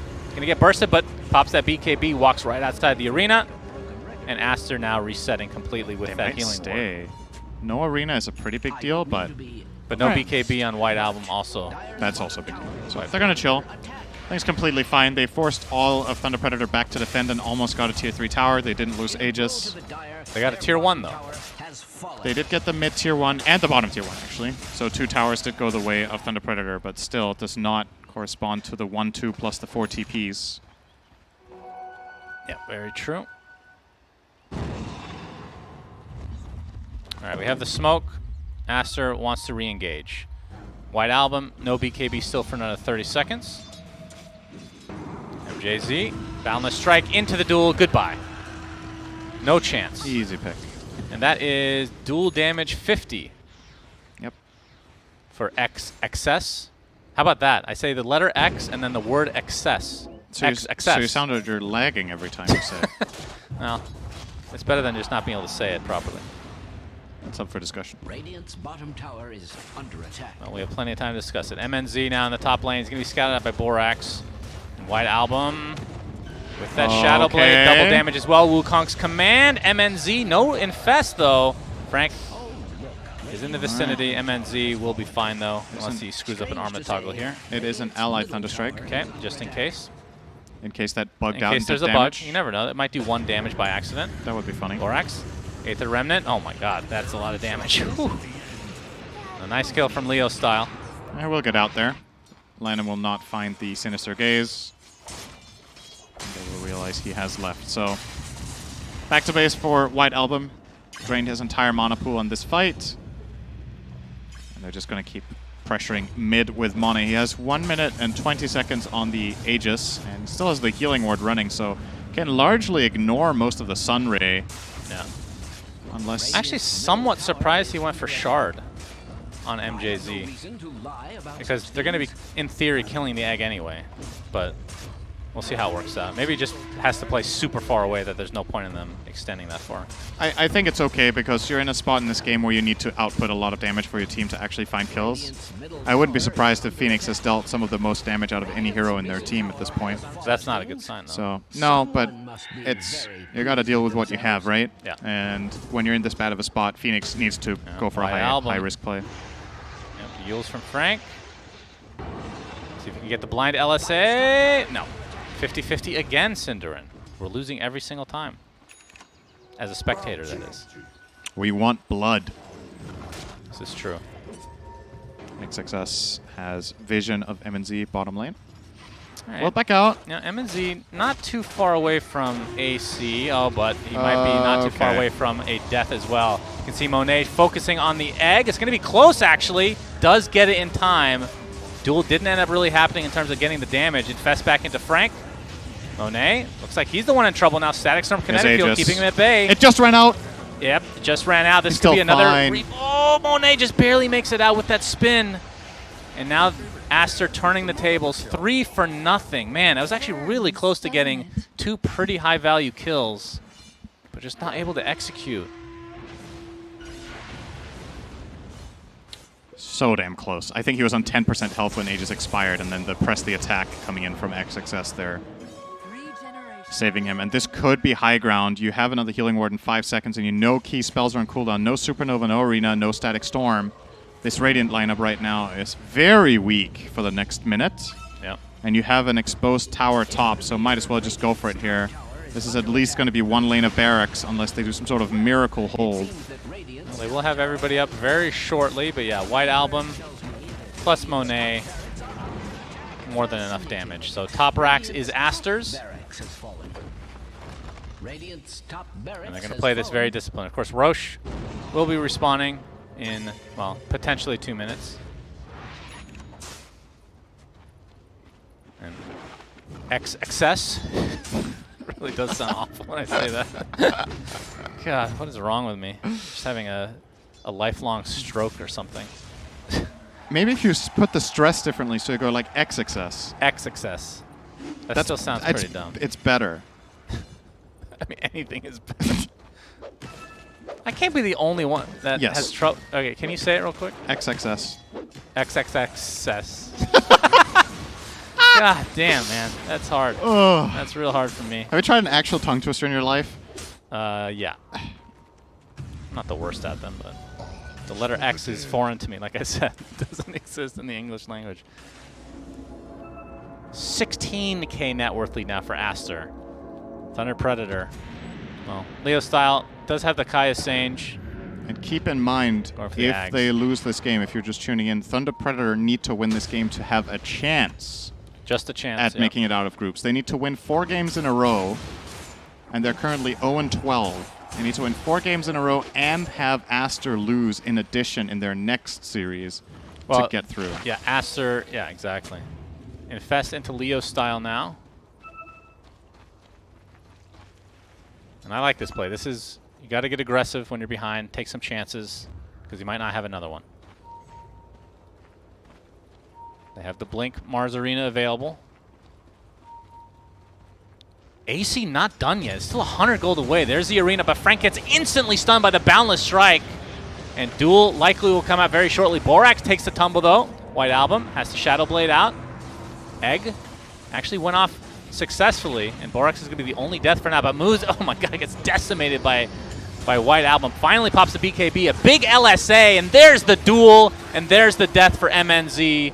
Leo style having to run away here, and I believe Aster will just go down mid. Very patient on the Duel. That's pretty impressive, actually. I'm surprised that they would go without AC when it's 100 gold away. Yep, that was probably not the right call there. It is a very major item, which could have made the difference. Lina was pretty low. Very low, yeah. If there was an AC in play, that could have potentially been a kill, but not to be. They will back off here with the respawns coming in now from Thunder Predator. Grab themselves a bounty rune. Obviously, Aster well aware of the gravity of the situation for themselves as well. One of the, I believe, the #1 DPC team coming out of China, but haven't really had the success on LAN. Right. They haven't had the X success they were looking for. But X success. They're looking to change the tides here. Obviously, starting in the upper bracket would be a really big deal for them. They're 3 and 7. Their potential best score is 9 and 7, which is potentially 4th, I believe, in this group. So if everything clicks now in their following series, they are still in the running for an upper bracket spot. It will be tough, but actually, am I wrong here? No, their best possible score is 7 and 9. Yeah, they can't make upper bracket. I take it back. They are guaranteed lower bracket, but they can get a much better placement, obviously, with a 7 and 9 scoreline. And they obviously want to at least win one game, so they're through. Yeah. Which is looking pretty good for them in that regard. BKB now for Monet. Just going for the Ultra Tank build pretty much after the Echo Saber Maelstrom. And has the shard, so we'll be able to proc his items and do extra attacks now while spinning and the extra move speed and whatnot. White Album. Guessing the Silver Edge is complete. Indeed, Duel. There's the Duel onto MNZ. Nice arena from Frank, though. It's a lot of damage being applied to Monet. He's stuck inside that Static Storm, but pops the BKB and is just fine, but can't say so much for Borax. Ends up taking a tumble here, but MNZ looks to be next. Double kill for Lan M, and I do believe, Cinderin, that this is close to being it. Oh, Leoslaw jumps in. Nice pick off. But there's the... Oh, okay. The Omni Slash was nice used. Juke. Yeah, still had an Astral Step in his pocket. Going to the right there. Borax was trying for a very quick Boundless Strike on the anticipated arrival location from Dissimulate, but obviously dodges off to the right and then jumps away. So nice little snipe there from Leo style, but again, there's no real wins for Thunder Predator in these fights. They're not gaining. They're like staying alive, but the outcomes here, and this, honestly, not a bad start for them. They get a really good spear with full duration Sunray on top, but it's not enough. With MNZ Duel, they can't kill the Jug. And after that, it's just cleanup crew for White Album.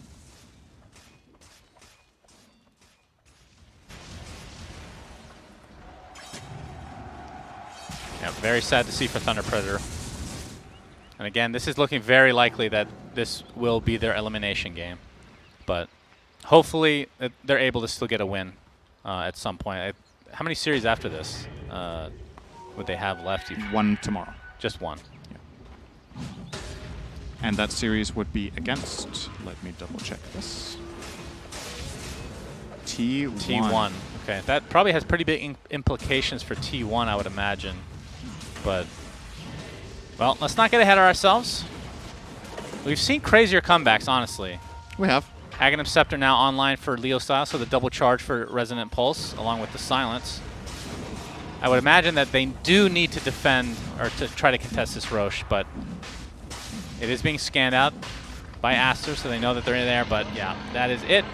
That is the Aegis again for Monet, and Shard will be passed off to somebody. Lina's is garbage. Mischief one is pretty cool, actually, and Legion already has hers. What do they do with it? Because Jug already had his. They give it to Lich. Ice Spire. Oh, I finally get to see Ice Spire. Very cool. Easy way to set up for a Chain Frost, and obviously slows enemies by quite a lot. Yeah. I think we're going to talk about Ice Spire in just a moment. I have a couple thoughts on it, Cinder, but we have to hold that. Initiation on the Monet is going to have to pop his BKB, so very defensive play, despite having the Aegis here. Oh, nice stun. Taking out on the tree. Borax is done, but Duel comes in. Phoenix looks like he's going to get bursted down. It's going to be close before the duel damage comes through. Nice attempt on the MNZ save with the Infest. Now the Static Storm comes into play. MNZ trying to play inside of it, but looks like he's going to get bursted down by the right clicks. And Frank, oh my god, the damage from White Album, ridiculous. Triple kill for Monet, meanwhile, as Leo style just trying to make as much space as possible. As there's an Omni Slash that wasn't used the entire fight. Ultra kill for Monet. And this is looking like the end. Yep. Still have a game 2 to go, though. No buybacks, only Mars alive. The dream for Thunder Predator is dead. GG. The first team eliminated mathematically from TI-10 is going to be Thunder Predator.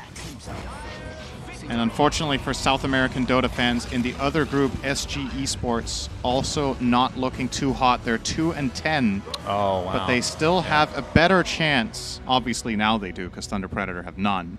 But they still have a decent chance in that group of clawing their way through by primarily overcoming Quincy Crew, who are also not looking good. So the Americas are taking the bottom spots currently at TI, whereas for the rest of the regions, fair to say, the strongest region showing right now, absolutely China, with the exception of Aster, who will not be going to the upper bracket. Every other Chinese team is looking very, very hot. Yeah, nothing much to be said. Feel very sad for Thunder Predator, but somebody had to go, Cinderin. Such and are the awkward thing is they still have 3 games to play past here. But maybe with the, I don't know, again, we don't know the inside comms or anything like that, but perhaps pressure was a lot for this team to handle.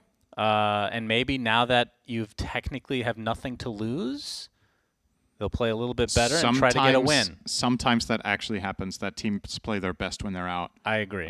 Which is always a shame. And obviously, like you said, it's pretty rare at TI that a team has 3 games left and they're out. But that is also because it is very rare that a team goes 0-13. Just really has to be disappointing for the players. You know, all the teams going into TI, you might not think you're the hottest team in the world, but I don't think any team goes in and expects to perform this poorly. So always a shame. Of course, this time around, it will be Thunder Predator. And I agree with you. I hope they manage to at least grab a win. As we mentioned previously, we think the last time a team went 0-16, at that case it was 0-14, was MUFC at TI3. So we're looking at 7 years ago since a team lost Shout out to game Winter. Okay, so with that, let's take a quick break and we'll get into game 2, which, you know, these games can sometimes be a lot of fun, but we'll have to wait and see.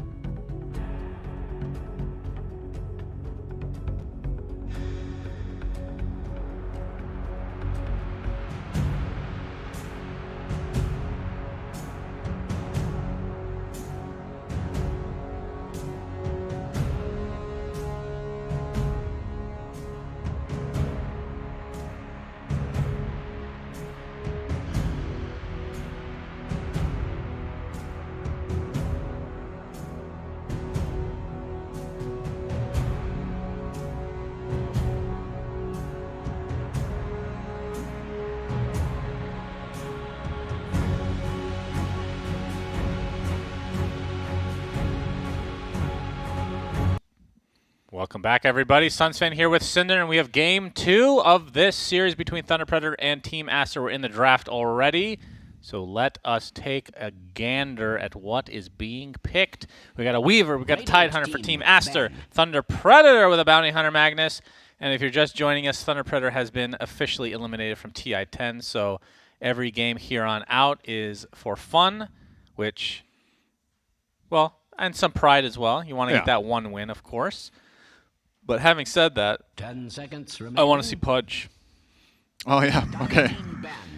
It's time. Oh, it's like we were talking about at the end of the last game. It's a really big shame for Thunder Predator. Obviously, they had a good result earlier in the year. They got 5th, 6th at the Singapore Major, which is the reason they find themselves here. They didn't even need to play the TI qualifiers out of their region. They were straight invited on points. And in addition to that, obviously, no team wants to find themselves playing for fun like this at TI, especially if it is going to go poorly. You don't want to be 0-13. So the storyline for this team, a shame. Aster, another example of a team that isn't doing as hot as they had hoped. They are guaranteed lower bracket, but now that they beat Thunder Predator last game, they're also guaranteed through. So maybe a little bit of a sigh of relief that at the very least it wasn't a total disaster for them. Only an Aster. 5 seconds remaining. Wow. That was actually really good. Thank you. I'm just going to pause here and have a moment of silence for the last good joke you'll have all tournament. Okay. Well, that's you don't have much faith in me. Typically, you're not supposed to talk during a moment of silence, but we'll move on. Yeah, that's how much I listen. Leshrac picked up by Team Aster. Very fast pick into Mars now. All right, we're starting to see more Mars, and it's looked not great on a small amount. I think it's 2 games now we've cast. It's not look particularly good, but worth keeping in mind, by the way, we've been talking about this from the perspective of Thunder Predator. Aster cannot make the upper bracket, but the placement in the group matters. If you place higher, obviously you're more likely to get a weaker opponent, and also in general the seeding system with which team you face from the other group. Historically speaking at TI, I'm not exactly, I won't say this 100% sure, I'm not sure what the exact rules are this time around, but I do believe the 5th place team in a group can pick opponents between 7th and 8th in the other group, and the 1st place team in a group can pick opponents between 3rd and 4th in the other group. Right. It is either that way, or it is 1st faces 4th and 5th faces 8th. And regardless, you would rather have a higher placement because it is more likely that your opponent will, on average, be weaker. So Aster have plenty to play for, and they could get 5th if they win all their games. So I believe. Maybe they can't actually get 5th. Can they get? They can. I think they can get 5th. They can get 5th if everything else clicks, and they have a decent shot at 6th. With them in the lower bracket from Group A, by the way, other confirmed team, I believe Alliance are confirmed lower bracket, and that is it. Both. No, T1's really bounced. Or sorry, we're looking at the standings here, but T1's really bounced back after their really bad start to the tournament. They started 0-4 and they're 6-6. Yeah. All of their series are 2-0s or 0-2s. No draws for these guys. Yep. 5 seconds. They're all in, as you would say. Yep. So PA picked up by Thunder Predator. That's the typical empower target for Magnus, which means that this is in all likelihood a support bounty unless they want to do some crazy shenanigans. Likely mid Lina as well. Team Aster on the other side. A lot of flexibility. Mars is, I mean, we've seen it support, but it's almost certainly going to be the offlane with Tide as the support, along with Weaver, who could be the 1 or the support as well, with Lesh being mid in all likelihood. Yep. Lesh versus Lina, a pretty even matchup. I would say it's slightly Lina favored, maybe something like 55-45 or 60-40 at worst. So I think White Album should be doing okay there. And I will say Mars is pretty good in lane against PA for a couple of reasons. First of all, Mars likes to use his spells actively, so he needs mana. PA is a very easy hero to buy Magic Stick against and get value, so you get your spells more often. PA, when she attacks you, if it's an aggressive fight, you can always get 1 point in your bulwark and face her. She's all physical damage. And secondly, or tertiary point actually, is PA doesn't have that great max health, and your spells do decent damage. 10 seconds remaining. So pinning her to a tree can lead to a kill in that lane, especially if you're laning with Weaver. It's not a bad lane, Mars Weaver. But let's see if that is what Astor are going for. One more pick to go. Is this going to be a carry putting Weaver on 4, or is it going to be a 4 putting Weaver on carry? Well, they have a whole lot of time to think about it, that's for sure. And Thunder Predator, I think we both agree that they need a Pudge in their lineup. So we'll probably pick that up as a very final pick so that it cannot be countered because it's such a good hero. I will say, though, like, in Thunder Predator's position, right, you know you're mathematically eliminated, right? They're going to grab the Slark here. Okay. So the Weaver is support. You could go all crazy and just play whatever. I think Thunder Predator still, like you said, are playing for pride. They still want to try to get a win or two on the board and have a good showing toward the end. 10 seconds remaining. It is never fun to go out winless like that. And this lineup in itself makes a lot of sense. And maybe a little bit of a twist of what do you want to play, you know? They're mixing things up a little bit. I haven't really seen them play Darkseer Bounty Hunter, but these are heroes that their players are comfortable with. Mag PA, classic combination. It's not, like you said, just, oh, let's just play Pudge, you know? Which we're joking with. The hero might actually be played for real. It is a lot of fun. Ion Shell on Bounty, Ion Shell on PA. Like, you got... That's good. Got some good synergy. Decent lane against Slark as well. Slark isn't the best hero at killing off the shelled creeps, so can get dove under tower even by the wave plus the Darkseer. Assuming that the Tidehunter is position 5 and helping out in that lane, not exactly the best ally either for dealing with Iron Shell. So I could see this being a really good pick for that particular lane. Maybe Astor will mix things up or swap things around a little bit for that reason. But what would you do, really? I think they just have to place their heroes that way. Tide Mars sounds like an awkward lane. Maybe it's playable. Against a 5 Magnus is probably fine, actually. They could put the Weaver top for Borax if they wanted to, together with Slark. Weaver Slark lane. By the way, sounds like all random. I got a tweet from somebody telling me that it's okay if I pronounce XXS as double XS. Double XS. Double XS. Not bad, right? Oh. So I appreciate... It's when you have a lot too much of something. Double excess. Yeah. Yeah. That's my eating habits. Oh, that is not true. Why? I have been watching you eat. It's been moderate portions. I ate a lot of dessert today, Cinderin, as you can see. Well, Thunder Predator versus Team Aster. Game 2 of this 2-game series for the TI-10 group stage.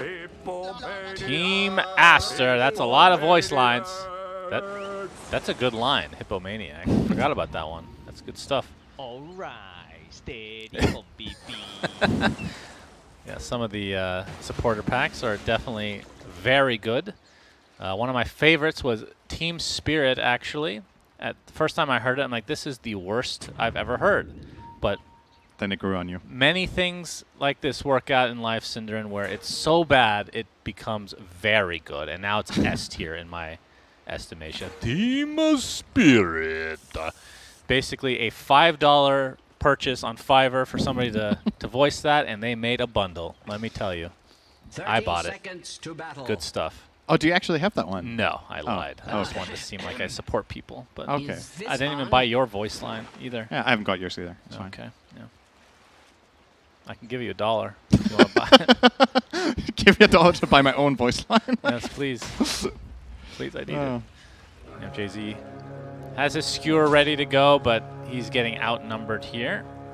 Well, PA is on the high ground, so double XS. Taking some residual damage here. He gets off the rebuke, and now MNC will end up getting the bounty rune. But it's going to be an even split, and it's going to get chased even more here, but shall survive the day. We'll see how this landing stage goes for Team Thunder Predator. I mean, from they are actually putting the Tide Mars. They are what? They are putting Tide Mars top and putting the Weaver bot with Slark. So they did end up doing the swap. This should be interesting. MJZ, of course, with the skewer, so anytime you're facing melee heroes, it's going to be kind of a hairy situation, if you will. Lan M gets off the anchor smash, but almost dies to the stifling dagger. But First Blood will be preserved. And bottom lane, both Mane and Borax went ahead of the creep wave and zoned off frank. Moose did go and get most of the experience from the creeps, but this is a really good way of combating Darkseer a lot of the time. He needs to get to the wave with the Ion Shell so he can get that experience. And if you just have 2 heroes that stand strong in the beginning and just run up and fight him, Darkseer's levels get delayed. And getting late level 3 on this hero sucks. So nice start from Aster in that bot lane. Getting Monet off to a very nice head start by making that decision. MNZ now getting harassed in the top lane. I mean, in terms of like the mid-game potential, who do you like in this game if all things are considered even? Which is, you know, kind of a big step considering Thunder Predator hasn't really found themselves in that position, really.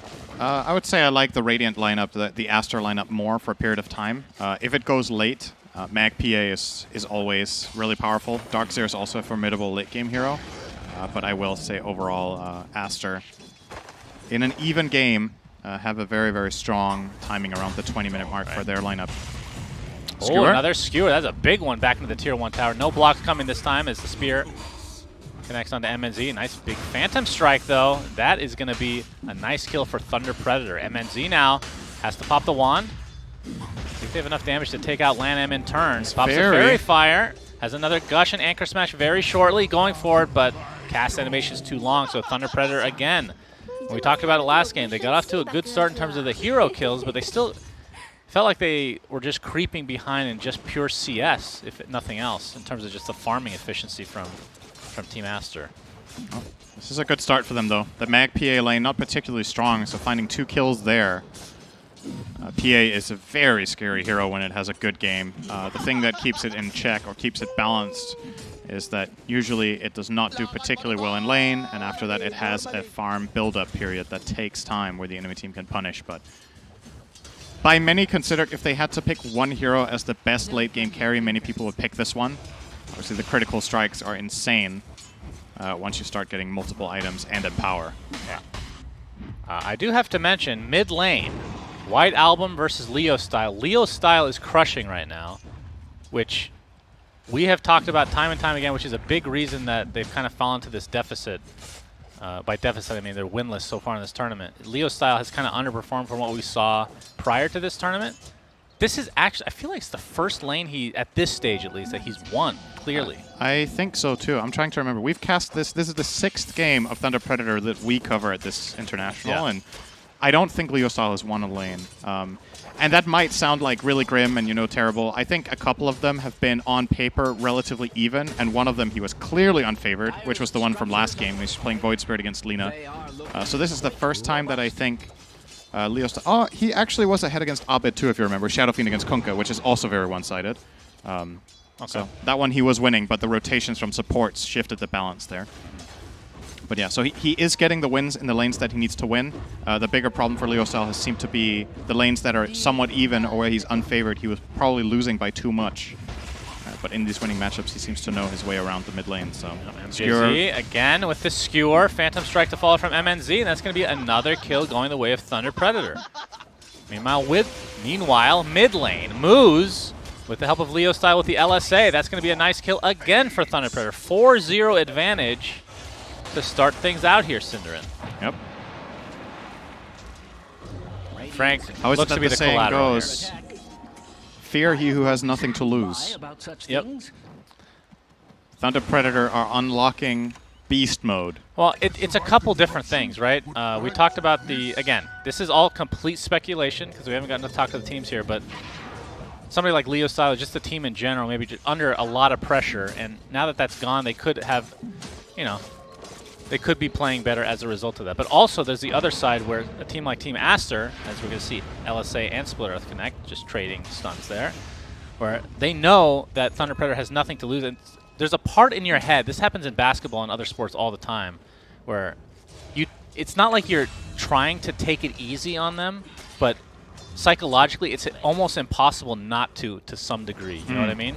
That's just like a psychological thing that's really hard to combat. That's like one of those things where these championship teams, they develop this type of discipline that allows them to overcome something like that because it's actually very difficult to do. Moves mid. Will get caught off by a sentry. Good turning defensive stun from Leo Style will get him out of there. Borax arrives with another sentry immediately.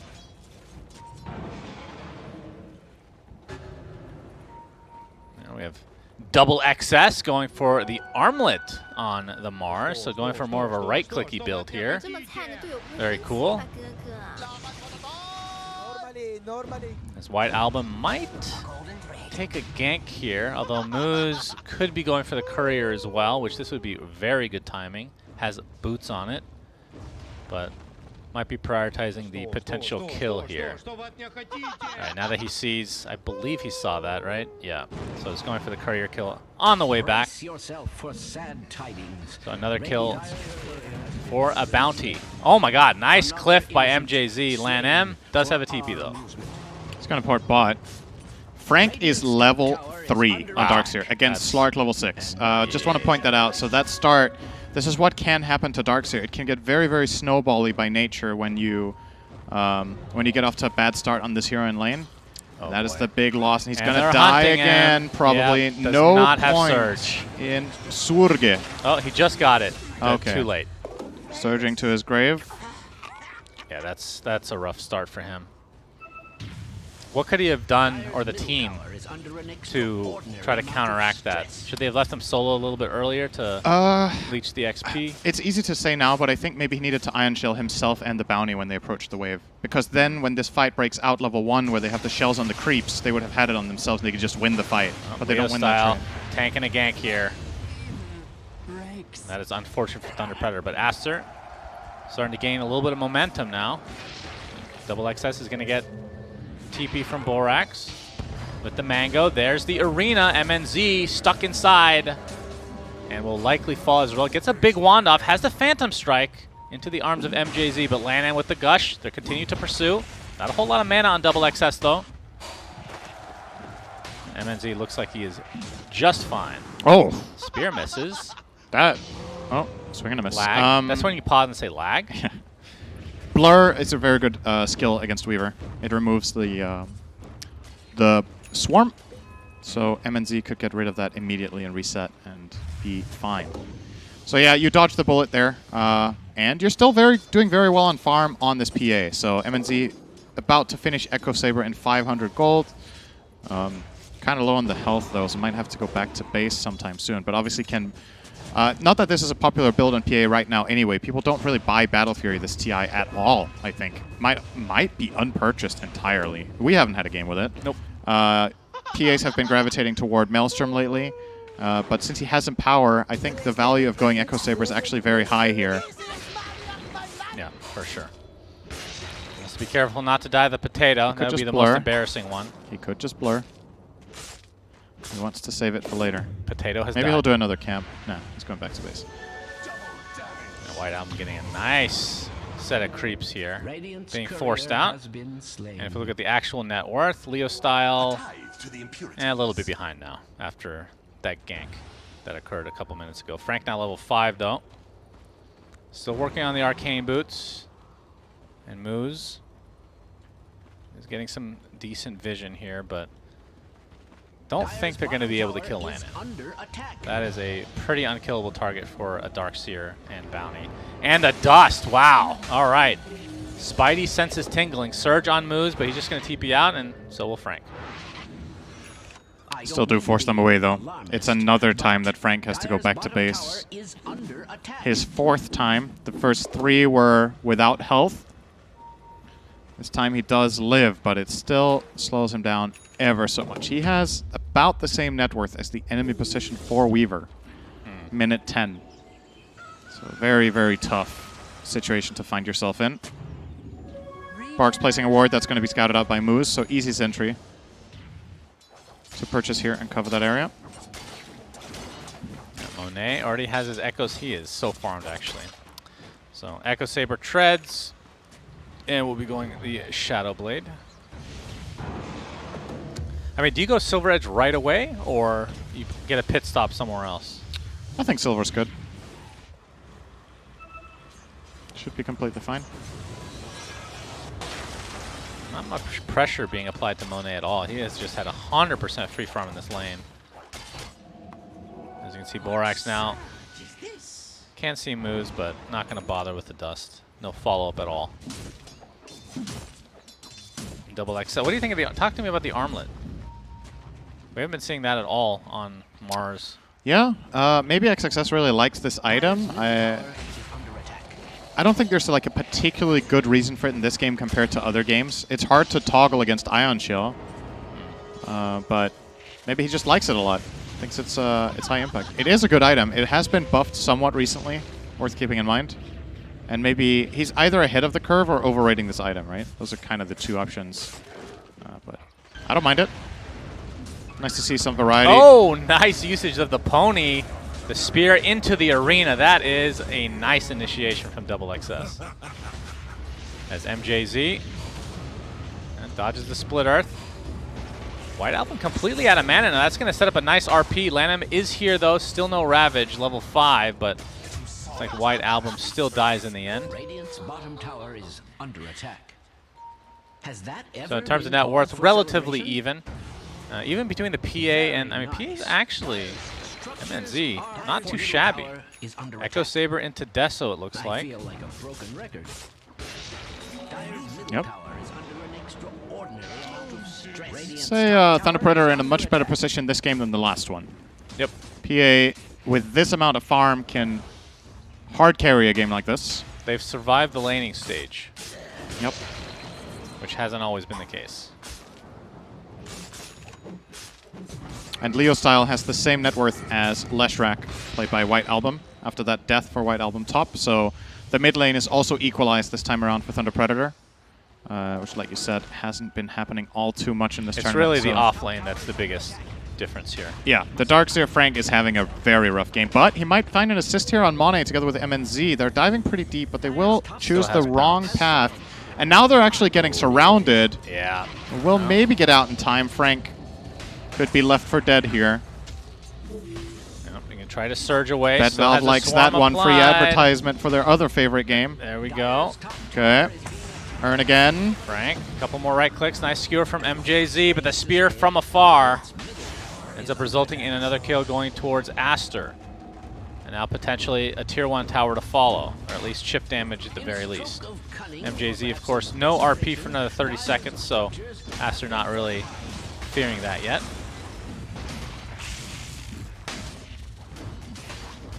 Borax looks like he's going for an Atos. Okay. Double XS. Blink Dagger is next on the menu. Yeah, it's solid. He has a really good mana pool with this build. Oh, MJZ does obscure. He's going to be completely fine. He's just chilling. Okay. It's going to take a swarm. Borax being a Nice very try. annoying Weaver.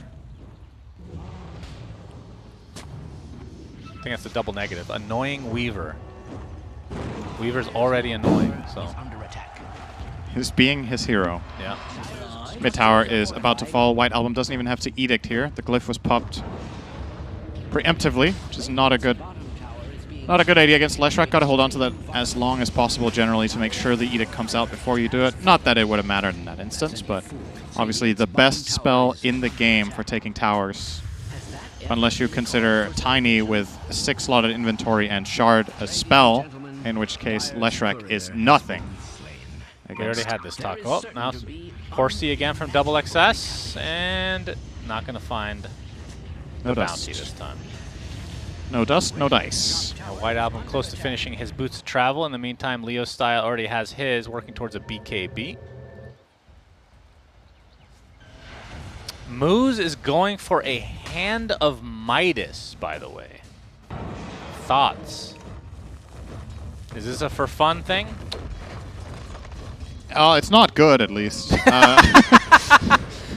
I think. I'm ready to be impressed. I feel like Bounty Hunter going Midas is very much setting up for a very long game that I don't know if they can get. And they have the late game with Mag PA, so you kind of want bridging items like Solar Crest up. Yeah, Monet going ham on Leo Style. Won't Looks get like him. he'll be able to walk away, though. All right, I'm unironically looking forward to this Midas. I hope he sticks with it, just to see what happens. What happens is that he will get some gold, but I don't know if it will pay off. It's a gold hero, so it's like White Album. Alchemist, yep. MJZ has the RP and the crit from MNZ. Goodness gracious. Coup Okay. de grace. I guess sometimes you just hit him hard. 2 That's crits right. in 3 attacks. And MNZ easily takes care of business there.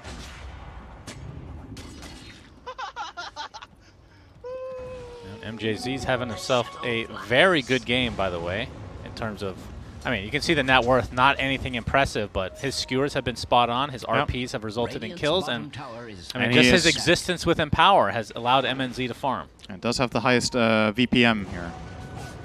VPM? Voice lines per minute for the game. Laughing at every possible turn. Yep. With the Phoenix Gaming voice line. Perfect. White Album is going for a Blink Dagger, so the Blink Yule's Split Earth is what he has in mind. There it is again. It came off cooldown. Yep. Here we come with the smoke. Monet has a Silver Edge in his sights right now with the Echo Saber Shadow Blade. See who he runs into. MNZ does not have Blur. There's the Mars Arena, but a big Blink Strike out. Beautifully placed. Single target. Hard to misplace it, actually, now that I think about it, but good positioning from MJZ, who skewers in, but unfortunately, the spear connects onto MNZ, and that'll cost him his life. MJZ, in the meantime, will be dropped as well, so pretty unfortunate for Thunder Predator, especially with the Deso just coming online. I'm not sure, was that in his inventory or did he get it from base? I'm not sure. He had the Deso in the Lash kill top, actually. He's had it for a little bit. Oh, okay then. That's why he killed him so fast. Yeah. Without the Deso. If he had that much damage without the Deso, that would have been scary, but yeah. He already has the extra Mithril Hammer, though, so already halfway, basically, to BKB. But now, good old stone guy with a shield is going to die. And shield will be going to Monet on this Lark. Eventually. Well, I kind of just walked away thinking that Monet does a lot of damage. He doesn't. Not to Roche.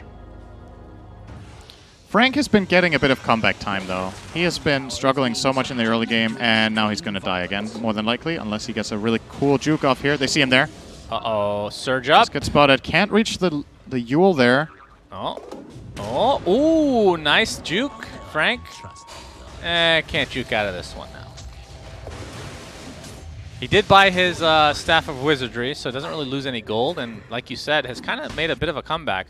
1,000 away from finishing Ag, so that gives you the double charge to Ion Shell, gives you the HP addition to it, so one of the better Ags in the game for sure. Kind of a, I want to say, for the hero, extremely large power spike, which is why you see people very just rushing it. Yep, it is super good. Early on when it was released pre-nerf, I think this was one of the best Ags in the game. It's been changed a little bit since then. I believe originally it gave 400 health, right? Was it? Yeah, now it's 300, I think? 275. Okay, close enough. All right, That is a kill. That's a big one. Oh, they found MNZ again. Indeed, as Bounty takes a tumble now, Deal style. Trying to get those fiery soul stacks up so he can walk away. Little does he know, Lanham is in the vicinity. Ooh, the pounce just misses. Nice fake out on the Ravage. Forces the BKB from Leo style. Now Monet, that's a lot of damage. Yep, getting some nice stacks here for future plays. Obviously, last only for 60 seconds. He hasn't maxed out Essence Shift. It's 4-4-3 build. Uh-oh, the Yule Split Earth to come. He laughed too early. Yeah. Or too late, depending on your perspective. Okay, he laughed again. So, there you go. Got it covered. And down goes this tier 2 tower, so Aster going to try to take full advantage of this Aegis. And Borax, he's going for the Shard, which, how does that work against Blur in terms of, it shouldn't drop off, right? Because doesn't Blur count as like a split second invisibility? That's why it falls off? Right?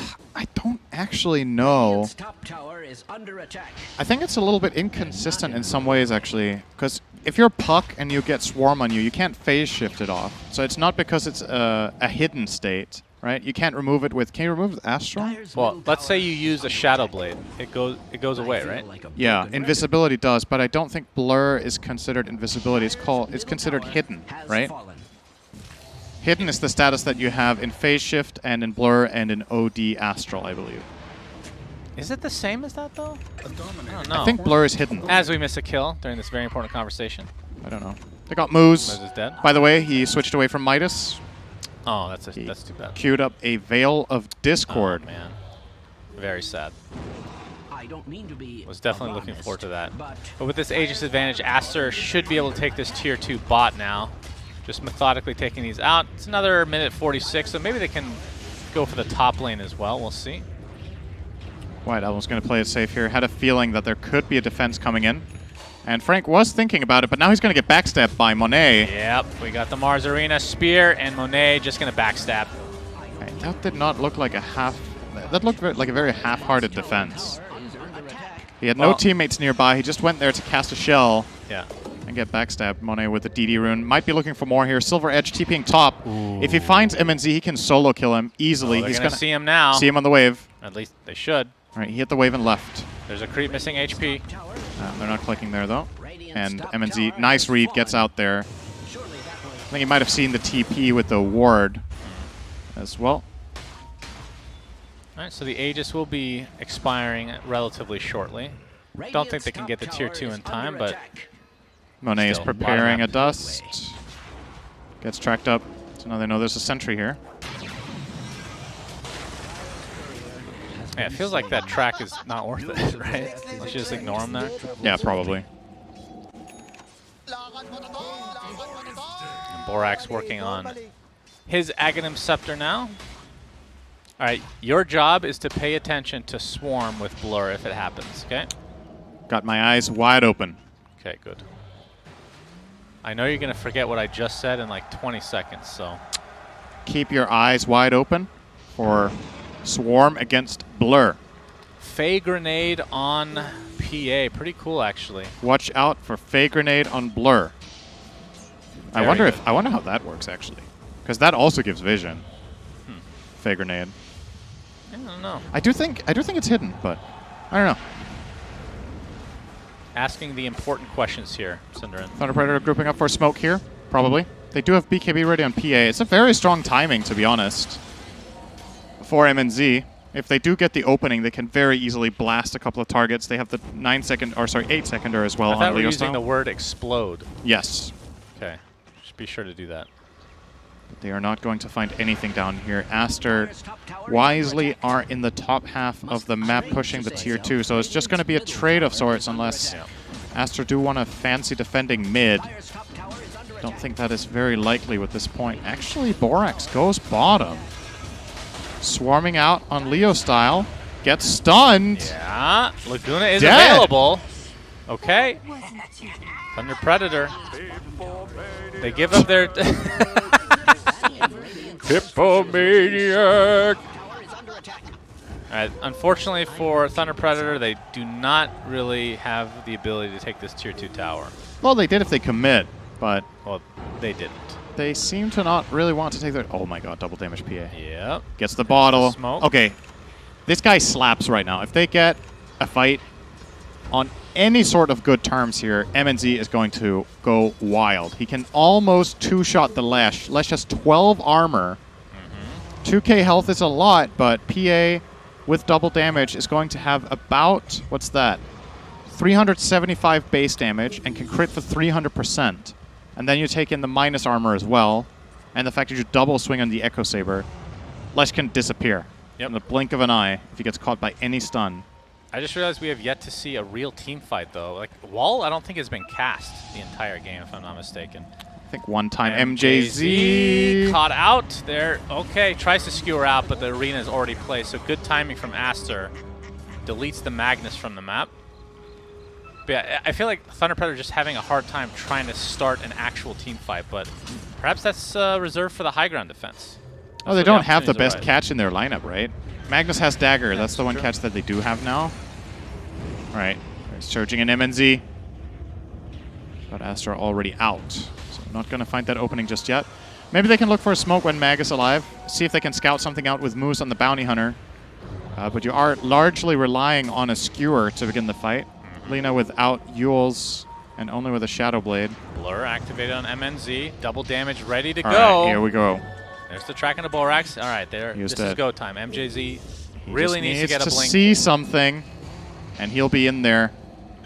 Borax Tract can literally get one shot, I think, by a double hit from the Echo Saber. I don't know if you'd consider that a one shot at that point, but It is a one shot, yes. Monet. There's the RP. This will be a huge kill, and it's going to be a super clean one from Thunder Predator. Any Lanham, in the crits? meantime, No, doesn't need it thanks to the Laguna Blade. So Thunder Predator mounting a defense here. Borax on the run. Is working on an Ags for himself. And Roche will respawn in 30 seconds, actually, which is kind of unfortunate timing for Thunder Predator. Leo Style going to take the mid tower. Top net worth now on the Lina. Having himself a game. This is the Leo style we're used to seeing, honestly. And he's going to take out this tier 2 tower in all likelihood.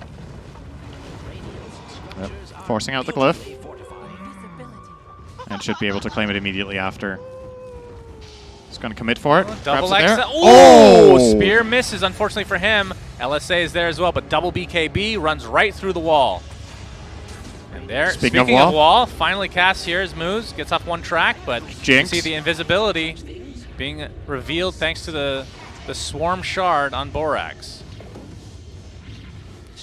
You know, the way to counter that is to get the Shard on Bounty, taking 35% less damage, Synderen.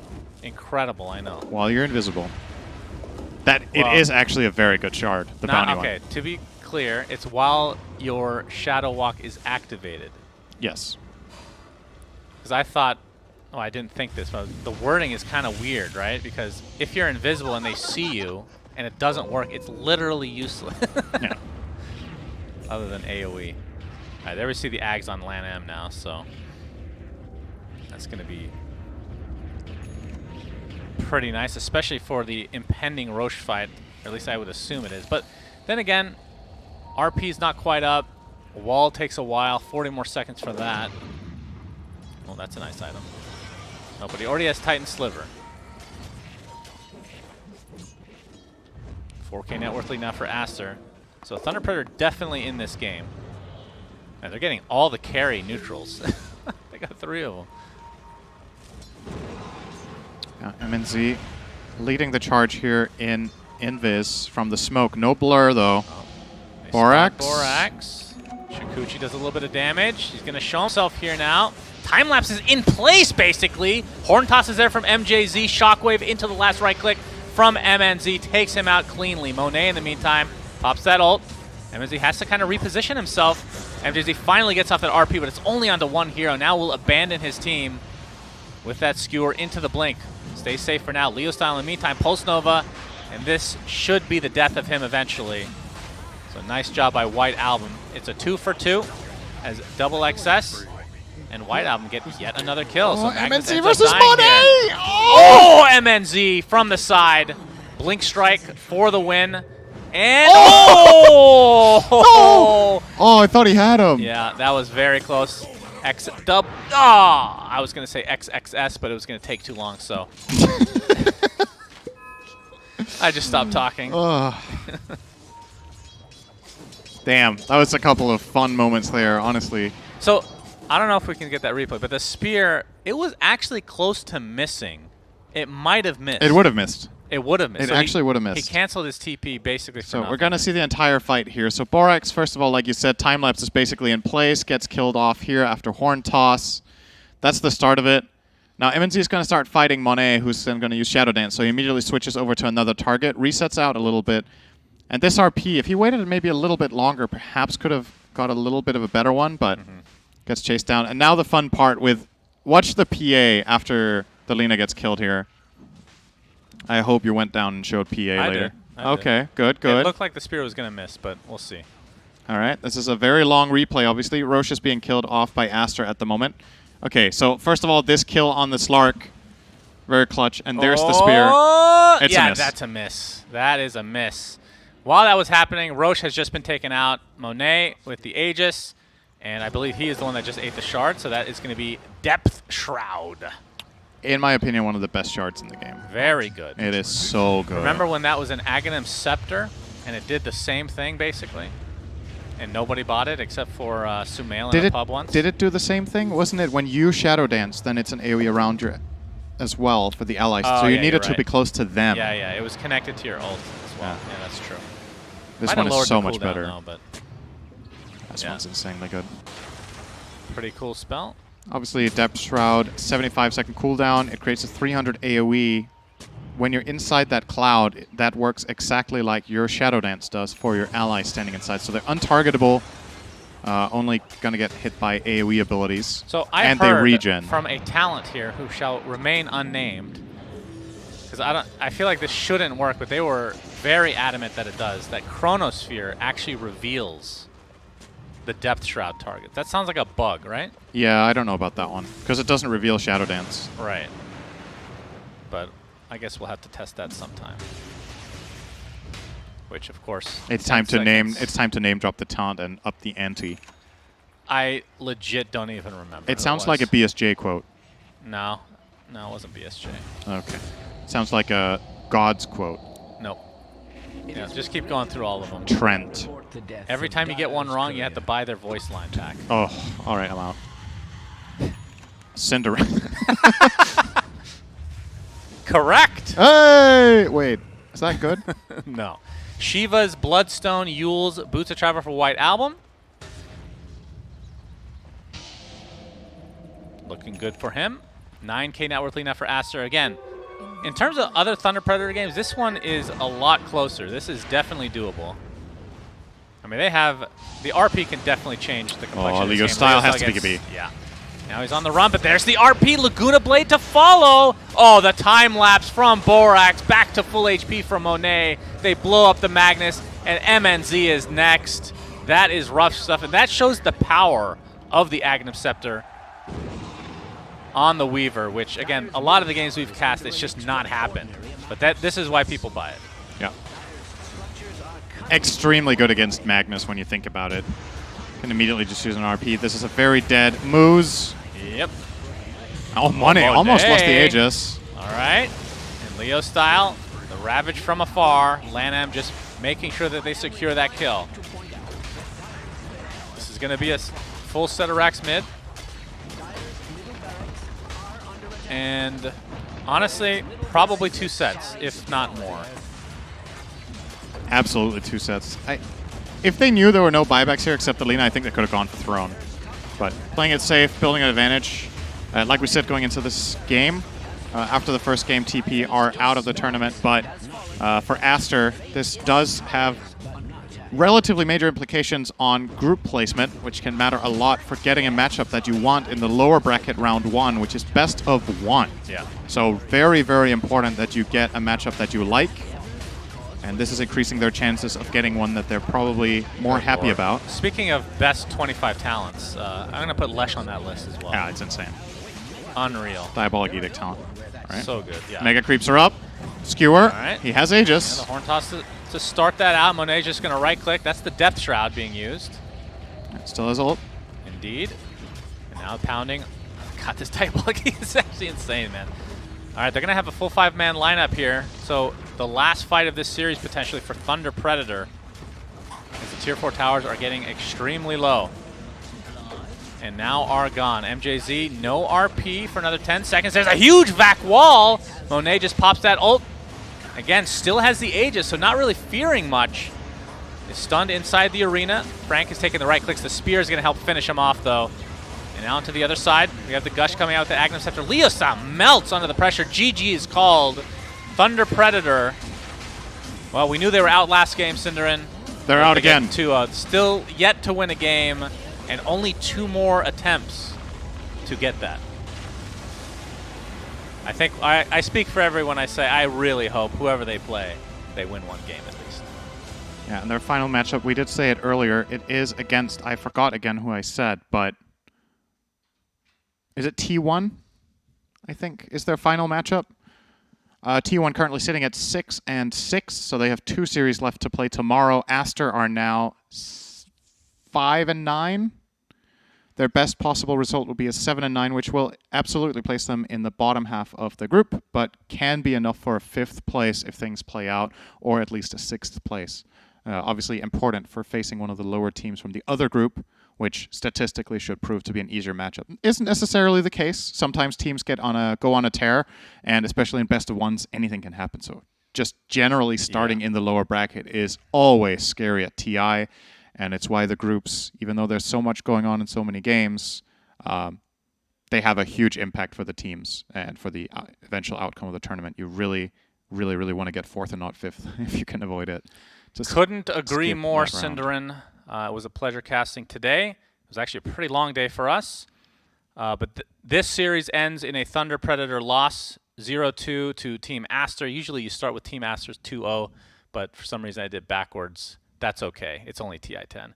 So with that, we'll bid everybody adieu, and we'll be back tomorrow for the last day of group stage. Bye! Subscribe.